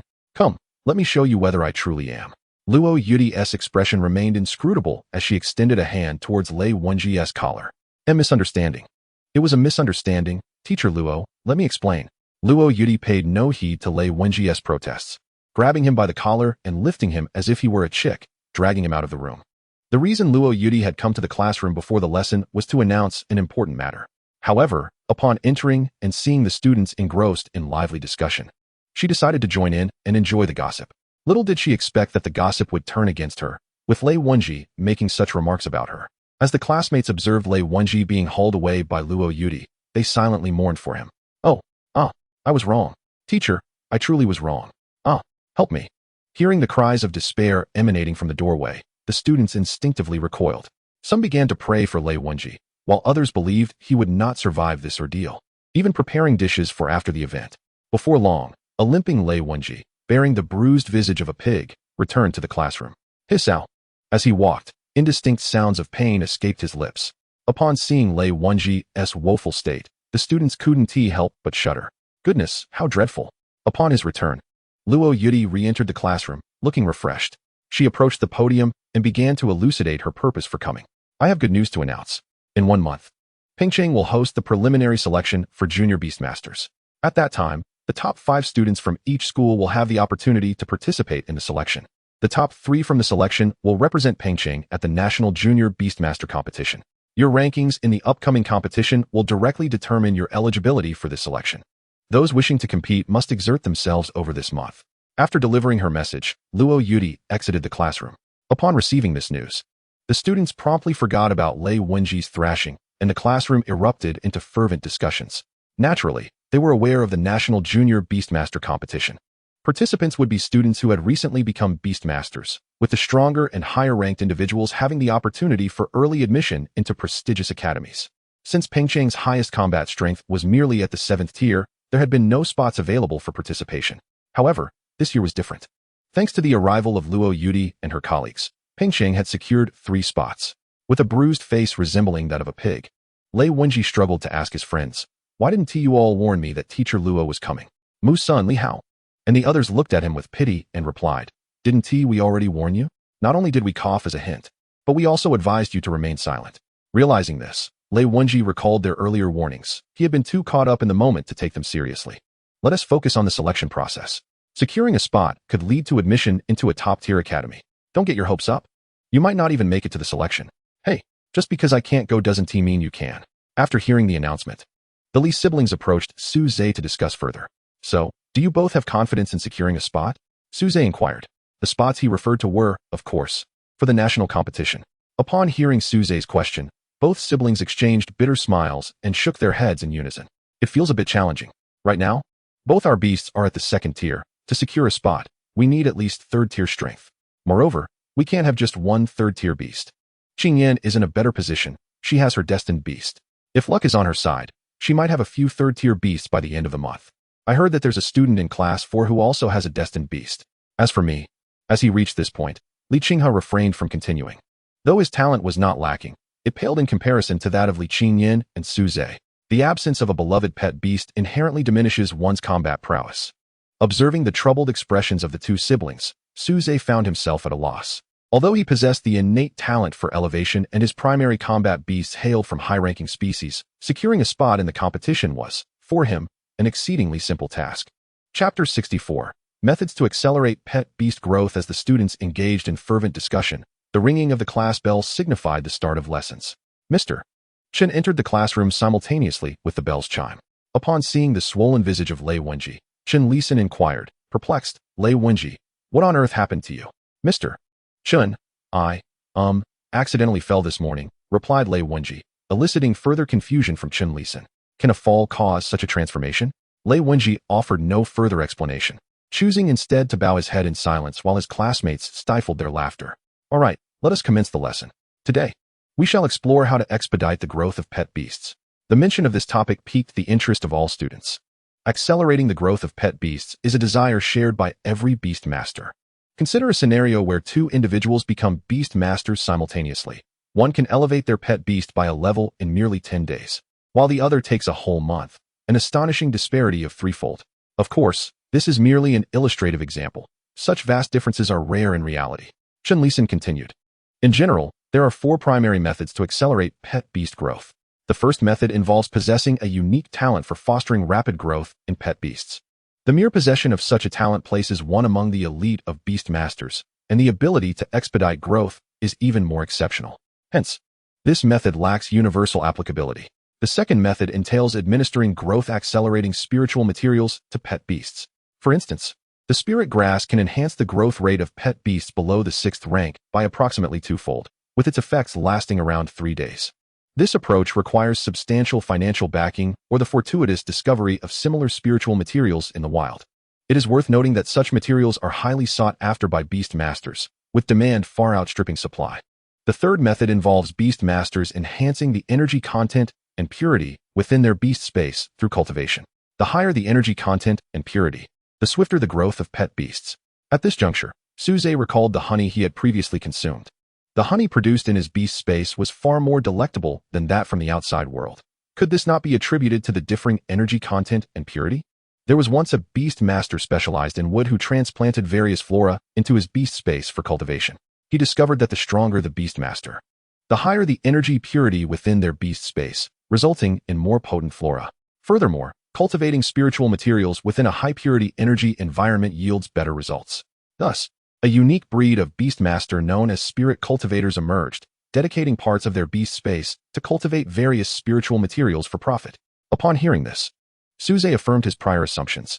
As for the fourth method, it is the most commonplace and straightforward, engaging in high-intensity battles.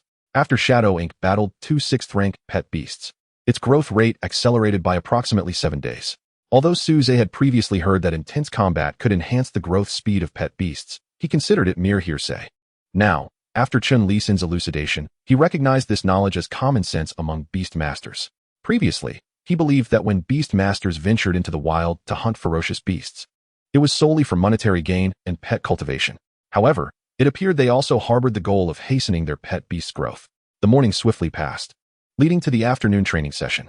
Perhaps due to Luo Yudi's unique techniques, Lei Wenji's injuries had miraculously nearly vanished by midday, leaving only faint purple bruises around his mouth and eyes.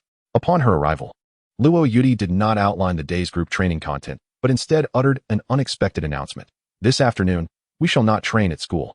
We are heading to the Falling Moon Secret Realm. The Falling Moon Secret Realm, located near the Falling Moon Forest, is a site perpetually guarded by the military, with beast masters generally prohibited from entering at will. The Falling Moon Forest derived its name from the existence of the secret realm. After making her announcement, Luo Yudi summoned her flying pet beast, an enormous rainbow unicorn with a wingspan exceeding 100 meters. Before the students could marvel at its magnificence, they were swept up by the unicorn's power and alighted upon its back. Once everyone was securely seated, the rainbow unicorn soared through the sky, leaving behind a trail of vibrant light as it sped outside the city. What incredible speed! The rainbow unicorn now outpaces even brimming in its rapid state. Could it truly be a 9th-rank beast, as Lei Wenji suggested? Surely, Luo Yudi cannot be as youthful as she appears? Suze pondered, casting aside his inner doubts. In the wild, beast masters typically assess unknown ferocious beasts based on their size. For most ordinary pet beasts and ferocious beasts, each rank typically corresponds to a general size range. Generally, 6th-rank ferocious beasts measure between 20 to 40 meters, while 7th-rank beasts range from 50 to 80 meters, with few 8th-rank beasts exceeding 100 meters. Should a beast surpass this size, it is highly likely to be of the 9th rank. This classification is merely the most rudimentary method, with numerous exceptions. For instance, brimming, as a kuanpung, is inherently massive, ordinarily. A 3rd-rank beast might measure around 4 to 5 meters, yet brimming exceeds 20 meters, nearly matching the size of a 6th-rank ferocious beast. Similarly, Shadow Ink and Lingxi defy size classification. Shadow Ink can alter its size at will, while Lingxi remains a consistent height of approximately 1.7 meters, akin to an average human. Thus, Suze concluded that Luo Yudi likely was not a 9th-rank beastmaster. The rainbow unicorn swiftly approached the vicinity of the falling moon secret realm, halting its flight approximately 100 meters from the military encampment. After recalling the unicorn, the group proceeded on foot toward the entrance of the secret realm. For both Suze and his fellow students, this marked their inaugural visit to a secret realm, making curiosity an inevitable sentiment.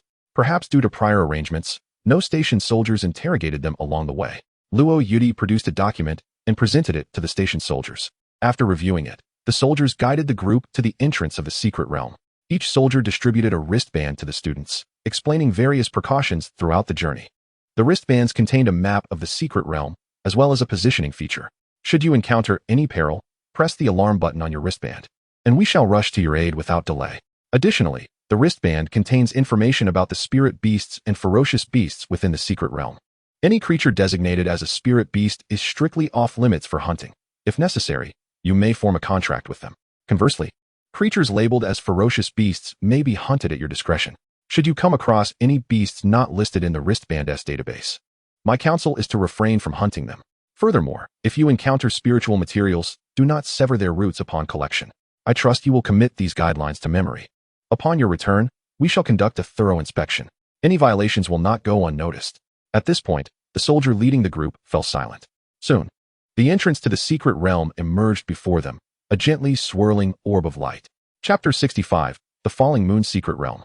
Inside the Falling Moon Secret Realm, a ninja previously concealed in the shadows of Du Ming's presence now stood atop a towering tree, surveying the entrance with keen anticipation. It appeared he was waiting for someone. Moments later, the swirling vortex of the secret realm flickered, and a group of individuals materialized within its confines. How is this possible?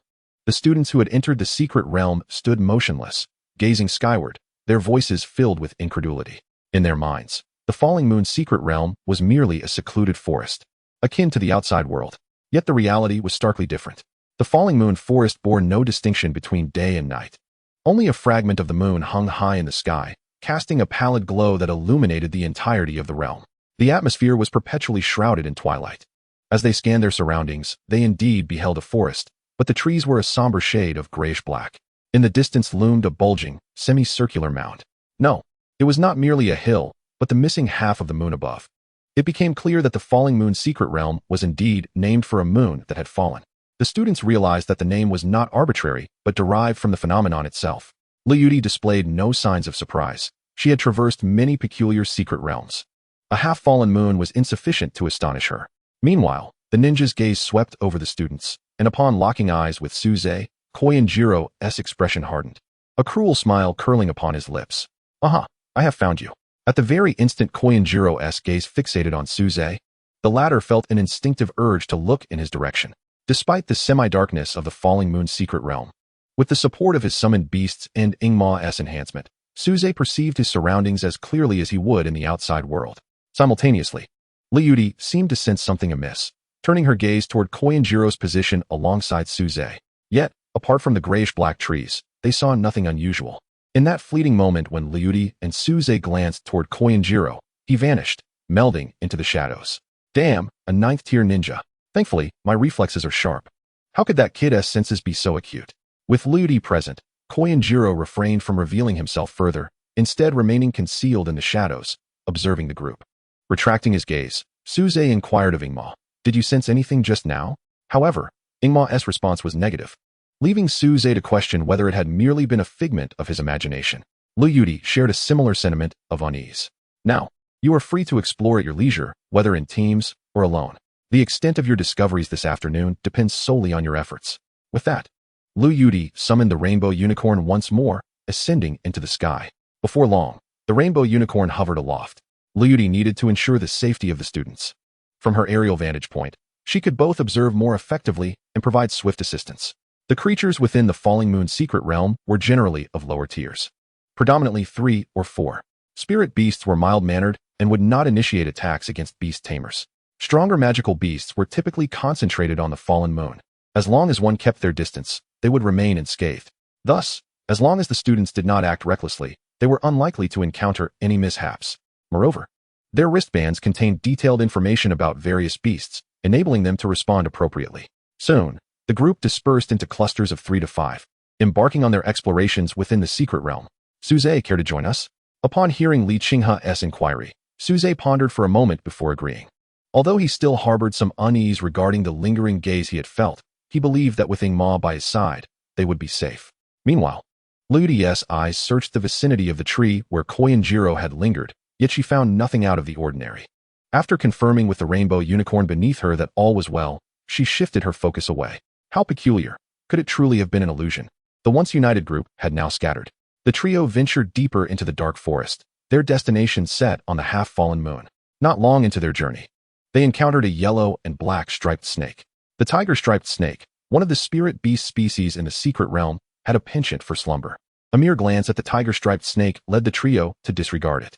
The snake, after a brief look at the students, promptly returned to its slumber. In addition to the tiger-striped snake, they also spotted a grotesque creature, a greenish-black one-eyed monster, resembling a balloon with limbs. This too was a spirit beast, albeit one with only a single leg. "It's quite hideous," commented Li Qingyan. Indeed, it was rather unsightly, Suze and the others concurred. Upon overhearing their conversation, the one-eyed monster opened its large eye and began bouncing towards them. "Hey, is it not allowed to call it ugly?" The trio quipped as they ran from the pursuing creature. This one-eyed monster was merely a first-tier beast, incapable of catching up with them. After a brief sprint, they encountered their first magical beast, the black demon spider, a creature entirely cloaked in darkness, its legs adorned with black barbs. The moment they laid eyes on the black demon spider, a wave of revulsion and animosity surged within them. This aversion stemmed not from the spider's appearance, but rather from an instinctive loathing, as though they were natural-born enemies. The trio was not taken aback. Their wristbands had already provided them with this information. Without hesitation, the black demon spider lunged at them, ready to strike. "Let me handle this," Li Qing had declared, directing the Crimson Flame Warhorse toward the second-tier spider. Though both were of the same tier, the black demon spider possessed little intelligence, merely attacking indiscriminately. Before long, it was vanquished by the Crimson Flame Warhorse. After dispatching the black demon spider, Li Qinghe extracted a small, black, diamond-shaped crystal from its remains. This was the magical core unique to magical beasts. Unlike other beast species, which are born with beast cores within them, magic beasts harbor only this black magic core. It was the first encounter for the three with a magic core, evoking a sense of curiosity. The magic core, while akin to a beast core, is laden with an abundance of negative energy. This malevolent energy can drive a pet beast into a state of madness and irrationality, rendering it unsuitable for absorption. However, the military has a keen interest in acquiring magic cores. Although they cannot be absorbed by pet beasts, they possess considerable monetary value. The trio paid no heed to the corpse of the black magic spider on the ground. The remains of magic beasts below the 7th rank are not only unsought after, but are also left untouched, even by scavengers. Only other magic beasts will consume the carcasses of their kind. For beast tamers, the bodies of magic beasts below the 7th rank are akin to refuse. Unbeknownst to them, a dark silhouette was stealthily approaching from the shadows cast by the trees. Chapter 66. Is that all? Do you feel that sense of repulsion intensifying? Upon hearing Suze's words, the two siblings nodded in unison. Li Qinghe spoke up, confirming that as they drew nearer to the falling moon, encounters with magic beasts became increasingly frequent, and the sense of repulsion grew stronger. Meanwhile, Xiao Yaziro was now less than 300 meters away from the three. He peeked out from the shadows, his mind racing with irritation. How troublesome it is to leave his pet beast behind when he could simply kill them outright. At the same time, Suze once again sensed the feeling of being watched. He feigned looking down at his feet while casting a glance over his shoulder. In that fleeting moment, he still failed to detect anything amiss. No, something is definitely wrong. Qinghe, Qingyan, please wait here for a moment. I will scout ahead. Finding an excuse, Suze parted ways with the siblings, changing direction as he continued toward Falling Moon. He surmised that the mysterious figure was likely targeting him, and remaining with the siblings could potentially endanger them. Thus, he chose to distance himself, granting the lurking individual an opportunity to strike. From the shadows, Xiao Yaziro noted that Suze had ventured off alone, disregarding the Li siblings entirely as he swiftly followed suit. After progressing a short distance, Suze observed that the levels of the appearing magic beasts had significantly increased. Previously, they had encountered scattered first and second-tier magic beasts, but now the majority were second-tier, with occasional glimpses of third-tier beasts. Silently calculating the distance, Suze felt he was sufficiently far from the siblings. He found a stone to lean against, seemingly waiting for someone. Before long, an abrupt change occurred. Darkness gradually enveloped Suze's vision, consuming him entirely. Moments later, he found himself in a pitch-black space. Even with his night vision, he could see nothing in this abyss. It was truly a case of being unable to see one's hand in front of one's face. However, with the presence of Shadow Ink, Suze remained unfazed. Yash, you truly exceed my expectations, a voice echoed from the darkness. Hearing Xiao Yaziro's words, Suze was taken aback. Wasn't Yash a phrase from a certain island nation in his previous life? Could it be that this world also contained such a nation? Who are you? Suze inquired. Why does a dead man have so many questions? You find yourself in my shadow space, yet you remain calm and composed. That was unexpected. However, even if you were to scream, it would be futile. The shadow space isolates perception, and even a ninth tier could not sense what transpires within, Xiao Yaziro retorted. Launching an attack on Suze, he intended to subdue Suze first before coercing him to sever his bond with his pet beast. Perceptive as ever, Suze activated his Shadow Ink possession. In the next instant, a brilliant light emanated from his palm, illuminating the entire space. At that moment, Xiao Yaziro had already lunged at Suze, delivering a punch aimed at his abdomen. Suze did not flinch or evade. If Xiao Yaziro had summoned a pet to attack, he might have considered dodging. But with Xiao Yaziro's strike, Suze was confident that he would sustain no injury. From Xiao Yaziro's words, Suze deduced that his strength was likely far inferior to Luo Yudi's. If he were stronger than her, he would have simply attacked instead of resorting to an ambush in a shadow space. Furthermore, Suze surmised that Xiao Yaziro's prowess did not exceed the 7th rank. His attempt to kill Suze was likely instigated by the Du family. If Xiao Yaziro were indeed above the 7th rank, would he, as a foreigner, heed the Du family's commands? Thus, Suze felt no trepidation. As the light brightened, Suze discerned the figure before him, a man approximately 1.7 meters tall, entirely shrouded in black fabric, with only his eyes visible. When Xiao Yaziro's fist connected with Suze, it felt akin to striking cotton. In the next moment, a force of absorption surged from the point of contact. Upon sensing something amiss, Xiao Yaziro swiftly retracted his fist. What is this ability? Xiao Yaziro inquired, regarding Suze, who was enveloped in Shadow Ink. Initially, he had assumed that the black wrapping was merely a defensive ability of Suze's pet beast, but upon feeling the absorption effect, a cold sweat broke out. A cold voice escaped Suze's lips.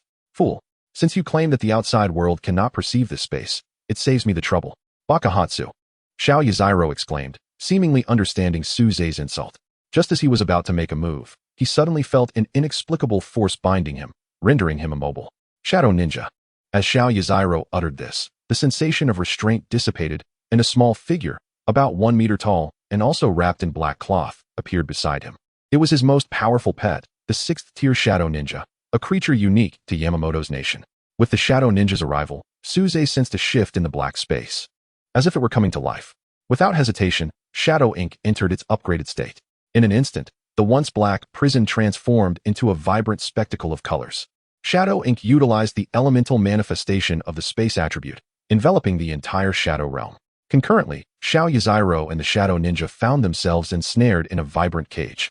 Although termed a cage, it possessed no gaps and was entirely enclosed, a sealed box. Suze speculated that this individual likely possessed some form of stealth skill.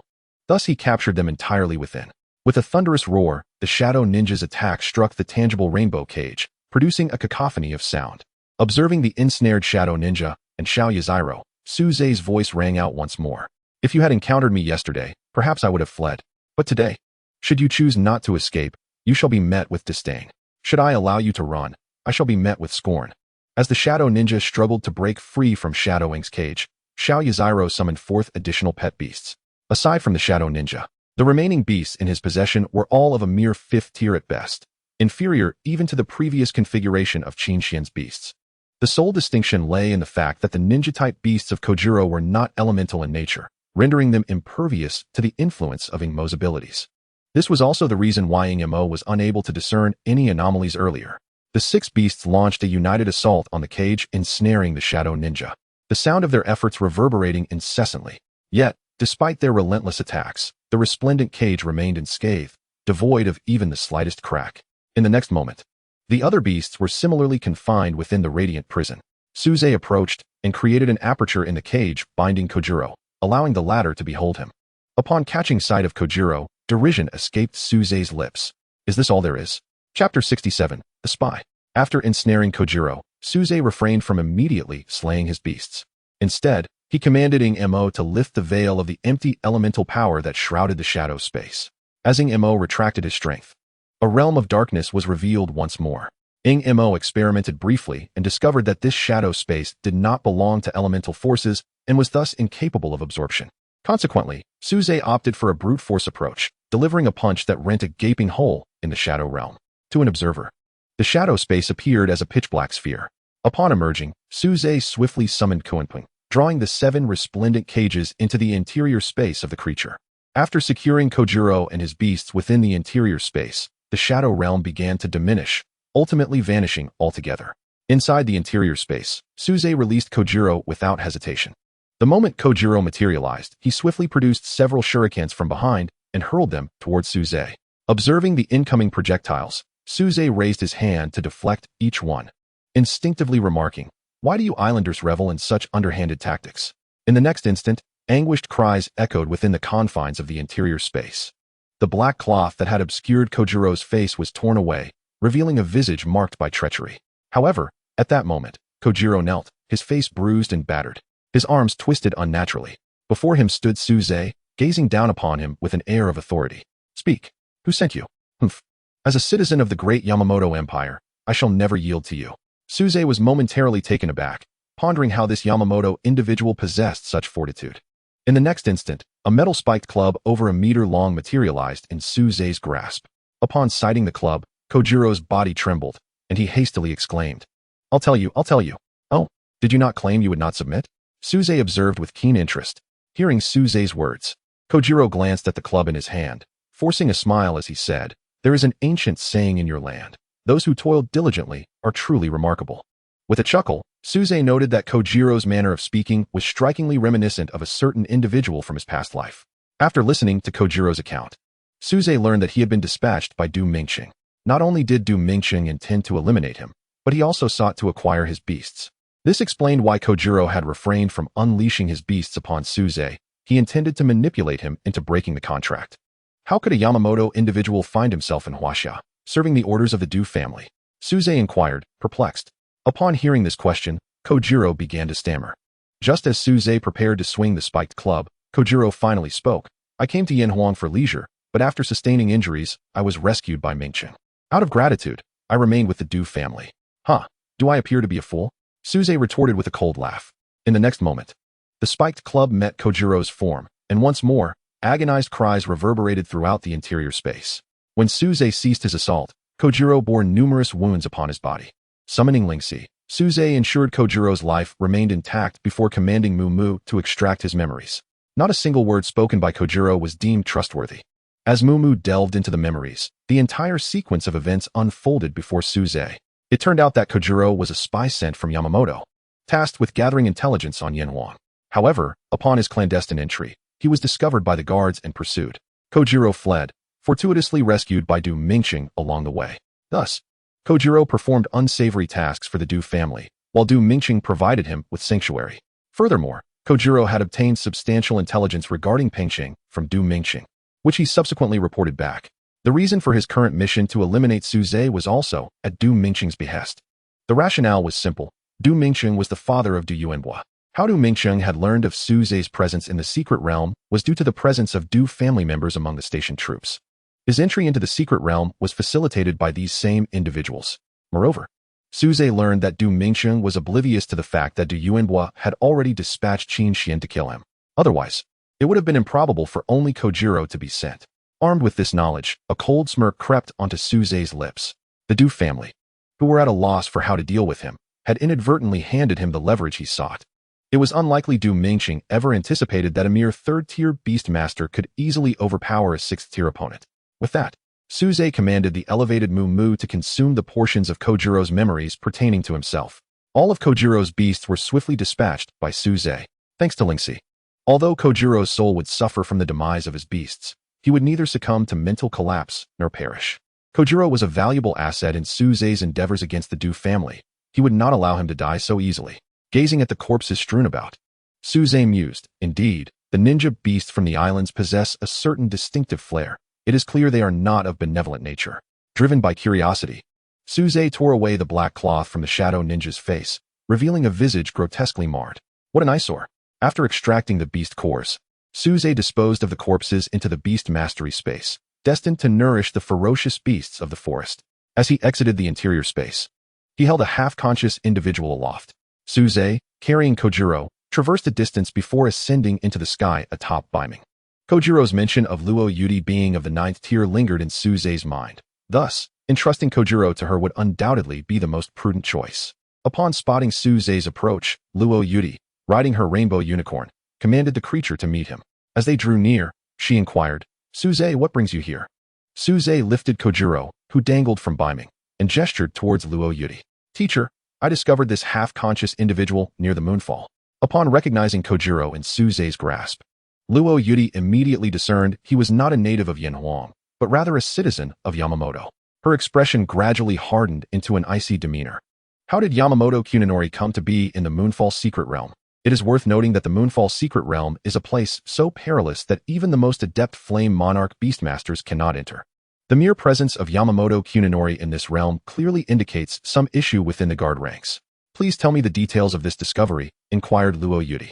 Su Zhe recounted the explanation he had meticulously prepared, which essentially stated that he had descended into the Moonfall and discovered an injured individual, prompting him to investigate. As for whether Luo Yudi would believe him, Su Zhe felt somewhat assured. After listening to Su Zhe's account, Luo Yudi refrained from further questioning. Instead, she left behind a 9-colored deer and a crystalline blue beast that resembled water before departing from the secret realm. She intended to interrogate this Yamamoto, and Su Zhe had no concerns about whether useful information would be procured. The Flame Monarch authorities were not to be underestimated. If they could not extract even a shred of information, it would be more prudent to throw oneself against a wall. Moreover, with Luo Yudi's 9th-tier prowess, her background was undoubtedly formidable. Watching her depart, Su Zhe sneered. It seems the Du family is about to encounter some trouble. Chapter 68, The Wrathful Flame Dragon King. Inside an office at Pingqing No. 2 High School, a stern-looking middle-aged man was seated at his desk, engaged in work. The sound of Luo Yudi's voice prompted Wu Qing to pause his tasks. What brings her here? Although puzzled, Wu Qing hastened out to meet her. Outside Pingqing No. 2 High School, Luo Yudi had just dismounted from her rainbow unicorn. Why are you here rather than staying at No. 1 High School? Wu Qing greeted her with a smile. However, as his gaze fell upon the small Yao Jiro in her hands, his expression sharpened instantly. Without needing to ask further, Luo Yudi explained, I found this Yamamoto in the secret realm and thought you should interrogate him. Upon hearing this, Wu Qing waved his right hand, conjuring a transparent barrier that enveloped both of them and the small Yao Jiro. This was a protective isolation barrier established by Wu Qing. Within this barrier, they could see and hear what transpired outside, yet those beyond the barrier were oblivious to the events occurring within. After setting up the barrier, Wu Qing took the limp Yao Jiro into his hands. A summoning array materialized, and a stone beast resembling a monkey, with its heart exposed, appeared beside Wu Qing. If Su Zhe were present, he would undoubtedly recognize this beast as identical to the monkeys he had previously encountered near the Primal Dream Sea. This was Wu Qing's mental-type beast, the Heart Monkey Stone statue. Unlike the memory jellyfish, which directly reads memories, the Heart Monkey Stone statue possessed the ability to read minds. Although not as convenient as direct memory retrieval, the Heart Monkey could derive desired answers through mental inquiry. Once the Heart Monkey Stone statue was summoned, Wu Qing began posing a series of questions. Why had Yao Jiro appeared in the Flame Monarch? What was his purpose in coming to the Flame Monarch? How had he entered the secret realm, and what were his intentions there? Under the Heart Monkey's mind-reading ability, Wu Qing and Luo Yudi soon received the answers they sought. However, both of them instinctively furrowed their brows, as Yao Jiro seemed utterly oblivious regarding how he had come to be in the secret realm or his purpose therein. After analyzing the situation, Wu Qing concluded there were two possibilities. First, part of his memory had been erased by someone. Second, this particular memory had been sealed. I sensed a significant absence in his mental state, indicating that part of his memory has indeed been erased, Wu Qing remarked, turning his gaze to the pensive Luo Yudi. She was aware that Suze possessed a mental-type beast, yet in her recollection, the memory jellyfish lacked the capacity to erase memories. Doubts had already lingered regarding Suze's earlier explanation for discovering Yao Jiro, yet she had not pressed for further information at that time. Now, with Yao Jiro's memories seemingly erased, particularly those pertaining to the secret realm, it appeared that Suze harbored more secrets than previously believed. Noticing Luo Yudi's contemplative silence, Wu Qing refrained from probing further and stated, "Well, this individual holds little value now. Let us hand him over to the local authorities. I shall handle the rest." Responding to Wu Qing's words, Luo Yudi snapped back to attention. "All right, Uncle Wu, I shall take my leave." Once Wu Qing dispelled the barrier, Luo Yudi mounted her rainbow unicorn and departed. After her exit, Wu Qing's demeanor darkened considerably. "Du family, I shall see just how bold you are to conspire with spies." Following this declaration, an immense Eastern divine dragon, wreathed in crimson flames and measuring nearly 500 meters in length, materialized nearby. Wu Qing stepped onto the dragon's forehead and, once settled, the wrathful flame dragon king surged forward like a streak of fire. As the dragon flew, a searing aura pervaded the air, quickly dissipating. Interestingly, whether it was the rainbow unicorn or the wrathful flame dragon king, passers-by below seemed entirely oblivious to their passage through the skies. Meanwhile, Du Hongshan stood before the luminous cocoon of the paradox egg, gazing intently.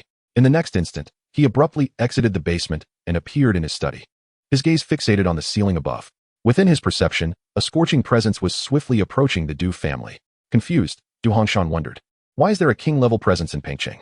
Shortly thereafter, Wu Qing, riding the wrathful flame dragon king, arrived above the Du family. The overwhelming pressure of the king-level beast emanated from the wrathful flame dragon king, causing weaker individuals in the Du family to faint on the spot.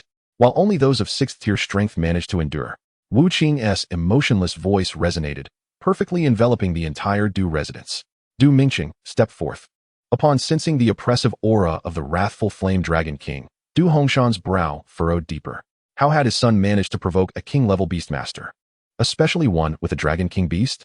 Though perplexed, Du Hongshan, being an emperor-level beastmaster himself, reasoned that if a king-level dared to act arrogantly before him, he could simply eliminate them. Just as Du Hongshan prepared to take action, 3 additional king-level auras swiftly approached the Du family. The newcomers were Tang Jijun, Li Xiaogong, and Ji Yu, the other 3 king-level individuals dispatched to assist. The sudden appearance of these 3 king-level figures caused Du Hongshan, who had been ready to strike, to grow increasingly uncertain. The sudden emergence of 4 king-level entities in the small Pengcheng was clearly abnormal. "Wu Qing, what is happening?" Ji Yu inquired. "We sense the aura of your wrathful flame dragon king and came immediately," Tang Jijun interjected. "Indeed, Wu Qing, what is the situation?" Wu Qing recounted the interrogation of Yao Jiro by the Heart Monkey Stone statue to the trio, and upon hearing his account, they finally grasped the circumstances. Consequently, the gazes of the 4 king-level figures converged upon the Du family. Wu Qing and the others had spoken without establishing a soundproof barrier. Du Hongshan naturally overheard the words of the few individuals and became aware of their motives for visiting the Du family. His expression turned grave, realizing the predicament he faced. The 4 individuals were likely officials. Should he resort to violence and eliminate them, the authorities would undoubtedly dispatch even more formidable Beast Tamers. At that point, the paradox egg would be exposed, and a century of meticulous planning could be rendered futile. This scenario was unacceptable. With a resolute plan forming in his mind, Du Hongshan masked his aura to resemble that of a 7th tier. He then swiftly exited his chamber, bowing respectfully to the 4 figures above. "I implore you, esteemed sirs, to temper your anger. Might I inquire where my Du family has offended you?" Du Hongshan adopted a notably humble posture. If others were to discover that he, a royal tier, was groveling before 4 king tiers, he would undoubtedly become a figure of ridicule in the beast taming community. However, Du Hongshan was indifferent to such perceptions, believing that to achieve great things, one must be willing to set aside trivialities. His thoughts were straightforward: cooperate with the investigation where necessary, accept any punishment. and as long as the existence of his underground chamber remained concealed, matters could be negotiated. Upon hearing Du Hongshan's voice, the four individuals shifted their gazes towards him. Chapter 69, Disturbance in the Secret Realm. With the intervention of the four king tiers, many members of the Du family, including Du Mingqing, were apprehended. Even the sole guardian within the secret realm was detained for questioning. Fortunately, throughout the investigation, Du Hongshan managed to avoid entanglement, only undergoing interrogation. By the following day, he was released. Upon returning to the Du residence, Du Hongshan wore a dark expression. He could not fathom from whence these four king tiers had emerged in the seemingly insignificant Peng city. He was also certain that they had not discovered the paradox egg hidden in the basement. What, then, were their true intentions? Du Hongshan fell into deep contemplation. After a while, he reached no conclusions and, feeling helpless, decided to abandon the train of thought. He ordered the Du family to conceal their brilliance, to avoid trouble wherever possible and refrain from venturing outside. Consequently, the Du family resembled a turtle retracting its limbs, remaining motionless within its shell. Soon, in 10 months, only 10 months, before the hatching of the paradox egg, the Du family must not attract any further attention from above. Du Hongshan murmured to himself. Meanwhile, within the Falling Moon's secret realm, after Luo Yudi departed, Suze reunited with the siblings and set off to explore the moonfall. However, they had scarcely entered when they halted, for the beasts they encountered were predominantly of the third tier, with scarcely any second-tier creatures remaining. This posed considerable difficulty for the siblings. Fortunately, under Suze's protection, they remained unharmed. Suze, why not venture in yourself? My brother and I shall not delve deeper, suggested one sibling. Indeed, aside from beasts, there are merely stones here. There's nothing of value. My brother and I plan to return to the forest, the other agreed. After contemplating their words, Suze acquiesced. With the siblings present, his available beast companions were limited, and it would be unrealistic to continuously shield them. Upon parting ways, Suze began his solitary journey into the depths of the moonfall, with Zhang Zi and the other two beasts leading the way. Even fourth-tier beasts were no match for them. Moreover, Suze himself possessed the combat prowess of a third-tier fierce beast, making his journey relatively effortless. Generally speaking, the physical capabilities of a beast tamer are barely half that of their beasts.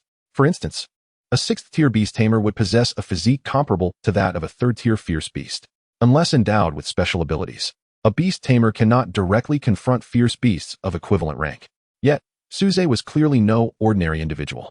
As he ventured deeper, the foes transitioned from third tier to fourth tier, and eventually to fifth tier. Faced with fifth-tier opponents, his three beasts entered a heightened state. Is there truly nothing here but beasts and stones? Suze mused, gazing at the surrounding inky black stones, his brow furrowing. Just as he passed a seemingly indistinguishable spot, he paused, stepping back a pace. After retreating and advancing 3 times, he discerned that the ground beneath him was peculiar. While traversing the moonfall, he had felt an intense aversion within. Yet, upon stepping on this specific spot, the feeling of repulsion diminished. After several trials, Suze concluded that the reduction in his aversion was not self-induced, but rather a result of the peculiarities of the ground beneath him. This is odd. The Falling Moon's secret realm has been explored numerous times. Any anomalies should have been detected by now. With this thought, Suze hastily activated his wristband for further investigation. Indeed, he discovered information indicating that traversing certain areas of the moonfall would result in a decrease in one's sense of aversion. Given this revelation, it seemed the authorities had conducted a thorough examination, albeit yielding no definitive results. Although he doubted he could uncover anything of significance, he still began to explore the surroundings, even excavating a large pit in the ground, yet yielding nothing of value. Exhausted from his efforts, Suze settled into the pit for a moment of respite. Just as Suze prepared to open his beast taming space for a drink of water, an unexpected event unfolded. The moment the beast taming space was opened, white light began to emanate from beneath his feet. Moreover, similar illuminations ignited in other areas of the moonfall. If one were to gaze down from above at that moment, these lights would appear to form a pattern akin to a formation. Strangely, the design of the formation bore a striking resemblance to that of a crab. At the instant the lights erupted, Suze sprang from the pit, gazing in bewilderment at the radiant beams shooting skyward from the moonfall. Could it be that I've inadvertently stumbled upon something significant? The brilliance ascended, and the crescent moon above also cast its light downward. As the lights intertwined, they formed a luminous column that connected the earth to the moon, causing the entire secret realm to tremble. What is happening? An earthquake? Exclaimed a bewildered student. This is a secret realm. How could there be an earthquake? Why has the secret realm suddenly begun to tremble? In their confusion, the students cried out in panic. Everyone, remain calm. "Let us head to the entrance and exit the secret realm," shouted one of the more composed students. Hearing this voice, the students began to sprint toward the entrance of the secret realm. However, upon reaching the entrance, they discovered they could not escape. The tremors intensified, as if the ground would collapse at any moment, further heightening the students' alarm. Fortunately, the two beasts left behind by Luo Yudi protected the students, providing them with a measure of reassurance. Outside the secret realm, upon her return, Luo Yudi found herself unable to re-enter. What is happening? Why can't I access the secret realm? Thankfully, her connection with her beasts remained intact. After contacting the Josei deer and the Azure fairy, Luo Yudi's expression turned grave. Within the secret realm, that direction. No good, Suze is over there. Following the tremors, the siblings did not immediately flee toward the exit, but instead raced toward the direction where Suze was located. At that moment, Suze stood beside the towering light column. He had intended to flee as well, but felt an inexplicable sense that the emergence of this light column was not necessarily a negative development. As for the origins of this sensation, Suze himself could not discern. Thus, he stood quietly in anticipation. In the next moment, a scene that shattered the imaginations of all students within the secret realm unfolded. Columns of light, soaring into the heavens, began to vanish from both ends. And in the void where the last remnants of the light dissipated, a single point of illumination ignited. In an instant, countless specks of starlight emerged, as if an artist were delicately sketching lines in the emptiness, gradually forming a colossal pattern. The shape of this pattern resembled that of a crab. The moment the crab design fully manifested, an enormous and magnificent palace emerged from within it. Much like the crab illustration, the palace appeared to be meticulously outlined by an unseen hand. Initially, there were mere lines, which then coalesced into a figure, ultimately revealing the palace in its entirety. The golden edifice radiated a gentle, divine glow, and with the palace's emergence, the previously dark secret realm was instantaneously illuminated. The beasts tethered to the moon began to dissipate as if they had been purified. The black half-moon started to shed its darkness, gradually emanating the soft radiance that a moon ought to possess. Once the black rocks completely vanished, the half-moon began to ascend slowly, seemingly striving to merge with the moon above. Chapter 70. The Throne of Celestial Spirits. At the moment the half-moon exhibited unusual activity, Suze mounted Bei Ming and departed from the moon. As he soared away, he encountered the Li siblings who had come in search of him. Now, the three of them sat atop Bei Ming, gazing at the ascending half-moon. Look, what is that? The moon is rising? Can anyone enlighten me as to what this palace truly is? At the entrance of the secret realm, onlookers erupted into a frenzy of speculation upon witnessing the palace and the rising moon. Beyond the secret realm, Luo Yudi learned of the occurrences within from her pet beast. She could not help but exclaim, "What is this? The throne of celestial spirits." Within the secret realm, once the two halves of the moon fused together, the tremors ceased, and tranquility gradually returned. The panicked spirit beasts and students began to calm down. The silvery moonlight cascaded down, dispelling the dimness of the realm. The palace doors slowly opened, and a radiant golden light streamed forth from within. When the doors fully parted, all that could be seen from the outside was a blinding brilliance, rendering the interior of the palace obscured from view. In the next moment, the palace's light enveloped Bei Ming. The trio, along with their beast, found themselves uncontrollably drawn toward the palace entrance. "Brother," Li Qingyan exclaimed, reaching out to grasp Li Qing's hand. "Do not fear. I have a premonition that this palace means us no harm." Suze's voice reassured them, alleviating some of the siblings' anxiety. Yet, their hearts raced uncontrollably, confronted by the unknown. Fear was an inevitable companion. The trio and their beast soared rapidly, and in an instant, they penetrated the palace's interior. Upon entering, the palace doors remained ajar, seemingly inviting visitors to enter. Inside the palace, Suze discovered that it was not the opulent spectacle he had envisioned. There were no intricately carved beams or glimmering jewels. Instead, a vast plaza sprawled before him. At the center stood a colossal stone statue of a crab, which towered imposingly. "This is rather oversized," Suze mused as he stood at the base of the statue, estimating its height to exceed 1,500 meters. Just as he pondered why there was only a single statue, it began to tremble, shedding its stone skin. Observing this, Suze hastily distanced himself from the statue. As the stone shell fell away, a massive crab figure emerged. Its coloration ranged between red and orange, reminiscent of a freshly steamed hairy crab. The crab bore armor-like plating on its shoulders, neck, and mandibles, adorned with protruding spikes. Most striking were its enormous pincers, each nearly half the size of its body. The crab's eyes shifted, locking onto Suze in the distance.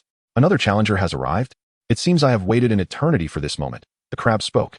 Its voice crisp and youthful, akin to that of a man in his 20s. Upon witnessing the talking crab, Suze's first thought was not of the creature's strength, but rather of its culinary potential and how long it would take to cook. Quickly dismissing such thoughts, he realized that if the crab were to perceive his intentions, it might very well crush him like the insignificant insect he was. Esteemed one, may I inquire about this place and the nature of the challenge you mentioned? Suze bowed and asked the grand crab. Observing the diminutive figure of Suze, the crab's form swiftly shrank until it matched Suze's height. Approaching Suze without pretense, the crab replied, "You stand within the throne of celestial spirits. Every being entering this arena is a challenger." The demeanor of the giant crab felt less like that of an aloof powerhouse and more akin to a genial and cultured neighbor. "So, I am to challenge you?" Suze sought confirmation. "Indeed," the crab affirmed, eliciting a twitch at the corner of Suze's mouth. "What a jest. I harbor no doubt that merely a breath from you could extinguish my life. Engaging in combat with you would be tantamount to courting death." The crab responded to Suze's incredulity. "I am associated with the throne of celestial spirits, specifically as the Cancer. Thus, you may call me Cancer. As for the challenge, you must indeed face me, though our realms must be equal." With this explanation, Suze released a sigh of relief. A battle of equal tiers was manageable. He could not help but contemplate the celestial throne and its designation, which bore a striking resemblance to the 12 zodiac signs of his previous life. Could there be others like Libra, Gemini, and Leo?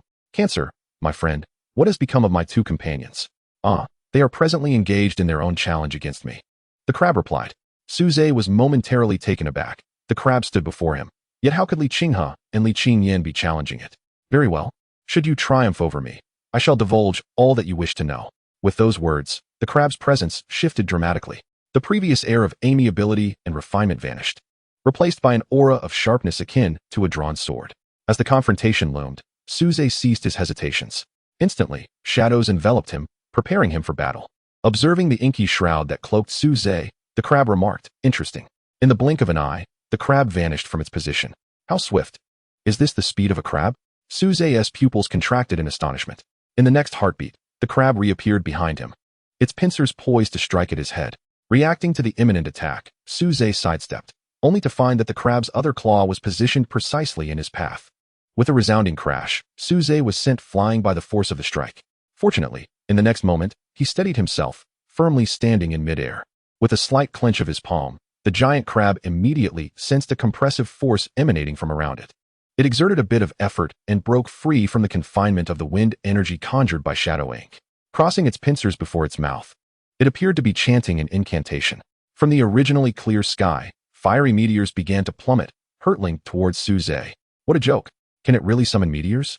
Is this truly a third-tier creature? As the meteors approached, Suze felt a wave of paralysis wash over him, while the meteors seemed to descend with great ferocity. Their actual power was not that formidable. The giant crab's current strength was indeed at the third tier. Shadow Ink attempted to seize control of the meteors directly, but found it impossible. Upon realizing this, a defensive barrier composed of the 4 elements, water, earth, fire, and metal, formed before Shadow Ink. The falling meteors broke through 3 layers of defense before finally being halted by the 4th layer. The giant crab was encircled by a myriad of elemental needles, its body bound by a multicolored chain. In the next instant, the densely packed needles simultaneously lunged towards the giant crab, seemingly intent on turning it into a pincushion. Chapter 71, Battle with the Giant Crab. Shadow Ink. We should be able to employ that move as well, shouldn't we? Let us give it a try. As the needles launched their assault, a multitude of meteors appeared above the giant crab. This move shall be named Meteoric Descent. Surrounded by the onslaught, the giant crab remained utterly unfazed. After breaking free from Shadow Ink's restraints, it swiftly maneuvered, evading the attack of the meteor shower. Although the fine needles pierced its body, they could not breach its defenses. Remarkable, the giant crab murmured in admiration. It had not anticipated that a skill it had used only once would be so closely emulated by its opponent. One of its pincers came crashing down onto the ground. The earth responded as if awakened, with spikes erupting violently towards Shadow Ink. Simultaneously, the giant crab pointed its other pincer skyward, summoning a multitude of spikes overhead. The spikes from above and below converged, seemingly aiming to impale Shadow Ink. Seeing the giant crab employ an earth-based attack, Shadow Ink did not hesitate to retaliate. Spikes coalesced in midair, directed towards the approaching onslaught. Just as Shadow Ink raised its hand to summon the spikes, the giant crab once again appeared behind it, extending a pincer to strike. Fortunately, Suze had anticipated this move. Without even glancing at the giant crab behind him, he leaped aside, evading the attack. The spikes summoned by both sides collided fiercely in midair, sending fragments of earth and stone cascading down. Once he regained his footing, Suze turned and swung his fist. His arm elongated like a rubber band, the black limb stretching several meters as it struck towards the giant crab's body. With a resounding crash, the black fist collided with the crab's pincers, creating a shockwave that kicked up a cloud of dust. As the dust settled, the giant crab began to emit translucent bubbles from its mouth. Although Suze was unaware of the nature of these bubbles, it was evident that they were not meant for him to pop. One by one, the translucent bubbles drifted towards his outstretched arm, but he reacted swiftly, allowing only a few to settle on the black appendage. Where the black arm met the bubbles, a sizzling sound erupted. Is this corrosion? The translucent bubbles represented the giant crab's skill, possessing not only corrosive properties, but also a slowing effect. However, since Suze had come into contact with so few, the slowing effect was not yet apparent. Countless bubbles scattered across the arena. With any movement from Suze, he would become ensnared. A fierce conflagration erupted from beneath his feet, engulfing the entire arena in flames. The black silhouette and the giant crab were consumed by the inferno, and the bubbles too were devoured by the fire. Observing himself being swallowed by the flames, the giant crab remained unperturbed. As the flames dissipated, the arena, once filled with bubbles, was left utterly clear, not a single one remaining. As the black figure stood before it, the giant crab was about to speak, but was interrupted by Suze's voice. "Senior, I'm about to get serious. You should be cautious." In the previous encounter with the giant crab, Shadow Ink had not unleashed its full potential. If Suze wished, he could elevate Shadow Ink's rank, securing an instant victory, yet he refrained from doing so. Suze believed that even if the giant crab's level was suppressed to the 3rd tier, its capabilities were certainly extraordinary. And indeed, the giant crab's physical attack and defense, along with the potency of its skills, far surpassed any 3rd-tier opponent he had previously encountered. Thus, he was curious to ascertain just how formidable a 3rd-tier Shadow Ink could truly be. A radiant spectrum of colors enveloped the black figure. Yet Suze did not immediately harness the power of the void element. Since fire proved ineffective against the giant crab, he thought to experiment with other elemental attacks. A colossal wave materialized from the heavens, crashing down upon the giant crab. From the ground, this wave appeared as if the Milky Way had descended from the celestial vault, grand and resplendent. The giant crab's body was ensnared by vines that sprouted from the earth, while the dark element enveloped the creature in a shroud of night, seemingly to obscure its senses. Beyond this darkness, sharp blades manifested with remarkable swiftness. As the tidal wave descended, countless weapons simultaneously lunged towards the giant crab. The crashing water rapidly crystallized into ice, freezing the giant crab in place. A multitude of thunderous spears materialized above the frozen creature, poised to strike down with ferocity. In an instant, the sounds of crashing waves, metallic clashes, thunderous strikes, and shattering ice coalesced into a singular cacophony. Observing the scene before him, Suze felt a twinge of regret.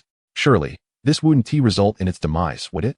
However, in reality, he had overestimated the situation. Once the onslaught ceased, the giant crab emerged from the haze, appearing unscathed. Not a single scratch marred its shell. Even the surface bore no marks. Staring at the unharmed giant crab, Suze was left dumbfounded, questioning whether the creature was deceiving him. Is the defense of a 3rd tier being truly this outrageous? Just as he prepared to unleash the full force of the void element, the giant crab waved its pincers at him. "No more fighting. You have won this challenge." Hearing the giant crab's words, Suze felt puzzled, but he nonetheless lifted the possession state from Shadow Ink. "Senior, you haven't sustained any injuries. How can you claim I've won?" After voicing his thoughts, he was astonished to see an expression of exasperation on the face of the crab. In truth, challengers need not defeat us to achieve victory. As long as you earn the recognition of your corresponding divine seat spirit, it is considered a successful challenge. Although I have currently suppressed my power to the 3rd tier, certain functionalities and defenses of my body far exceed that level. It is entirely reasonable that you could not breach them. The giant crab mused internally. What a jest. If I were truly only a 3rd tier being, I would have long been reduced to nothing. If a mere 3rd tier could wound me, how could I continue to navigate within the divine seat? I would be the subject of ridicule among the other deities. Upon hearing the giant crab's explanation, Suze grasped the reality. This was a battle he could never win. Even when he unleashed his full power, he was still unable to breach the defenses of the crab. As for why the crab did not lower its defenses to the 3rd tier, Suze could comprehend. For certain formidable beings, the resilience of their bodies cannot simply be diminished at will. The crab's current physical defense was akin to a steel plate a meter thick. To reduce it, one would have to compromise the integrity of that very steel. This, of course, was out of the question. as no one would willingly weaken their own strength. Then, what is the reward for successfully overcoming the challenge, senior? Upon hearing Suze's inquiry, the crab smiled faintly and replied, the reward is already within your very being, is it not? Chapter 72, A Surge in Mental Power. Suze was momentarily taken aback by the crab's response, and then began to meticulously sense the changes in his body. After perceiving these alterations, he understood what the crab meant by reward. His mental power had indeed increased. Compared to before, his mental faculties had expanded approximately fivefold, flowing like a gentle stream. Recognizing this transformation, Suze's face broke into a delighted smile. Does this mean I can now perceive the evolutionary paths of other beasts? However, suppressing his smile, Suze refrained from immediately exploring the evolutionary routes of his beasts, as he still had numerous questions for the crab. Senior, from where do you hail? Upon hearing Suze's question, a flicker of confusion crossed the crab's face. I do not know. Upon hearing the crab's response and observing its bewildered expression, Suze's first thought was that the crab might have suffered amnesia. As the crab continued to elaborate, Suze learned the underlying reason. It turned out that the entity before him was merely an energy avatar, not the true form. This avatar was cognizant only of its role within the star spirit seat, tasked with accepting challengers. As for the origin of this arena, the purpose of the challenge, and the reason for its existence, the crab was utterly oblivious, even unaware of how long it had been in existence. Furthermore, the crab was unable to leave this place. After hearing this, Suze rubbed his forehead, feeling a profound headache. He had initially hoped to uncover some secrets, only to find himself none the wiser. However, it was not entirely fruitless, at the very least. Suze learned that there were a total of 13 star spirit seats. Moreover, this crab's energy form would dissipate once its energy was exhausted. Suze had originally assumed that the crab was one of the 12 constellations from his previous life. Yet, the crab had informed him that the star spirit seats were not merely 12, but 13. This revelation prompted Suze to question his earlier assumptions. Was it possible that the so-called star spirit seats were not the 12 constellations? After divulging all it knew, the crab grew curious about Suze. What about that bird that accompanied you in? The bird referred to brimming. After entering the palace, Suze had summoned brimming into his possession. Are you referring to it, senior? With that, Suze summoned brimming forth. The sudden appearance of brimming piqued the crab's interest. Suze then shared information about the Beast Tamer with the crab, who listened with rapt attention. So, the power you just utilized also stems from your beast? Ing-Mo emerged from Suze's form, standing alongside him. Indeed, this is Ing-Mo, my fated beast. Upon seeing Ing-Mo, the crab contemplated its words carefully. How fascinating. I have never encountered your kind of cultivation method before. Senior, have there been others who ventured here before me? The crab pondered before responding. Many have come, but it was likely a long time ago. Among them, the challenger who left the deepest impression on me was a fellow named Lei Wei. He was quite extraordinary. Despite his frail physique, he wielded a formidable combat prowess through what he called a mech. A mech? Suze mused, stroking his chin. The notion was not foreign to him. In his previous life, what man did not harbor dreams of mechs? Even now, he still held on to that aspiration. However, in this world, the technology for weaponry was not advanced, lacking even handguns, and he had heard naught of any formidable firearms. The chances of acquiring a mech seemed bleak. Senior, may I return here to spar with you in the future? The crab shook its head. Each challenger is granted but a single opportunity to face a divine seat. Upon hearing this, Suze felt a twinge of disappointment. He had hoped to frequently engage the crab in friendly competition. After all, it was quite rare to find an opponent of the same tier who would not sustain injuries.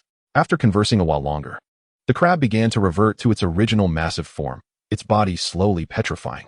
The purpose of this petrification was to decelerate the depletion of its energy.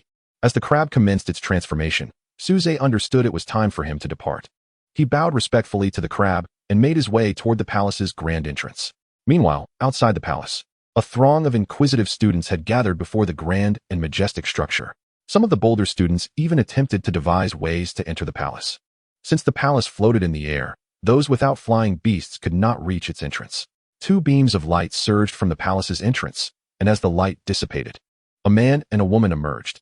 The students gathered below erupted in astonishment. Look, someone is coming out of the palace. How could there be anyone inside? They can't possibly be demons or monsters, can they? Wait, don't you think those two look somewhat familiar? Now that you mention it, they do seem so. Goodness. Isn't that Li Qinghe and Li Qingyan? How did they emerge from the palace? Could it be they discovered some treasure inside? I think that's quite possible. Just look at the palace. It gleams with golden light. Surely there are many valuable items within. Upon their exit, the Li siblings did not descend to the ground, but floated gently in the air. It was not due to newfound flying abilities, but rather the golden light emanating from the palace that buoyed them. "Brother, are you all right?" Li Qingyan asked with concern upon seeing Li Qinghe. "I'm fine. I encountered a large crab that declared me a challenger and then gave me a good beating," Li Qinghe replied with a disgruntled expression. His red flame war horse and lightning mantis were still languishing in the beast taming space. Though unharmed, the two beasts were left questioning their existence. Li Qingyan paused at her brother's words. "You were also attacked?" Her experience had mirrored his. Upon entering, she too had been struck by a large crab. Upon hearing his sister's account, Li Qinghe instantly grasped the situation. The two siblings shared a moment of mutual sympathy. "I wonder how Suze fared." Rather than departing immediately, the siblings remained suspended in the air, awaiting Suze's emergence. Before long, Suze emerged, stepping gracefully from the palace. In stark contrast to the hurried exit of the other two, upon seeing Suze unscathed, the siblings finally exhaled in relief. However, upon noticing the smile adorning Suze's face, their expressions soured further. "What troubles you?" Suze inquired, observing the siblings' glum demeanor. Li Qinghe sighed heavily. "Alas, Qingyan and I were inexplicably assaulted by a crab." Immediately after uttering this, Li Qinghe's despondent expression vanished, replaced by disbelief. Li Qingyan quickly echoed. "You didn't encounter it, did you?" Suze replied with a faint smile. "I did, and I emerged victorious." Chapter 73. The Infernal Wolf Lord and the Sacred Thunder Lion King. Shortly after Suze's emergence, the entrance to the secret realm returned to normalcy. Military personnel swiftly entered and took control of the area. Once Luo Yudi confirmed that everyone was safe, she too felt a sense of relief. Upon learning of Suze's triumph over the giant crab, the siblings stood in stunned silence, unable to close their mouths. They were well aware of the formidable strength of the colossal crab, which had wreaked havoc with earthquakes and meteors, leaving them battered and bruised. They had only faced a second-tier crab, while Suze had contended with one of the third tier. After it became known that someone had entered the palace, the military dispatched personnel to inquire about Suze and the others. The trio recounted their experiences truthfully, and upon hearing of Suze's victory over the giant crab, Luo Yudi's gaze began to scrutinize him intently. Feeling her penetrating gaze, Suze found himself inexplicably nervous, akin to a child harboring a guilty secret. Fortunately, Luo Yudi averted her gaze after a brief moment. Soon, four figures clad in black robes arrived from outside the secret realm. The commanding officer of the station troops hurriedly approached to greet them. These four were none other than Wu Qing and his companions. "I never expected that such a small realm as the Falling Moon Secret Realm would witness the emergence of a divine seat." Clearly, Wu Qing and his associates were aware of the existence of the Star Spirit Divine Seat and were not surprised by it. After their arrival, the students were ushered out of the secret realm, while Suze and his companions remained behind. Luo Yudi then recounted the trio's experiences in detail to Wu Qing. Upon hearing the account, all four of them turned their scrutinizing gazes towards Suze, making him feel uneasy. Unlike Luo Yudi's curious gaze, their stares were laden with a sense of scrutiny. After a few moments of inspection, the four shifted their attention back to the palace. One of the figures in black whispered something into Luo Yudi's ear. Upon hearing it, she nodded and led the trio away. After escorting them out of the secret realm, Luo Yudi instructed them to return home for the day and to come back to school the following day. She herself returned to the secret realm. Within the secret realm, Wu Qing and his companions engaged in discussion. The divine seat that enhances mental strength, and with no threat from magical beasts. "We old fellows have struck a great bargain," Wu Qing remarked before striding toward the palace suspended in the air. The other three followed suit, stepping into the void. Upon her return, Luo Yudi too rode the rainbow unicorn into the palace. Outside the secret realm, the trio who had emerged found themselves at a loss about where to go next. Li Qingyan wished to hunt ferocious beasts, but Suze felt compelled to return home first, for he had more pressing matters to attend to, examining the evolution paths of his beasts. Ultimately, Suze returned home first, while the Li siblings ventured toward the Falling Moon Forest. Once at home, Suze took a moment to calm his racing heart. Excluding the already known evolution paths of the Queen Bee and Mu Mu, the other two beasts, Songzi and Zixiao, possessed the lowest racial ranks. He decided to test the waters with Songyin and Zixiao. After sensing their presence, his eyes sparkled with excitement, and he leaped up in exhilaration. For the veil that had previously obstructed his understanding of their evolution paths had vanished. The evolution paths of the two beasts now materialized in his mind. Infernal Wind Wolf, Infernal Wolf Lord. Race, Infernal Wolf Lord. Attributes, Wind, Fire. Race level, King level. Innate skills, Ember Blade Storm. Infernal Leap, Blazing Wind Prison. Infernal Fire Edict, Wings of Wind. Infernal Leap, an evolved skill of Ember Step, allowing for greater movement distance. Blazing Wind Prison, creates a wind-fire barrier. within which enemies continuously suffer from the blazing winds. With each enemy that perishes, the power of the blazing wind prison increases by 1. Infernal Fire Edict summons a meteor storm covering a kilometer radius. Inferno Domain surrounds oneself with a field of raging flames. Evolution requirements. 1. The Infernal Wind Wolf must reach 5th tier. 2. The essence of Fire and Water Spirit Crystal must be used to complete evolution within water. Thunderlight Lion, Sacred Thunder Lion King. Race, Sacred Thunder Lion King. Attributes, Light, Thunder. Race level, King level. Innate skills, Heavenly Punishment Thunder, Light Beam Refraction, Sacred Light Protection. Sacred Judgment Thunder, Sacred Light Thunder Prison. Evolution requirements, Sacred Judgment Thunder, an attack formed by the fusion of light and thunder elements, accompanied by a judgment effect. Sacred Light Thunder Prison. The more enemies executed within the Sacred Light Thunder Prison, the stronger its power. 1. The Thunderlight Lion must reach the 5th tier. 2. The Sacred Light Crystal and Thunderheart Awakening would must be used for evolution in absolute darkness. After reviewing the strongest evolution paths of his 2 beasts, Suze fell into deep contemplation. He was aware of one evolution path for the Infernal Wind Wolf, which was to evolve into the Infernal Wind Wolf King. The only known evolution path for the Infernal Wind Wolf. However, his innate talent presented a different evolution route, one that also demanded specific environmental conditions. Upon seeing the materials required for their evolution, he rubbed his forehead in frustration. As expected, he had never heard of any of these evolution materials. Sighing heavily, Suze pondered the mysteries that lingered. The term Water Spirit Crystal clearly indicated a connection to water. Sangyin was a fire attribute, yet its evolution required materials that were in direct opposition to its nature and even mandated an aquatic environment. Zixiao's evolution also raised questions. While the awakening wood was understandable, why the necessity for a dark environment? In the current Beast Master realm, the method for discovering a beast's evolution path involved experimenting with materials of the same attribute. It was likely no one would consider that some beasts' evolutions required materials entirely unrelated to their attributes, or even in direct conflict with them.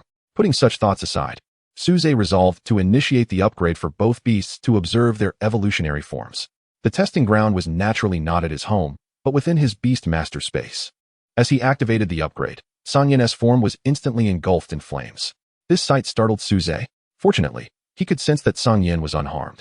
The flames began to expand, reaching a radius of approximately 10 meters before slowly contracting. A fiery paw emerged, followed by another. Once Sangyin's form was fully revealed, it had transformed into a magnificent giant wolf, ablaze with flames.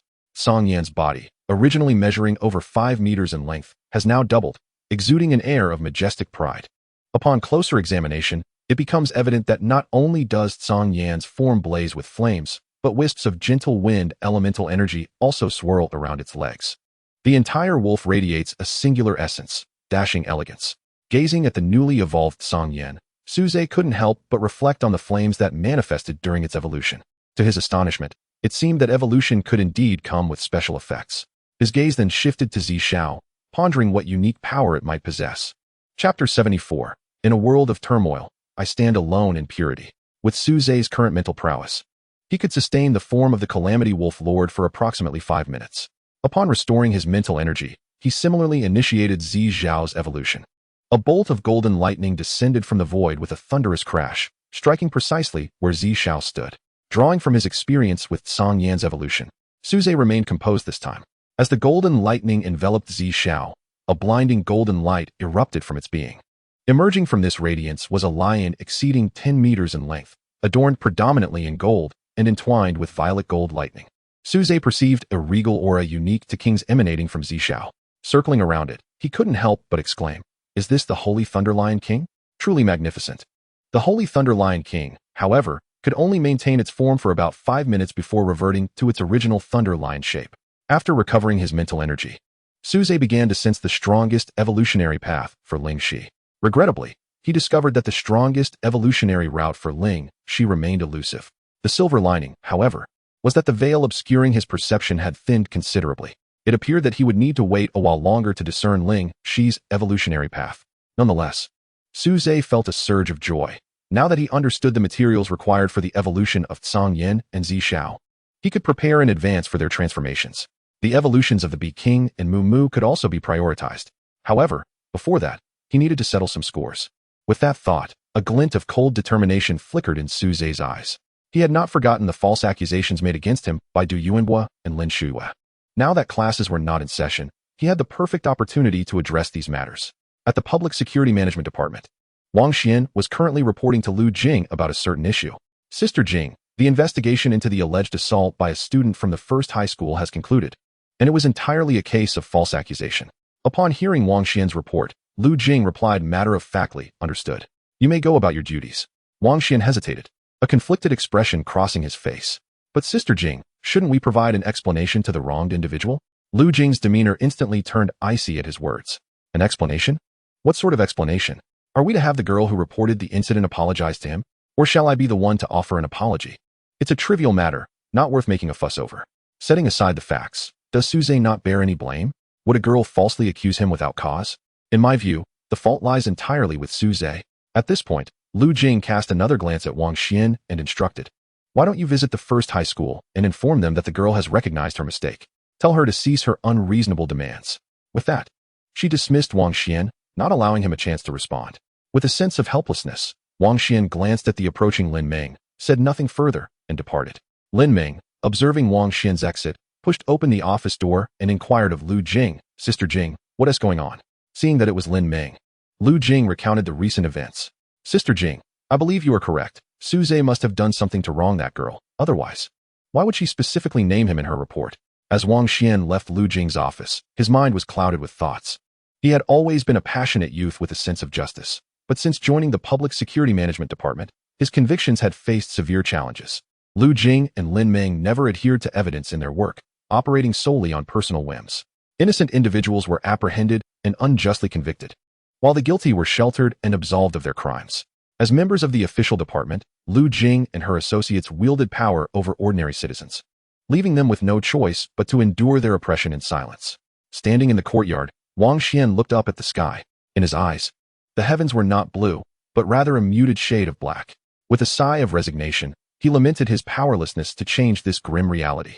He was merely a newcomer, and with parents who were regular employees, he dared not offend those in authority. The river upon which he relied for survival had long been tainted. To seek clarity alone was an impossible endeavor. To survive, he would have to immerse himself in the same filth as everyone else. Wang Xian cast a lingering glance at the four characters emblazoned in the lobby of the Public Security Management Department, fairness and justice. He shook his head in disbelief, muttering, what a farce. He drove his car towards the direction of Pengcheng First High School, determined to speak the truth to Suze, rather than follow Lu Jing's instructions. He could easily align himself with the corrupt, but Wang Xian's heart held on to its own principles. Ultimately, he chose not to succumb to that path. Meanwhile, Suze, who had been lurking outside the Public Security Management Department, spotted Wang Xian leaving. After leaving some thorn bees to monitor the situation, he swiftly followed. On a deserted street, Wang Xian was intercepted by a shadowy figure. Realizing he was about to collide with someone, he hastily slammed on the brakes. Once the vehicle came to a stop, he intended to reprimand the individual for disregarding traffic rules. However, before he could utter a word, he was rendered unconscious. After incapacitating Wang Xian, Suze quickly drove the car into a secluded alley. Mumu appeared and directly utilized memory extraction on Wang Xian. After reviewing Wang Xian's memories, Suze was somewhat surprised to discover that he harbored a sense of justice. After Mumu devoured Wang Xian's memory of the shadowy figure, Suze departed, leaving Wang Xian unharmed. Once away, Suze hurried towards the Public Security Management Department. Having received word from the Bee King that Lu Jing and Lin Meng were about to exit, it turned out that after Wang Xian's departure, the two had received a report call regarding a woman who sought to reconcile with her ex-boyfriend, only to be rejected. In a fit of rage, she had used a pre-prepared fruit knife to injure the man. Under normal circumstances, the woman's actions would constitute attempted murder, warranting imprisonment. However, with the intervention of these two, the outcome was far from certain. Sister Jing, how will this case be handled? Lin Meng inquired. Without turning her head, Lu Jing replied, the girl's family has promised us a favor. We'll simply downplay the incident. Upon hearing Lu Jing's response, Lin Meng nodded in agreement. Unbeknownst to them, Suze, who had been following at a distance, overheard their conversation. Although he remained unaware of the specifics of the case, Lu Jing's mention of downplaying the incident was a clear indication that mischief was afoot. The street ahead was congested with traffic, preventing him from pursuing any further. In desperation, he resolved to wait along the route leading back to the Public Security Management Department, biding his time until the two returned. Chapter 75, Capture. Before long, Lu Jing and Lin Meng returned in their vehicle, engaged in lively conversation about recent events. The outcome was straightforward. The girl had received a verbal reprimand. Under the persuasion of the two caring older sisters, the injured man acknowledged his fault and secured the woman's forgiveness. As their vehicle approached an intersection, a dark figure suddenly appeared in front of them. Spotting the obstruction, Lu Jing swiftly slammed on the brakes. The car skidded across the pavement before finally halting right in front of the man. Once the vehicle came to a stop, Lu Jing unleashed a torrent of invective at the shadowy figure before her. "Are you blind? Seeking death? Get out of the way." Just as Lin Meng prepared to join in with her own tirade, two loud thuds echoed, and both women fell unconscious. After incapacitating them, Suze disregarded their vehicle and dragged the two into a secluded alley he had previously scouted, ample in size and concealment. Upon summoning brimming and securing the two within his spatial realm, Suze swiftly departed. Inside this realm, Lu Jing and Lin Meng found themselves tightly bound. They were abruptly awakened from their stupor by a bucket of cold water. As they regained consciousness, they prepared to unleash their fury. But upon seeing Suze brandishing a spiked club, Lu Jing abruptly halted her incantation. "Do you realize what you're doing? I am an official. Kidnapping us will land you in prison." Lin Meng echoed her sentiments. Yes. You're still so young. Don't do anything foolish. If you release us, we can pretend this never happened."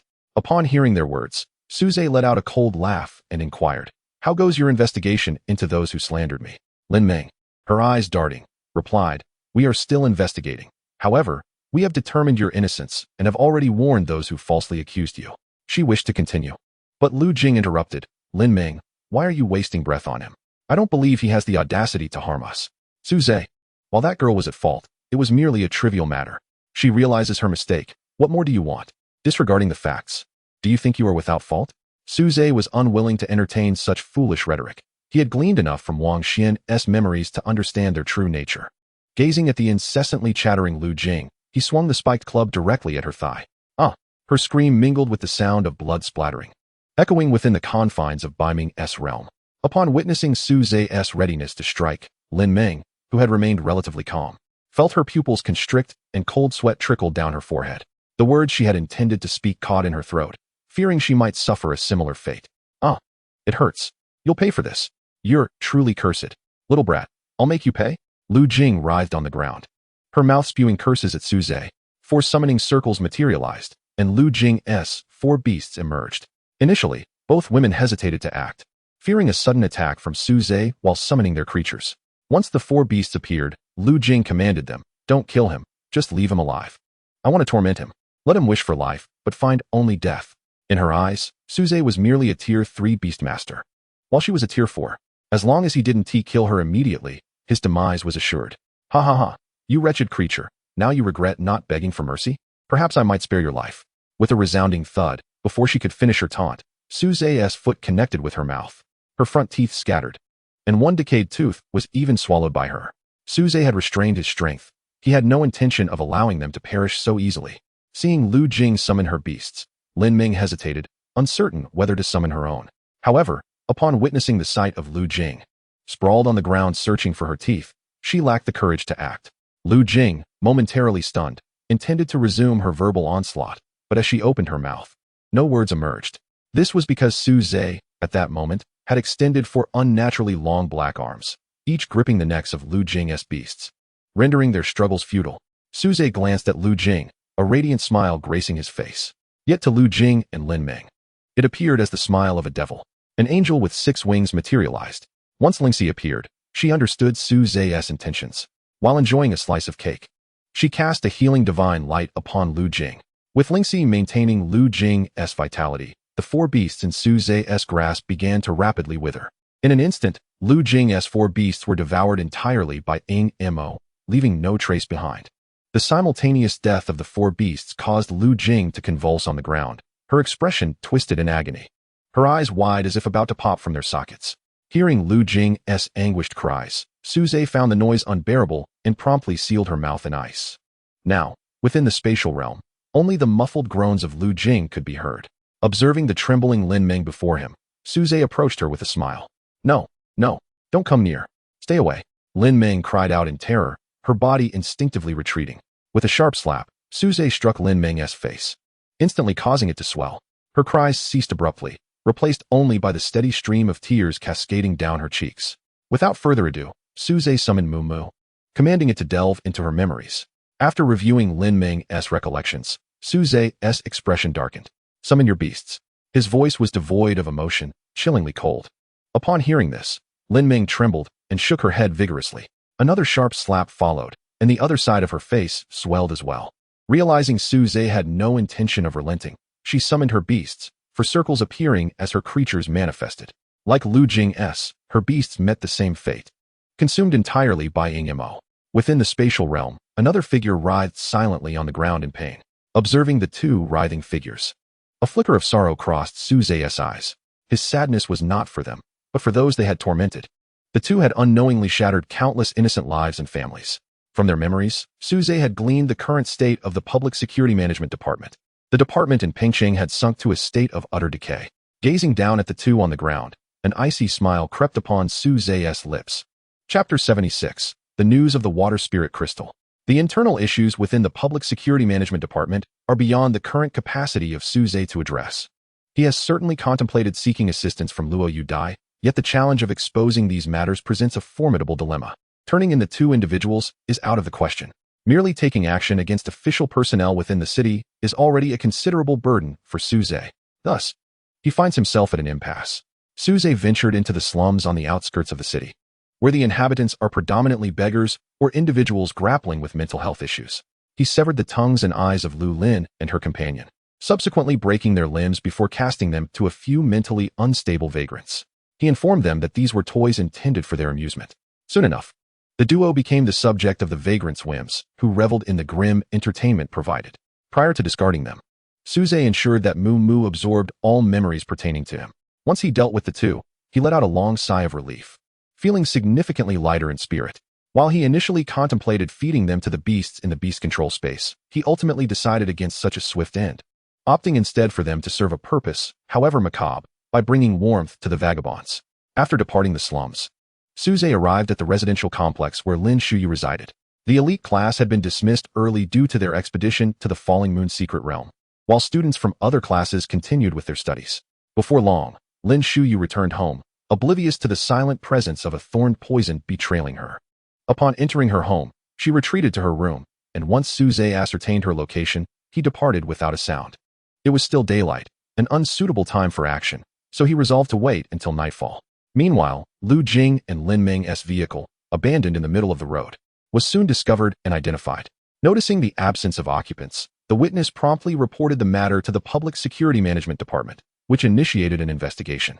However, aside from tire marks on the ground, no valuable information was unearthed. Lu Jing and Lin Ming seemed to have vanished into thin air. At the Longxing department store, Suze made his appearance, procuring 100 varieties of poisonous plants essential for the evolution of the queen bee. Although the queen had yet to reach the 4th tier, it was prudent to prepare for her eventual transformation. Suze's intention was straightforward, to enhance the queen bee's resistance to toxins. He planned for her to first sample 10 types of toxic nectar, confident in her survival due to Ling Shi's presence. Once she acclimated to the 10 varieties, he would gradually introduce 20, and so forth, until she could endure 100. The evolution materials for Moo had already been resolved when Suze first entered the slums. He had provided the vagrants with some money and facilitated their interaction with Moo. Now, Moo needed only to reach the 4th tier and solidify her memory crystal. Disappointingly, he had not acquired the evolution materials for Tsang Yin and Zi Xiao. Nevertheless, he learned of an upcoming auction at Longxing department store featuring the water spirit crystal. Utilizing his financial prowess, Suze successfully obtained an entry ticket for the auction. To ensure he had sufficient funds to secure the water spirit crystal, Suze liquidated all sellable materials within the beast control space, including beast cores obtained from the slain wild beasts, and even a significant quantity of thorn poison bee honey. The store manager personally attended to Suze upon witnessing his intention to sell resources valued at approximately 100 million. The season manager, initially taken aback by Suze's youth, quickly masked his astonishment and escorted him to the reception area, offering him a cup of tea. After a moment's hesitation regarding how to address him, the manager said, "Sir, we will require some time to tally the materials. Please bear with us." Suze waved dismissively, indicating no concern. Shortly thereafter, a young woman in professional attire delivered a meticulously prepared inventory list. After confirming the items with Suze, the manager quoted a figure of 116,780,000. Ultimately, he offered Suze 200 million, which Suze accepted with gratitude. As he departed, The manager presented him with a gold membership card, granting an exclusive 20% discount on future purchases at Longxing department store. Upon leaving the store, Suze glanced at the card's balance, which was precisely double his goal. Yet uncertainty loomed over whether his available funds would suffice to acquire the water spirit crystal. Having sold all he could, he found himself at a loss should it still prove inadequate. Soon, nightfall enveloped the surroundings. A shadowy specter quietly manifested outside Lin Shuyu's window, none other than Suze himself, who had ascended via the power of wind elements. The window to Lin Shuyu's room was unsecured, allowing Suze to easily subdue and render her unconscious. After extracting her memories, he found himself at a loss regarding her fate. Much of Lin Shuyu's actions had been instigated by Du Yuanbo. Her motivations were rooted in her desire to leverage his influence to gain entry into the so-called elite circles. Her initial agreement to seduce Suze had been an attempt to curry favor with him. However, upon recognizing Suze's talents and his indifference towards her, she felt discontent, which ultimately led her to assist Du Yuanbo in falsely accusing him. Though Suze harbored disdain for Lin Shuyu, he deemed her actions not deserving of death. To eliminate her outright would be excessive. In the end, he commanded Mu Mu to consume all of Lin Shuyu's memories from the age of 5 onward, rendering her a simpleton thereafter. Upon returning home, darkness had already fallen, yet the siblings had yet to arrive. With no other recourse, he dialed their number, but the call went unanswered. Text messages elicited no replies, igniting a sense of foreboding within Suze. Without hesitation, he swiftly exited the city. Once outside, he mounted Bei Ming and soared towards the direction the siblings had taken into the forest. Meanwhile, within a cave nestled deep in the forest, a group of men sat gathered around a fire, feasting on roasted meat and drinking merrily. In the depths of the cave, 2 individuals lay bound and gagged upon the ground. The man's face bore the marks of muddy shoe prints and various bruises, while the woman fared slightly better, her attire merely marred by dirt. Chapter 77, Beast Hunter. In the falling moon forest, Suze, accompanied by the duo of Tsang and Zi, traversed through the dense foliage. Locating the 2 missing individuals within the vast expanse of the forest proved to be an arduous task. The thorn poison bee swarm had been dispatched to scout the area, while Bei Ming conducted aerial reconnaissance. He now ventured into the forest, following the very path taken by the siblings earlier. Gazing at the boundless expanse of greenery, Suze began to ponder earnestly. Given their combined strength, they likely would not have ventured too deeply. Bei Ming, focus your patrol around the junction where the 2nd and 3rd tier fierce beasts converge, and see if there are any anomalies. Before long, a discovery was made near the swarm of poisonous bees. Upon arriving, Suze noticed the remnants of a recent skirmish. Observing the 2 beasts nearby sniffing the air, Suze inquired, "What do you sense?"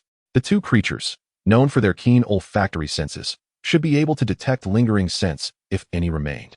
Soon enough, they confirmed their findings. "Are you suggesting that, in addition to the scents of Qing He and Qing Yan, there are other traces of individuals?" The 2 beasts nodded in unison. "Can you discern the direction they departed?" They resumed sniffing the ground before collectively heading in a specific direction.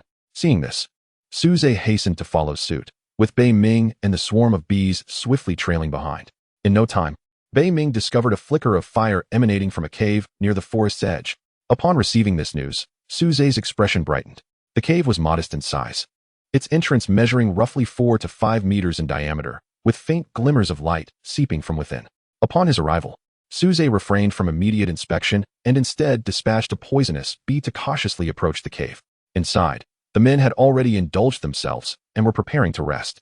However, one among them frequently cast yearning and greedy glances at the bound and helpless Li Qingyan. "Damn it, where did this bee come from, buzzing around?" one man grumbled, attempting to swat the bee. "Yanlei, don't kill it," another urged. "Boss, it's just a bee. Just swat it away." Hearing Yanlei's words, Zhang Matzi smirked slightly. "Yanlei, that's a poisonous bee. Its presence here suggests a nearby hive. We should follow it. Honey from poisonous bees is quite valuable." He licked his lips in anticipation. The poisonous bee circled the cave, seemingly finding nothing of interest, and buzzed away. Outside, Suze had already gleaned a general understanding of the cave's interior through the vision shared by the queen bee. He spotted the 2 siblings, bound and displaying expressions of despair, alongside 5 robust men, presumably beast hunters. Suze mused about their capabilities. Beast hunters are notorious for capturing the pets of beast masters, coercing them to sever their bonds with their creatures, which are then sold at exorbitant prices. The reason the siblings were merely tied up was for convenient transport. If they demanded the siblings to sever their contracts now, they would have to figure out how to subdue several beasts, which was less straightforward than simply binding them. Noticing the poisonous bee had exited the cave, Zhang Matzi called out to Yan Lei and followed its trail. Before departing, he cautioned one of the men inside the cave. Wang Peng, keep your urges in check. Once we sell these beasts, there will be no shortage of women. If you push her too far, you risk losing several valuable catches. Wang Peng was indeed the one who had been casting glances at Li Qingyan. Don't worry, big brother, I understand, he replied. With that, Zhang Matzi joined Yan Lei as they moved towards the cave's exit. As the two emerged, the shadowy form of Ing Mo enveloped Su Zhe, rendering him invisible. The duo approached Su Zhe's location, and he prepared to strike at any moment. Just as they were about to enter his attack range, Zhang Matzi raised a hand to halt Yan Lei's advance. Noticing the sudden stop, Yan Lei did not question it, but turned to Zhang Matzi. After a brief pause, Zhang Matzi directed his gaze towards Su Zhe's shadow. Yet, all he could discern was darkness. Nothing else was visible. This perplexed Zhang Matzi. What could be hiding there? A sudden jolt of alarm surged through Su Zhe's heart. Had he been detected? That seemed improbable. Ing Mo was inherently shrouded in a veil of concealment. Observing the inactivity of the two men, Su Zhe remained motionless within the shadows. After a moment, Zhang Matzi realized that indeed, there was no movement, and his gaze shifted to his right shoulder, where a lizard-like pet slowly revealed itself. This was Zhang Matzi's pet, a sixth-tier spirit-hiding lizard. Su Zhe was taken aback. This lizard could cloak itself? Moreover, it could mask its own aura? For neither he nor Ing Mo had sensed its presence moments ago. Brother, what's wrong? Yan Lei inquired. Unable to contain his curiosity. My little lizard just alerted me. It senses danger, Zhang Matzi replied, glancing towards the shadow where Su Zhe lurked. Hearing this, Yan Lei refrained from further questioning. Zhang Matzi's leadership was significantly attributed to the lizard on his shoulder, which had helped them evade countless perils. Let us move on. There's no need to take risks for mere honey. With that, Zhang Matzi turned to leave. His survival thus far was predicated on trusting his lizard. Wherever the creature warned him away from, he would never tread. As Zhang Matzi prepared to depart, Yan Lei followed suit. Observing their imminent exit, Su Zhe decided to abandon his concealment, and the shadowy veil of Ing Mo intensified. The moment Zhang Matzi and Yan Lei turned, they were ensnared within an ethereal, multi-hued prison. The lizard perched on Zhang Matzi's shoulder emitted a piercing cry, frantically signaling danger. Zhang Matzi, realizing the threat, hastily attempted to summon his pet. But as his summoning glyph ignited, a barrage of solidified multicolored spears erupted from the confines of the prison, piercing through both men and the spirit-hiding lizard. In an instant, they met their untimely demise, shrouded in ambiguity, with Yan Lei bewildered until the end, having only glimpsed a beautiful wall of colors blocking his path before everything faded to black. Su Zhe opted not to dissolve the multicolored prison, but instead transported them directly into his Beastmaster space. Having dealt with the two, he swiftly approached the cave. Chapter 78. The rescue. After Zhang Matzi and Yan Lei departed, Wang Peng unabashedly fixed his avaricious gaze upon Li Qingyan. He stood and ambled towards her. Noticing Wang Peng's approach, one of the remaining two men questioned, Wang Peng, what are you planning? What do you think? Such a beautiful girl is a rare find. Now that she's in my grasp, how could I not have some fun? As one of them began to speak again, his companion silenced him with a shake of his head. Seeing this, they ceased their protests. As Wang Peng approached, the siblings began to struggle fervently against their bindings. However, their bodies were bound, and their mouths stuffed with cloth, allowing only muffled sounds to escape, rendering them incapable of speech. Wang Peng gently grasped Li Qingyan's chin, a smile playing on his lips as he remarked, "Do not worry, I shall be quite gentle." Li Qingyan struggled to free her chin from Wang Peng's grip, yet her efforts proved futile, tears streaming down her cheeks uncontrollably. Beside her, Li Qinghe glared with wide eyes, continuously emitting muffled cries. Silence. With a resounding thud, Wang Peng delivered a powerful kick to Li Qinghe's abdomen. The force of the blow was unrestrained, and Li Qinghe doubled over in pain. Yet his eyes remained fixed defiantly on Wang Peng. Witnessing her brother's agony, Li Qingyan's struggles intensified. With a sharp crack, Wang Peng's palm struck her left cheek, leaving a vivid red imprint in its wake. "If you dare move again, I will end him right now," Wang Peng threatened menacingly, his foot already pressing down on Li Qinghe's head. As she beheld her brother beneath Wang Peng's foot, Li Qingyan ceased her struggles, her gaze dimming with despair. "Oh, that's better. Rest assured, this will all be over soon," Wang Peng leered, preparing to tear away Li Qingyan's clothing. Instinctively, she attempted to resist, but upon seeing Li Qinghe on the ground, she silently closed her eyes. Although Li Qingyan no longer fought back, Li Qinghe continued to struggle fiercely. For reasons unknown, the cloth obstructing his mouth fell away. "Ah, you filthy beast. Come at me if you dare." Li Qinghe's curse echoed, prompting Wang Peng to kick at his head once more. This blow rendered Li Qinghe unconscious. "My dear, Now there will be no interruptions, Wang Peng chuckled sinisterly.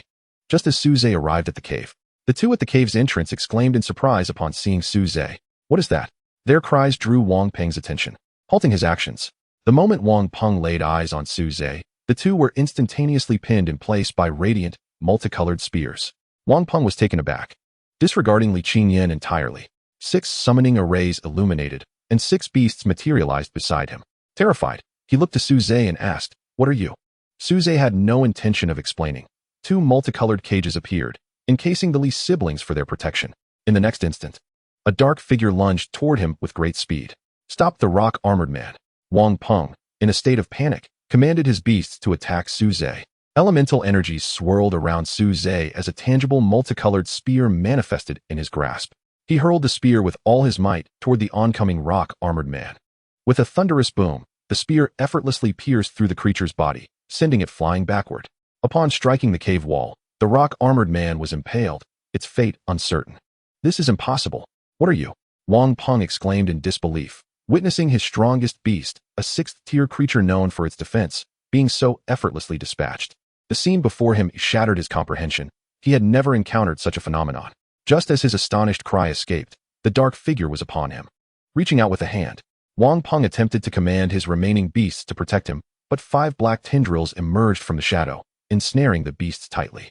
Su Zhe seized Wang Peng by the throat, lifting him off the ground. Slaps rained down upon Wang Peng's face like a tempest, visibly swelling his features. Upon entering the cave, Su Zhe had clearly seen the marks on Li Qingyan's face, igniting a fierce rage within him. After several strikes, he hurled Wang Peng against the nearby rock wall. At the moment of impact, 4 long spikes erupted from the wall, impaling Wang Peng's hands and feet. Thus, he was left suspended in a cruciform position against the stone. A rock kicked up by Su Zhe struck Wang Peng squarely, shattering his front teeth and lodging itself in his mouth, forcing him to emit muffled sounds. The remaining beasts met a similar fate. Pierced by the spikes emerging from the ground, their survival unknown. Su Zhe dispelled the protective cage around the siblings, revealing his true form. The figure of Lingxi appeared, beginning to heal the two. Su Zhe untied Li Qingyan and removed the gag from her mouth. She immediately threw herself into his embrace, sobbing uncontrollably. Overwhelmed by the softness in his arms, Su Zhe found himself momentarily at a loss. He could only gently pat her back, whispering soothingly, "It's all right, it's all right." After a few sobs, Li Qingyan ceased her tears and stepped back from his embrace. "Brother." She quickly rushed to Li Qinghe, untying him. Fortunately, he had merely fainted and sustained no serious injuries. Su Zhe then removed his coat, draping it over Li Qingyan to cover her tattered clothing. Feeling the extra fabric draped over her, Li Qingyan finally registered what had transpired. Glancing at her torn attire and recalling the moment she had clung to Su Zhe, her cheeks flushed crimson. "Thank you," she murmured softly, her face still bearing the vivid imprint of the slap, slightly swollen. Sensing Su Zhe's gaze linger on her bruised face, she hurriedly covered the mark with her hand. Observing her distress, an inexplicable ache welled within Su Zhe. "Let me see," he said, stepping closer and gently moving her hand aside, to which she offered no resistance.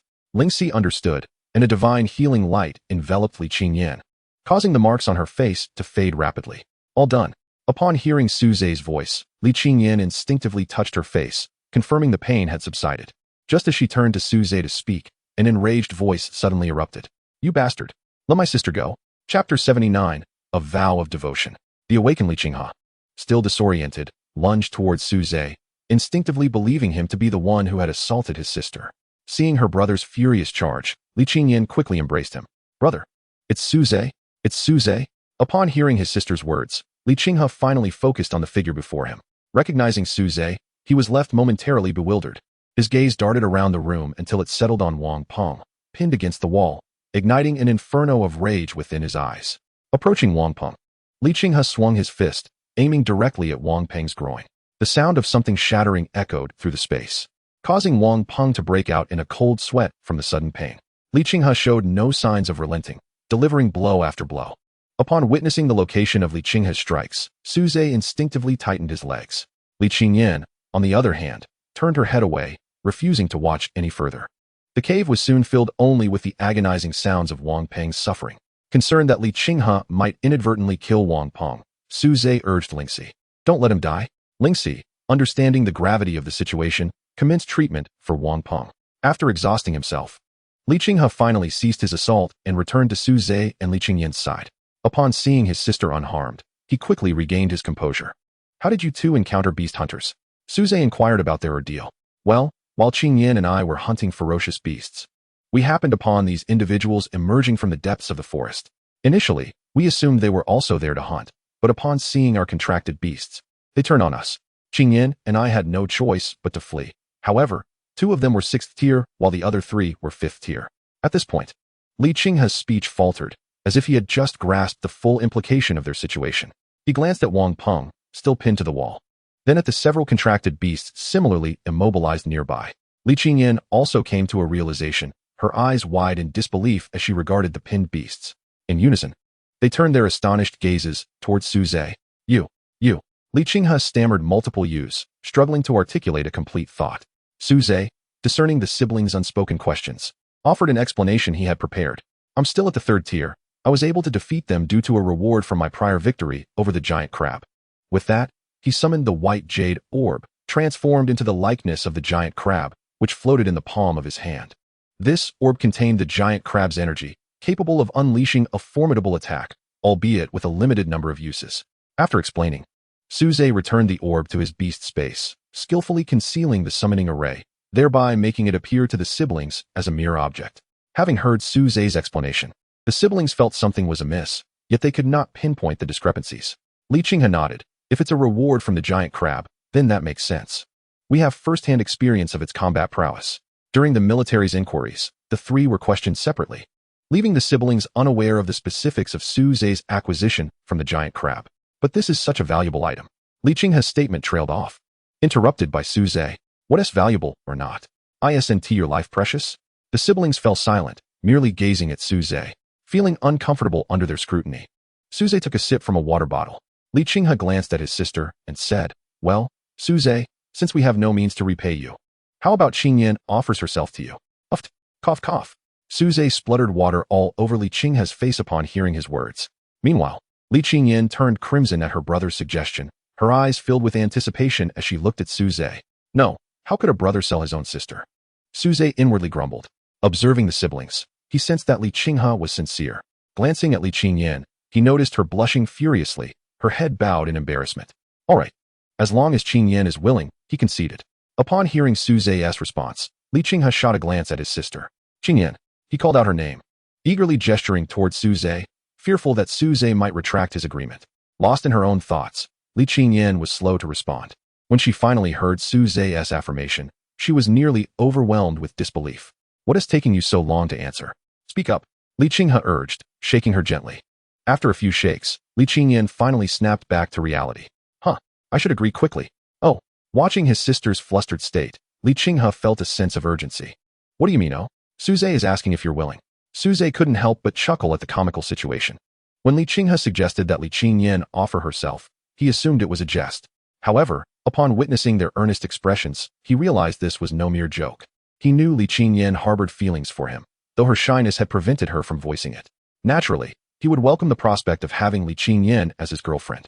After all, who would reject the chance to date a stunning beauty? In the midst of Li Qinghe's shaking, Li Qingyan whispered her consent. Thus, with Li Qinghe's playful assistance, Su Zhe and Li Qingyan became an unlikely couple. After uttering her agreement, Li Qingyan found herself too bashful to meet Su Zhe's gaze. It was Su Zhe who took the initiative, pulling her into an embrace. Witnessing this, Li Qinghe finally allowed a relieved smile to spread across his face. Hey Su Zhe, let me tell you, this girl has liked you for ages. She talks about you incessantly. Hearing her brother's words, Li Qingyan quickly interjected, Brother, what nonsense are you spouting? What nonsense? Who is it that said Su Zhe liked mature women and wanted to be one? Li Qinghe unabashedly retorted, overwhelmed by embarrassment. Li Qingyan buried her face in Su Zhe's embrace, unable to respond. Su Zhe was equally baffled by Li Qinghe's revelation. That was a misunderstanding, he stammered, realizing he needed to clarify once more. Suddenly, Li Qinghe's playful demeanor vanished, replaced by a serious expression as he addressed Su Zhe. Can I trust you, Su Zhe? Su Zhe understood the gravity of Li Qinghe's inquiry. He was questioning Su Zhe's genuine intentions toward Li Qingyan. With equal seriousness, Su Zhe replied, Rest assured. As long as I am here, no one will harm her. Hearing Su Zhe's assurance, Li Qinghe nodded earnestly. He looked at Su Zhe with a mischievous glint in his eye. Given this, you'll be my brother-in-law, so go on, call me brother. Chapter 80. Wang Peng becomes Wang Peng. The two individuals previously slain by Su Zhe at the cave entrance suffered the collapse of their beast space upon their demise. Consequently, their contracted beasts were forcibly expelled, appearing in a half-dead state, clearly injured from their owners' deaths. Su Zhe did not spare these beasts and proceeded to eliminate them one by one. At that moment, within Beiming's beast space, 10 half-dead beasts appeared, belonging to Zhang Matzi and Yin Lei. Zhang Matzi was at the 6th tier, but his lizard had already been slain by Su Zhe. Thus, the only beasts that erupted from his beast taming space were 5. As the trio prepared to depart, Li Qinghe intended to eliminate Wang Peng on the spot, but was halted by Su Zhe. A swift death would be far too lenient on him. Upon hearing Su Zhe's words, Li Qinghe refrained from striking. After delivering a few slaps to Wang Peng, he exited with Li Qingyan, for the tormenting scene was not suitable for a lady's eyes. Shortly thereafter, anguished screams of terror echoed from the cave. The cries were piercing, causing the siblings at the entrance to involuntarily shudder. Inside the cave, a tangible flame blazed at Wang Peng's groin, a manifestation of Su Zhe's experiment with the materialization skill of Ing Mo. The fire took the form of a crimson glass orb, exuding an intense heat. Seemingly irritated by Wang Peng's cacophony, Su Zhe swiftly severed his tongue. In that moment, Wang Peng's eyes were filled with desperate pleading, not for mercy, but for a swift end. Observing Wang Peng's silent supplication, Su Zhe displayed a radiant smile. Yet to Wang Peng, this smile was more terrifying than that of a demon. Gazing at the silently wailing Wang Peng, Su Zhe spoke with a grin. How about this? If you consume this, I shall set you free. With that, he presented a roasted and charred piece of Wang Peng to his lips. Wang Peng's pupils quivered in horror as he beheld the smiling Su Zhe. Due to the continuous searing, he had not yet felt pain when Su Zhe cut away the small Wang Peng. Now, a wave of excruciating agony surged from his loins, stripping him of his manly dignity. Faced with the sudden appearance of a spiked club in Su Zhe's hand, Wang Peng could only weep as he reluctantly consumed his own brother. At that moment, he transformed from Wang Peng into Wang Peng. How utterly tedious, Su Zhe remarked. After Wang Peng finished his grim meal, Su Zhe kept his word and released him. However, the next instant, Wang Peng was ensnared within Su Zhe's beast taming realm. Before he could even catch his breath, he found himself nailed to a wall once more. Nearby, swarms of thorned venomous bees gathered. Wang Peng's eyes widened as he screamed in a futile effort to accuse Su Zhe of betrayal, yet without a tongue, he was rendered voiceless. The swarm, sensing fresh prey, wasted no time in feasting. Furthermore, Su Zhe instructed Lingxi to observe Wang Peng and provide timely healing. Satisfied with Wang Peng's arrangement, Su Zhe nodded approvingly. After clearing the corpses from the cave, he retrieved several half-dead beasts from within the space of the Kunping. Predictably, the beasts belonging to Zhang Matzi and Yin Lei had succumbed to death. While sorting through the spoils, Su Zhe discovered a peculiar storage ring belonging to Zhang Matzi, which contained a nearly lifeless beast. He speculated that this creature had likely been pilfered from another beast master. However, its original master had perished, leaving the beast in a state of near demise. Ignoring the creature for the moment, Su Zhe led the siblings back to Peng City under the guidance of Starlight. Despite carrying 3 individuals, Beiming's speed remained impressive. Perhaps due to their newly established relationship, Li Qingyan clung to Su Zhe's arm throughout the journey, leaving Li Qinghe to lament about the fleeting nature of sisterly bonds once affection takes root. Ultimately, it was only under the force of Li Qingyan's love-infused punches that Li Qinghe ceased his complaints, albeit with panda-like eyes. The sight of his bruised orbs elicited laughter from both Su Zhe and Li Qingyan. Alas, this world seems to be one where only I, the brother, suffers. Li Qinghe sighed into the air. Upon returning to Peng City, the siblings opted not to head home, but rather to Su Zhe's villa, having previously agreed to stay with him for the time being. After arriving, they both took a refreshing bath, with Li Qingyan changing out of her tattered outerwear, while Li Qinghe washed away the grime. Unfortunately, his panda eyes remained stubbornly intact. Shortly after, Su Zhe emerged with bowls of meticulously prepared dinner. Although the siblings had dined from bowls before, they still found themselves slightly unaccustomed to it upon repeating the experience. At the table, both received delightful news. Li Qingyan's Purification Star Butterfly and Frostfire Butterfly had both broken through to the 3rd tier, while Li Qinghe's Crimson Flame Warhorse had similarly ascended to the same level. Naturally, Su Zhe rejoiced for them, offering heartfelt congratulations. This was a stroke of fortune born from adversity. Under normal circumstances, both he and Qingyan would have needed more time to reach such breakthroughs. Perhaps their recent battles with several beast hunters had awakened their beast's latent potential, prompting an earlier advancement. Li Qingyan nodded in agreement, recognizing that her blessings extended beyond her beast's progress. She had also successfully united with the man of her dreams. So, when do you plan to contract new beasts? Suze inquired. Upon hearing this, the siblings exchanged glances and replied in unison after dinner. For Beast Tamers, it is generally advantageous to contract new beasts as early as possible, provided there is adequate space within their beast taming realm. Accepting their decision, Suze was about to speak when a piece of good news arrived from within the beast taming space. Moo Moo had broken through. Name, Moo Moo. Species, memory jellyfish. Attribute, mental. Level, 2nd tier. Species level, 6th tier. Talented skills, memory reading, memory sharing. Perhaps due to the lower species level, Moo Moo had managed to break through merely days after contracting, while the white jade sphere remained at the 1st tier. Nonetheless, Suze felt a surge of happiness for Moo Moo's advancement. After dinner, the siblings closed their eyes before Suze and began the process of contracting new beasts. Chapter 81, 3 Dragons. Although the siblings initiated their contracts simultaneously, the alternate space they entered was not necessarily the same. Even within the same alternate realm, varying locations could lead to them manifesting in different areas. They held unwavering trust in Suze, had he not saved them on 2 occasions.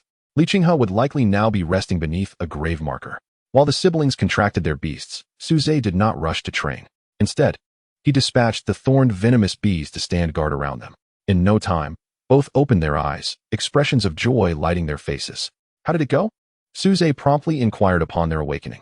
Hearing his question, the siblings hesitated to respond immediately. Ahem, dear little Sue, are you certain you won't call me brother? If you do, I shall always protect you. Li Qinghe rose, embodying the essence of a big brother as he spoke to Suze. Observing Li Qinghe's demeanor, both Suze and Li Qingyan were left utterly perplexed, exchanging glances filled with questions. Was he perhaps dazed from a recent blow to the head? I have no idea. Li Qingyan shrugged. Have you contracted a royal beast? Suze inquired, his brow furrowed in confusion. Well, not a royal beast. But I have indeed formed a contract with a creature that rivals one in potential. Unable to contain herself, Li Qingyan interjected upon witnessing the proud expression on her brother's face. Oh, come on, let's see your new pet. With that, Li Qinghe ceased his delay. A summoning array materialized, revealing a pet beast of approximately 1 meter in length, shimmering in an icy blue hue, exuding a faint chill around it. This creature, devoid of wings, floated effortlessly in the air.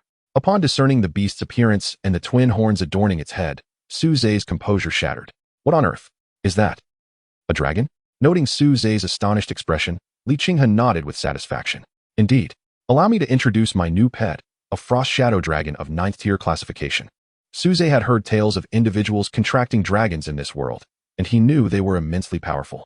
Yet, this was the first time he had encountered one. As a transmigrator, he had heard of countless formidable dragons in his previous life, yet he had never laid eyes upon one. Thus, witnessing Li Qinghe's new pet, a dragon, left him utterly astonished. However, before he could fully recover, Li Qingyan summoned her own pet, which caused his eyes to widen once more. She too had conjured a dragon, around the same length of 1 meter. Unlike Li Qinghe's frost shadow dragon, hers was a delicate shade of lavender, crackling with electric arcs. It was a 9th tier thunderscale dragon. Li Qinghe's surprise deepened as he beheld his sister's dragon. Why is it that I cannot encounter a dragon among my pets? Suddenly, a thought crossed his mind. Wait, can Imo change forms? Perhaps in the future, I could having Imo transform into a dragon. Suze mused internally. As he observed the 2 little dragons eyeing each other curiously, he couldn't resist reaching out to stroke them. The frost shadow dragon felt cool to the touch, quite comforting, while the thunderscale dragon tingled, akin to a gentle massage. How about we refer to you two as the dragon siblings? Suze jested, a smile playing on his lips. What began as a light-hearted jest, however, was taken into serious consideration by the siblings. Li Qinghe pondered aloud. Well, it's not entirely out of the question. Old Sue, when will you contract a dragon? Then we could be known as the Dragon F3. Instantly, Li Qingyan expressed her discontent. Dragon F3? That sounds dreadful. Suze shook his head in resignation upon hearing Li Qinghe's proposed name. Did he not desire a dragon as a pet? Of course he did, yet he simply had not encountered one. The siblings had only ventured into alternate spaces thrice, and had already contracted a dragon, while he had journeyed 4 times without even glimpsing a dragon's tail. Perhaps I should venture into the alternate space again tonight in search of luck? Suze contemplated. After a lively commotion among the 3, they each retreated to rest. Although Suze yearned for a dragon as a pet, he was not envious of the siblings. After all, he currently possessed a total of 8 pets, all boasting high classifications. Including the recently upgraded Sangzi duo, he had 6 pets of royal tier. What more could he possibly desire? Upon returning to his room, Suze continued deliberating whether to enter the alternate space.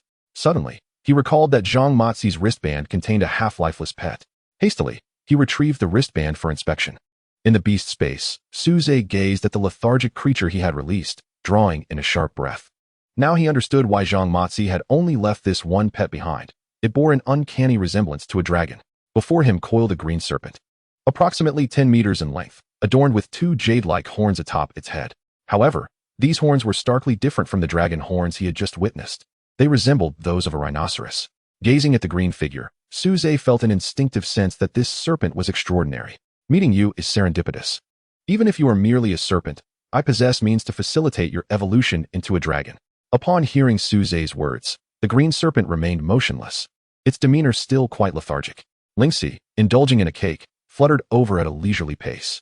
Heal it, Suze commanded, complying with his directive. Lingxi commenced treatment while continuing to nibble on the cake. The six-winged angel, standing at 1.7 meters, appeared diminutive beside the 10-meter-long serpent. With Lingxi's healing, the serpent's vitality gradually improved. The serpent had suffered a soul backlash due to its master's death, while Lingxi's healing was effective. It was not as pronounced as treating superficial wounds. A pet beast affected by a master's death could not be contracted until its soul's injuries were mended. Generally, to fully restore the serpent, one would need a pet capable of healing souls or relevant medicinal herbs. Otherwise, one would have to wait for the serpent to recover gradually. At present, Suze possessed neither a pet for soul healing nor any medicinal herbs. With night still enveloping the world, acquiring such resources was impossible. Reluctantly, Suze resolved to have Lingxi level up, utilizing Lingxi's fourth-tier healing abilities to gradually restore the serpent's condition.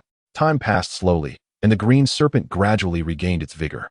Highly intelligent, the serpent recognized that the individual before it was offering assistance, refraining from aggression and quietly accepting the treatment. Several hours later, just as Suze's mental energy was on the brink of exhaustion, he finally received gratifying news. The serpent's injuries had completely healed.